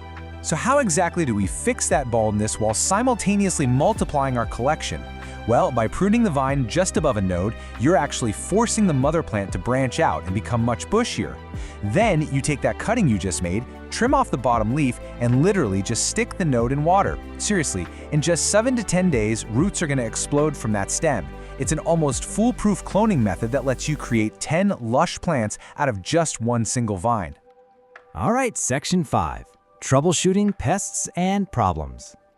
Look, even the toughest plants face challenges, right? And the bright, electric leaves of the neon pothos unfortunately act as a bit of a beacon for certain unwanted guests. But don't worry, we're your definitive plant coach here to help diagnose and treat these issues. Let's break down the sap-sucking enemies drawn to your plant. First, if you see white, fluffy cotton spots tucked right where the leaf meets the stem, you've got mealybugs. Treat those with a strong shower blast or insecticidal soap. Scale, on the other hand, looks like hard brown bumps on the stems. For those, granular systemic insecticides mixed right into the soil are your best bet. Finally, spider mites. They leave this really fine webbing and tiny specks on the undersides of leaves, especially when the air is dry. A routine spray of neem oil every 5 to 7 days will clear them right out. Beyond the creepy crawlies, the leaves themselves are actually communicating with you when your care routine is a bit off. If you start seeing crispy brown edges, it usually means your watering is too erratic, like you're letting it dry to the bone and then completely drowning it. Or your air is just way too dry. But you really need to beware of mushy yellow leaves. Now, a single old leaf turning yellow near the soil, that's just natural aging. But sudden, widespread, mushy yellowing all across the vine, that is a dire, flashing warning sign of overwatering and root rot. Finally, we've made it to Section 6, Pro Tips for Thriving. Okay, we've covered survival, we've covered maintenance, and we've covered problem solving. Now we enter the final expert level of this masterclass to truly elevate your routine and push your neon pothos to its absolute peak. Here are your rapid-fire expert tips. First up, if you happen to have a freshwater aquarium, use that dirty water during your tank changes to water your plant. It is packed with a massive biological nitrogen boost. Second, rotate your pot a quarter turn every single week. This prevents the vine from growing entirely lopsided toward the nearest light source. Third, dust your leaves monthly. Dust literally blocks light, and remember, this plant needs every single photon it can get. Finally, my favorite trick, if you have a bare vine, just loop it back onto the soil and pin the node down with a bobby pin. It will root directly into the soil, perfectly mimicking how the plant naturally spreads across the forest floor. So, this brings us to the end of our explainer, and I have to leave you with one final thought. Are you ready to let this biological highlighter transform your darkest corners into a thriving neon jungle? You now have the complete blueprint. From mixing the perfect chunky soil to reading that dramatic droop, forcing brilliant color through proper light management, and cloning your way to an endless indoor garden. Take these steps, apply the science, and just watch your space completely light up. Thanks so much for joining this explainer, and hey, happy growing! Welcome to today's Explainer. We're diving deep into the ultimate care manual for the truly beautiful architectural button fern. If you've ever wanted to bring that lush woodland feel indoors, but, without committing to a massive hanging basket, you are in exactly the right place. We're going to walk through everything you need to know to keep this stunning plant thriving. All right, let's just address the elephant in the room right off the bat. Ferns can be incredibly fussy, right? And so easy to kill. We've all been there. You bring home this gorgeous, lacy fern, and literally within weeks, it's shedding crispy brown leaves all over your floor. But the button fern offers a much more forgiving alternative. Because its small, round leaflets are thicker, kind of leathery actually, it has a much wider margin for error than its paper-thin cousins, so it gives you that gorgeous fern texture, but with a whole lot more resilience. To get there, we're going to build your knowledge using a pyramid of care. We'll meet your fern, cover the core care of light and water, and perfect your environment. Then we'll hit routine maintenance like feeding and pruning, troubleshoot common problems, and wrap up with expert tips and propagation. Step 1, meet your button fern. Let's get to know exactly what plant we're actually dealing with here. So if you walk into a plant shop, you might actually see 2 totally different plants labeled as button fern. Let's clear up this massive misconception right away. The true button fern, Pelea rotundifolia, which hails all the way from New Zealand, has these dark, wiry stems and firm, dark green, round leaflets that just arch so gently. On the flip side, the lemon button fern is a completely different, much fluffier plant with softer, lighter fronds and, believe it or not, a faint citrus scent. If you're going for that tidy, architectural, slightly darker woodland look, the true button fern is the one you want. Moving right along to step 2, core care, light and water. Let's establish the absolute non-negotiables for your fern's survival. Now, the crucial takeaway here is that this is absolutely not a deep shade plant. Because ferns grow on the forest floor in the wild, people just kind of assume they want to be shoved in a dark corner. But indoors, it needs bright, indirect light to maintain that dense, glossy look we all love. An east-facing window is literally ideal. I really want to stress that. That gentle morning sun is absolutely perfect. If you blast it with direct, harsh afternoon sun, those leathery leaves are going to bleach and crisp up. But on the other hand, too little light leaves you with sparse, slow growth and these really unattractive wide gaps between the leaflets. Oh, and don't forget to rotate the pot every week or 2 so your fern doesn't start aggressively leaning toward the window. When it comes to watering, your absolute golden rule, the easiest mental model you can use, is a wrung-out sponge. The soil needs to be evenly moist, never a bone-dry desert, and never a swampy puddle. Because the button fern is a bit tougher, sometimes growers make the mistake of treating it like a semi-drought plant, and that just causes the clump to thin right out from the inside. But if you keep it constantly saturated, you cut off the oxygen to the roots and you're practically inviting root rot. So remember, wrung-out sponge. To achieve that perfect balance, just check the surface of the soil with your finger. When the top half-inch feels barely dry, you're good to water. Pour room temperature water over the top, nice and slow, until the excess drains right out of the bottom. And this is key. Never, ever leave the pot sitting in a saucer full of runoff water. Okay, step 3, environment. Specifically, soil and humidity. Let's figure out how to perfect the physical space for those roots and fronds. Because listen, water and light are totally useless if the soil and air are actively working against your plant. This specific soil recipe ensures the roots stay evenly damp but open enough to get vital oxygen. Dense, regular potting soil is just going to suffocate those roots, while a super chunky aeroid mix will dry out way too fast. By mixing moisture-retaining peat or core with fine bark for structure and perlite for drainage, you're giving this fern exactly what it naturally craves. When you mix it up, it should feel really springy and light in your hands. Now, let's talk about the number 50. That represents the absolute minimum percentage of humidity your button fern needs to thrive. It definitely prefers the 55 to 70% range, but dipping below 50 is where you're going to start seeing trouble. When the air gets too dry, it actually sheds its older fronds from the inside out just to conserve moisture, and those leaf edges turn a really dull brown. To fix this, you can use a humidifier, group it with other plants, or even put it in a bright bathroom. And hey, little industry secret just between us, misting is really just a temporary cosmetic boost. It doesn't actually fix chronically dry air, so don't rely on it. Temperature stability is also absolutely vital. You want to keep the indoor temps comfortably between 60 and 75 degrees Fahrenheit. Keep it away from cold drafts below 50 degrees, and definitely keep it away from heating vents or hot summer glass, which will unravel its health so quickly. A bright room that stays fresh and evenly temperate usually suits it beautifully. It actually appreciates the slightly cooler side of normal household conditions a lot more than many other tropical plants. Moving on to step 4, maintenance, focusing on feeding and pruning. Your fern is surviving, so let's keep it pristine. Now, button ferns are very light feeders. Honestly, in this case, overfeeding is so much more dangerous than underfeeding. Too much fertilizer will result in scorched leaf tips and this nasty salt crust building up on the soil. So feed it lightly, just once a month when it's actively growing in the spring and summer. Use a balanced liquid fertilizer, but dilute it down to half or even quarter strength.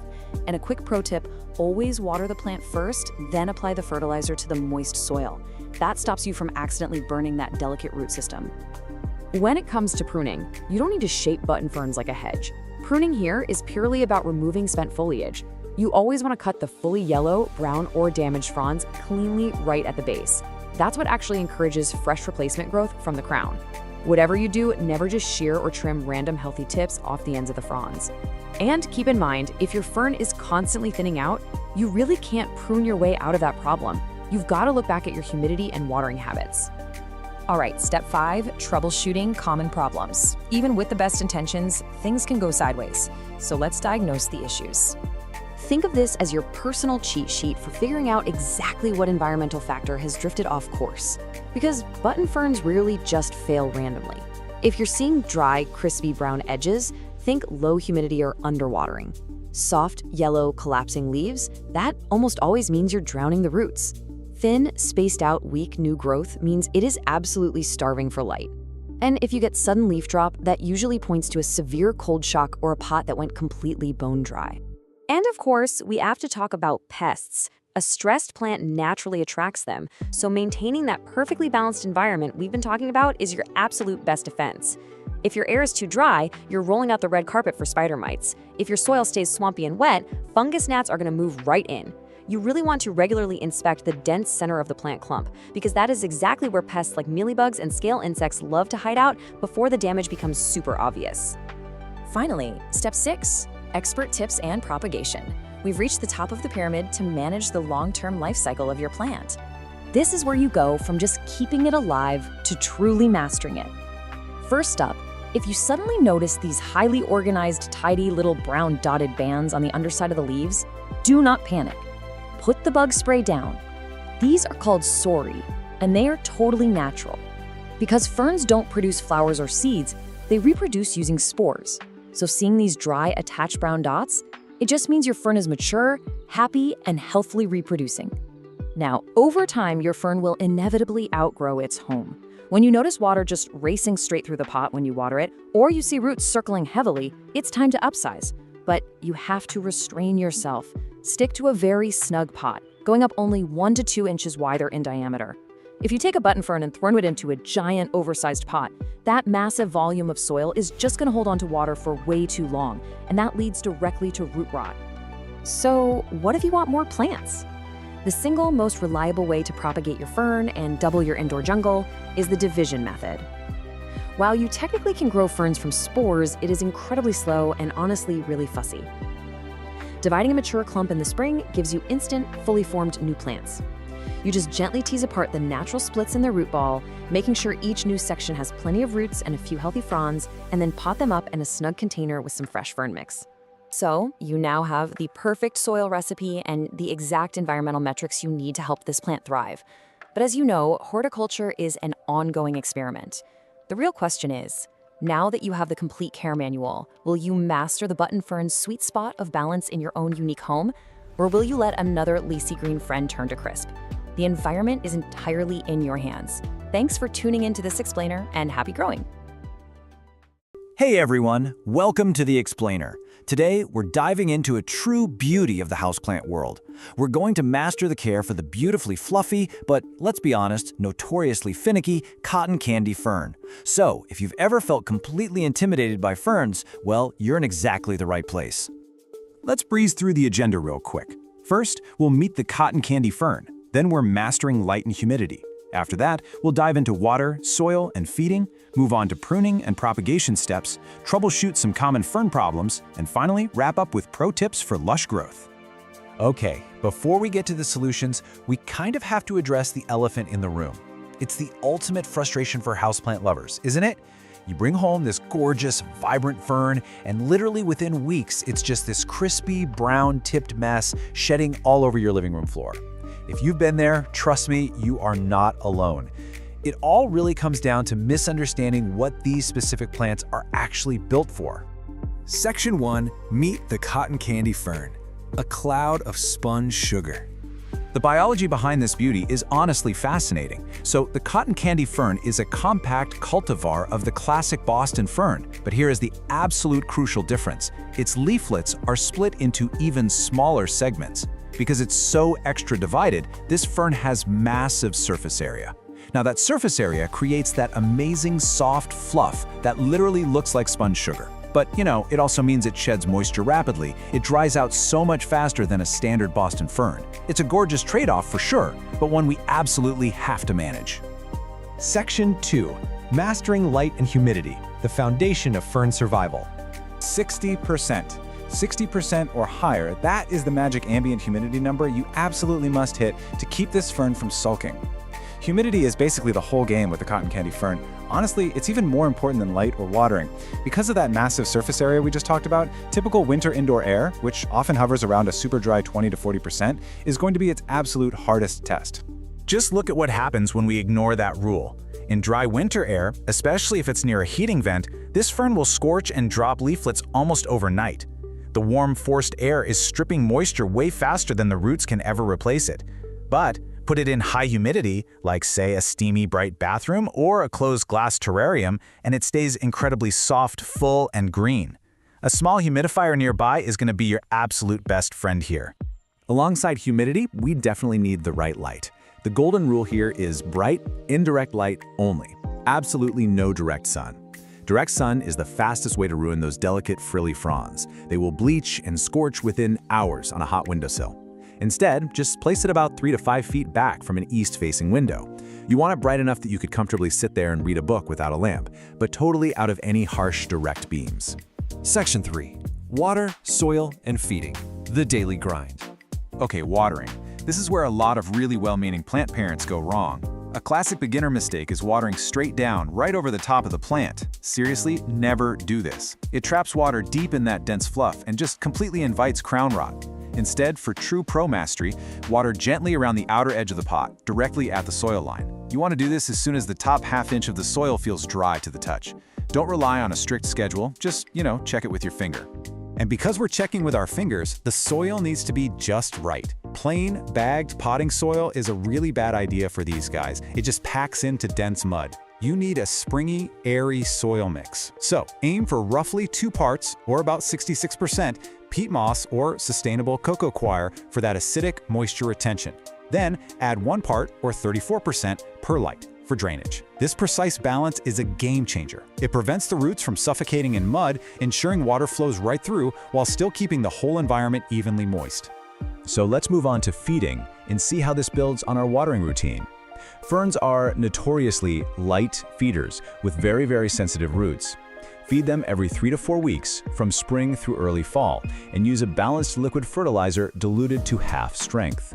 Oh, and here's an absolutely critical pro tip.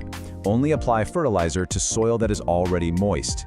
Fertilizing a bone-dry plant will concentrate the salts and cause nasty chemical burns on those delicate roots. Remember, underfeeding a fern is always, always safer than overfeeding. Section 4. Pruning and propagation steps. Graduating to expert. Pruning a fern is really mostly about housekeeping. When you see dead, browned, or yellowed fronds, don't just snip off the brown tips and leave a weird little stub. You want to cleanly cut those spent fronds right down at the very base, down near the soil line. This clears out dead material that traps moisture and breeds pests deep in the crown, and it actually prompts fresh, healthy growth straight from the center. Now, as your plant grows, you're eventually going to need to repot it, usually every 2 to 3 years when the roots completely fill the pot. And guess what? This is the perfect time to propagate. You can easily multiply your collection by dividing the root clump. In the spring, simply unpot the fern, gently split the fibrous clump into sections with your hands or a clean knife, and pot the new sections into that fresh mix we talked about. Keep them loosely covered in a clear plastic bag for a week or two. That just boosts the humidity while they recover from the shock. Actually, before we move to troubleshooting, I want to share a quick pro tip that saves beginners a ton of anxiety. If you ever flip over a mature frond and see neat, even rows of little brown dots, please don't panic. Those are natural spores called sori. They are just a sign of a healthy, mature fern doing its thing and reproducing. They are definitely not a pest infestation. If the dots are in orderly rows, just leave them be. Section 5. Troubleshooting common fern problems, from crispy to cured. Even the experts run into issues, right? So when you're diagnosing problems, remember these simple fixes. If you see brown, crispy edges, your cause is almost certainly dry air, and the fix is simply adding a humidifier or moving it to a bathroom. What if the plant is wilting but the soil is wet? Well, that's root rot from soggy soil. You'll need to unpot it, trim the mushy roots, and repot it in that airy mix we discussed. And if you notice a hollow, dead center in the crown, that usually points to low light or a shock, like a cold draft. Just move it to a brighter spot, clear out the dead fronds, and let it push out some new growth. Now we do need to talk about actual bugs. Because that gorgeous, dense fluff is just an absolutely perfect hideout for pests, they can be super hard to spot early on. You should gently part the fronds and inspect deep in the crown weekly. Keep an eye out for the fine webbing of spider mites in dry air, or maybe the white cottony tufts of mealybugs. If you spot them, treat the plant gently. Ferns really hate harsh chemicals, so knock the bugs off with water and treat the plant with a gentle insecticidal soap or a neem solution. Section 6. Pro Tips for Lush Growth, the Masterclass. All right, if you remember literally nothing else today, master these golden rules. Number 1, always keep that humidity above 60%. 2, never let the soil dry out completely. Water it when that top ½ inch is dry. 3, keep the plant far, far away from dry heating vents or cold glass drafts. 4, if your tap water is hard, definitely use gentle, filtered water to prevent brown mineral tips. And finally, consistently clear out dead material to promote good airflow. Look, this plant doesn't have to be a massive source of stress. The cotton candy fern is incredibly rewarding. Once you nail its specific environmental needs, especially that crucial humidity, it will genuinely look like a literal cloud of green sponge sugar just sitting there in your home. So, it's time to take action. I want you to take a look around your house right now. Where is that hidden oasis? Perhaps it's a bright bathroom shelf that catches the morning sun and the post-shower steam? Or maybe you've got an empty glass terrarium just waiting to become the perfect sanctuary. Find that perfect steamy microclimate, and you are totally ready to grow your very own beautiful cotton candy fern. Thanks so much for hanging out with us for this explainer. Happy growing! Welcome to today's explainer. You know, if you've ever found yourself scrolling through photos of stunning, wildly patterned houseplants and thought to yourself, yeah, no way, I could never keep that alive. Well, you are in exactly the right place. Today, we're exploring the ultimate low-drama entry point into the world of variegated houseplants, the Marble Queen pothos. It's a gorgeous plant that gives you this incredible visual reward, totally skipping the fuss of a high-maintenance collector plant. Okay, let's dive right into this. Here's our roadmap for today. First, we'll officially meet the Marble Queen. Then we'll cover the survival foundation, followed by routine maintenance. After that, we'll graduate to pruning and propagation, and finally wrap things up with troubleshooting. All right, Section 1, meet the Marble Queen. So this classic heart-shaped vine is famous for its striking cream and white splashes. It acts incredibly easygoing while looking, frankly, highly dressed up. But to really anchor our understanding here, let's compare it to a plant you've probably seen literally everywhere, the golden pothos. Now, while the golden pothos features these yellow and chartreuse streaks and grows super fast, our Marble Queen rocks those elegant cream and white splashes. But here's the catch, and it's an important one. Because those beautiful white patches lack chlorophyll, the Marble Queen grows just a bit slower. The green parts of the leaf are doing all the heavy lifting for photosynthesis. Basically, if pure speed matters to you, pick the golden. But if looks are your priority, the Marble Queen is your winner, for sure. Moving right along to Section 2, the survival foundation: light, water, and soil. The absolute non-negotiable for this plant is bright, indirect light. Ideally, you want it about 2 to 4 feet back from an east or north-facing window. You really want to avoid direct afternoon sun because that will quickly burn those delicate, thin, white patches into crispy brown spots. Not a great look. But if you stick the plant at a spot that's too dark, you'll see this fascinating concept called reverting happen. Because the cream sections of the leaf do not photosynthesize, a starving plant literally panics. It starts pushing out almost completely all green leaves just to compensate and survive. So give it enough light or you're going to lose that stunning marbled look that made you buy it in the first place. Next up in our survival foundation is watering.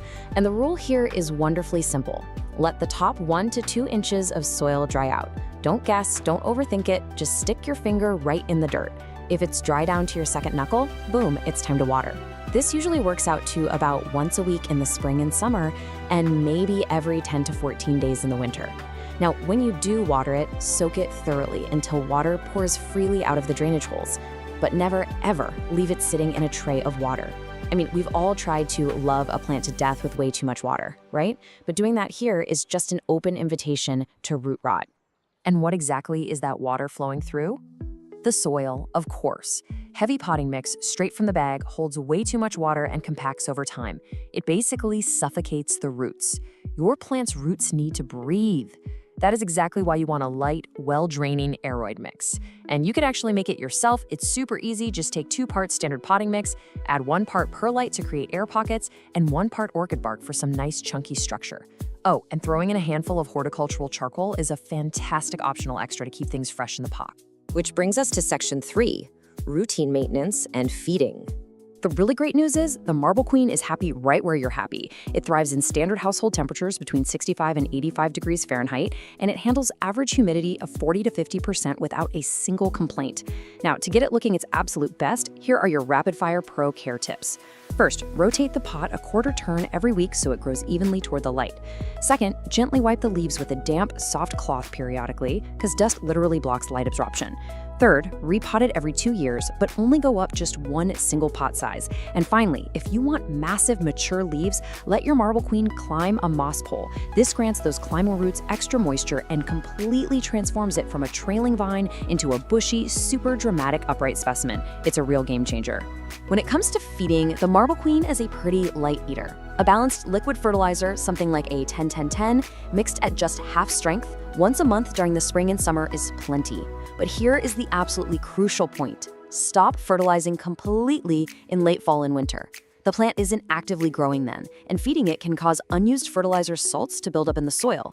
That's going to burn the roots and leave you with crispy brown leaf tips. Oh, and a quick aside, always water the plant before you add liquid fertilizer just to prevent shocking those roots. All right, time to level up. Section 4, expert level, pruning and propagation.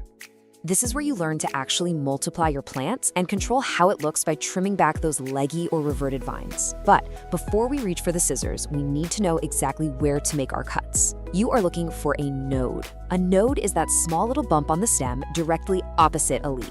It is basically the magical spot where new roots and new foliage emerge. When you prune, you want to cut just above a node on the main plant. And if you're aiming for a bushier plant instead of long, stringy vines, simply pinch off the growing tips. That forces the node right below it to push out side branches, which fills the plant out beautifully.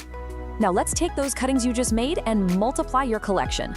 Water propagation is incredibly simple. Just find a healthy vine and cut just below a node, so your cutting has a node right at the bottom. Remove the lowest leaf to fully expose that node. Drop it into a jar of room temperature water, making sure any remaining leaves stay completely dry above the water, and just wait. Roots are going to appear in 2 to 3 weeks. And here's a brilliant little pro tip for you. Cuttings with stronger green tones actually root faster than mostly white cuttings. Why? Because they have way more chlorophyll energy to fuel that root production. Almost there. Section 5, troubleshooting common problems. Look, even the experts run into issues sometimes. But the difference is, they know how to read the plant and confidently diagnose the problem without panicking. For instance, here's one of the most common beginner questions we get. Why is my beautiful Marble Queen turning solid green? Well, remember that concept of reverting we talked about earlier? That is exactly what's happening. The plant is literally telling you it is starving for light. The quick fix? Move the plant closer to a window and trim back those solid green vines so it redirects its energy back into producing that beautiful, variegated growth. You can actually reverse engineer your entire care routine based strictly on what the leaves are telling you. Think of it like a puzzle. If you see yellow lower leaves and mushy stems, you're overwatering. Let the soil dry out, and if it's really severe, you might need to trim away black, rotting roots. Now, if you see crispy brown edges, you're either underwatering or the air is way too dry, so give it a thorough soak. And if the vines are looking leggy with huge gaps between tiny leaves, yep, it needs more light. Just by checking these symptoms, you're gonna know exactly how to pivot your care strategy. Now, the marble queen isn't a massive pest magnet, but you definitely still need to keep your eyes peeled. Mealybugs look like little bits of white, cottony fluff tucked right into the joints. Spider mites leave behind this really fine webbing. Scale looks like tiny brown bumps stuck to the stems. If any of these show up, don't panic. A simple cotton swab dipped in 70% isopropyl alcohol or a weekly spray with some insecticidal soak will clear them right up. There is one totally vital troubleshooting question we absolutely must cover. Is this plant safe for pets? The answer is firmly absolutely no. Like all pothos, the marble queen contains calcium oxalate crystals. These are highly toxic and very irritating to cats and dogs if they chew on the leaves. So if you have curious pets running around, this plant has to be displayed way up high in a hanging basket or completely out of their reach. And there you have the whole shebang. You have officially graduated to expert marble queen parent. You now know how to provide the perfect light, mix the ideal soil, prevent reverting, and even multiply your plant through propagation. Which really leaves me with one final, very important question for you today. Once you trim those vines and root those incredibly easy cuttings, who is going to get your very first marble queen baby? Think about it. Thank you so much for joining me on this explainer, and happy growing. Okay, let's dive into this. We all want that lush, vibrant feeling of a tropical rainforest right in our living rooms, don't we? But, turning dry indoor spaces into thriving tropical oases isn't just about pouring water into your pots. It's a bit more nuanced than that. Today, we're walking through the 12 best plants that absolutely love humidity, and we'll look at how giving them that moisture in the air can completely transform their growth into something genuinely spectacular. Now, if you're an avid plant parent, you have definitely asked yourself this exact question. Why do my plant's leaves keep turning brown and crispy? Seriously, it's a universal pain point. It can drive you crazy. You carefully place them in the perfect light, you stick to this rigorous, color-coded watering schedule, and yet those dreaded brown, crispy edges just keep showing up. I mean, it feels like a betrayal. Well, the truth is, for a lot of these tropical species, watering the roots just isn't enough when the air around them is too dry.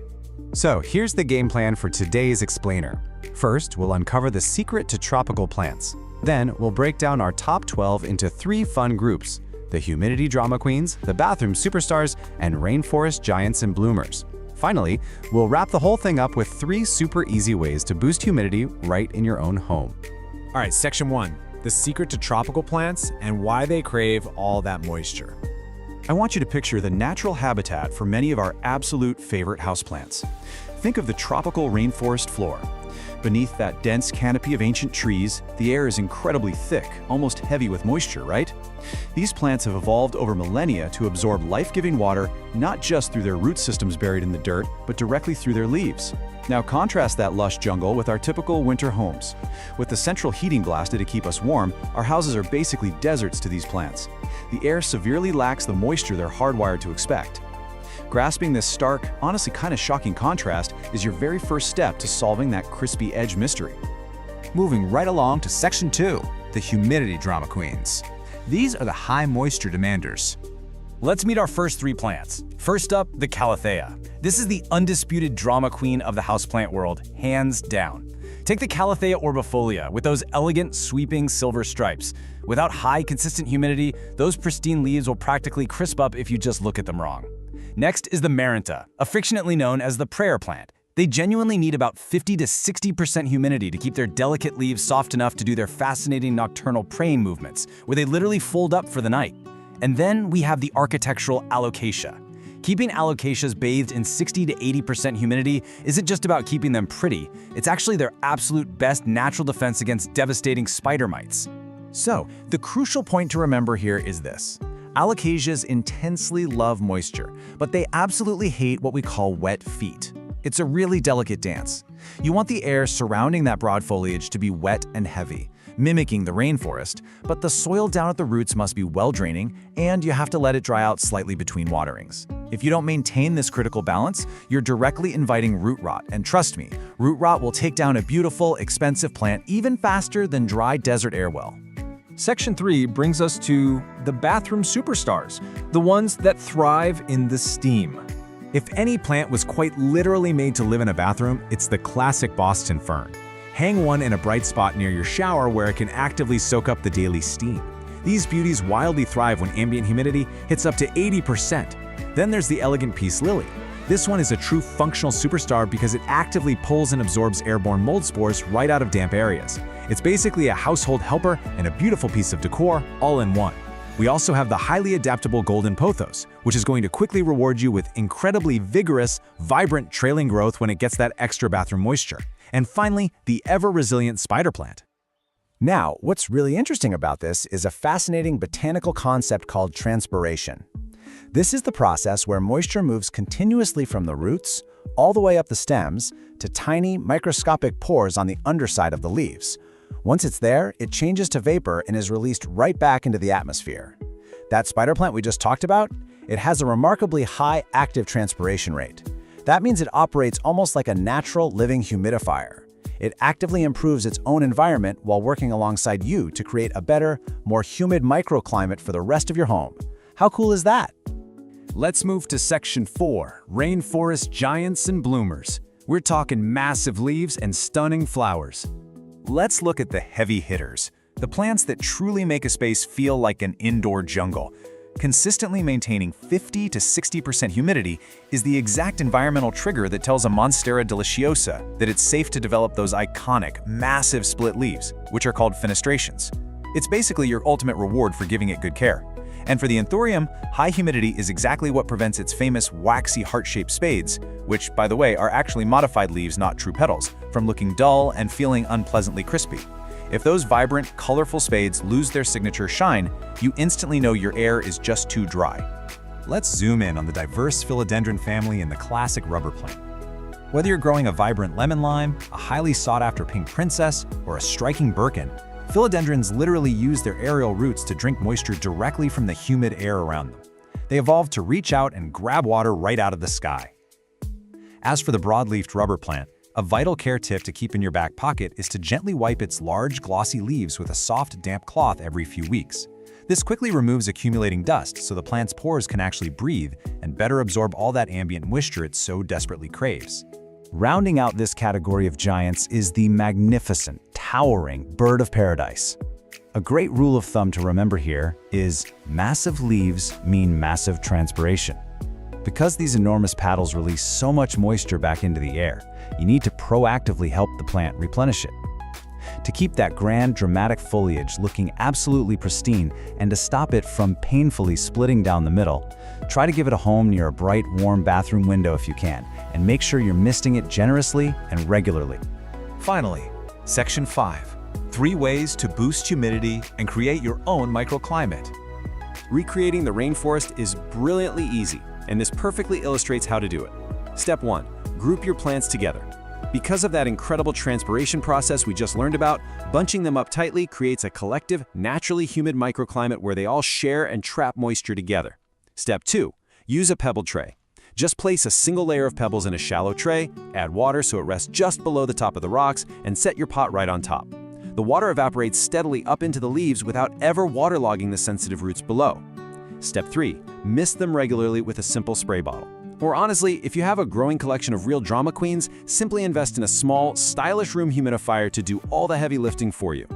So, armed with this deep botanical understanding of transpiration, the power of microclimates, and the highly specific needs of these 12 incredible moisture-loving plants, I have a final question for you. Which room in your house is going to become your vibrant new tropical oasis? Take a look around your home today, find that absolutely perfect, bright, warm spot, and start grouping those new humidity-loving plants together. Thanks so much for joining this explainer, and happy growing. Welcome to this explainer. Today we're tackling a plant that is equally famous for its absolute beauty and, let's be honest, its notorious fragility. We're going to completely demystify the burro's tail succulent. Whether you're carefully bringing home your very first tiny plant or you're trying to perfect the massive cascade of an older one, consider this your ultimate beginner to expert guide. Picture this. You just bought your plant, you're driving it home, you gently bump the pot, and suddenly you're panicking because half of those beautiful plump leaves just tumbled right onto the floor. Listen, you're not alone. It's the #1 source of frustration for new owners. It honestly makes you feel like you're failing before you've even started.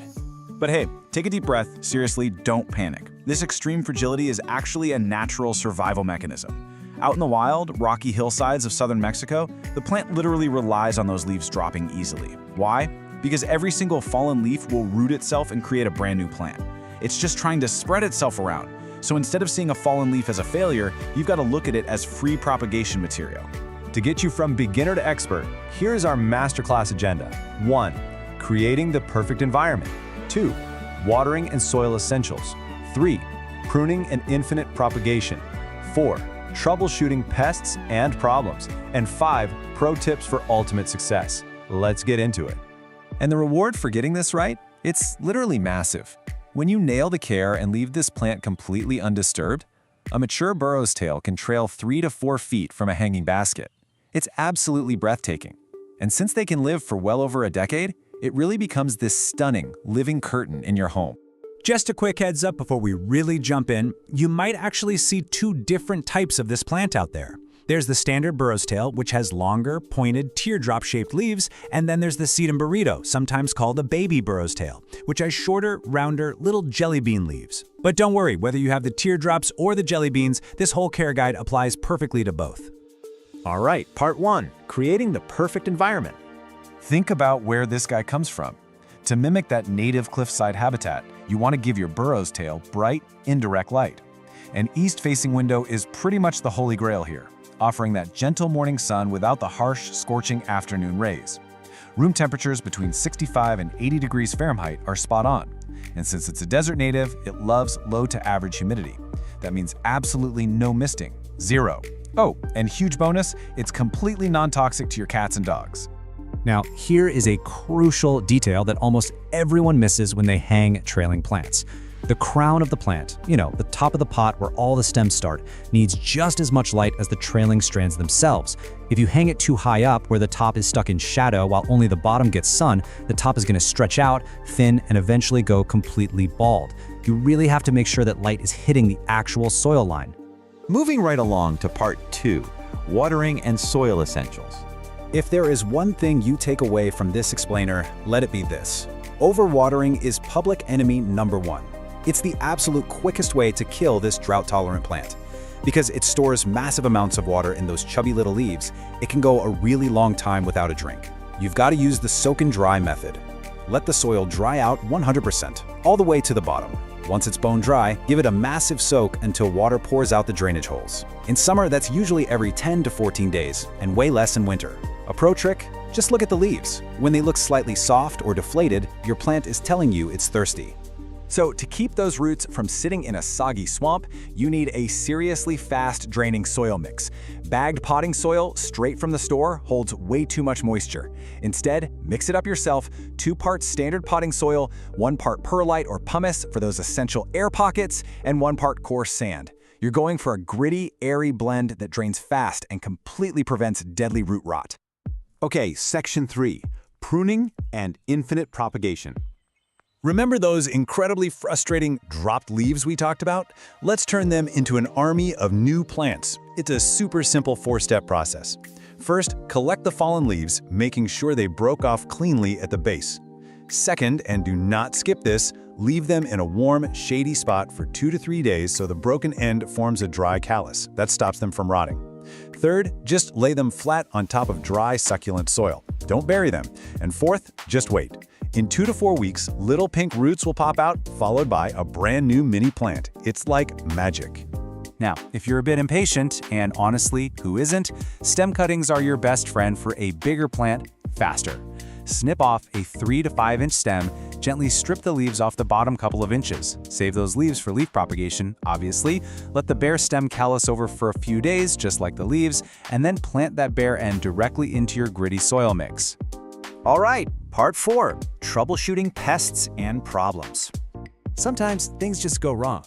If your plant is looking a little sad, you can use a visual symptom checker to figure out your watering issues. Root rot is an absolute emergency. The stems near the soil turn soft, dark, and mushy, and the leaves go translucent yellow and drop easily. You have to cut away the rot immediately. But if the leaves are just deflated and wrinkled and the soil is totally bone dry, good news, it's just underwatered. A good long soak will fix it right up. Now those thick waxy leaves actually do a pretty great job deterring most bugs naturally. But you still need to be vigilant. Check the tight little spaces where the leaves meet the stems for mealybugs. They look like tiny white cotton clusters. Keep an eye out for aphids on the soft new growth and scale insects, which look like weird little brown bumps. Spot any? Gently dab them with a cotton swab dipped in rubbing alcohol or use a mild insecticidal soap. Just, be incredibly gentle so you don't accidentally knock half the leaves off while you're cleaning it. And finally, part 5, pro tips for ultimate success. Have you ever noticed that powdery, kind of pale blue-white dust on your plant's leaves? That is called farina. It's basically a natural, waxy sunscreen that protects the plant from burning and locks moisture inside the leaf. The golden rule here is do not touch it. If you rub the farina off with your fingers, it literally never grows back on that leaf. It leaves the spot vulnerable and just slightly less vibrant. When it comes to repotting, honestly, just don't do it. At least, not often. Because this plant is so famously fragile, repotting is wildly stressful for the plant and definitely for you. Try to leave it alone as long as humanly possible.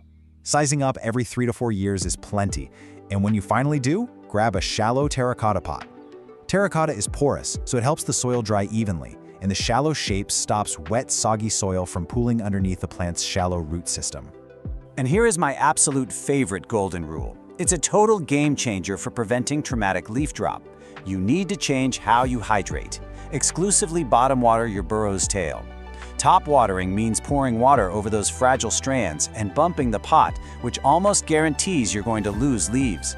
Instead, set that terracotta pot in a sink or a basin with a few inches of water. Let it soak up moisture from the bottom for 15 to 20 minutes. Perfectly watered roots, and you never even touch the delicate hanging strands. So, you've got the complete manual now. You know how to dial in the bright light, mix up the grittiest soil, and master that soak and dry watering routine.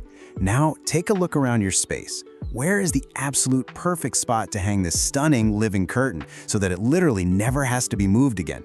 Find that spot, set it up, step back, and get ready to enjoy an incredible cascade for years to come. Welcome to this explainer. Look, today we're going to completely de-escalate your plant parent panic and diagnose exactly why those precious leaves are hitting the floor. We've literally all been there, right? You walk into the room and your absolute favorite houseplant has suddenly shed a whole layer of foliage. It's heartbreaking, and honestly, it usually sends us into a total spiral of overcaring. But today we're taking a structured, scientific approach to figure out the top 6 causes of leaf drop, and much more importantly, how you can fix every single one of them. So let's dive right in by reframing the situation entirely.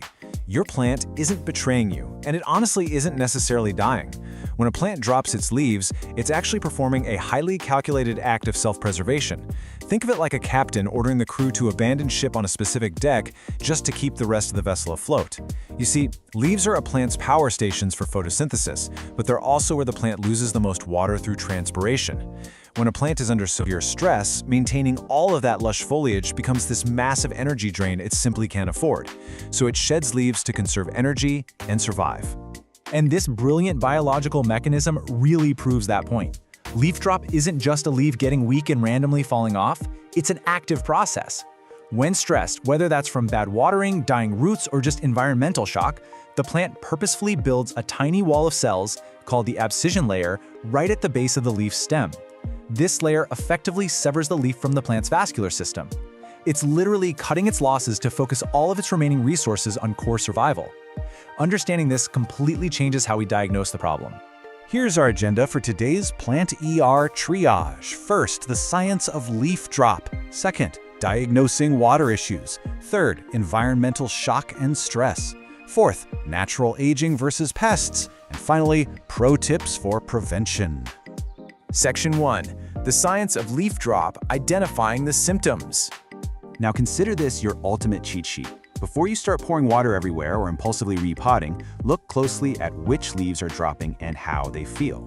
If your lower leaves are turning yellow and feel soft or limp, you're probably overwatering. But if the leaves are yellow but feel dry and crispy, your plant is underwatered.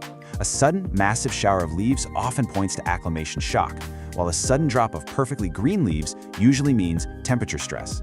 And if it's just the oldest bottom leaves falling off one by one, well, that's just natural aging. Keep these symptoms in mind as we break down each specific cause. Section 2. Diagnosing water issues, the most common culprits.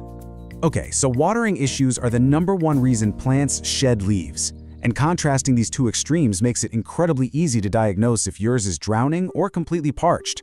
Actually, go ahead and check your soil right now. If it's constantly wet and soggy and the base of the stem feels a bit soft, your roots are likely rotting. They're dying and can no longer support the foliage, so the plant sheds its lower leaves. That's overwatering.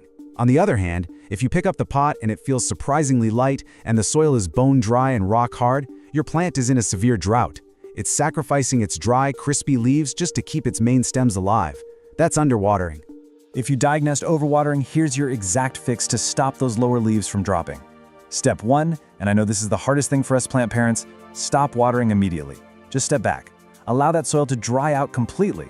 You also really need to verify that your pot actually has drainage holes, because if water can't escape, the roots are literally suffocating. If the soil smells swampy or the base of the plant feels mushy, you're dealing with severe root rot. In that case, you've got to play surgeon. Unpot the plant, carefully snip away the black, mushy, dead roots, and repot it in fresh, dry, well-aerated soil. On the flip side, if your plant is underwatering and shedding crispy leaves just to survive the tiny desert you've accidentally created in your living room, you need to rehydrate it immediately. Give it a really deep, thorough watering. Now, if the soil is so bone dry that the water just runs down the sides of the pot and out the bottom without even absorbing, you're going to want to use bottom watering. Just set the pot in a bowl of water for about 30 minutes and let the soil soak it up from the bottom like a sponge. Once it's rehydrated, commit to a consistent watering schedule so it never has to face that kind of drought stress again. Section 3. Environmental shock and stress when things change too fast. This perfectly explains our third cause, acclimation shock. Just think about where your plant came from for a second. It was likely raised in this perfect climate-controlled nursery or greenhouse with optimal humidity and light. So when you buy it, shove it in your car, and place it in a dim corner of your house, that is an incredibly jarring transition. Sensitive plants, particularly the notorious fiddly fig, will throw an absolute tantrum, much like a dramatic teenager, and drop a significant number of leaves as they struggle to adjust to these new, less than ideal conditions. To fix acclimation shock, the answer is usually less action, not more. You simply need to establish a stable environment. Find a forever home in your house that provides the right light for that specific species, set the pot down, and seriously, stop moving it around. Don't drag it from room to room chasing the sunlight. Keep your watering routine stable and just be patient. Expect a little bit of drama for the first few weeks. Once it realizes its environment is secure, the dropping will absolutely stop and it'll acclimate. Now let's see how this builds into cause number 4, temperature stress. If you walk into a room and notice your plant has suddenly dropped a handful of perfectly healthy, bright green leaves, look around. Is there a drafty window right there? Did someone leave a door open? Is it sitting directly in the path of an air conditioning vent? A sudden chill is a major shock to tropical houseplants, and shedding green leaves is an acute, immediate defense mechanism against that sudden plunge in temperature. The prescription here is incredibly straightforward. Just protect your tropical plants from the chill. Relocate the plant immediately away from any source of cold air or intense temperature fluctuations. They want a steady, warm environment, just like they'd have in their native habitats. Section 4. Natural aging versus pests, the inevitable and the invasive. It's really vital to distinguish between cause number 5, which is natural aging, and cause number 6, pests. Natural aging is literally just the circle of life. It is perfectly normal for a healthy, thriving plant to occasionally turn 1 or 2 of its very oldest, lowest leaves yellow and drop them. It's simply redirecting its energy upward to push out new growth at the top. If the rest of the plant looks amazing, do nothing, just clear the leaf away. However, if the leaf drop is severe and you're seeing fine webbing, sticky residue on the leaves, or tiny visible insects like spider mites or scale, your plant is under attack. These pests are physically draining the life and energy from the plant, forcing it to drop foliage it can no longer support. If pests are stealing your plant's energy, you gotta act like a botanical ER doctor right now. Step 1, isolate the patient immediately so the bugs don't spread to your entire indoor jungle. Step 2, treat it aggressively. Wipe down the leaves to physically remove the pests and apply a high-quality, appropriate insecticide or horticultural oil according to the directions. You absolutely have to break the pest's life cycle if you want to stop the leaf drop.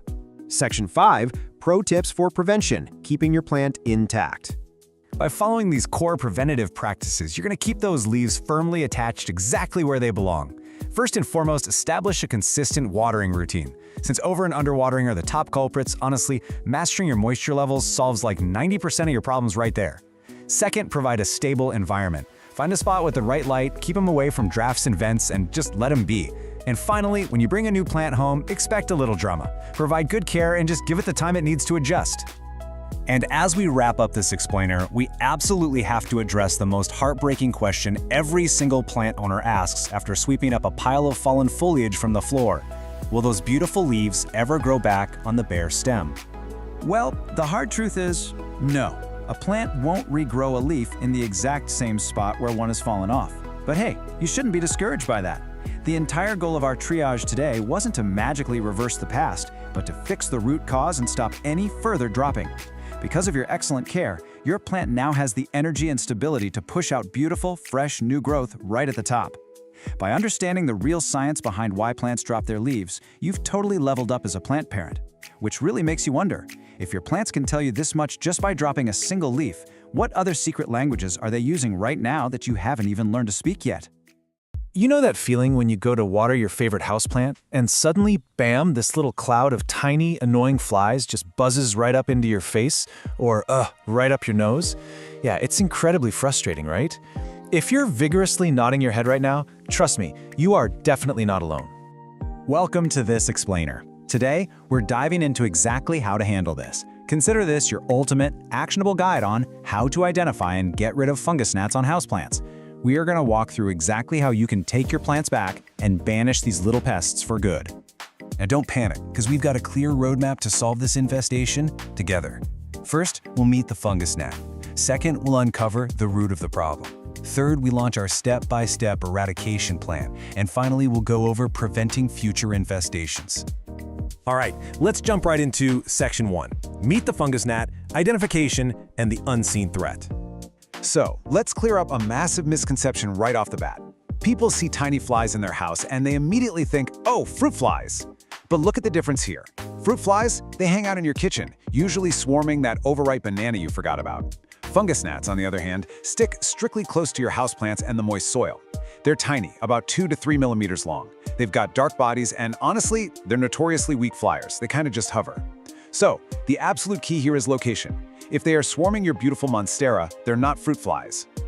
Now, what's really interesting and honestly kind of alarming is this number right here, 200.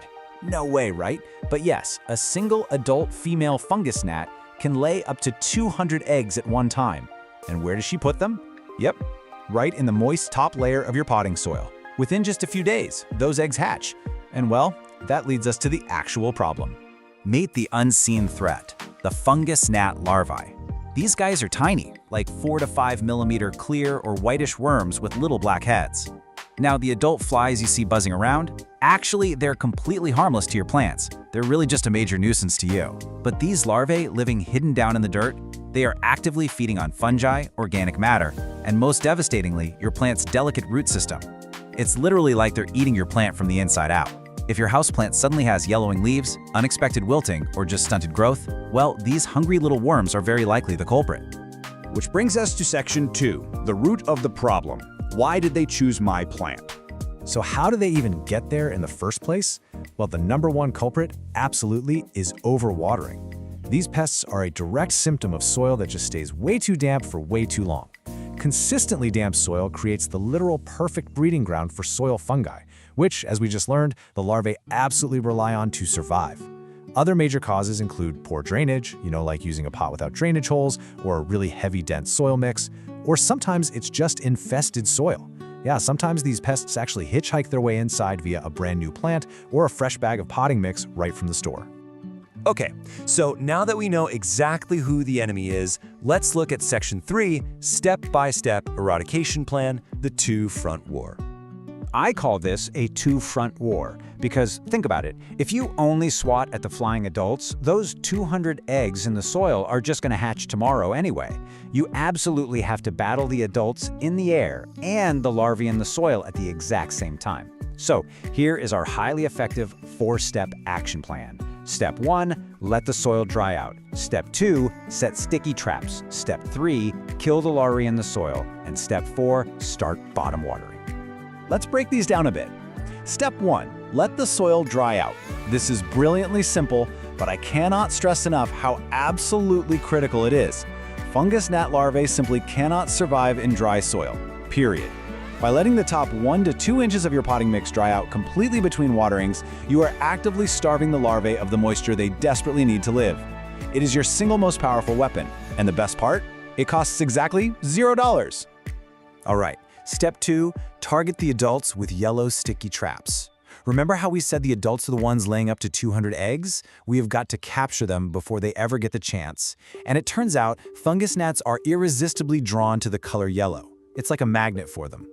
Just place these sticky cards on little stakes in the soil, or you can even just lay them flat right on the soil surface. Because they are such weak flyers, they literally just clumsily bumble right into the trap and get permanently stuck. Now for Step 3, killing the larvae that are already in the soil. You've got 2 highly effective options here. First is kind of the gold standard, mosquito bits, also known as BT. It's actually a naturally occurring bacterium that is highly toxic to gnat larvae, but totally harmless to your plants, your pets, and you. You just steep 4 tablespoons in a gallon of water for about 30 minutes, strain out the bits, and then water your plants thoroughly with this tea. Your second option is a hydrogen peroxide drench. For this one, you just mix 1 part 3% hydrogen peroxide with 4 parts water and pour it right onto the dry soil. You'll actually hear it fizzing. That's it killing the larva on contact while also aerating your soil. Just use this for 1 to 2 waterings. Honestly, both are fantastic methods. Finally, Step 4 brings us to bottom watering. This is a really excellent technique where you place your plant pot in a saucer of water and basically just let the roots absorb the moisture from the bottom up. Now, why is this so crucial for defeating gnats? Because it leaves that entire top layer of soil completely dry. By mastering this step, you protect the topsoil barrier, effectively cutting off the gnats' access to their favorite breeding grounds. It's a real game changer. Okay, moving on to Section 4, preventing future infestations, proactive plant care. Let's build a long-term defense so you never have to deal with this again. Here are your rapid-fire proactive habits. First up, master your watering routine. Always physically check, like actually test it, to make sure that topsoil is dry before you reach for the watering can. Second, use a well-draining potting mix so water doesn't just sit and stagnate. Third, and this is a brilliant hack, add a top dressing. Just putting a half-inch layer of horticultural sand or some decorative pebbles on top creates a physical barrier that makes it nearly impossible for gnats to even reach the soil. And finally, always inspect your new plants and soil bags for hitchhikers before you bring them indoors. As we wrap up this explainer, I really want to give you one final piece of reassurance. These pests, they do not bite, they don't carry diseases, and they are completely harmless to humans and your pets. They are absolutely defeatable. But consistency is key here. You really must stick to this 2-front eradication plan for 2 to 3 weeks. That is exactly how long it takes to completely break their life cycle, ensuring every last egg, larva, and adult is totally wiped out. Just stick with it. Which leaves us with one final thought. What changes will you make to your watering routine today to ensure your houseplants stay healthy, dry, and gnat-free forever? Take this knowledge, apply it right now, and go reclaim your indoor jungle. Thanks for hanging out with me for this explainer, and happy growing. Welcome to This Explainer. If you're tuning in, you probably have a beloved holiday plant sitting on a windowsill right now. But let me guess, maybe it's looking a little limp. Maybe it's wilting, or perhaps it has stubbornly refused to produce those spectacular waterfall-like blooms for years. Well, you are in exactly the right place. Today, we're taking you from absolute beginner to expert with a complete masterclass on the Christmas cactus. So, I want you to ask yourself, why exactly is your Christmas cactus struggling? You're probably thinking, hey, it's a cactus, right? It should be practically indestructible. Well, I need you to completely rethink what you know about this plant. If you've been treating it like one of those spiky green guys sitting out in the scorching desert sun, that is exactly why your plant is unhappy. We're going to establish a major paradigm shift today. Okay, let's dive into this. When you picture a classic desert cactus, you think of hot, dry, sandy soil and, very rare watering. But the Christmas cactus is actually a jungle cactus. It craves humidity, moist but well-draining soil, dappled light, and regular watering. Its ancestors don't grow in the sand. They actually grow in the misty, humid cloud forests of Brazil. Here is our masterclass syllabus for today. We'll be covering 1. A jungle cactus in disguise. 2. Mastering core care basics. 3. The secret to winter blooms. 4. Pruning and propagation methods. 5. Troubleshooting pests and problems. And 6. Pro tips for success. Section 1. A jungle cactus in disguise. Establishing the true origins of this plant is honestly the key to everything. In the wild, the Christmas cactus is what botanists call an epiphyte. This means it literally grows on another plant, like high up in the crotches of tree branches. They draw their moisture and nutrients from the air, the rain, and all the decomposing leaf litter trapped around the roots. This explains exactly why this plant needs airy bark in its soil and high humidity rather than dense, heavy desert sand. But before we go any further, we need to clarify a little holiday identity crisis, because the plant you own probably isn't a Christmas cactus at all. The true Christmas cactus, known scientifically as Schlumbergera buckley, has these scalloped, rounded segment edges and naturally blooms in December.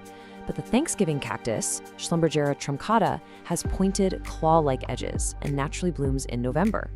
Most store-bought varieties you see with those sharp claws are actually Thanksgiving cacti in disguise. But don't worry, their daily care is virtually identical. Section 2. Mastering core care basics. Now that we know what we're working with, we have to master the daily, non-negotiable building blocks required if you want that incredible floral display later on.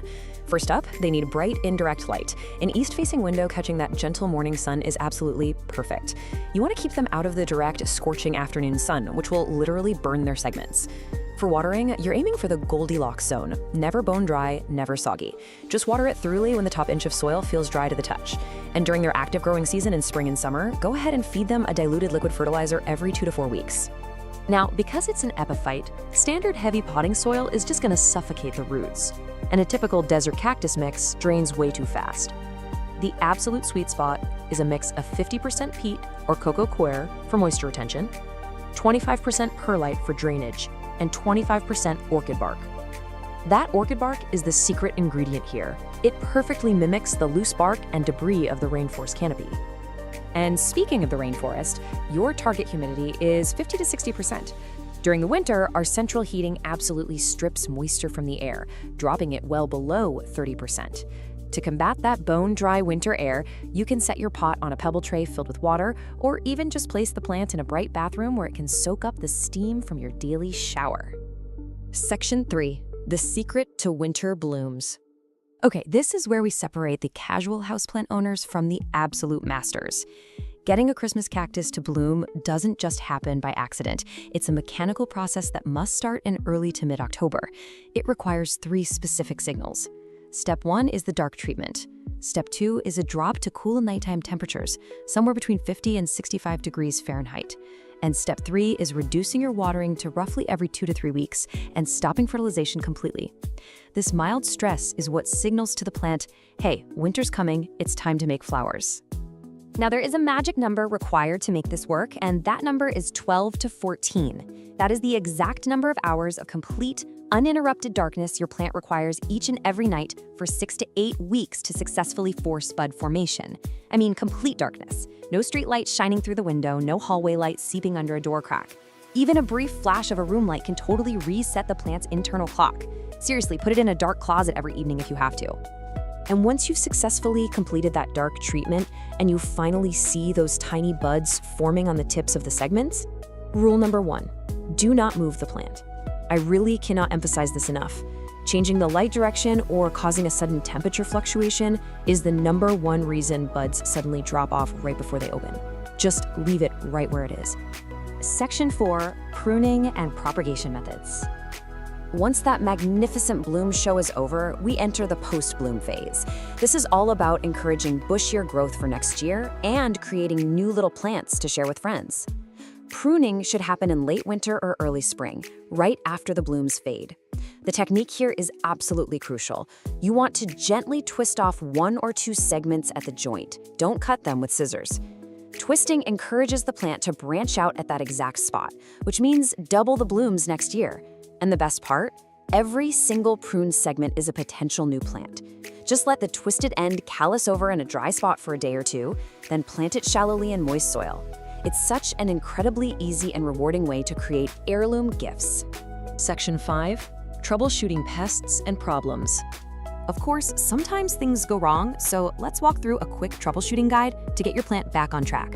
If your symptom is dropping buds, the cause is almost always that you moved the plant or it's been exposed to a cold draft. The solution there is to just keep its environment perfectly stable. If you see wilting segments, check the soil. If it's bone dry, give it a really good soak. But if it's wet and wilting, you likely have root rot and you need to unpot it and check the roots immediately. Finally, if you see white cottony spots or fine webbing, you're dealing with mealybugs or spider mites. Treat those segments directly with a cotton swab dipped in rubbing alcohol, or you can apply some neem oil. Section 6. Pro tips for success.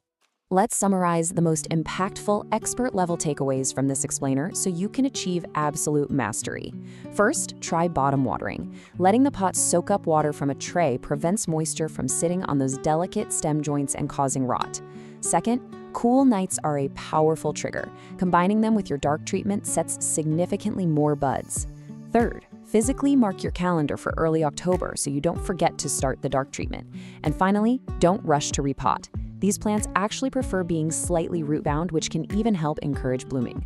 If you take absolutely nothing else away from this masterclass today, remember this core paradigm shift. It's a jungle cactus, not a desert cactus. That is the absolute why behind every single care instruction we've discussed today. Water it, give it humidity, provide dappled light, and treat it like the tropical rainforest native it truly is. Which leaves us with just one final question. Are you ready to plan your first winter bloom? Or will your plant remain a jungle cactus in disguise for another year? Armed with the right soil, the proper watering rhythm, and that secret 14-hour dark treatment, you have everything you need to transform that sleepy green plant into a stunning holiday centerpiece. Thanks so much for learning with me today, and happy growing. Welcome to your ultimate masterclass on the parlor palm.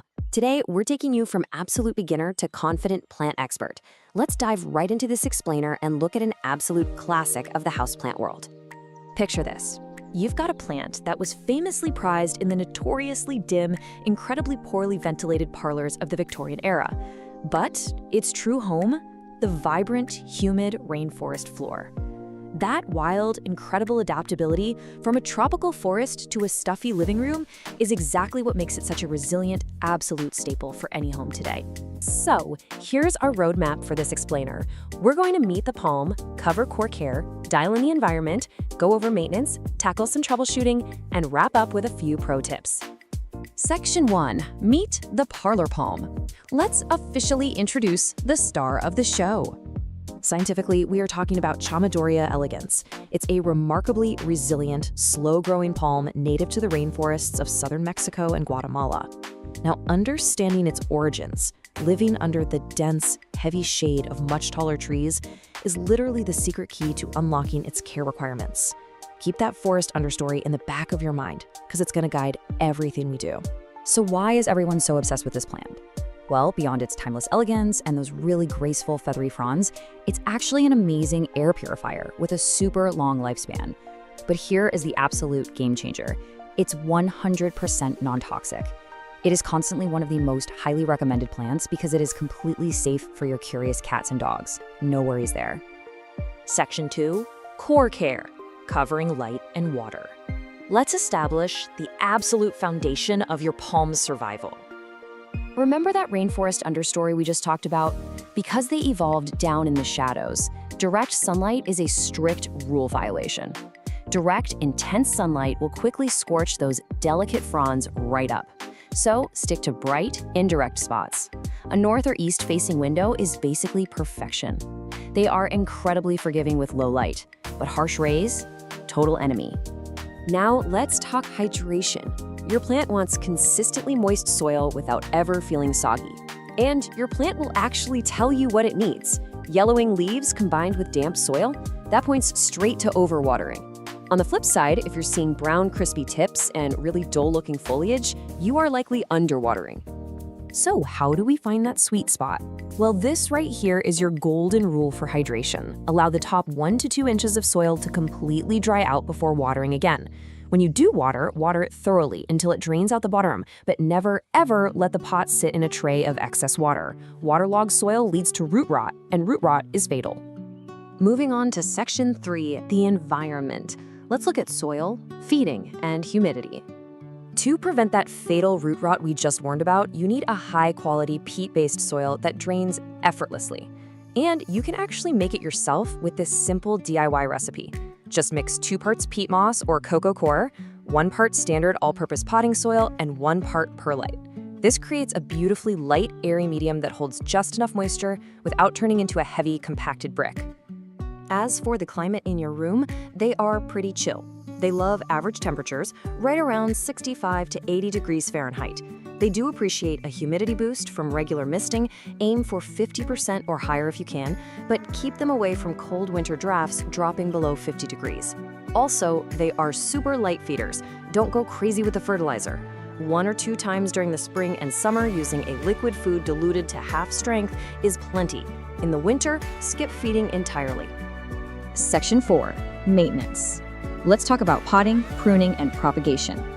Because these guys are incredibly slow growers, they actually prefer to be slightly pot-bound, so you only need to tackle repotting maybe every 2 to 3 years in the spring.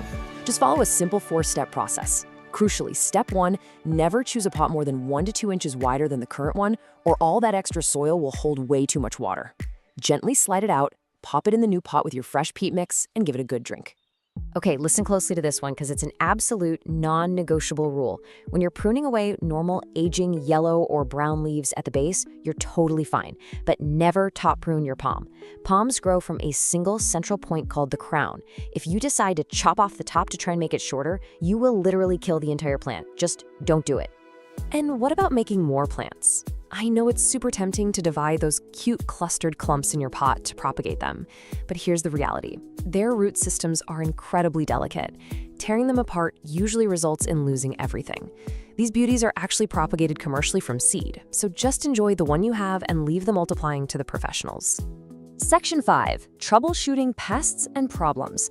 Let's armor you up against common indoor threats. Let's identify the usual suspects. Spider mites are enemy number 1 here. Why? Because they thrive in dry air, and as we know, the palm hates dry air. If you spot fine, silky webbing or little stippled spots on the leaves, you've got spider mites. Also watch out for mealybugs. They look like tiny white cotton masses, or scale insects, which look like little hard brown bumps on the stems. The fix? Wipe down the leaves and treat them with insecticidal soap or neem oil. It works like a charm. But hey, what if there are absolutely no bugs in sight and your plant still looks miserable? Almost all non-pest problems just come down to tweaking your watering or boosting the humidity. Getting brown, crispy edges? It's a cry for more humidity or a sign you need to flush out the salt buildup from your tap water. Yellowing leaves? Back off the watering can. And if you've got no blooms, no worries at all. That's completely normal indoors. And finally, Section 6, Pro Tips for Palm Mastery. Let's quickly review the absolute essentials. If you just keep these 5 core tenets in mind, actively mimicking that moist, shaded rainforest floor, your plant will reward you for years. It's a super simple checklist. Give those fronds a mist every few days, maintain consistent soil moisture without waterlogging it, keep it strictly out of harsh, direct sun, occasionally wipe the leaves down so the plant can actually breathe and photosynthesize, and don't rush to repot. Let those roots stay snug. Fun fact for you, there are actually over 100 species in the Chamaedorea genus, including things like the bamboo and cat palms. But you now know exactly why the elegans remains the undisputed champion of the indoor parlor. It is perfectly adapted to thrive right alongside us, bringing a literal piece of the tropical understory indoors. You're no longer a beginner, you're a confident expert. You know the exact light it needs, the perfect airy soil mix, and the secret to a properly moist environment. So take a look around your home right now. Where is that perfect, gently lit corner just waiting for a piece of the rainforest? Thanks so much for joining me for this explainer, and happy growing! All right, welcome to this explainer. Today, we're taking a deep dive into mastering the care of the notoriously finicky Delta maidenhair fern. We're going to break down exactly what makes this gorgeous plant tick and give you the clear, structured info you need to go all the way from a beginner to an absolute expert. Listen, if you've ever owned one of these beauties, you definitely know the heartbreak of a crispy brown frond. It is literally the #1 complaint. You buy this lush, gorgeous fern, bring it home, and bam! A week later, it looks like a wire brush. But don't worry, because today, we're learning the exact formula to prevent that. There's actually a precise science to keeping this plant happy, and honestly, it's way easier than you think once you see the data. We've structured this masterclass to take you from basic survival all the way to expert-level care. We'll be hitting the notorious Delta maidenhair, golden rules of water and light, perfecting soil and humidity, feeding, repotting and propagation, diagnosing problems and pests, and finally, pro tips and plant rescues.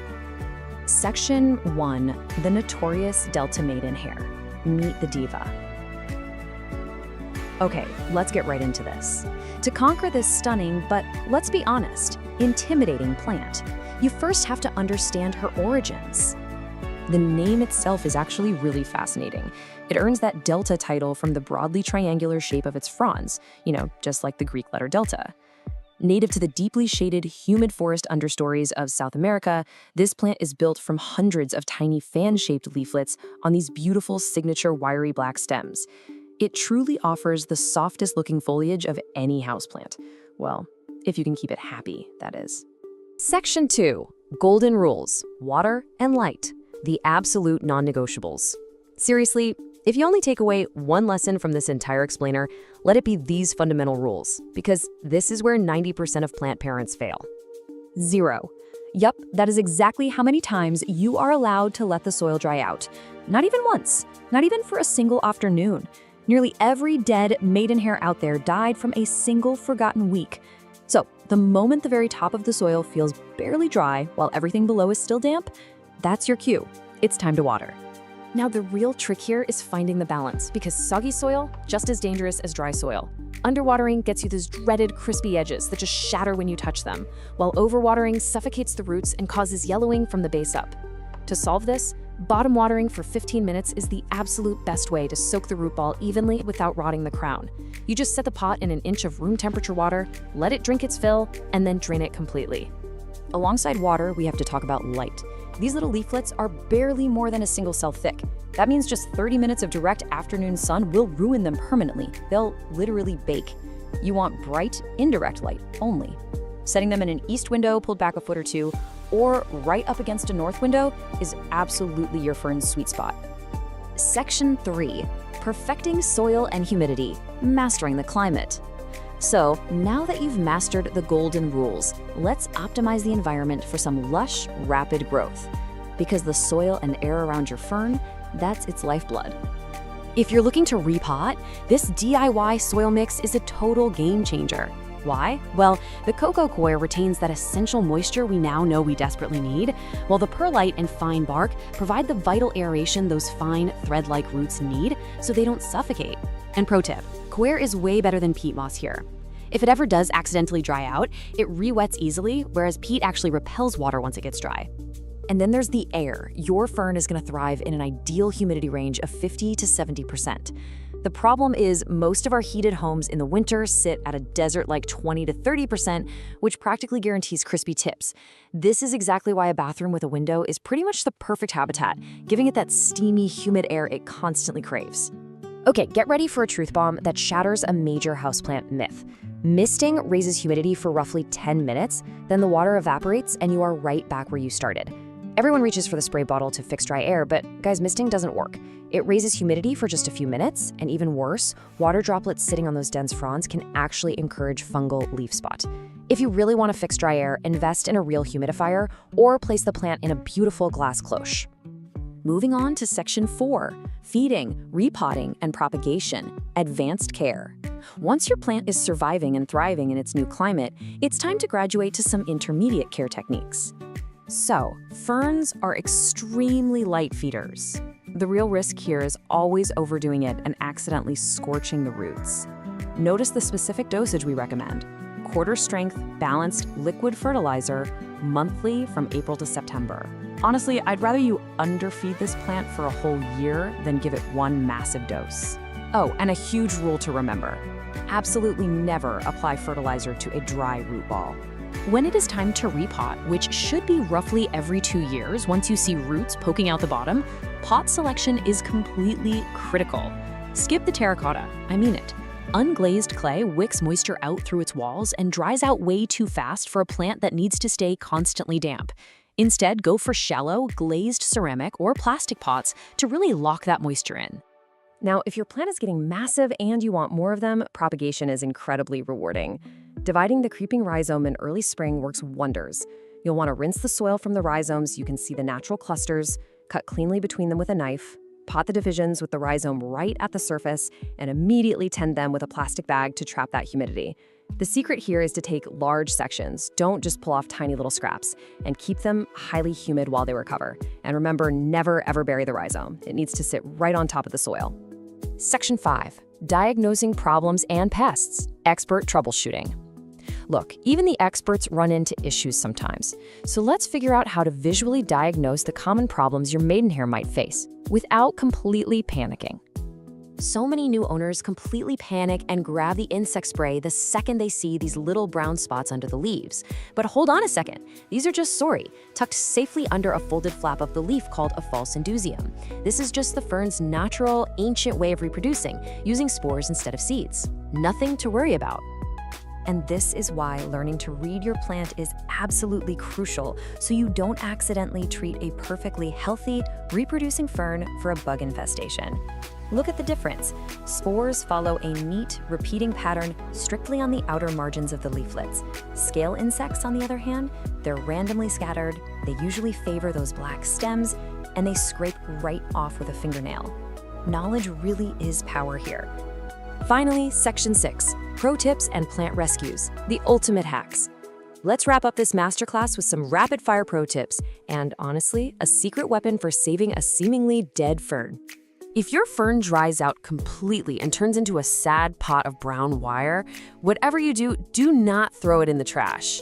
This dramatic full cutback rescue relies entirely on the surviving rhizome hiding under the soil. Literally chop every dead frond off its soil level, soak it, give it super high humidity, and just wait. That creeping rhizome is remarkably tough. It will often push out an entirely new flush of gorgeous fiddleheads in just 3 to 6 weeks. It's like magic. To really cement your expert status, stick to these simple habits that keep the foliage looking absolutely pristine. Bottom watering on a fixed schedule, like every 3 to 4 days, totally removes the guesswork.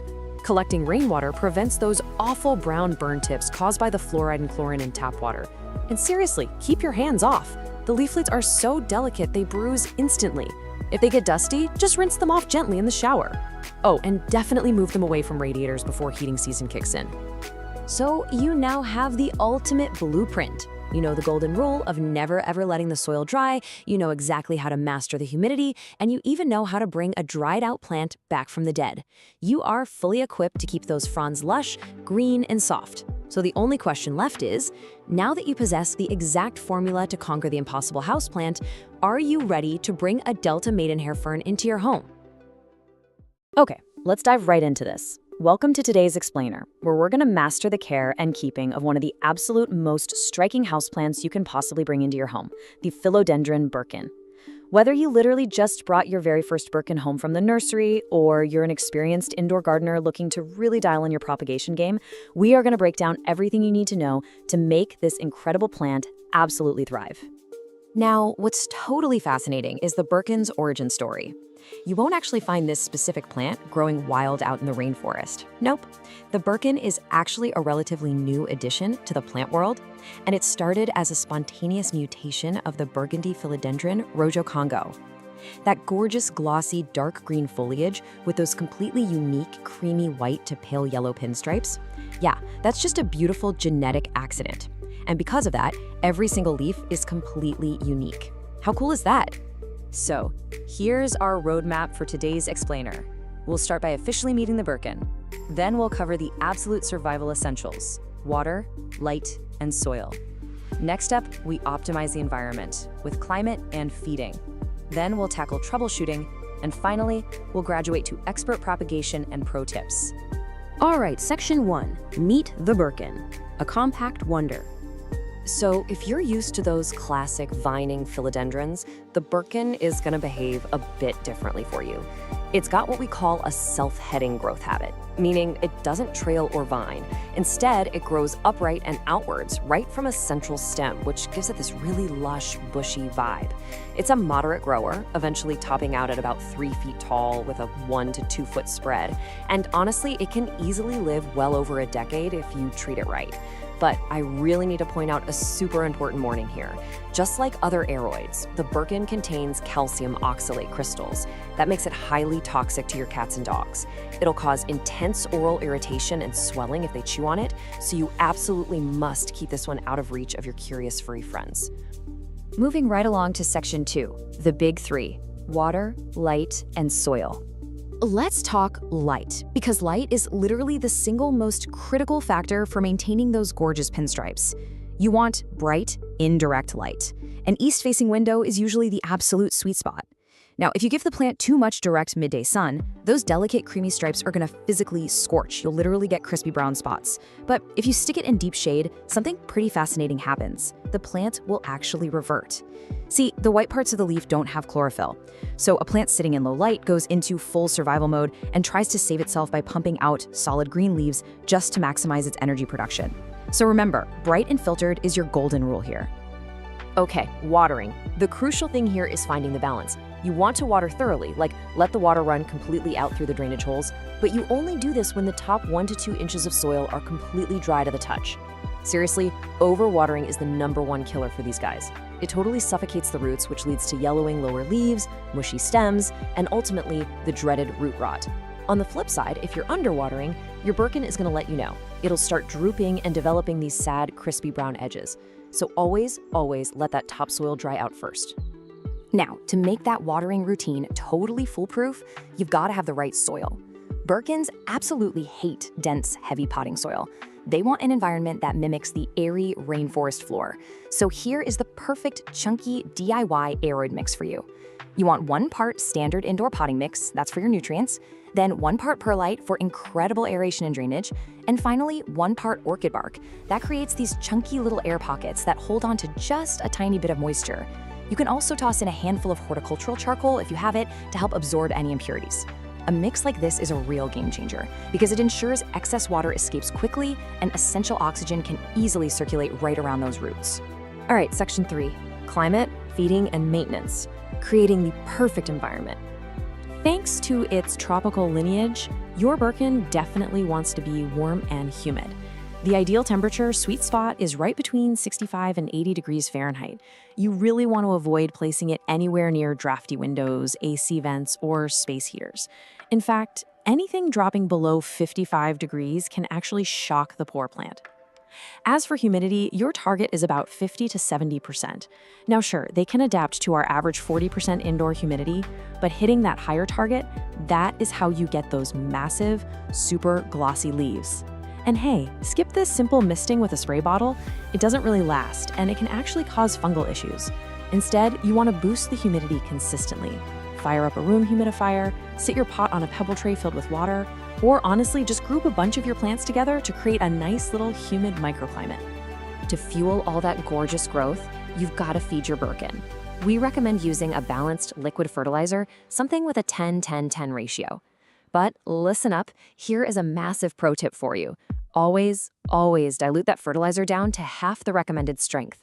Houseplants are incredibly susceptible to chemical burns and salt buildup. You should really only be feeding the plant about once a month during its active growing season, so spring and summer.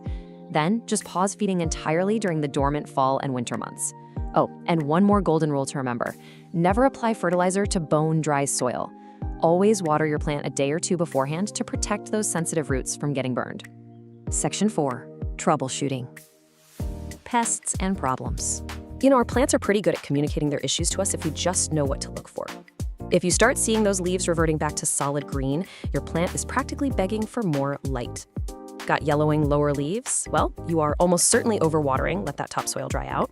If you're noticing brown, crispy edges, your air is likely way too dry, or you might even have mineral buildup from hard tap water. And finally, if the plant has this leggy growth with really long spaces between tiny little leaves, it's just stretching out looking for the sun. Just move it to a brighter spot and it'll sort itself out. Now, sometimes the problem isn't the environment at all, it's uninvited guests. You've got to keep a really close eye out for sap-sucking pests. Mealybugs, for instance, look like these little cottony masses, and they just love to hide deep in the tight crevices of new growth. Spider mites? They'll leave fine webbing under the leaves and give the plant this faded, stippled look.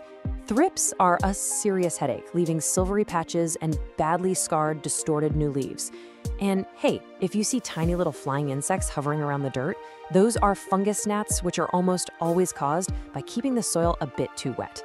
If you spot literally any of these, your immediate action plan is to isolate the Birkin away from all your other houseplants and treat the foliage thoroughly with insecticidal soap or neem oil. And finally, Section 5, Expert Propagation and Pro Tips. Multiplying your Birkin. I'll tell you, propagating a Birkin is incredibly rewarding, and water propagation is for sure the easiest method to start with. But the absolutely crucial point here is step 1. You must identify a healthy stem that has at least one node. A node is just that slight, swollen little bump on the stem where the leaves emerge. Without a node, roots will simply never grow. Period. Once you've got your node, take some sterile shears and make your cut about an inch below it. Then, just submerge that node into a jar of room temperature water, making sure to keep the actual leaves completely dry. Just change that water out every 3 to 5 days to replenish the oxygen and stop any weird bacteria from growing. And in just 2 to 4 weeks, bam, you'll see a healthy, brand new white root system starting to form. Now, when it comes to finally repotting either those brand new cuttings or your fully mature plant, I want you to remember this specific number, 1 to 2 inches. Philodendrons actually really prefer to be slightly root-bound. Because of this, you only need to repot them maybe every 1 to 2 years. And when you finally do, choose a new pot that is only 1 to 2 inches wider in diameter than the old one. If you put it in a massive pot, all that excess soil will just hold on to way too much water, and you're risking that dreaded root rot all over again. Okay, let's finish strong with some rapid-fire pro tips you can literally use today. First step, give your pot a quarter turn every single time you water it. This makes sure all sides get equal sunlight so you end up with a perfectly symmetrical plant. Second, remember that dust literally blocks photosynthesis, so gently wipe down those beautiful leaves with a damp cloth every few weeks. Third, do not be afraid to prune. If you see a fully reverted solid green or solid red leaf pop up, just snip it right off. That forces the plant to redirect its energy back into variegated growth. You can even prune the main top stem if you want to force the plant to become bushier from the base. And lastly, if your local tap water is super hard, make the switch to filtered or distilled water. It prevents mineral buildup and keeps those delicate leaf tips looking totally pristine. Well, we've covered the origins, we built the perfect chunky soil mix, went over precise watering techniques, and even learned how to clone the plant through propagation.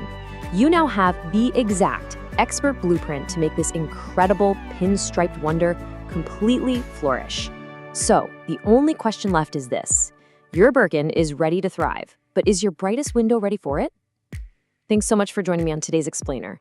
Go check your soil moisture right now, and I'll catch you on the next one.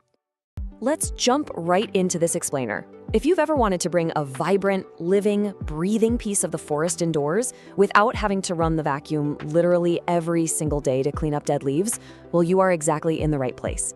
Today, we're breaking down a complete beginner to expert care guide for the absolutely stunning Asian sword fern. Here's our blueprint for today. First, we'll officially meet the Asian sword fern.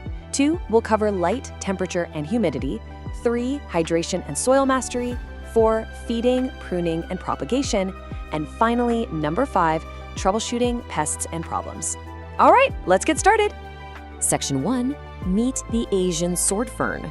Scientifically known as Nephrolepis brownie, you'll also see this beauty sold under its popular trade name, the Kimberly Queen fern.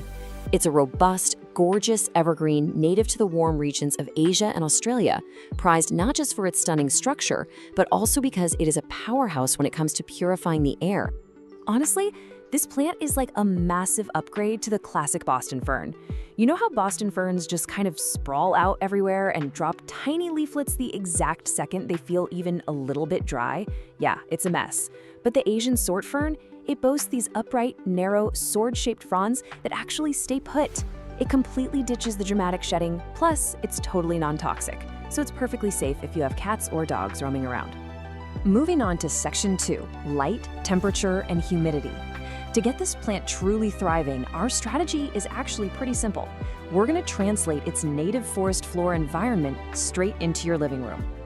When it comes to lighting, I want you to think about the dappled sunlight filtering through a thick forest canopy. That gentle, filtered glow is exactly what your fern wants. Bright, indirect light is the goal here. Setting it near an east-facing window for some soft morning sun is pretty much ideal, or you can pull it back a few feet from a brighter south or west-facing window. Whatever you do, keep it out of harsh, direct afternoon sun. That'll scorch those delicate fronds in no time, turning them a bleached yellow or crispy brown. Oh, and pro tip, rotate the pot a quarter turn every couple of weeks so it grows nice and even, rather than leaning toward the light. For temperature, consistency is your best friend. You'll want to keep things comfortable, right in that 60 to 75 degree Fahrenheit sweet spot. That's about 16 to 24 degrees Celsius. The main thing is protecting it from sudden drafts. Keep it away from drafty winter windows, frequently open doors, and absolutely do not put it in the direct line of an AC or heating vent. And hey, if you decide to put it out on the patio for the summer, just remember it is not frost tolerant. You've got to bring it back indoors long before that first fall frost hits. Now here is a crucial number you absolutely have to remember: 50%. Just like most ferns, this guy is a total humidity junkie. It needs a bare minimum of 50% humidity to thrive and to keep those gorgeous fronds from getting brown, crispy edges.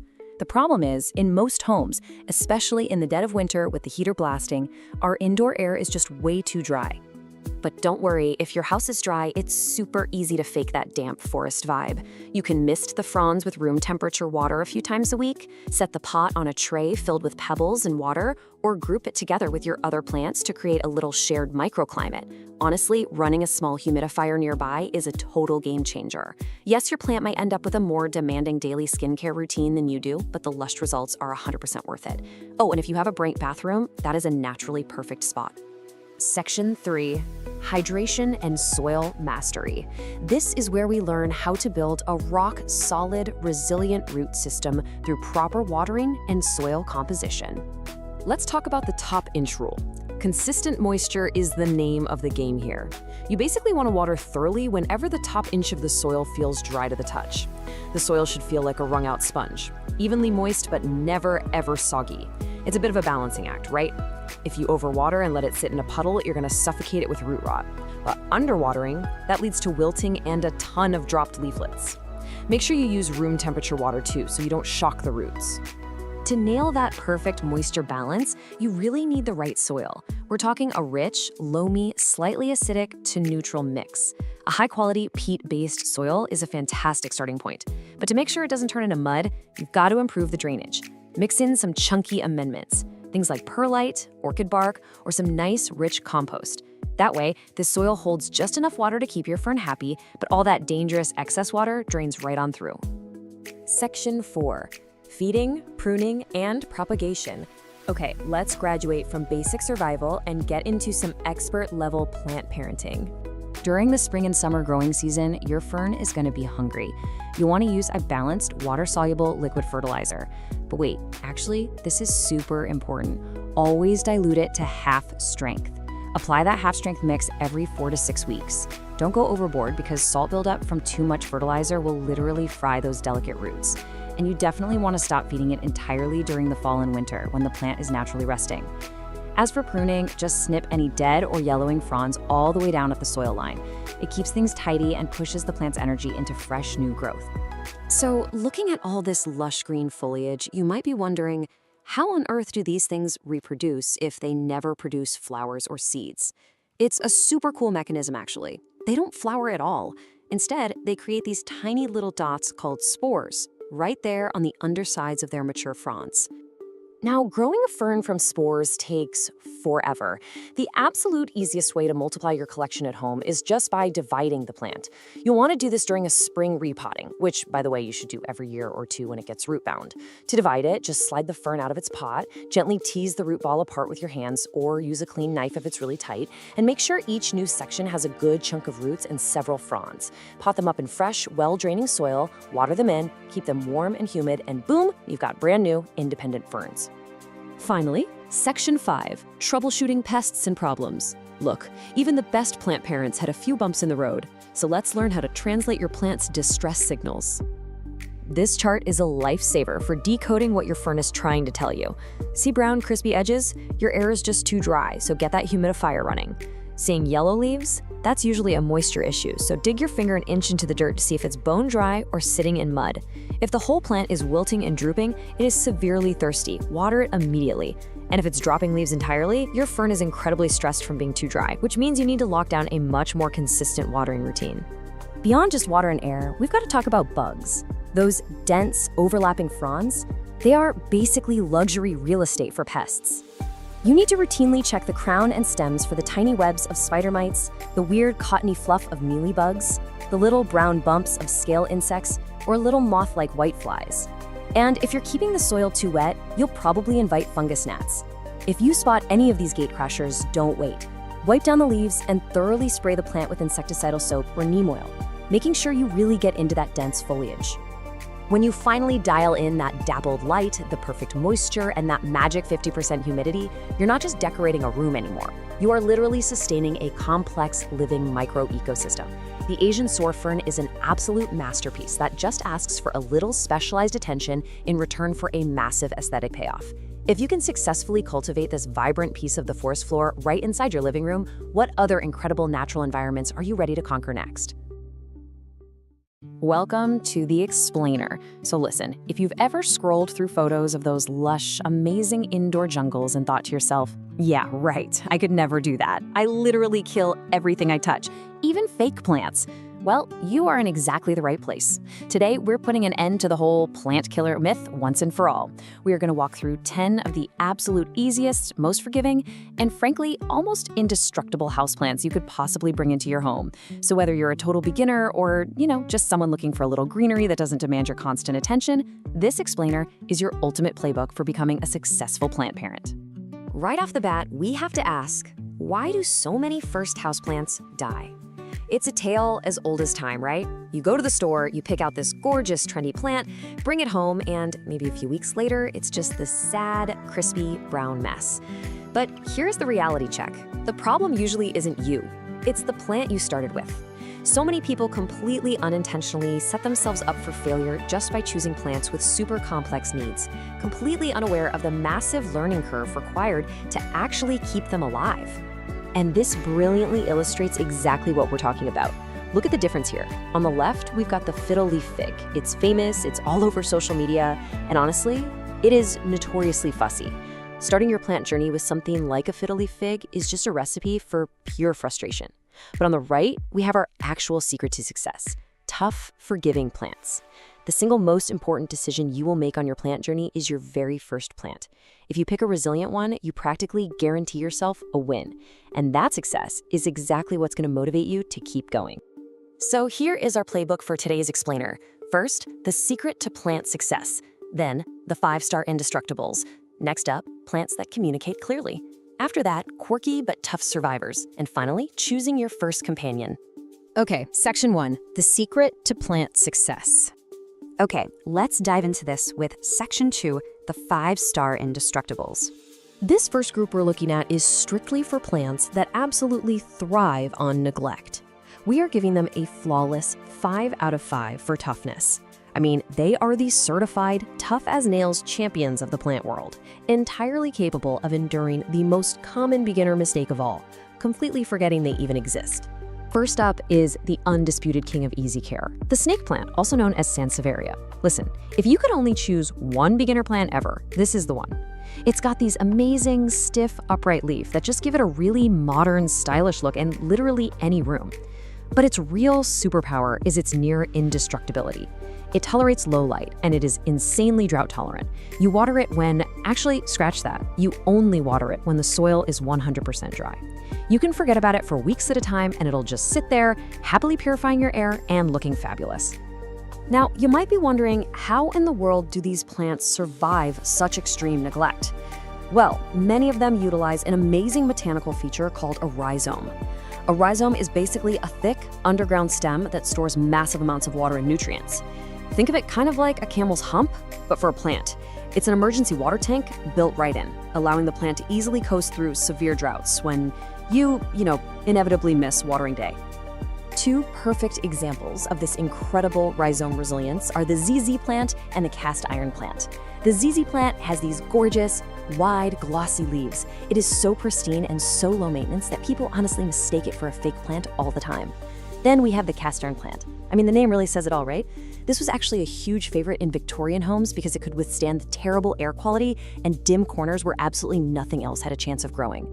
For both of these low-right champions, their only real demand is that you just let their soil dry out almost entirely before you even think about giving them a drink. Let's move to and see how this builds into Section 3, plants that communicate clearly. So if the indestructibles are great because you can basically ignore them, this next group is fantastic because they are incredible teachers. The secret sauce here is visual cues. These plants will literally wilt or droop to tell you, hey, I'm thirsty. For a beginner, this instant feedback is an absolute game changer. You don't have to guess or panic about overwatering or underwatering. You just wait for the cue, give them a drink, and within hours, they perk right back up. It's incredibly rewarding. Two of the absolute best communicators out there are the golden pothos and the peace lily. The golden pothos is often called devil's ivy because it's just so remarkably hard to kill. It's a fast-growing vine that instantly gives your space those jungle vibes. And it visually tells you it's thirsty by drooping slightly, usually right when the top 1 to 2 inches of soil dry out. Then there's the peace lily, famous for those elegant white blooms. This one is a total drama queen. It droops beautifully and dramatically when it needs water. Just a quick but super important note on the peace lily. It is toxic to pets, so definitely keep it up and out of reach of your furry friends. Another really fantastic communicator is the Chinese money plant, or pilea. With a really solid toughness score of 4 out of 5, this trendy little guy has these cheerful, perfectly round, coin-shaped leaves. It gives very clear visual cues. Again, just a slight leaf drooping when it's time for a drink. But for sure, the coolest thing about the pilea is that it's known as the pass-it-on plant. It rapidly pushes up lots of tiny baby offshoots in the soil that you can easily pop out and share with your friends. Oh, and bonus, it's totally non-toxic to pets. So the crucial point is really understanding these two different care strategies side by side. On the left, we've got the indestructibles, your snake and ZZ plants. They absolutely demand that you wait until their soil is 100% bone dry. On the right, the communicators, like the pothos and peace lily, want water as soon as their leaves droop or just the top couple inches of soil are dry. Once you recognize this difference, you have basically unlocked the secret to plant parenting. Moving right along to Section 4, quirky but tough survivors. This third tier is specifically for those of you who want a plant with a highly unique, fun appearance, but you still need it to pack a massively resilient punch. And to fully appreciate our next quirky plant, we need to introduce you to another hidden botanical superpower, the caudex. A caudex is a swollen, bulbous trunk base that certain plants use to hoard massive amounts of water. It's a genius adaptation that lets them just coast through incredibly long dry periods without breaking a sweat. And the ponytail palm is the ultimate showcase of the caudex. Now, despite the name, it's not a palm at all. It's actually in the agave family. That big, swollen trunk means you can literally jet off on vacation and not worry about this plant for a second. It loves a sunny spot and absolutely thrives on being ignored. Next to it is the zebra plant, or Howarthia. If you are intimidated by the steep learning curve of most fussy succulents, you have to start here. It gives you that really cool, spiky look, but it doesn't demand intense, baking, direct sun. It does wonderfully on a bright windowsill. For both of these quirky survivors, again, water them only when the soil is completely, totally dry.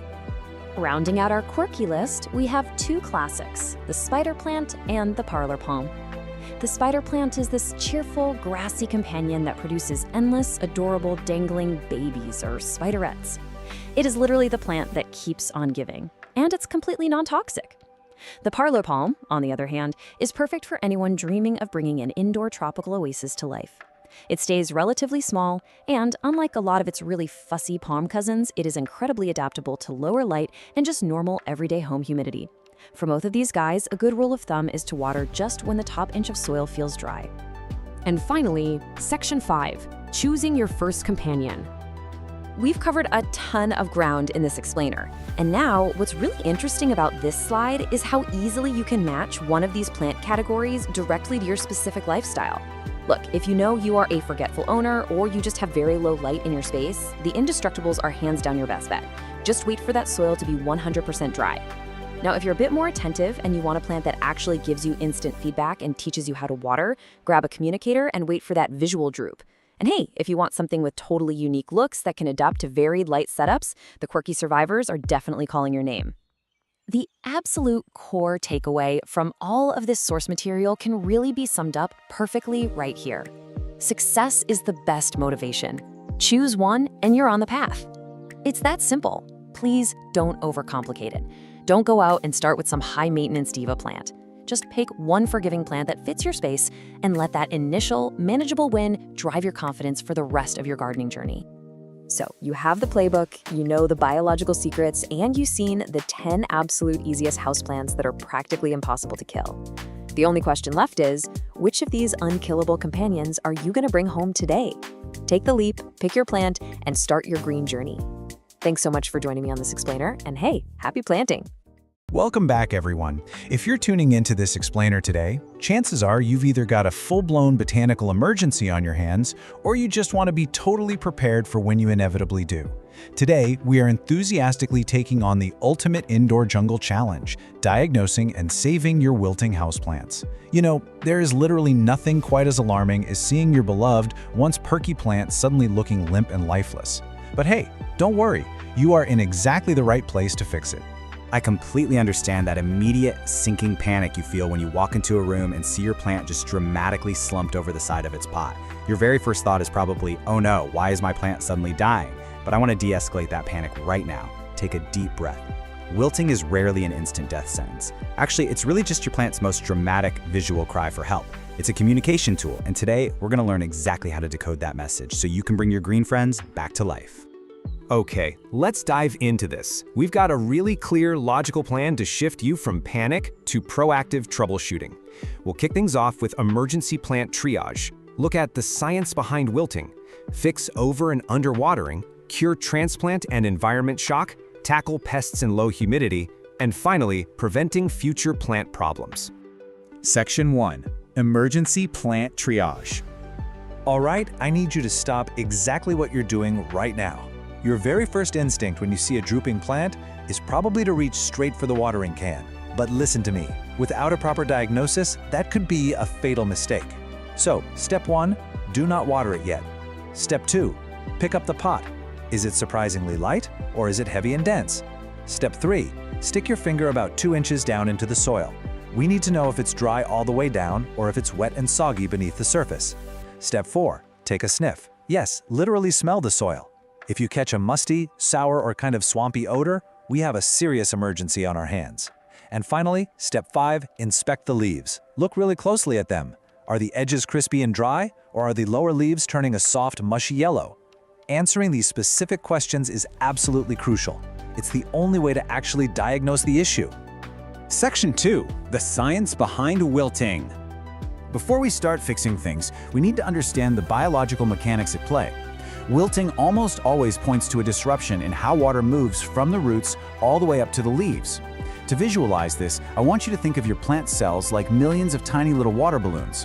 When those balloons are completely full of water, they're firm, right? They're rigid. This internal water pressure is known as turgor pressure, and it is literally the thing holding your plant upright. But when the roots can't supply water as fast as the leaves are losing it, which happens through a natural process called transpiration, those tiny balloons start to deflate. And when the balloons deflate, the plant structure just can't support itself anymore, and boom, you've got a drooping plant. So our main job today is figuring out exactly what is disrupting that water supply line. Section 3.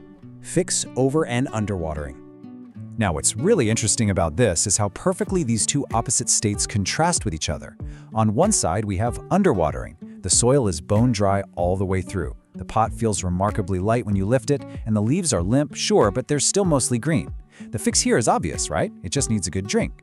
But on the other side, we have the deceptive and incredibly dangerous overwatering. The pot feels heavy, the soil is totally soggy, and those lower leaves are getting soft and yellow. You might even notice that musty smell we talked about earlier. This is a cruel irony of nature, honestly, because when soil is constantly waterlogged, the roots suffocate and rot. And since dead roots can't absorb moisture, your plant is literally wilting from thirst while sitting in a giant puddle of water. Crazy, right? So, if you've done your triage and diagnosed underwatering, fixing it is pretty straightforward, but it does require a specific technique. Do not just pour water on top of the soil. bone-dry soil can actually repel water, it'll just run right down the sides. Instead, we're gonna do what's called bottom watering. Just place the pot in a tray filled with a few inches of water and leave it alone for 30 to 60 minutes. The soil is gonna act just like a sponge, drawing up all the moisture it needs from below. Once it's fully hydrated, take it out and let it drain completely. And you know what the incredibly satisfying part is? Your plant should perk right back up within just 1 to 4 hours. It's like magic. But if you diagnosed overwatering and root rot, guys, this is a code red. You need to stop watering immediately. Carefully unpot the plant and take a hard look at its roots. Healthy roots are going to be firm and light-colored. Rotted roots are brown, black, and super mushy. You have to take a pair of sterile shears and trim away every single rotting root. Seriously, don't be shy. Cut the whole shebang away if it's mushy. After that, repot the plant into completely fresh, well-draining soil in a pot that actually has drainage holes. Pop it in bright, indirect light, and whatever you do, do not feed it any fertilizer right now. I have to be completely honest with you. Recovery here is a very slow 3 to 6 week process. And if the rot was really severe, you might even need to take healthy stem cuttings and just propagate a brand new plant entirely. Section 4. Curing transplant and environment shock. You know, plants really despise moving house, almost as much as we do. If you just repotted your plant a day or two ago, you've highly likely caused what's known as transplant shock. Repotting inevitably damages those tiny, fine root hairs that are responsible for absorbing water. The fix for this? Do absolutely nothing. Seriously, don't panic and try to repot it again to fix it. Definitely avoid fertilizer and just give it a week or two of patience so it can recover on its own. Alternatively, we have environment shock. This happens when a plant suddenly faces extreme heat, a cold draft from an AC vent, or getting blasted by scorching sun. These sudden extremes disrupt the plant's vascular system. The solution here is super simple. Just move the plant to a stable, moderate location far away from any drafts. Once its temperature stabilizes, recovery usually takes just a few hours. Section 5. Tackling pests and low humidity. Okay, but what if your soil is perfect, the temperature is fine, and it's still wilting? Well, sometimes the sneaky culprits are environmental in ways we can't easily see. First up is low humidity, which leads to something called transpiration overload. This is essentially a physics problem. It's incredibly common in the winter when our heating systems just dry out the indoor air, or if you're trying to keep fussy tropical plants. Basically, the dry air in your home is stealing water from the plant's leaves way faster than the healthy roots can pull it up from the soil. The leaves droop because they are stressed out right at the leaf level. And please, hear me out on this. Misting your plant is not a permanent solution here. It evaporates way too fast. To truly fix this, you're gonna need to run a room humidifier near the plant to actually balance the moisture in the air. Now, if the humidity is totally fine, you might be dealing with an underlying infestation. The worst, right? Keep an eye out for root mealybugs. They look like these tiny, white, waxy masses hiding right in the soil. They attack and damage the roots directly, completely ruining water absorption. If you find them, you'll need to unpot the plant, wash those roots thoroughly, use an insecticidal drench, and then repot it. Another really stubborn culprit is fungal or bacterial stem rot. This awful disease attacks the stem right at the soil line, effectively severing the water supply pipeline to the rest of the plant. Sadly, damaged stems just can't be reversed. If you spot soft or dark, mushy patches on the lower stem, your best bet is to take cuttings from the healthy growth above the damage and propagate them to save the plant's genetics. And this brilliantly illustrates how not all plants suffer the same way. The absolute drama queens of the underwatering world, that's your peace lilies and basil. They will completely flop over when they're thirsty, but they bounce back incredibly fast. Now, if you are someone who tends to overwater, you really need to watch out for your Monstera deliciosa and golden pothos. They are surprisingly sensitive to soggy soil. And if you have a really dry home, your Boston ferns and calatheas are going to be the very first to collapse from low humidity. Knowing your specific plant's weaknesses is a game changer because it helps you anticipate the problem before the wilting even starts. I do need to quickly address the succulent exception here, because they kind of play by their own rules.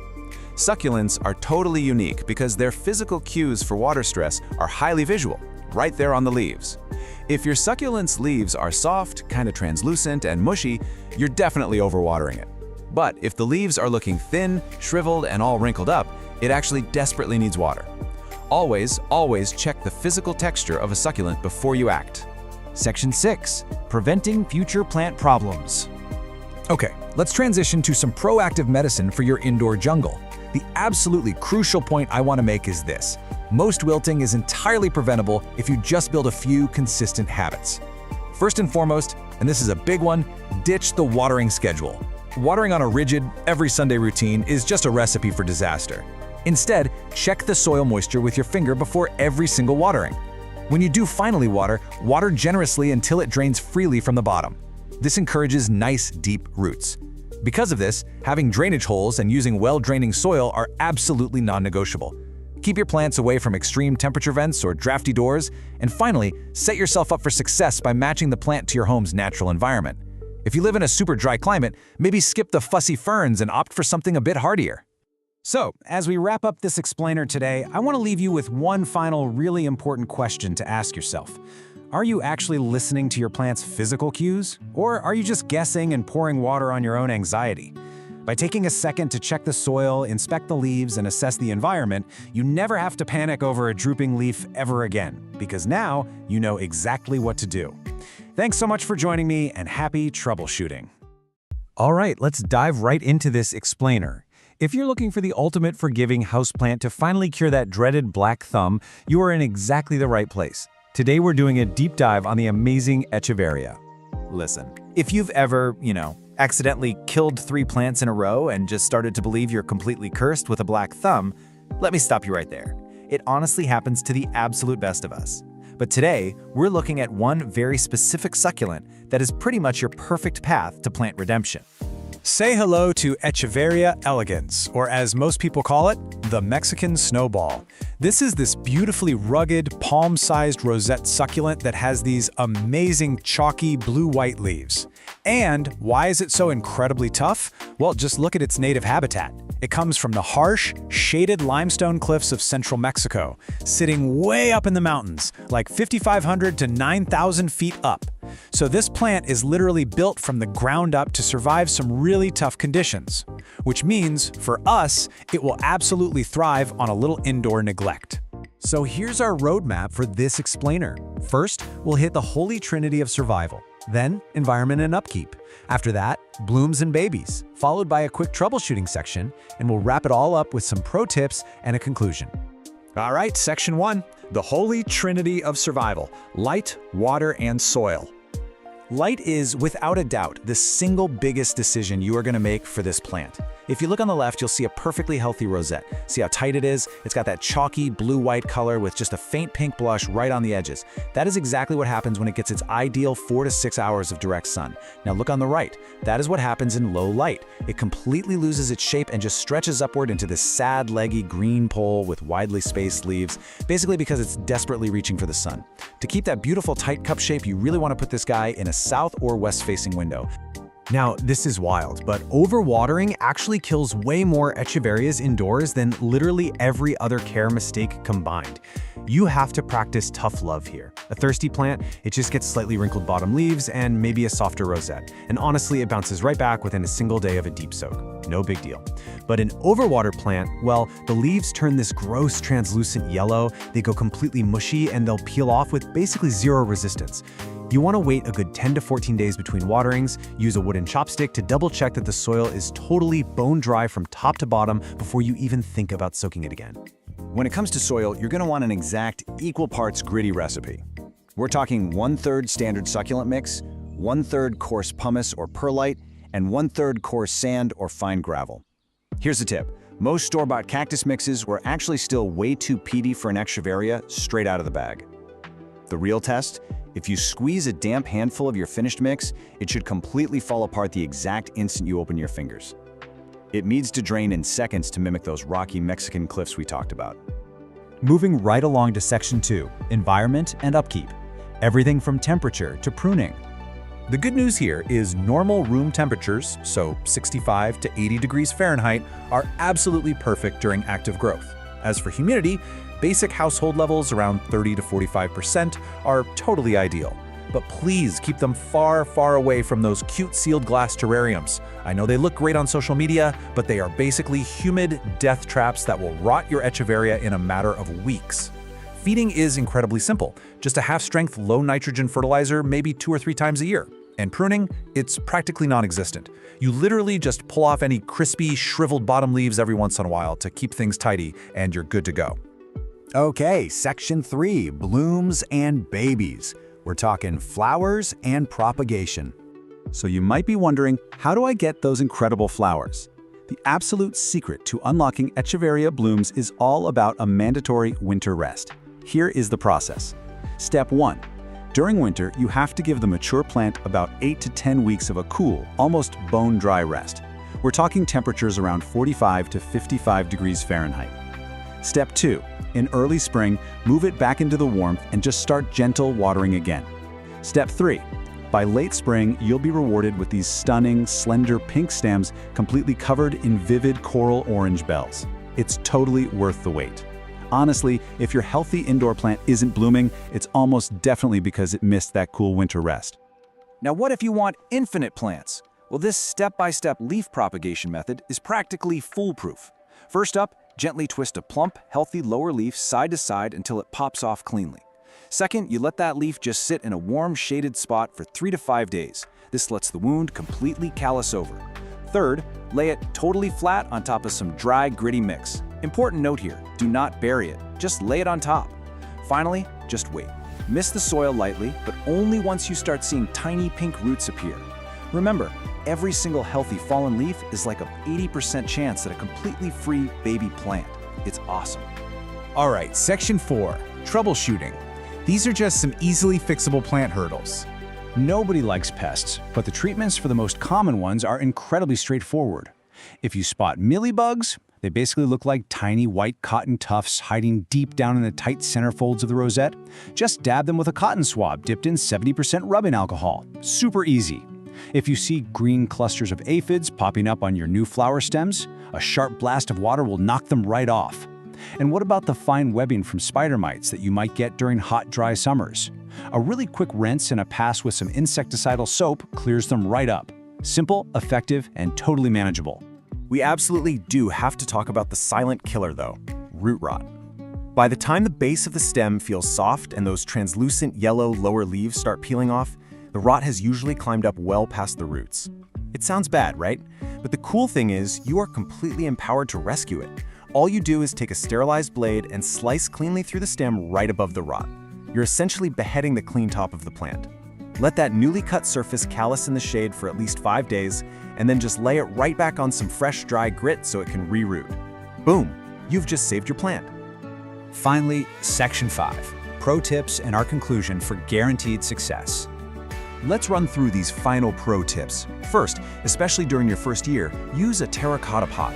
The clay naturally wicks the moisture right out, giving you a massive safety margin against accidental overwatering. Second, try top dressing the soil with pale gravel.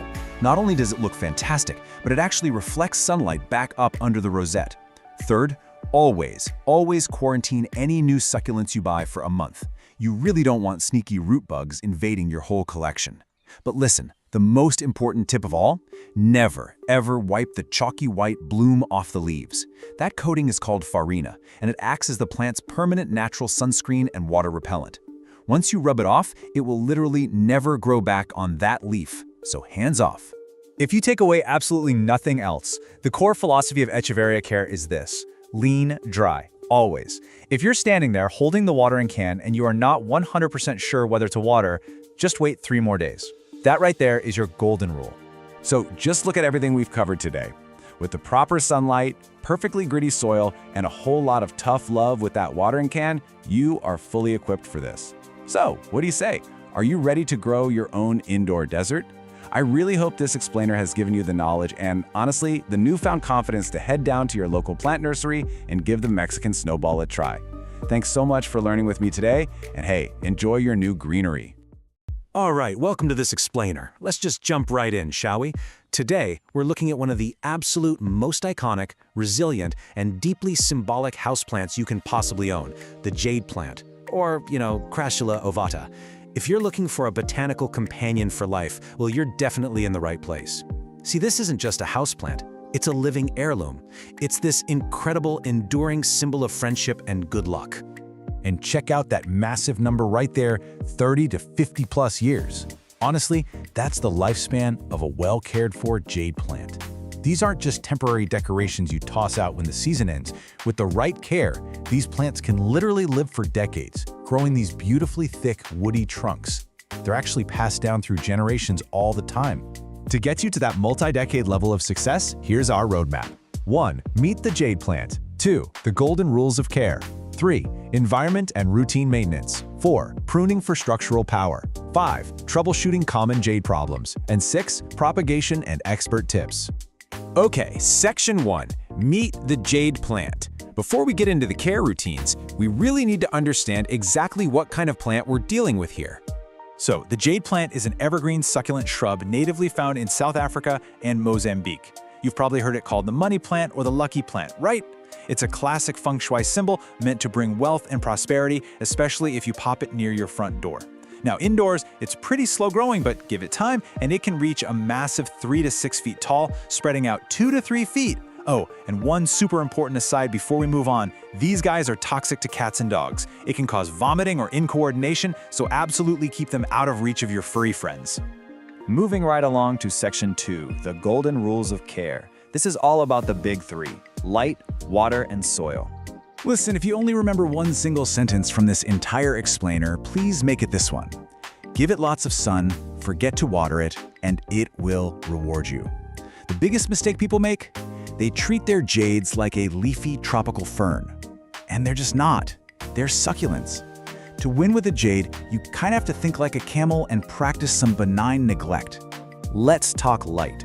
Jades absolutely love the sun. We're talking 4 to 6 hours of direct sunlight every single day to stay strong. A south-facing window? Absolute perfection.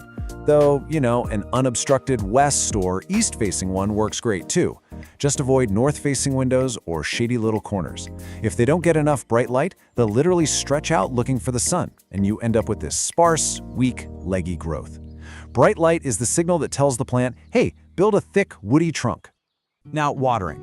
This is crucial because overwatering is public enemy number 1. You have got to let the soil dry out completely, like bone dry, between waterings. When it is finally time for a drink, you use the soak and dry method. Step 1, water it thoroughly until it drains right out the bottom. Step 2, let it sit and drain for about 10 to 15 minutes. And Step 3, dump out all that excess water from the saucer. Never, ever let your jade sit in a puddle. Seriously, it's a one-way ticket to root rot. To make that watering method actually work, you need the right soil. Standard potting mix? It's like a giant sponge. It holds way too much moisture and will slowly suffocate your plant. You need a gritty, fast-draining mix. Here's an awesome DIY recipe for you. Take 1 part standard potting soil, mix in 2 parts perlite or pumice to get that air flowing, and add 1 part coarse sand or fine gravel. This highly porous mix lets the water drain instantly so those roots can actually breathe. Section 3, Environment and Routine Maintenance. Let's look at how to take your jade from just surviving to totally thriving. Jades are incredibly tough. They are perfectly happy in your standard indoor daytime temps, usually around 65 to 75 degrees. But here's a really cool secret. They can handle, and honestly benefit from, a cool down in the winter or at night, dropping down to about 50 or 55 degrees. Actually, if you have a mature plant, giving it shorter daylight hours, some dryness, and that winter chill is the exact trigger it needs to bloom. Yeah, they produce these gorgeous little clusters of white or pale pink star-shaped flowers. As for routine maintenance, that's pretty much a breeze. First off, put the humidifier away. They prefer dry air, and high humidity can actually trigger fungal issues. For food, feed them sparingly. Just a little diluted liquid fertilizer once every 2 or 3 months in the spring and summer, and skip it entirely in the winter. And repotting? Only every 2 to 4 years. They kind of like being a bit root-bound. But hey, when you do repot, it is absolutely essential to use a heavy terracotta or ceramic pot. These plants get super top-heavy, and a flimsy plastic pot will just tip right over. Section 4, Pruning for structural power. This is where things get really fun. Pruning, which is best done in the spring or summer by the way, is your secret weapon for developing that thick bonsai-style trunk. It forces new branching and stops the plant from looking like a wild, unruly mess. The trick here is just to be brave. Don't be scared to cut back hard. You just find a main stem and make a clean cut with sharp scissors right above an old leaf scar. The plant will bounce back vigorously. It usually sprouts 2 brand new branches right from where you made the cut. Section 5, Troubleshooting common jade problems. Let's arm you with the diagnostics to fix things when they inevitably go a little sideways. So, what's the #1 thing that causes instant panic for beginners? It's this question right here. Why is my jade dropping leaves? Sudden leaf drop is a huge red flag for stress. Sure, it might be a cold draft or a sudden change in light, but 9 times out of 10, it comes down to how you're watering it. To crack the leaf drop case, you gotta look at the plant's texture. If those falling leaves are yellow and the base of the stem feels soft and mushy, yikes, you're overwatering and heading straight toward root rot. Stop watering right away. But on the flip side, if the leaves look wrinkled, kind of deflated, and feel soft but definitely not mushy, the plant is just dipping into its water reserves. That's your plant literally telling you, hey, I'm finally thirsty. Now, you might also spot these tiny, corky brown blisters on the leaves. This is known as edema. Don't freak out, it's not a disease, it's not some crazy infection. It's just a physiological glitch that happens when your watering routine is all over the place, and the roots are sucking up water way faster than the leaves can release it. Just get back to a strict soak and dry routine and it'll sort itself out. Jades are generally pest resistant, but they can occasionally attract sap-sucking bugs. Watch out for mealybugs. They look like little white cottony clumps hiding in the stem crevices. Scale insects show up as these hard brown bumps, and aphids love to attack the tender new growth. But the fix is surprisingly simple. Just grab a cotton swab, dip it in some rubbing alcohol, and dab the pest directly, or just wipe down the leaves with a bit of neem oil. Problem solved. Take a good look at the red edges on these leaves. This trips up new plant parents all the time. It's called sun stress. If you see the edges of your jade's leaves turning red or slightly purple, take a breath. It is a completely healthy, perfectly natural, and honestly, a highly desirable reaction to getting lots of direct sunlight and some cool temps. It just means your plant is soaking up the rays and is super happy. Section 6, Propagation and Expert Tips. Let's talk about how to multiply your plant and build that legacy. Jades are famously wonderfully easy to propagate. We're talking infinite free plants for you, your friends, everybody. You can snip a 3 to 4 inch stem cutting or literally just gently twist off a single healthy leaf. But listen closely, because step 2 is the absolute make or break moment. You must let that cutting sit in a dry, shady spot for about a week. It needs time for the cut end to dry out and form a callus. If you skip this part, it's just gonna rot the second it hits the soil. Once it's callous, pop it into some dry succulent soil and wait a week or 2 for roots to show up before you even think about watering it. Let's wrap all this up with our ultimate pro tips for a thriving jade. #1, embrace the sun. It wants the brightest spot in your house. #2, water like a camel. Remember, underwatering is always safer than overwatering. #3, prune it regularly to build up that powerful trunk. 4, anchor your plant in a heavy terracotta pot so it doesn't do a nosedive off the table. And finally, be patient. They aren't the fastest growers, but that incredible longevity is absolutely their greatest beauty. Which leads us to our final question for you. Are you ready to grow a living heirloom? Because armed with the right soil, that perfect sunny window, and just enough patience to let it dry out, you've got everything you need to cultivate a botanical companion that can literally be passed down to the next generation. Go grab a pot, find some sun, and get growing. Thanks so much for hanging out with me on This Explainer, and happy planting. Welcome to This Explainer. You know, let's just be totally honest for a second. There is absolutely nothing quite like the heartbreak of watching a beloved houseplant mysteriously wither away while you just stand there feeling totally helpless. It's the worst. But don't panic, because today we are launching a direct, foolproof mission to eradicate one of the most notorious indoor pests out there, spider mites. We're going to dive right into exactly how to identify and get rid of spider mites on your houseplants with a complete step-by-step guide. So, take a deep breath. Here is our structured battle plan. First, we'll meet the tiny terrors. Then, we'll cover spotting the enemy. After that, we'll figure out why they're here, walk through your eradication battle plan, and finally, talk about preventing future invasions. All right, Section 1, meet the tiny terrors. Let's understand your invisible enemy. I want you to go look really closely at your plant collection. Are your plants suddenly losing their color? Because if you've noticed mysterious speckles or, this really delicate webbing on your favorite foliage, you are almost certainly dealing with our primary suspect. And the tricky thing is it happens so fast, and the signs are incredibly subtle at first glance. Now, what's really fascinating, and honestly kind of terrifying, is that spider mites aren't insects at all. They're actually minuscule arachnids, making them relatives of spiders. They are barely visible to the naked eye, and they use these incredibly sharp mouthparts to pierce individual plant cells. They literally suck the life out of your plant cell by cell, leaving behind this trail of dead, discolored tissue that eventually leads to a total plant decline. But what makes them absolutely terrifying is their explosive life cycle. Just look at this timeline. An egg is laid in warm, dry conditions. By day 4, a nymph hatches and starts feeding. And by day 7, that mite is already a fully reproducing adult.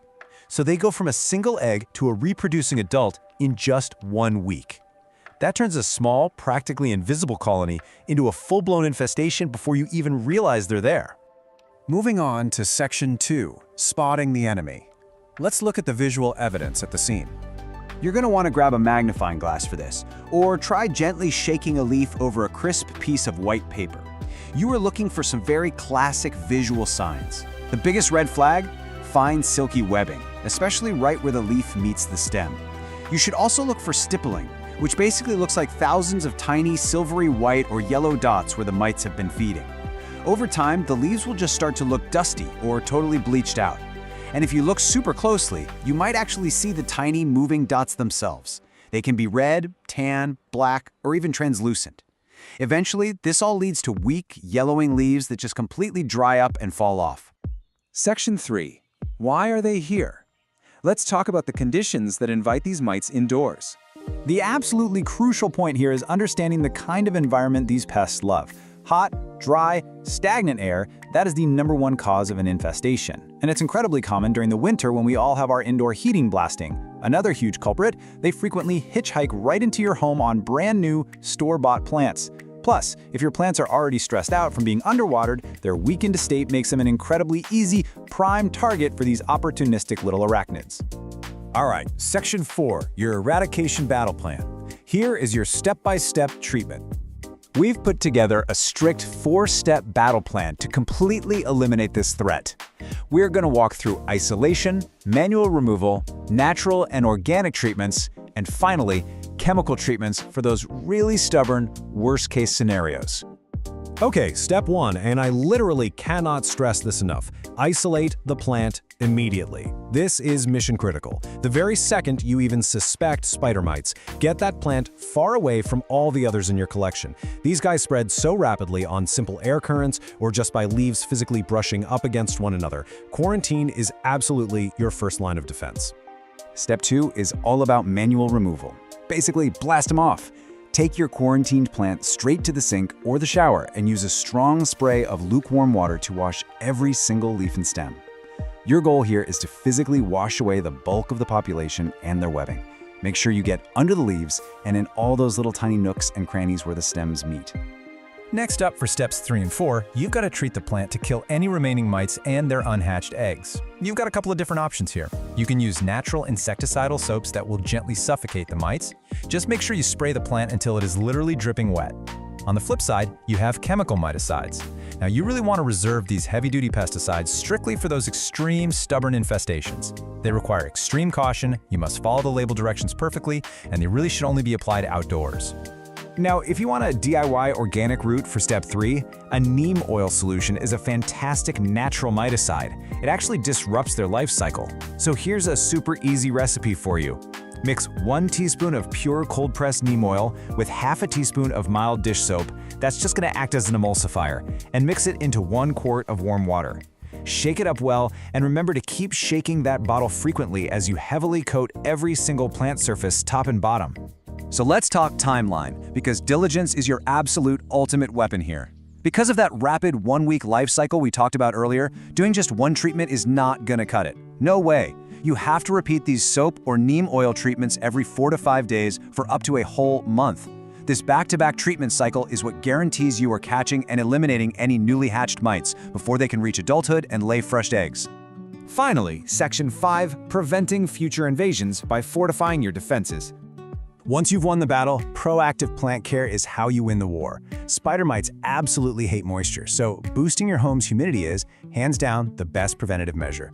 Group your plants together, run a humidifier, or set up some pebble trays. Also, always quarantine any new plants for at least a month, and make a habit of wiping down your leaves weekly with a damp cloth to disrupt any budding mite populations, while keeping some gentle air circulation going so they don't get comfortable. Also, you really need to keep your defenses high around notoriously susceptible plants. If you've got ficus trees like a fiddly fig, or tropical foliage like alocasias, caltheas, or crotons, or even climbers like English ivy, consider them very high risk.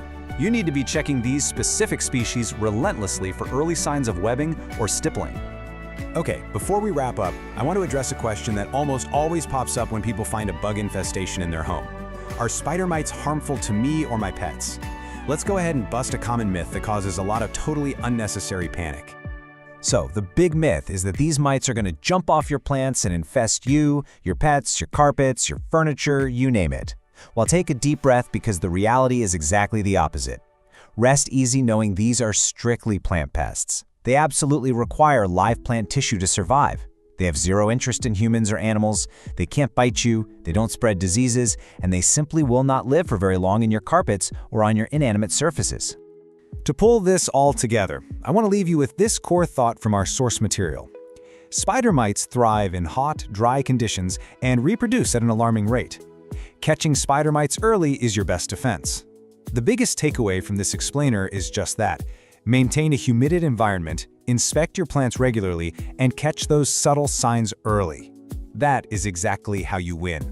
So, now that you're armed with the knowledge and the strategy, are you ready to take back your indoor jungle? But honestly, it does leave you wondering, the next time you walk past a plant and see a slightly yellowing leaf, are you just going to walk by, or will you stop and look a little closer? Are your plants truly alone right now? Better grab that magnifying glass. Happy hunting!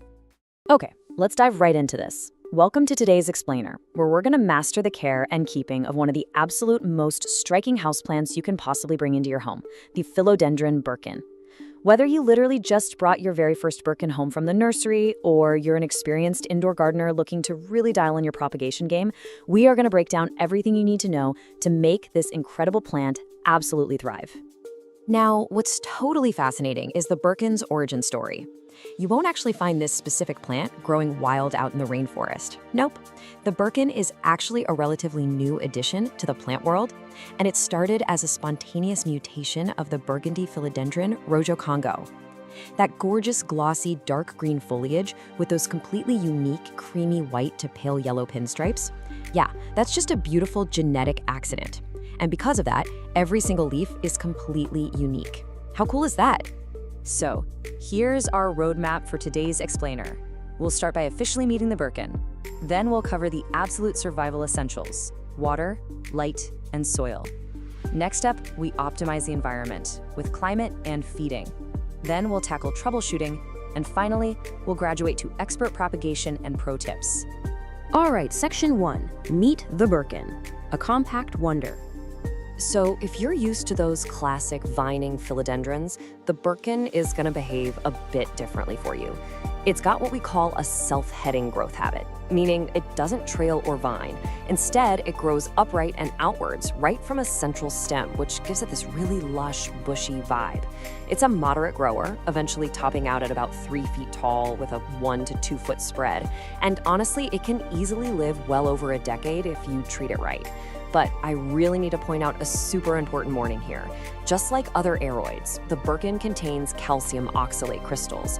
That makes it highly toxic to your cats and dogs. It'll cause intense oral irritation and swelling if they chew on it, so you absolutely must keep this one out of reach of your curious furry friends. Moving right along to section 2, the big 3, water, light, and soil. Let's talk light, because light is literally the single most critical factor for maintaining those gorgeous pinstripes. You want bright, indirect light. An east-facing window is usually the absolute sweet spot. Now, if you give the plant too much direct midday sun, those delicate creamy stripes are going to physically scorch. You'll literally get crispy brown spots. But if you stick it in deep shade, something pretty fascinating happens. The plant will actually revert. See, the white parts of the leaf don't have chlorophyll. So a plant sitting in low light goes into full survival mode and tries to save itself by pumping out solid green leaves just to maximize its energy production. So remember, bright and filtered is your golden rule here. Okay, watering. The crucial thing here is finding the balance. You want to water thoroughly, like let the water run completely out through the drainage holes, but you only do this when the top 1 to 2 inches of soil are completely dry to the touch. Seriously, overwatering is the #1 killer for these guys. It totally suffocates the roots, which leads to yellowing lower leaves, mushy stems, and ultimately the dreaded root rot. On the flip side, if you're underwatering, your Birkin is going to let you know. It'll start drooping and developing these sad, crispy brown edges. So always, always let that topsoil dry out first. Now, to make that watering routine totally foolproof, you've got to have the right soil. Birkins absolutely hate dense, heavy potting soil. They want an environment that mimics the airy rainforest floor. So here is the perfect chunky DIY aeroid mix for you. You want 1 part standard indoor potting mix, that's for your nutrients, then 1 part perlite for incredible aeration and drainage, and finally 1 part orchid bark. That creates these chunky little air pockets that hold on to just a tiny bit of moisture. You can also toss in a handful of horticultural charcoal if you have it to help absorb any impurities. A mix like this is a real game changer because it ensures excess water escapes quickly and essential oxygen can easily circulate right around those roots. All right, section 3, climate, feeding, and maintenance, creating the perfect environment. Thanks to its tropical lineage, your Birkin definitely wants to be warm and humid. The ideal temperature sweet spot is right between 65 and 80 degrees Fahrenheit. You really want to avoid placing it anywhere near drafty windows, AC vents, or space heaters. In fact, anything dropping below 55 degrees can actually shock the poor plant. As for humidity, your target is about 50 to 70%. Now sure, they can adapt to our average 40% indoor humidity, but hitting that higher target, that is how you get those massive, super glossy leaves. And hey, skip this simple misting with a spray bottle. It doesn't really last, and it can actually cause fungal issues. Instead, you want to boost the humidity consistently. Fire up a room humidifier, sit your pot on a pebble tray filled with water, or honestly, just group a bunch of your plants together to create a nice little humid microclimate. To fuel all that gorgeous growth, you've got to feed your Birkin. We recommend using a balanced liquid fertilizer, something with a 10-10-10 ratio. But listen up, here is a massive pro tip for you. Always, always dilute that fertilizer down to half the recommended strength. Houseplants are incredibly susceptible to chemical burns and salt buildup. You should really only be feeding the plant about once a month during its active growing season, so spring and summer. Then, just pause feeding entirely during the dormant fall and winter months. Oh, and one more golden rule to remember. Never apply fertilizer to bone-dry soil. Always water your plant a day or 2 beforehand to protect those sensitive roots from getting burned. Section 4, troubleshooting. Pests and problems. You know, our plants are pretty good at communicating their issues to us if we just know what to look for. If you start seeing those leaves reverting back to solid green, your plant is practically begging for more light. Got yellowing lower leaves? Well, you are almost certainly overwatering. Let that topsoil dry out. If you're noticing brown, crispy edges, your air is likely way too dry, or you might even have mineral buildup from hard tap water. And finally, if the plant has this leggy growth with really long spaces between tiny little leaves, it's just stretching out looking for the sun. Just move it to a brighter spot and it'll sort itself out. Now, sometimes the problem isn't the environment at all, it's uninvited guests. You've got to keep a really close eye out for sap-sucking pests. Mealybugs, for instance, look like these little cottony masses, and they just love to hide deep in the tight crevices of new growth. Spider mites? They'll leave fine webbing under the leaves and give the plant this faded, stippled look. Thrips are a serious headache, leaving silvery patches and badly scarred, distorted new leaves. And hey, if you see tiny little flying insects hovering around the dirt, those are fungus gnats, which are almost always caused by keeping the soil a bit too wet. If you spot literally any of these, your immediate action plan is to isolate the Birkin away from all your other houseplants and treat the foliage thoroughly with insecticidal soap or neem oil. And finally, section 5, expert propagation and pro tips. Multiplying your Birkin. I'll tell you, propagating a Birkin is incredibly rewarding, and water propagation is for sure the easiest method to start with. But the absolutely crucial point here is step 1. You must identify a healthy stem that has at least one node. A node is just that slight, swollen little bump on the stem where the leaves emerge. Without a node, roots will simply never grow. Period. Once you've got your node, take some sterile shears and make your cut about an inch below it. Then, just submerge that node into a jar of room temperature water, making sure to keep the actual leaves completely dry. Just change that water out every 3 to 5 days to replenish the oxygen and stop any weird bacteria from growing. And in just 2 to 4 weeks, bam, you'll see a healthy, brand new white root system starting to form. Now, when it comes to finally repotting either those brand new cuttings or your fully mature plant, I want you to remember this specific number, 1 to 2 inches. Philodendrons actually really prefer to be slightly root-bound. Because of this, you only need to repot them maybe every 1 to 2 years. And when you finally do, choose a new pot that is only 1 to 2 inches wider in diameter than the old one. If you put it in a massive pot, all that excess soil will just hold on to way too much water, and you're risking that dreaded root rot all over again. Okay, let's finish strong with some rapid-fire pro tips you can literally use today. First step, give your pot a quarter turn every single time you water it. This makes sure all sides get equal sunlight so you end up with a perfectly symmetrical plant. Second, remember that dust literally blocks photosynthesis, so gently wipe down those beautiful leaves with a damp cloth every few weeks. Third, do not be afraid to prune. If you see a fully reverted solid green or solid red leaf pop up, just snip it right off. That forces the plant to redirect its energy back into variegated growth. You can even prune the main top stem if you want to force the plant to become bushier from the base. And lastly, if your local tap water is super hard, make the switch to filtered or distilled water. It prevents mineral buildup and keeps those delicate leaf tips looking totally pristine. Well, we've covered the origins, we built the perfect chunky soil mix, went over precise watering techniques, and even learned how to clone the plant through propagation. You now have the exact expert blueprint to make this incredible pinstriped wonder completely flourish. So, the only question left is this. Your Birkin is ready to thrive, but is your brightest window ready for it? Thanks so much for joining me on today's Explainer. Go check your soil moisture right now, and I'll catch you on the next one. Welcome to this explainer on the absolutely incredible cinnamon fern. We're going to give you the complete beginner to expert guide on turning those notoriously wet, shady spots in your yard or home into a striking woodland showcase. Let's dive right in. Are you totally tired of delicate ferns that just give up and die the second their soil gets a little too soggy? I mean, if you've ever been frustrated by traditional houseplant ferns rotting in standing water, you are gonna love this. Because the cinnamon fern, it doesn't just tolerate a swampy mess, it literally demands it. Here's our masterclass blueprint. We'll be moving right through meeting the cinnamon fern, perfecting soil and water, dialing in light and climate, mastering care and propagation, troubleshooting, and then wrapping up with expert styling. Section 1.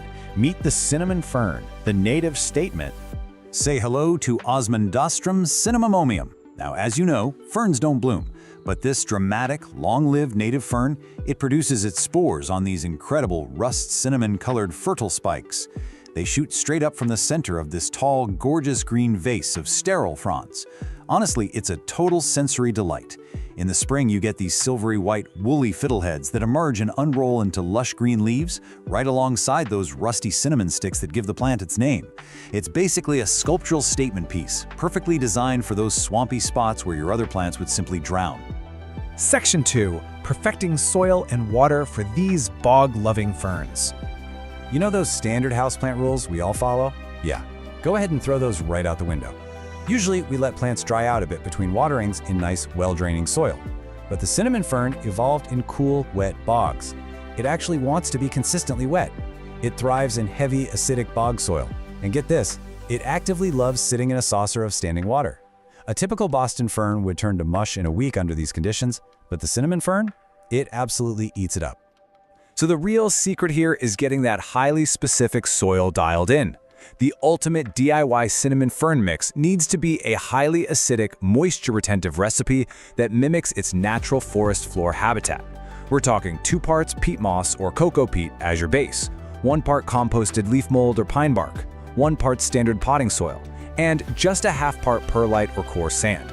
Whatever you do, avoid lean, alkaline potting soils or succulent mixes at all costs. A good rule of thumb, if you squeeze a handful of this mix, it should hold together just like a wet sponge cake. Section 3. Light and climate. Dialing in the temperature and humidity. When it comes to light, the cinnamon fern is a true, undeniable shade lover. We're talking part to full shade here. Think a north-facing window, a deeply shaded porch, or maybe dappled shade beneath a high canopy tree. Direct afternoon sun is literally your worst enemy. Just one single day of unfiltered summer afternoon sun will bleach those beautiful green sterile fronds to a flat, sad yellow. Worse, it'll burn, tan scorch patches right into the leaves, and honestly, they simply won't recover. So for sure, stick to deep or dappled shade.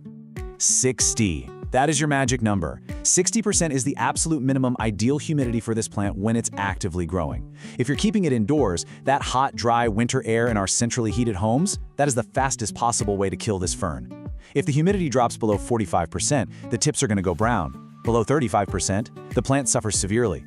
You absolutely have to use pebble trays, cool mist humidifiers, or just keep it in a naturally damp outdoor environment near some water. It's absolutely crucial to understand this plant's life cycle. As the saying goes, a cold winter rest is what triggers reliable, fertile fronds the next spring. Seriously, you cannot keep this plant warm year-round. If you do, it just completely skips its famous cinnamon-colored show and only pushes out green leaves. It actually wants to go fully dormant in a cool spot. It can even survive freezing outdoor temperatures. It needs that chill to reset for next year's spectacular display. Section 4. Care and propagate, feeding and pruning. Maintenance for the cinnamon fern is actually delightfully low fuss, but it is highly specific. Once that first hard frost hits in autumn and the fronds collapse, you want to cut everything completely down to the ground. But be careful here. Make sure you cut about an inch above the rhizome so you aren't slicing into the knobby trunk itself. Then, when early spring rolls around, give it a light organic feeding by top dressing with about an inch of compost or leaf mold. Stay away from heavy liquid feeds, they'll just give you weak floppy fronds. This light, organic approach is exactly what builds that strong, upright vase shape the plant is famous for. Now, if you're growing these in containers, you're going to need to step up your fern every 2 to 3 years into a larger 5 to 15-gallon pot. It's a bit of a process, but here's how you do it. First, soak the parent pot the day before so the rhizome doesn't crack on you. Second, tip it and gently ease that heavy plant out. Third, take some sterile scissors and trim away any black or mushy roots. Fourth, settle it into that fresh peaty mix we talked about earlier. And this is key. Make sure the top of the rhizome sits exactly at the soil surface. If you bury it too deep, you're looking at instant crown rot. Finally, just backfill, water it deeply, and add your mulch. Okay, but what if you want more ferns? Who wouldn't, right? The primary propagation method here is dividing mature clumps that are at least 4 to 5 years old. You want to tackle this in early spring, right as those woolly fiddleheads start pushing up. Dig up the parent plant and rinse the soil off so you can clearly see the joins between the crowns. Then take a sterilized knife or even a saw and cut straight down through that woody rhizome. Plant those new divisions at the exact same depth as the parent, water them deeply, and make sure you keep them shaded for about 2 weeks so they can recover. Section 5. Troubleshooting those common fern problems. Pests are actually super rare for this fern, which is great. But environmental issues, yeah, those are pretty common. Let's look at a few visual symptoms and their direct cures so you can instantly save your plant. Got brown, crispy edges? Well, that's dry air or dry soil. You want to soak the root ball and get a humidifier going. What about mid-season yellowing on the inner fronds? That usually means your soil dried out, or maybe the pH drifted a bit too alkaline. Just top dress with composted pine bark or peat to bring that acidity right back. And if you spot tan, scorched patches, sunburn. No question. Move the plant to deep shade immediately, because those burned fronds are gone for good. Section 6. Expert styling and our final ProCare tips. All right, here are some rapid-fire expert tips to totally elevate your fern game. First up, style this plant against a dark backdrop.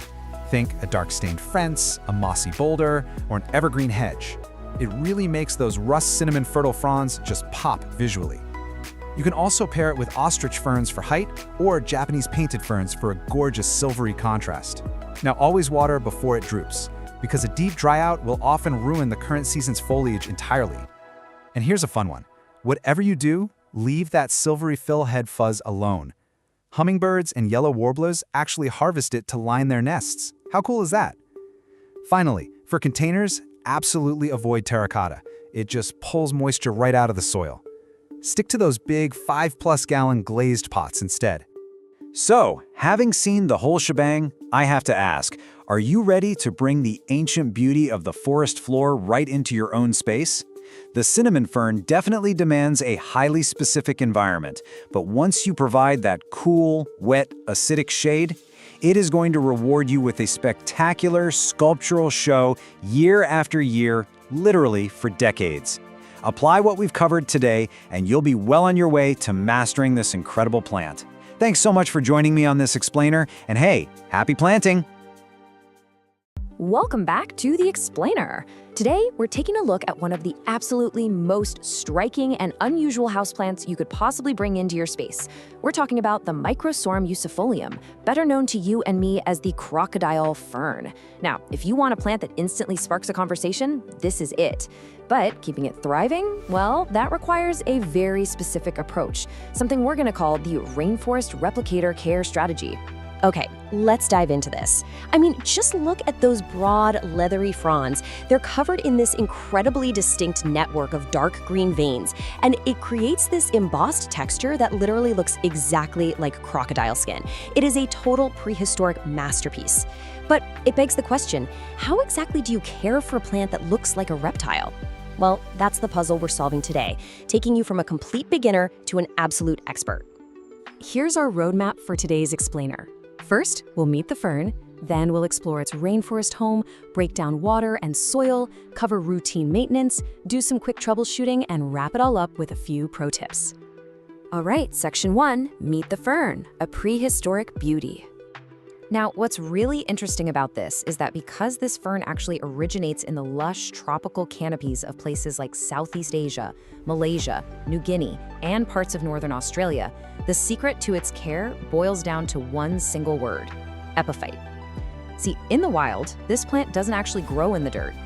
It anchors itself right onto the branches and trunks of other trees way high up in the canopy. It literally just gathers moisture and nutrients from the air and the organic debris around it. Keep this epiphytic nature in mind because it completely dictates everything we're going to do from here on out. Moving right along to section 2, rainforest home, recreating the canopy. Since your living room probably isn't a literal Southeast Asian jungle, our goal here is to fake it. We want to simulate that environment as closely as we can. So let's talk about light. Up in that tree canopy, the fern gets dappled, filtered sunlight. If you blast this poor plant with direct, intense afternoon sun, it's going to quickly scorch those delicate fronds and completely wash out that beautiful crocodile patterning. Dappled shade is exactly what you want. An east-facing window giving it some gentle, cool morning sun, that is absolute perfection. Next up is humidity, and I really cannot stress this enough. 60 to 80% humidity is absolutely non-negotiable for this guy. Remember, it's a rainforest plant. If your home drops below that, especially in the wintertime when the heaters are blasting, you are going to struggle. So to hit that sweet spot, you can group your plants together to create a little microclimate. You can place the fern's pot on a pebble tray filled with water, or honestly, better yet, just run a room humidifier right nearby. Warmth is just as crucial. You're aiming to maintain a nice, stable indoor temperature between 65 and 80 degrees Fahrenheit. And stable is the key word there. Sudden temperature swings will severely stress out a crocodile fern. So keep it far, far away from sudden cold drafts near your doors or windows, and make double sure it's nowhere near a direct AC or heating vent. Section 3, water and soil, the epiphyte diet. And this brilliantly illustrates exactly what we mean by an epiphytic diet. Because this fern naturally lives on tree branches, its roots absolutely need to breathe. If you pack them into heavy, standard potting soil, they'll just suffocate. So, to mimic its natural home, here is the ultimate super airy soil recipe you need. It's a blend: 1 part peat moss or cocoa coir to hold on to a bit of moisture, 1 part orchid bark for that absolutely crucial aeration, and 1 part perlite so it drains rapidly. This mix prevents root suffocation while still holding just the right amount of water for the plant to drink. When it comes to watering, your golden rule is simply the number 1. You always want to wait until the top 1 inch of the soil feels just slightly dry to the touch before giving it another drink. Please, don't rely on a strict weekly schedule. Just let the soil be your guide here. Naturally, during the active spring and summer growing seasons, you're going to be watering it quite a bit more often than during those sleepy, dormant winter months. So when that top inch is finally dry, give it a really thorough watering with lukewarm, filtered water. Tap water can sometimes hold chemicals that are just a bit too harsh for ferns. Soak it until you see water draining right out the bottom. But, and listen closely here, make sure you dump out any excess water from the saucer immediately. Letting this epiphytic plant sit in a soggy puddle of standing water is basically a one-way ticket to fatal root rot. Section 4, maintenance, repotting, and propagation. So how do we keep this exotic beauty growing strong over its long lifespan? Well, it turns out they're actually surprisingly low maintenance if you've already nailed their environment. Crocodile ferns are very light feeders. You only really need to feed them once a month during the spring and summer, and you'll want to use a balanced liquid fertilizer diluted down to half strength. When fall rolls around, cut the fertilizer completely. As for grooming, just grab some sterile shears and snip off any dead or yellowing fronds right at the base. And since they are slow-growing epiphytes, they actually kind of enjoy being slightly root-bound. You're only looking at repotting them maybe every 2 to 3 years, basically just when you see roots visibly circling the pot. Let's move to and see how this builds into propagation. The absolute easiest way to multiply your fern is through rhizome division. While you're doing that spring repotting, you just carefully unpot the fern and take a good look at that thick, creeping rhizome right at the base. Find a natural division point, somewhere with a few healthy fronds and roots attached, snip it cleanly with those sharp shears, and then pop the new section shallowly into some fresh epiphytic mix.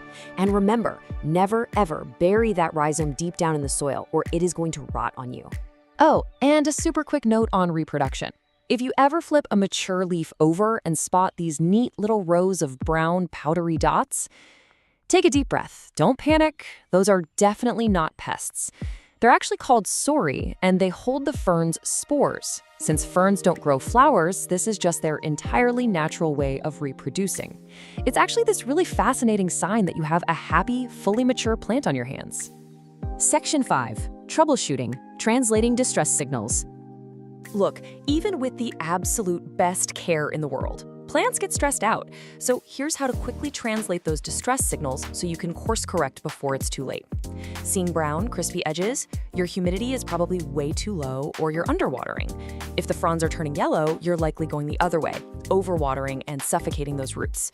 If that gorgeous, striking crocodile pattern is suddenly looking all pale and faded, move the plant. It's getting way too much direct sunlight.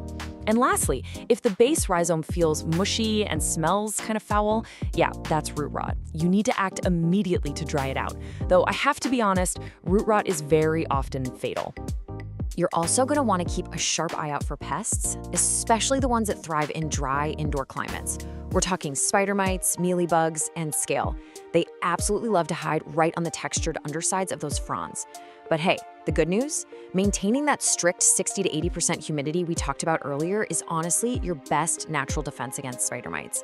If you do happen to spot any pests though, just wipe them down early on with some insecticidal soap. And finally, Section 6, Pro Tips, Mastering the Crocodile Fern. So, the crucial point is, let's quickly summarize those expert takeaways that will take you from just keeping this plant alive to watching it truly flourish in your home. Rule 1, always mimic the rainforest. That high humidity is your absolute secret weapon. Rule 2, remember to plant shallowly. Keep that rhizome right near the surface.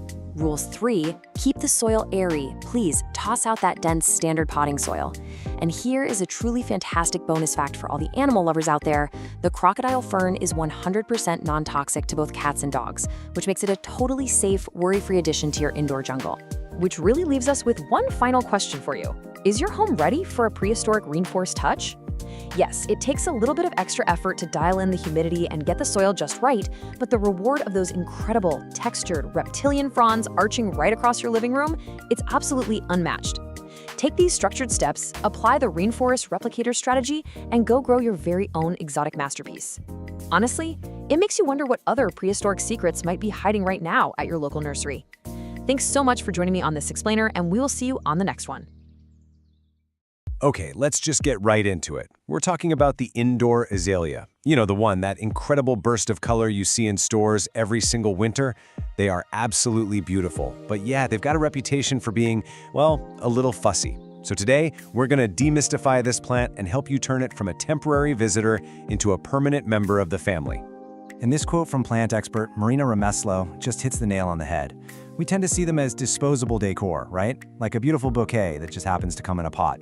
We enjoy those gorgeous flowers, and when they fade, we figure, well, that was nice, and toss it out. But that's not the end of the story, not by a long shot. So what's the big secret then? How do you actually get this plant to stick around, not just for one season, but to come back and bloom again and again? Well, that is exactly what we are going to unpack right now. All right, first things first, we have to master the basics. I mean, getting these things right is literally the difference between your azalea living or dying. And the most important, number one, absolutely critical element is water. This right here is the golden rule. You always hear people say, keep it consistently moist. But what on earth does that actually mean in practice? Well, this slide gives you the perfect mental picture. A well-wrung out sponge. It's damp for sure, but it's not sopping wet. Azaleas are incredibly thirsty plants, and letting them dry out completely, even one time, can be game over. So this is the pro method for watering. Instead of just pouring water on top, you let the plant soak it up from the bottom. it's the best way to make sure that peaty soil gets totally saturated. But look, the most important part of this whole process is step 3. Let it drain completely. Azaleas absolutely hate having wet feet, and leaving one sitting in a puddle of water is just a one-way ticket to root rot. Next up is light. And this is a real balancing act. You're looking for bright but indirect light, like what you'd get near an east-facing window. And this shows you exactly what happens when you get the balance wrong. Too much harsh, direct sun, you're gonna see scorched, crispy leaves. But not enough light, you'll get this sad, leggy-looking plant that just won't make the flower buds you want. And the last of our core essentials, the soil. You can't just use any old potting mix. Azaleas have to have acidic soil. A mix made for rhododendrons? That's perfect. And you see it right there. A pot with drainage holes is completely non-negotiable. It all comes back to that main rule. We want moist, but we never ever want soggy. Okay, so we've covered how to keep it alive. Now let's talk about how to make it happy. We're moving from just surviving to actually thriving. I just love this quote because it perfectly paints a picture of what an azalea wants. They're cool customers. Just like Marina says, they do not like hot, stuffy rooms. If you can keep this cool, misty forest idea in your head, it'll make all your other decisions so much easier. And here it is, the magic number. If you want those amazing flowers to last for as long as possible, this is the temperature range you're aiming for. It is so important to keep it away from heat registers or radiators. Even a few degrees too warm will make those beautiful blooms fade way faster. And right alongside those cool temps, azaleas need humidity. The thing is, the air inside our homes, especially when the heat is on in the winter, is just way too dry for them. This chart shows you that sweet spot you're shooting for, somewhere between 40 and 60%. Hitting that will keep the leaves from getting crispy and stop the flower buds from drying up. So how do you actually get more humidity? Well, here are 3 super easy and effective ways to do it. The pebble tray is a classic for a reason. The evaporating water creates a little moisture bubble around the plant. Grouping it with your other plants does something similar. And of course, a room humidifier is the most straightforward way to get the job done. Let's talk about fertilizer, because timing is everything here. It feels a little weird, but you do not want to fertilize an azalea when it's in full bloom. You have to wait until the show's over. The key thing to remember is this. Once those flowers fade, that's when you start feeding it with a fertilizer made for acid-loving plants. That's the fuel it needs to grow and prepare for next year's blooms. Which brings us to the main event, the #1 question everybody asks. How in the world do I get this thing to flower again? This is the ultimate prize for all your hard work. And you know what? It's totally doable. It all starts with this one critical rule of pruning. You have a very, very specific window to do this. See, azaleas develop the flower buds for next year over the summer. So if you wait too long and prune in, say, late summer or fall, you are literally cutting off every single one of next year's flowers. So remember, prune as soon as those last blooms fade. Okay, now you really want to pay attention to this slide, because this is the real secret sauce. To get the plant to form new buds, it needs a chilling period in the fall. We're talking about roughly 2 months in a cool place where the temperatures are right in this range. A chilly, unheated porch, a cool garage, a basement, those are often perfect spots. So let's put all the pieces together. This is the entire year-long cycle. Step 1, after it's done blooming, you give it a haircut and let it have a little summer vacation outside in a shady spot. Step 2, when fall comes, you bring it inside for that super important 2-month chilling period. And finally, step 3, in the early winter, you move it back to a warmer, brighter spot, and that's the wake-up call that tells it, okay, it's time to make flowers. Now, of course, things aren't always going to go perfectly, but learning how to read the signs, to understand what your plant is trying to tell you, that's what makes you a truly confident caretaker. Think of this chart as your personal azalea to English dictionary. Are the leaves turning yellow? First, check your watering. Then, think about if your soil is acidic enough. Seeing brown, crispy edges? That is almost always a cry for more humidity. And if it just plain refuses to bloom, well, now you know the #1 suspect is that it didn't get a proper chilling period. And what about bugs and pests? I've actually got some great news on that front. The most common pests, like spider mites, love the exact opposite of what your azalea loves. They want it hot and dry. So just by creating that perfect cool and humid home for your plant, you're also making it a terrible place for its worst enemies to live. It's a total win-win. Okay, this is a really, really important heads up. As gorgeous as azaleas are, every single part of the plant is toxic if it's eaten. And that goes for dogs, cats, and for people. So please make sure you put your plant somewhere well out of reach of any curious pets or little kids. So, to bring it all home, let's just quickly recap the 4 most important rules for a happy azalea. If you can just get these 4 things down, you are golden. 1. Keep that soil moist like a wrung-out sponge. 2. Prune it right after it finishes blooming, and not a moment later. 3. Give it that essential cold nap in the fall.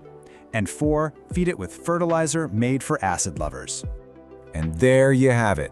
By just understanding what this plant truly needs, you've taken something that most people think of as temporary and turned it into a fantastic, long-term companion that's going to bring color into your home year after year.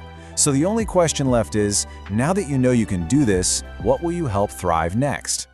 Hey everyone, and welcome to This Explainer. Today, we are focusing on a plant that is honestly just as beautiful as it is notoriously dramatic. I'm talking about the nerve plant, officially known as Fittonia albovinus. If you've ever wanted to add a really striking, brilliantly patterned plant to your indoor jungle, but you've been a little intimidated by its diva reputation, you are in exactly the right place. We're going to completely decode everything this plant needs so you can grow it with absolute confidence. So, picture this. You walk into your room and you check on your stunning new nerve plant. But instead of looking all perky and fresh, every single stem has suddenly fallen completely flat. The leaves are literally lying on the soil like the plant has just given up on life. Your heart drops, right? You think you've killed it. But what if I told you that this terrifying, panic-inducing moment is actually one of the absolute best features of this plant? You see, houseplant keepers affectionately call this whole phenomenon the faint.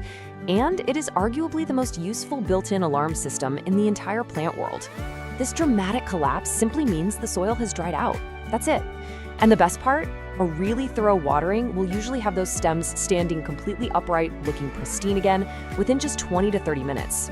It's highly theatrical, literally like a Victorian lady on a fainting couch, but it is entirely reversible. Okay, so here's our game plan for this explainer. 1. The dramatic nerve plant. 2. Light, water, and soil. 3. Temperature and high humidity. 4. Feeding and pruning maintenance. 5. Easy stem propagation. And 6. Troubleshooting and pro tips. Let's get into it. Starting with section 1, the dramatic nerve plant. Meet the Fittonia.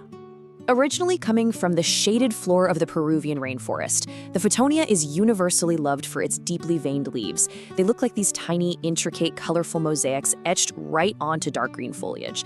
And alongside its stunning visual variety, I mean, we're talking bright pink, deep red, silver, you name it, it is completely non-toxic to cats and dogs, which is a huge plus. Because of its rainforest floor origins, it has a naturally shallow root system and stays incredibly compact. That makes it absolutely perfect for small indoor spaces where you want a really big visual impact without taking up much room. Moving right along to section 2, light, water, and soil. The holy trinity of plant care. First up is light. Because it naturally lives down on the dense rainforest floor, the Fittonia is shade tolerant. But keep in mind, it's not shade dependent. It genuinely does fine in lower light, but giving it a nice, bright, east-facing window is going to be your sweet spot.